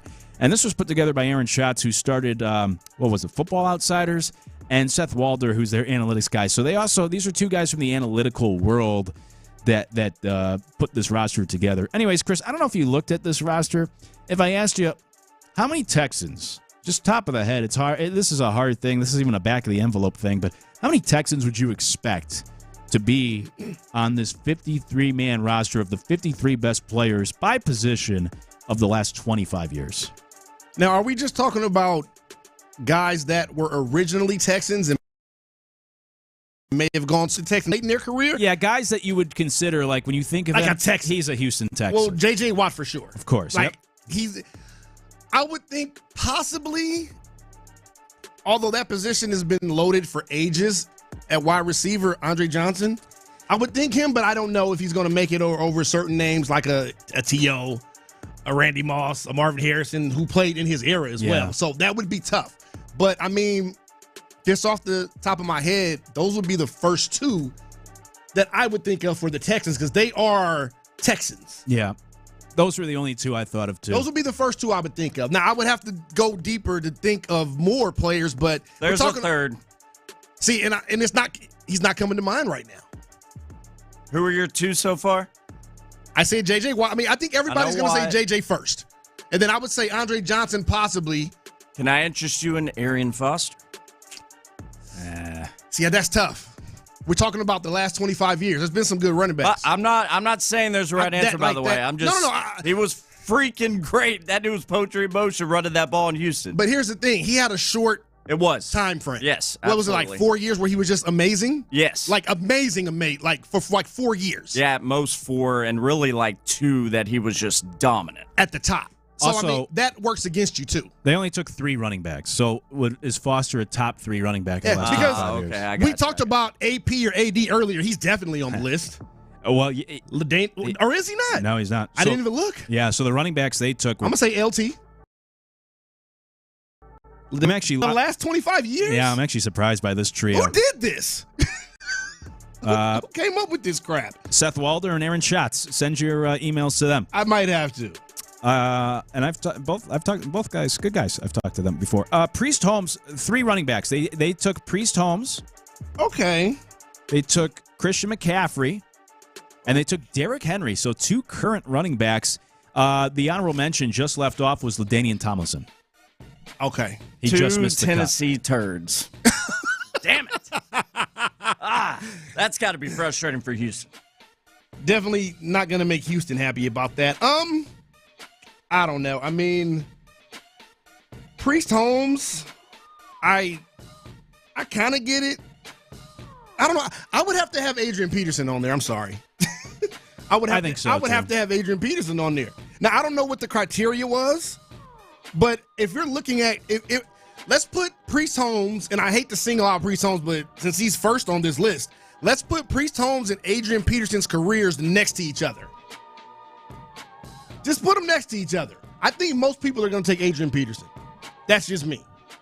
That's just how I would. They have Priest Holmes as the number 1 running back. That's what I'm saying. They put him number 1. They said their reasoning was no other running back can match the 3-year period that Holmes had from 2001 to 2003. Is what they said. He was. Well, then let's put Adrian Foster in there. We just talked about him having a 3 or 4 year run, right? If they're going off of just 3 years from his career. Priest Holmes did have that where he had. But Adrian Peterson had a few absurd seasons. Yeah, he had 2,000 yards coming off a blown up knee. Yeah. I will say, as a kid, like one of the earliest memories I can recall of a running back in particular that I was just like, damn, this fool's good, was Priest Holmes. Like he's some of my earliest football memories. I get it. He was great those 2 years. He had 21 touchdowns and 27 touchdowns and over 1,000 yards. Which is crazy. Yeah. It is. But it was a small burst. It was about that 2-year window. I think the best running back since Barry Sanders, just running, not catching the ball because he couldn't really catch and he couldn't really block, is Adrian Peterson. He could only run the football, but with the ball in his hands, I think he was the best of the last 30 years. He did it so effectively. Now, early on, he had a fumbling problem. Yes. He had an issue with that, but he kind of, got out of there as he got a little older, improved more. But no, I'm with you. Of the last 25, 30 years, just running the ball, I would say, AP, AD, whatever you want to call him. Whichever. By the way, to answer the question, really just one, we could say 2 Texans made the list. Obviously, J.J. Watt. Yeah. Now, the others that I wouldn't count, somebody said this on the text line, Vince Wilfork. I saw Vince Wilfork. He spent 2 years with the Texans. That's why I asked That's you. a Patriot. Yeah, it doesn't count. But that's why I asked if we're talking about guys that were like really Texans or just played, a cup of coffee here. Yeah. That's why I asked the question. I love that Ed Reed technically qualifies. Come on now, we going with Ed Reed now, really? No. Hey, Ed Reed is one of the best safeties in the history of the league, but he was a Texan for 1 year, right? Yes, he's one of the best safeties in history, but it is the singular worst free agent bring in by the Texans in history. I mean, he was done by that point. This is press conference in Houston. And that, I'm not even being facetious. Like, that's the way it went. Like, everyone was hyped when he did his presser. Then after that, it's like, where's Ed? I don't know.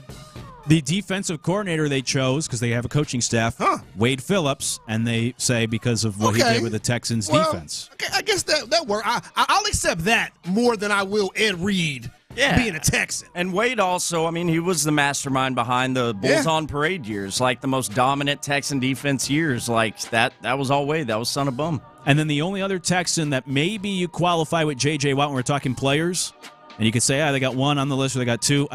Personal preference, it depends, but it's the punter, Shane Leckler, who spent 13 years with the Raiders and then spent 5 with the Texans. Jig 'em. And that too. and that too.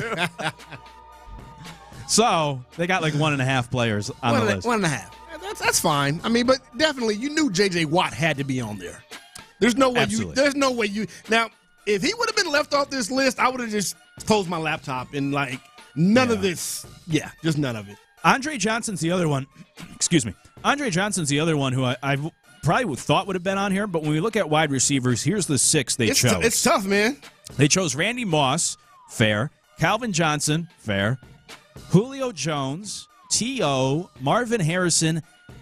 The last one, I don't know. They already put Justin Jefferson, who I love, but you're already putting him on the list? That's what I don't like. He's been in the league 4 years or 5 years, whatever it is. Yeah, 5 now. I don't think that's enough of a sample size. Andre Johnson played 12 years, something like that.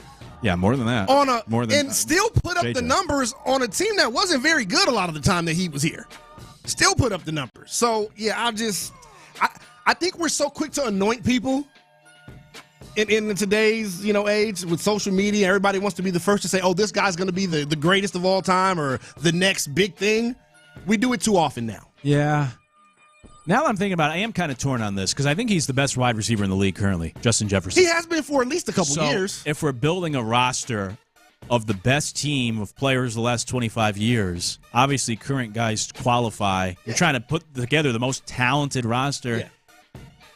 Maybe I've talked myself into Justin Jefferson. By the way, Antonio Brown and Andre Johnson were the 2 honorable mentions at the wide receiver position. So Andre just missed. They had him as the 8th best wide receiver of the last 25 years here on this exercise. Hey, AB's nutty as a fruitcake, but he put up some numbers when he played. Yeah, sure, he sure did. 713 said, "What about Dwayne Brown on the offensive line?" Yeah, I'd have to look at that's a fair name to consider. Yeah. I'd have to look at who they have as the offensive line. He might be in the ballpark. And John Weeks should be the long snapper. I assume they did do a long snapper, but there's only one for the last 25 years. Actually, I don't know. When I search long snapper in this article, nothing comes up. So maybe they didn't choose a long snapper. Yeah. So there you go. That's the reason why. Left out the long snapper. How dare they? And 713 said, "What about Dickerson?" I think that goes back to our Adrian Dickerson. What about Dickerson? Eric Dickerson? I know. That was my thought. Because this was a few minutes ago. Oh, in terms of run. But Eric, they're talking about this century, right? Yeah, 713. If you're talking about Eric Dickerson. He doesn't qualify. He hasn't played in a long time. Or also, if that's in regards to our conversation of Adrian Peterson, I said since Barry Sanders. Yeah. And Dickerson was pre-Barry Sanders. So definitely way before, quite a bit before Barry Sanders. So just wanted to clarify there if that's But he was great, though. What you're talking about. Don't get it twisted. He was great. Yeah. All right. Hey, 5 o'clock on a Friday. Is there a better time in the week than 5 o'clock on a Friday? You're done for the week. Start the weekend. We'll help you kick things off with 5 o'clock fire next at The Drive. Nico Collins is a big fan of new OC Nick.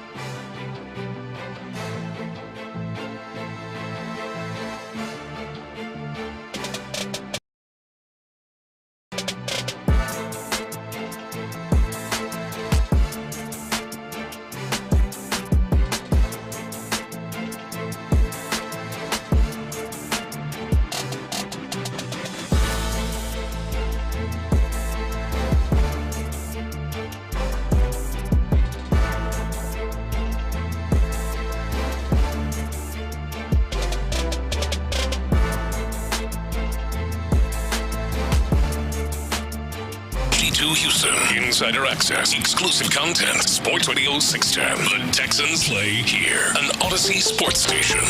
I said, oh, Lord Jesus, it's a fire. Sports Radio 610 presents The Drive with Stoerner and Hughley. It's the 5 o'clock fire.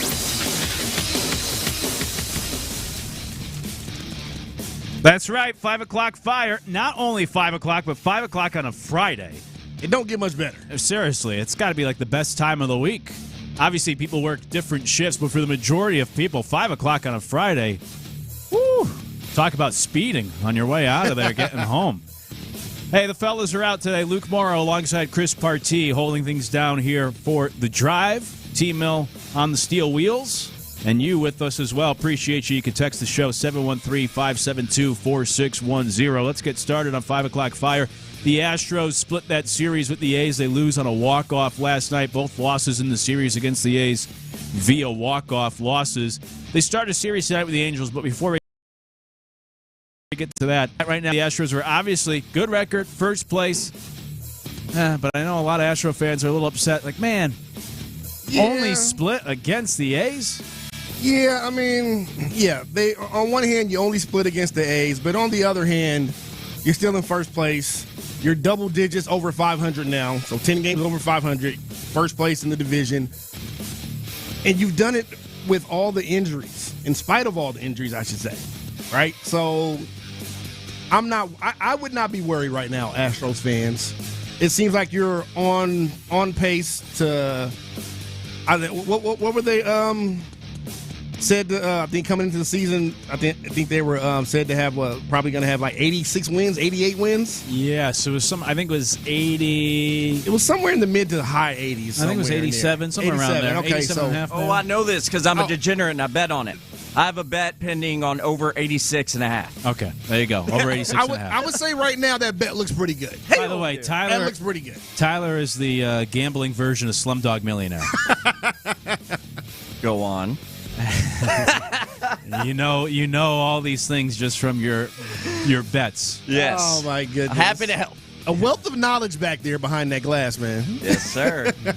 Degenerately speaking. It's all right.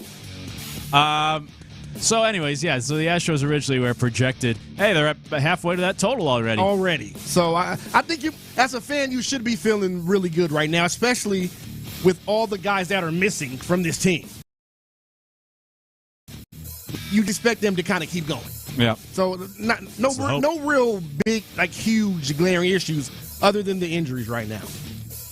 They have a 6.5 game lead right now on the Angels, and they start a 3-game series tonight against the Angels on the road. Angels 36 and 38 this year. This is still, the A's, they're in last place. They're 13 games behind. You don't have to worry about that. Yeah. This series is interesting where, just say you sweep, suddenly the Angels are about 10 games back. That's what I was going to say. That kind of you could almost forget about. I know the Astros last year erased a big deficit, but the Angels are not the Astros. Probably you can not. almost forget about them. On the flip side, just hypothetically speaking, say the Angels win all 3. Now they're only 3.5. So, these division series obviously are always kind of big, but because of where they are in the standings, this could be a big weekend. Well, I was going to say, by the end of June, it's realistic that the Astros could have a 10-game lead in this division before the end of this month, actually.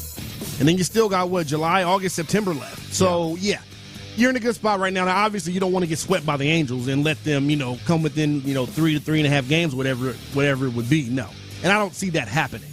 So, Astros are in a good spot, man. Yeah, they sure are. They're in a good spot. They start that series tonight with the Angels. It's another late one. Sorry, I was just trying. I think it's 8:38. First pitch. Okay, so not as late. I was trying to. Yeah, you're right. 8:38. 8:38. I was trying to get. I saw the that first earlier. pitch Those funny times always stand out. 8:38. All right. Yeah, that's what we're doing. Which is what 6:38 their time. That's kind of random. So the White Sox would always start at 7-Eleven, so that 7-Eleven could be the sponsor. That's not a bad move. Whoever's going to pay the money, right? That's right. Hunter Brown tonight against old friend Kikuchi. It's a very interesting pitching matchup, and obviously Hunter Brown, every time he's on the mound, you expect to win. So we'll see. 8:38 first pitch tonight for that one. 5 o'clock fire. NBA Finals, Game 7 comes up Sunday because the Pacers not only won last night, but just were in complete control of that game against the Thunder to force Game 7 of the Finals. But, Chris, I guess you're not that surprised. You picked the Pacers to win this whole thing before the series began. No, I'm not shocked at all. Like I said, I picked them to win in 7, and I haven't wavered, not even when they were down. Now, they were up 2-1, but then they lost 2 in a row. They were down 3-2.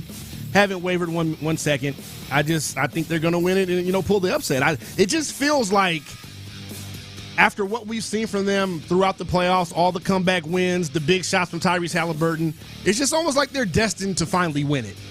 They've never won an NBA championship. They won in the ABA, but they've never won an NBA title. So I just think it's their time. Do you think... Well, I'm trying to think off the top of my head. Like, where would you rank this for? Well, you picked the Pacers, so I guess you're the wrong guy to ask. But, where would you put this in terms of biggest surprise champion or biggest upset in recent memory? Oh, recent memory? Yeah, I won't ask you to go back to, the 70s. But, because I was going to say way back, the Sonics won it back in, 7? Something like, way back. But, that's before either of our time, for sure. So, Oh, thank you. I'm glad you think I look so young. You're definitely younger than me, Luke.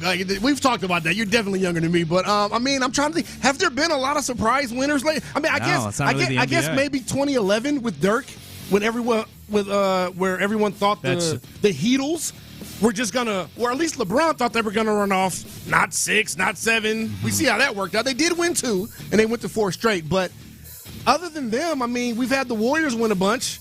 The Cavs won 1. Maybe the Raptors in 2019. I don't think a lot of people, even with Kawhi at that point, I don't think a lot of people saw them going and actually beating the Warriors. Now, the Warriors had some injuries there in that finals, but I don't think anyone saw them making that run. They had a miraculous shot from Kawhi in the second round to bounce the Sixers that year. But, I mean, other than that, there haven't been – the NBA, you don't get a lot of surprises with the finals. You just don't. Yeah, you don't. Chalk usually wins. Yeah. I think the Mavs is probably the best one. Yeah. And also, if you go back even further, you go back to the 90s, maybe you throw in the 95 Rockets, who... The number 6 seed. Yeah, number 6 seed have the fewest wins for a champion of the last, 45 years, whatever it is. You know, so... And that anniversary just came up like a week ago. Yeah. For a 30-year anniversary of that championship. Yeah, I think it was, Monday? I think Monday, right? Earlier this week? It was like June 14th or something like that. 15th, one of those. So, Game 7 of the NBA Finals Sunday night. We'll see what I think. Go Pacers. I think the Thunder close it out at home. They've just been so good at home. I think they're favored by like 8.5 full digit at home. But we get Game 7. I'm believing, man. Of an NBA Finals. I'm believing. Should be fun either way. Holy smoke! 5 o'clock fire. We know about all the drama in Boston that led to Rafael Devers being sent to San Francisco. One of the funny parts about this trade is the fact that now they're playing each other this weekend. They trade him to their opponent, that they're going to have to face this weekend. So, 3-game series begins tonight. The game has been made free for MLB TV, so anybody can watch this game. I think it might also be on ESPN, maybe not. I think a national outlet might have picked up this game, but if not, you could watch this game. Anyone in the country could watch it for free through the MLB TV app, even if you're not a subscriber. My point being, or what I'm getting to here is, do you think, is this a game that, baseball is such a regional sport. Do you think this is a game that could get people to the TV, just your average baseball fan, your Astros fan that says, you know what, let me check out Devers against his former team tonight? I think it might, because it's been, this was a big deal when this trade went down. So, and I think if you see something enough in headlines, even if it's not something that you really necessarily care about, right off the bat, but you see it enough in the headlines, it's like, okay, well, there's an issue here. Everyone loves a good rivalry. I'm happy to see Major League Baseball actually lean into this and make this game free. These are the types of things they need to do to get viewers back into watching, people back into watching baseball. Lean into these rivalries. Lean into a guy just got traded. Now he's going to face his team a week out. Make that game free. Yeah. You might end up getting more viewers, more subscribers, more fans in general due to that. So, yeah, I'm all for it. I agree. I've always said no sport makes it harder to watch their product than Major League Baseball. Yes. I don't know why they do it. So it is nice that this game's free tonight. Maybe it gets you to the TV. Maybe you're interested in this drama. Devers will not play first base this series. Bruce Bochy said that. No, it's not Bruce Bochy anymore. It's Bob Melvin, right? Yeah. He's the manager of the Giants. No. He said that. So Devers might play first base at some point, but not this weekend against his former team. Nonetheless, as long as he's on the field, I think people will watch. And now that it's more easily accessible, I think more people will watch. Yeah. It shall be interesting. Boston. 5 o'clock fire. Staying in Major League Baseball, the Dodgers and the Padres, they had a bunch of hit batters in recent games. I think it was 6 in 2 games. You had Ohtani get hit. You had Tatis get hit. You had benches clear. You have some drama. Suspensions, according to Buster Olney, are supposed to come down today. But my question for you is this good for baseball? Kind of like what we were just talking about with the whole Devers thing.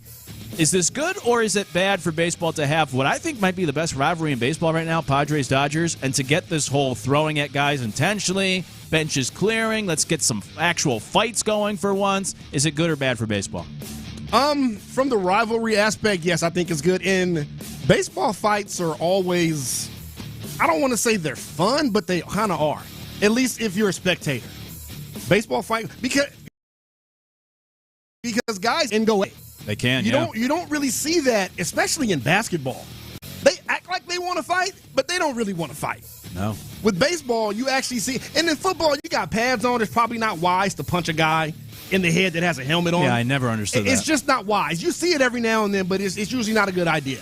Well, with baseball, and nothing compares to hockey, right? But baseball, you can actually get out there and kind of, duke it out for a little bit. You can. And usually the bench is clear, like you talked about, and you get a bunch of different fights, right? Yes. So I think fans as degenerative as it sounds, fans get into this kind of thing. And it builds it for everyone. I agree. It just does. I actually think it is good for baseball. Even better when it's your rival down the road. Yes, that's what we need. It's even better. 20 years ago, it was all about Red Sox-Yankees, and that rivalry's lost a lot of its luster. Now it's about the Dodgers and the Padres. I mean, there was that time Cubs-White Sox and A.J. Pierzynski and Michael Barrett went at the plate. I'm all for it. Let's get some actual hate back in these rivalries. Managers got physical after the Tatis hit by pitch. The benches cleared. I'm all for it. I think it's good for baseball. Let's get more actual fights. When you do clear the benches, let's actually throw some punches and not do the whole, hold me back, hold me back. Hold me back. Yeah, we need some I don't really want to fight, hold me back. That's right. Absolutely. I think it's good for baseball. 5 o'clock fire. This is baseball heavy for 5 o'clock fire, but I saw Tyler just put this in front of me. I just saw this. Ron Washington, we talked about the Astros Angels, so circling back to that series, Ron Washington's out indefinitely. Montgomery has been named the interim manager of the Angels. Yeah.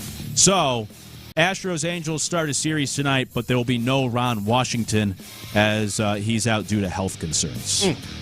And he is... Hopefully he's all right. Speedy recovery. He's 73. Yeah, I mean, he's up there. Ron been around a long time. Very long time. Started his playing career in 77 and has been a coach since 96. He's also the same guy that, he got caught using drugs, right, in the clubhouse or the locker room and or the dugout even. He used to smoke down the tunnel, too, like Jim Leland. So, lives a little bit of a rock and roll lifestyle. But hopefully Ron's okay. He won't be managing this weekend. But back then, I mean, those things went on. Back in the 70s, 80s. Yeah, problem was Ron got busted in 2012. Okay, that's right. That's right. I forgot about when he was with the Rangers. Very true. Very true. So times have changed, Ron. But no, hopefully he's okay and back in the dugout as soon as possible. But the Astros might not have to worry about him. 5 o'clock fire. Last thing for now. Ime Udoka gets that contract yesterday. Extension. Rockets commit to him. And also... maybe by coincidence, the Rockets became the betting favorites to land Kevin Durant. Do you think this extension plays a role in the whole Durant saga this offseason? It'll definitely play a role. I don't know if it'll happen for sure, but I mean, talked about it earlier, that stability, knowing Ime Udoka, what he's built so far, the culture, how he's brought a lot of these players along. So many players have flourished. I mean, that's got to be a factor for Kevin Durant in deciding, because it seems like the Suns are going to try to send him where he wants to go. So based on the teams that are, I guess, favored to land him. So, yeah, that's got to be, that extension has got to be a factor in him choosing, where he lands. Now, obviously, what you're going to trade for him, all those things matter too. If I'm the Rockets, I'm not mortgaging everything, the future included, to land Kevin Durant at this point. So, it's going to have to be almost at a premium. It sounds like it might be. Yeah, it might be. You might be able to get him at a bargain, which is the whole thing. Where do you draw that line? I know we've had a lot of Rockets fans. The majority of people I think we've heard from, the listeners, are anti-Kevin Durant, but is it so much against Durant, or is it against what you would have to give up? Where would you draw that line that the Rockets fans should be happy with Durant because you were able to keep X, Y, and Z? Well, I've talked about this already on these airwaves, and if I'm answering that call, or if I'm making that call to the Suns about Kevin Durant, if they even start to mention Alperen Sengun, I'm hanging up. Same goes for Amin Thompson. To me, those are the two guys that should be untouchable right now. They really should be. And we've also seen a report that the Suns don't really have any interest in Jalen Green. Now, who knows how true that may be. But I think the two guys that I'm hanging up the phone, Sengun and Thompson. I'm not getting rid of either one of those guys. The Athletic had reported that the Suns are interested in... Who else? Yeah, it's got to be more than one player. Guys. Say you give up Eason and Jabari Smith. Honestly, I think Reed Shepherd is probably going to be involved in that, too. Okay, so you give up Reed Shepherd, too. Should Rockets fans be happy with that move? I mean, along with those three, it'll probably be a draft pick or two, a first-round pick. Now, people don't care about the first-round picks, but, I mean, that's quite a bit there for Kevin Durant, because now if you were planning on Reed Shepherd getting more playing time at maybe, backup point guard, now he's gone. So then who do you – I mean, I guess you still got – what was it, Aaron Holiday? Mm-hmm. I don't know his contract status, but I guess you still have him. But you also drafted Reed Shepard, number 3 overall, for a reason. Yeah. So you might want to see how he pans out. You just don't know right now. Maybe that reason is to flip him for Kevin Durant. Could be. I mean, giving up Jabari and Tari, that's going to be hard, man. That's a lot to ask as far as your depth goes, because we've seen the issue with Kevin Durant going to these teams to make these big threes already. Look at Phoenix. They didn't have a lot of depth. No. That was a disaster. Now, they don't have the same type of leadership in place that the Suns have had right now, and then they also went and paid Bradley Beal, who's just been stealing money from them. Mm-hmm. So that's a whole nother issue. Yeah. But, yeah, it really just depends on you. You got to draw the line somewhere, right? You have to. Yeah. If you have to give up too much depth, even if you keep your other 2 stars, then, instead of being able to go 9 deep, maybe you only go 6 deep now. And we see how that's worked out for other teams. Mm-hmm. Trey on YouTube said 3 players in a draft pick, hang up. And from the 3, 4, 6, they said about Durant. They are making huge mistakes. They'll be lucky to make the playoffs if they trade for Durant. So nobody is on board, it seems like. The majority Fans. of people we hear from are not on board. Hey, I get it. He doesn't guarantee a championship. We've seen that. No. Other than with the Warriors, he does not guarantee a championship. Yeah. So, that's why it depends on the trade, what you have to give up. Hey, which young quarterback is ready to take the biggest step forward in 2025? Will it be C.J. Stroud? We'll talk about it next. It's The Drive. Area 45 with Bijani and Creighton. What do y'all think of the Rockets and Ime Udoka agreeing to a long-term contract extension?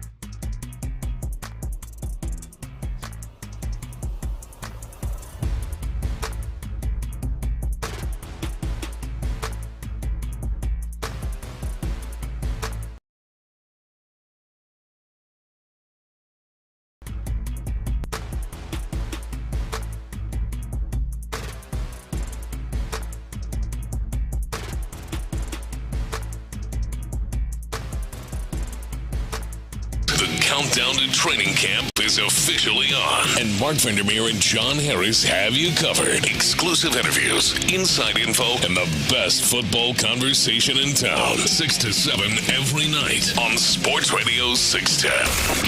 Insider access, exclusive content. Sports Radio 610. The Texans play here.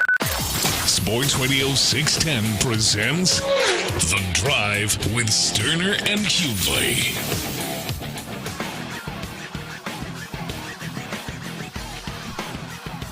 Which young quarterback is ready to take the biggest step forward in 2025?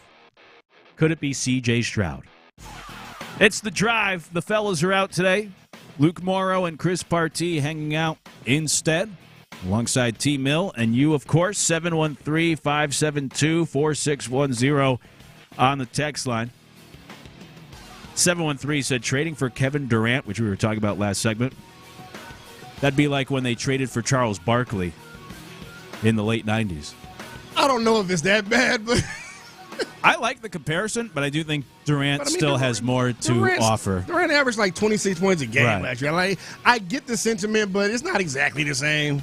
Yeah, no, I like you're right. I like the comparison. The tank. Barkley got injured right away, and even though he was an all-star that first year, he was never the same guy in Houston. He was overweight by that point. I mean, he wasn't. No. Yeah, Durant is still hitting metrics that like few guys are doing. Offensively. Yeah. But I do like that thought. That is my concern of potentially going all in on a guy of that age. We've just never seen them lead a team to a championship. Even though he's still hitting those metrics, the impact isn't the same on games, on winning, I should say. Durant? For Durant. The impact isn't the same. Doesn't seem like it. Yeah, hard to rely on a guy at this point in his career to be the guy carrying you to a championship. Yeah. We'll see how things play out. Rockets are the favorites to get him. Hey, which young quarterback is ready to take the biggest step forward in 2025? We've been talking about C.J. Stroud today, and the hope about Cole Popovich just simply sliding in and being enough to improve this offensive line. I think it's interesting because you look at this division, and they're all young quarterbacks, of course, that you're waiting to see more from. Trevor Lawrence still needs to take a step forward. Anthony Richardson, if even given the opportunity. Maybe it'll be Daniel Jones in Indianapolis this year. Cam Ward's only a rookie, but obviously there's high hopes for him in Tennessee. You want to see him show something his rookie year. And then you have C.J. Stroud, and we can also expand it outside of it. It's not just about the division. Throw in Bryce Young, who's always going to be grouped with C.J. Stroud. Yep. And as you mentioned in the commercial break, Caleb Williams is another guy who, you could connect to Stroud through the whole post-game conversation they had where people were giving Stroud a hard time for, giving Caleb Williams advice or whatever it was. Yeah. Of all those guys, who would you expect to take the biggest step forward this year? Is it CJ? Is it somebody else? I would have. I mean, out of all these players that you've listed, who has the best situation around him? I mean, other than the faults of like the offensive line and having a new coordinator coming in, CJ's got the best team around him. Like what do you expect? We don't know what to expect from Trevor Lawrence and because I was a big Trevor Lawrence guy when he left Clemson coming into the league, but he just has not lived up to the hype. No, he just hasn't. And I mean, what do you really expect the Jaguars to do this year? So I mean, you look at Cam Ward; he's a rookie. Don't expect much out of the Titans this year.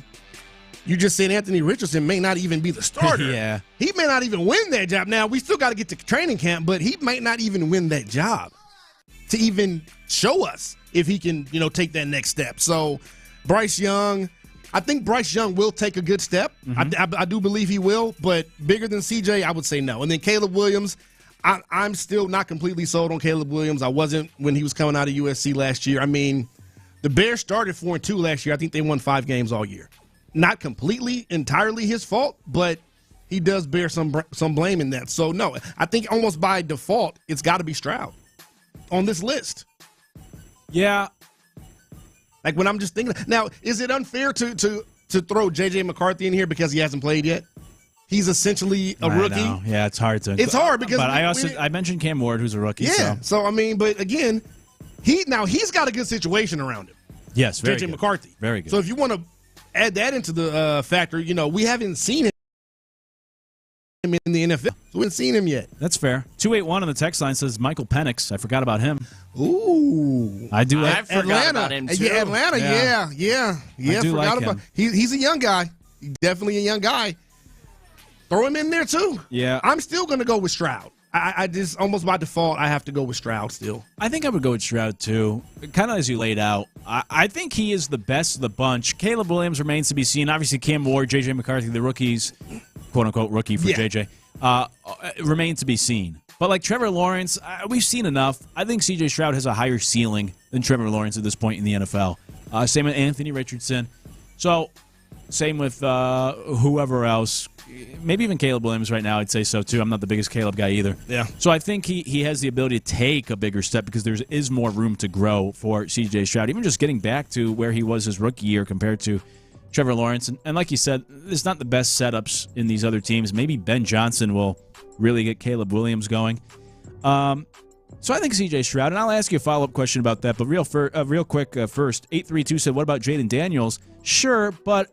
Okay, yeah, we didn't mention No, him. because A, it's hard to take a big step forward from where he already is, but actually B... He did have a huge rookie year. Yeah, so it's hard to... It'd be like if we had this conversation a year ago with the year Stroud had, and you're saying, like, oh, he still needs to take a big... We felt like he's good to go already. Yeah. I feel similar at Jaden, but also B would be, and I said this earlier, I think the Commanders follow a similar script that the Texans did a year ago, and I think Jaden Daniels does take a step back this lump, but teams have a whole offseason now to get ready for this Cliff Kingsbury offense and Jaden Daniels, and I don't think it'll be as easy this year. That makes a difference when you come in and there's only, I guess, college film on you, not NFL film. Mm-hmm. Sometimes you can catch teams, just like if a quarterback comes in the middle of the season. Like, look at Brock Purdy a few years ago. He comes in the middle of the season, end of the season. Not saying that he did it all, but, it's hard when you don't have enough film on a guy. Yeah. You haven't really seen enough. And you play him for the first time. You haven't seen him, so you don't really know his tendencies, what to lock on to, what to expect. So that can make a difference. Absolutely. That can make a difference. 713 said Bo Nix. Yeah, I'm not a big Bo Nix guy. I'm not a big Sean Payton guy either, so I wouldn't put Bo Nix at... He's Sean Payton overrated? Yeah, I think so, yeah. I've done that rant before. You might be right. You might be right about that. Yeah, I've done that rant many times. I'm not a Sean Payton guy. You might be right. So Bo Nix. But, yeah, I think C.J. Stroud should be number one on that list, which takes me to then the follow-up question. Stroud has struggled in primetime games, and obviously it's not all Stroud's fault. The Texans haven't been great in those games. Just point to, Christmas last year. But oh, God. Stroud hasn't been... Don't point to Christmas. Yeah. How about that? Worst Christmas ever, Man. as we talked about at the time. But he hasn't been great in primetime games. Is there a game? It doesn't have to be a primetime game. But what's the game? Obviously, more people are watching primetime, which is why I led with that, where that's a chance where you can really change your narrative nationally because more people are paying attention, and we have to come in with these big opinions the next day because we got to fill airtime or on ESPN. Course. So you get the idea. But what's the game this thing out? Where's the game that you point to that could be that biggest game that if Stroud plays well in that game, that will go a long way in knowing he's taking that step forward or even in changing the national narrative where like, oh, yeah, this guy, he is improving. He is who we thought he was. I mean, there's a couple games here. I mean, I want to say one would be the Chiefs. Mm-hmm.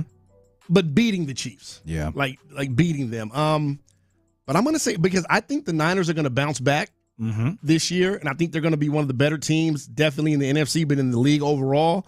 And also, usually when they're good, it's about their defense. So I think, even though, it's not on the road, this game is here in Houston. But I think if he has a big game against that defense, which I think is going to be back to where we expect them to be, I think that could be an indication that, okay, he's back on track and he's going to be, continue to be what we thought he could be from 2 years ago. I like that. Or what we saw. Yeah, I like that choice. I think certainly the Chiefs Sunday night game, everyone's watching outdoors in the cold at Arrowhead. If you just play well there, that's big. I think against the Ravens on a Sunday afternoon because of their history with the Ravens in recent years in Baltimore, if you play well in that game finally, that's big. That's definitely one. Yeah, but Baltimore. I think if I had to go a little less obvious, I would say the week before the game you chose, Monday Night Football in Seattle. Seattle, yeah. And it's 9 p.m. Central Time is what I see here. And so, okay, yeah, which would be later, I guess. Was that a doubleheader? So anyway, Monday night. So it's a late game for the body clock. Everyone's watching. I know Seattle's not what it used to be, both in terms of the stadium and the defense, but still, that can be a tough place to go. They got Sam Darnold. Yeah, and if Stroud plays well with everybody watching, he plays well in Seattle, it's certainly a winnable game. Everyone's watching on Monday Night Football. You get the Ravens the week prior. I think that's where you can really start to change that narrative. Hey, when we come back, got to put a bow on things for this Friday. Let's talk about the Astros tonight. We'll get to T-Mill's best bets. We'll try to make you some money and get ready for the Astros and the Angels this week. And we'll do it next. It's The Drive. Tyler Miller, you are the greatest producer in the world. If you ask Nico Collins, the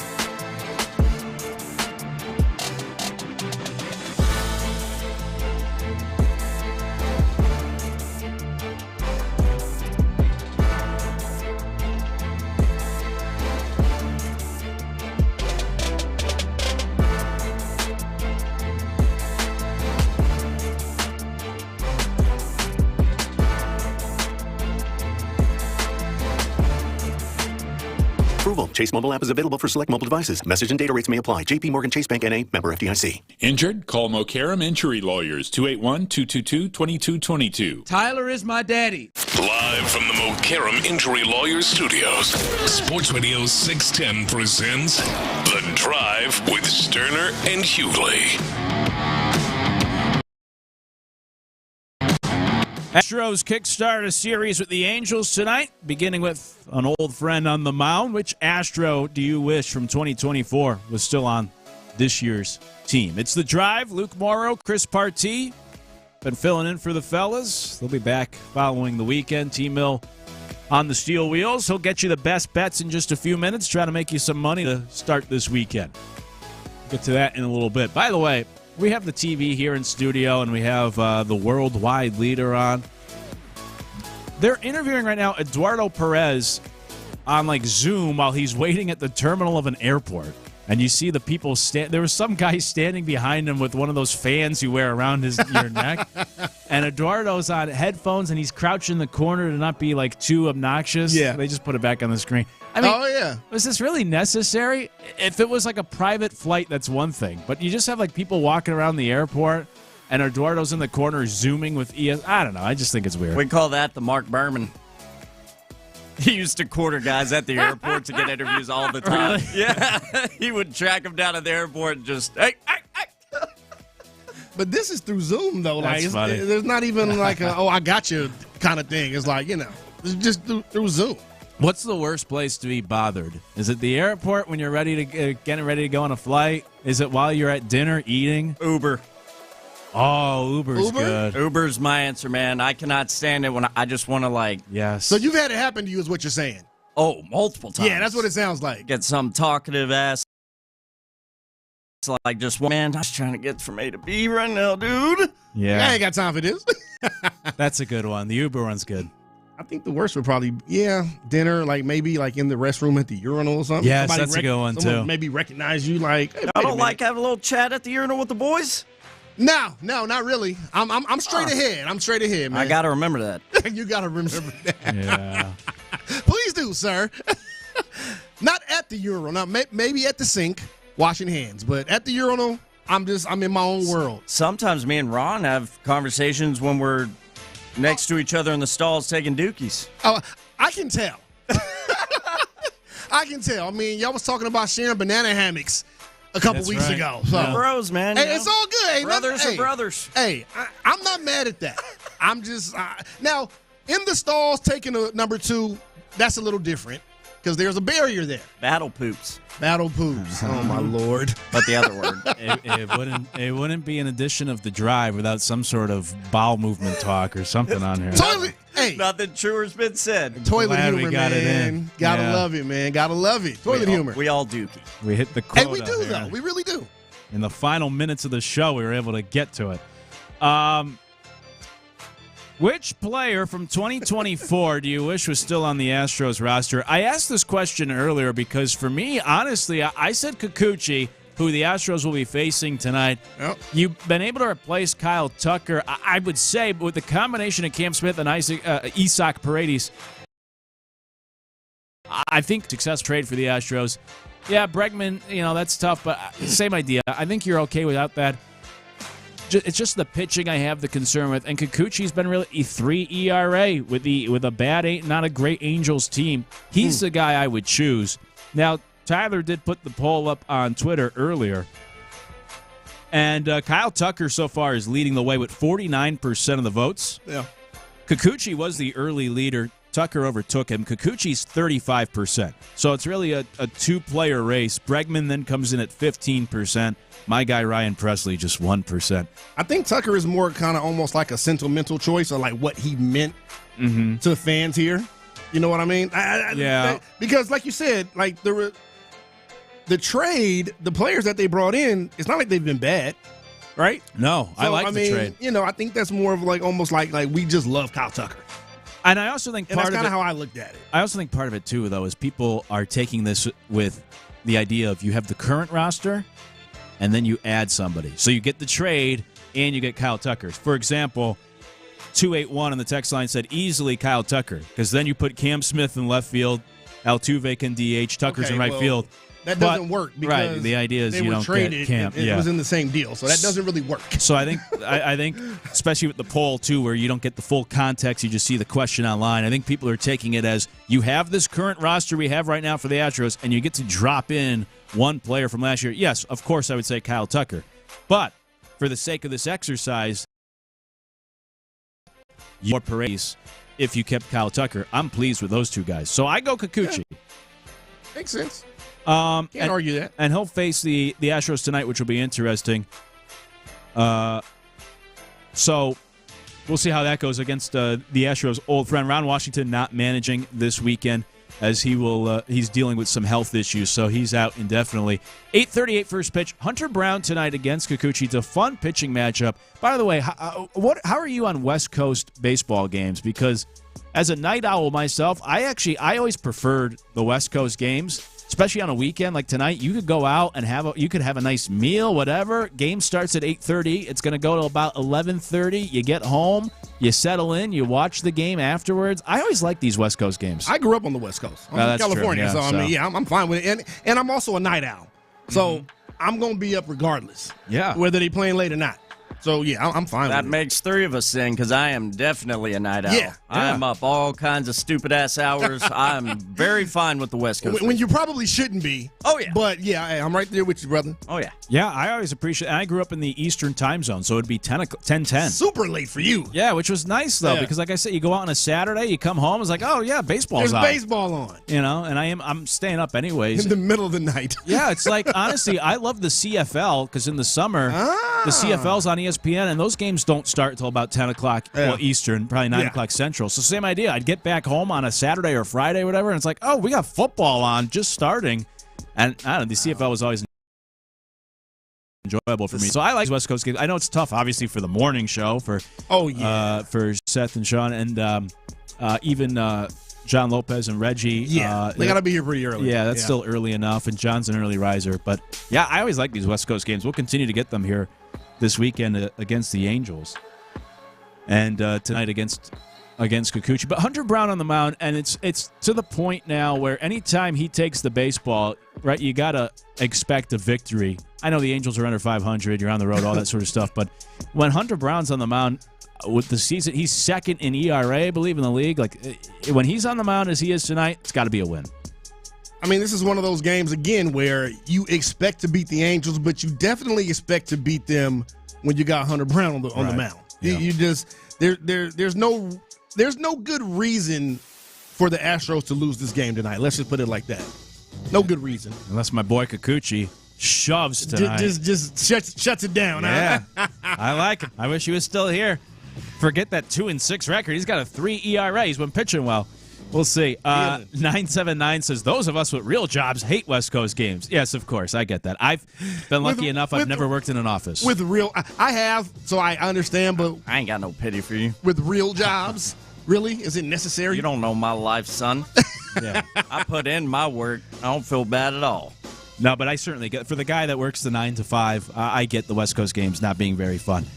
For someone who's never had to set an alarm typically for work, I could get up whenever. Sorry. I like it. The significant other goes to bed. It's like, all right, now I can settle down and I can sit on the couch and watch the game. Even back in the day when I did have a regular, I guess, 9 to 5, you'd call it, I was still up until 1 or 2 in the morning a lot of times. I know. And I'd get like 5 hours of sleep. Yeah, it's never really mattered to me. That's true. Even when I have to get up in the morning, I still stay up too late. I also do not have children, so. Yeah, that helps. It definitely helps. It's the old Jerry Seinfeld bit of the night you and the morning you, and the morning you hates the night you because you stay up till it's a good bit. You'll find it on YouTube. By the way, I should have mentioned this earlier, but the McNairs are going to be on Texans All-Access, which is coming up right after us, starting in about 10 minutes. So stay tuned for that. Hannah and Cal McNair Does this live. count as us being on your show? We'll be live with the fellas right at 6 p.m. So that should stay be tuned good. for that. And with that, before we go, let's try to make a little money. It's time for T-Mill's Best Bets on this Friday. That's right, and believe it or not, guys, it's a damn Christmas miracle in June. We had our second straight profitable night of Best Bets last night. Let's go. Yes! Done with that red number. Done with failing you folks. We're in the green. We're moving the right direction. We went 4 for 5 last night, but if we want to go green for the entire week and go above that 60% mark, we're going to need to hit almost all of these. Ooh. But I got 6 Friday Best Bets for you, all baseball.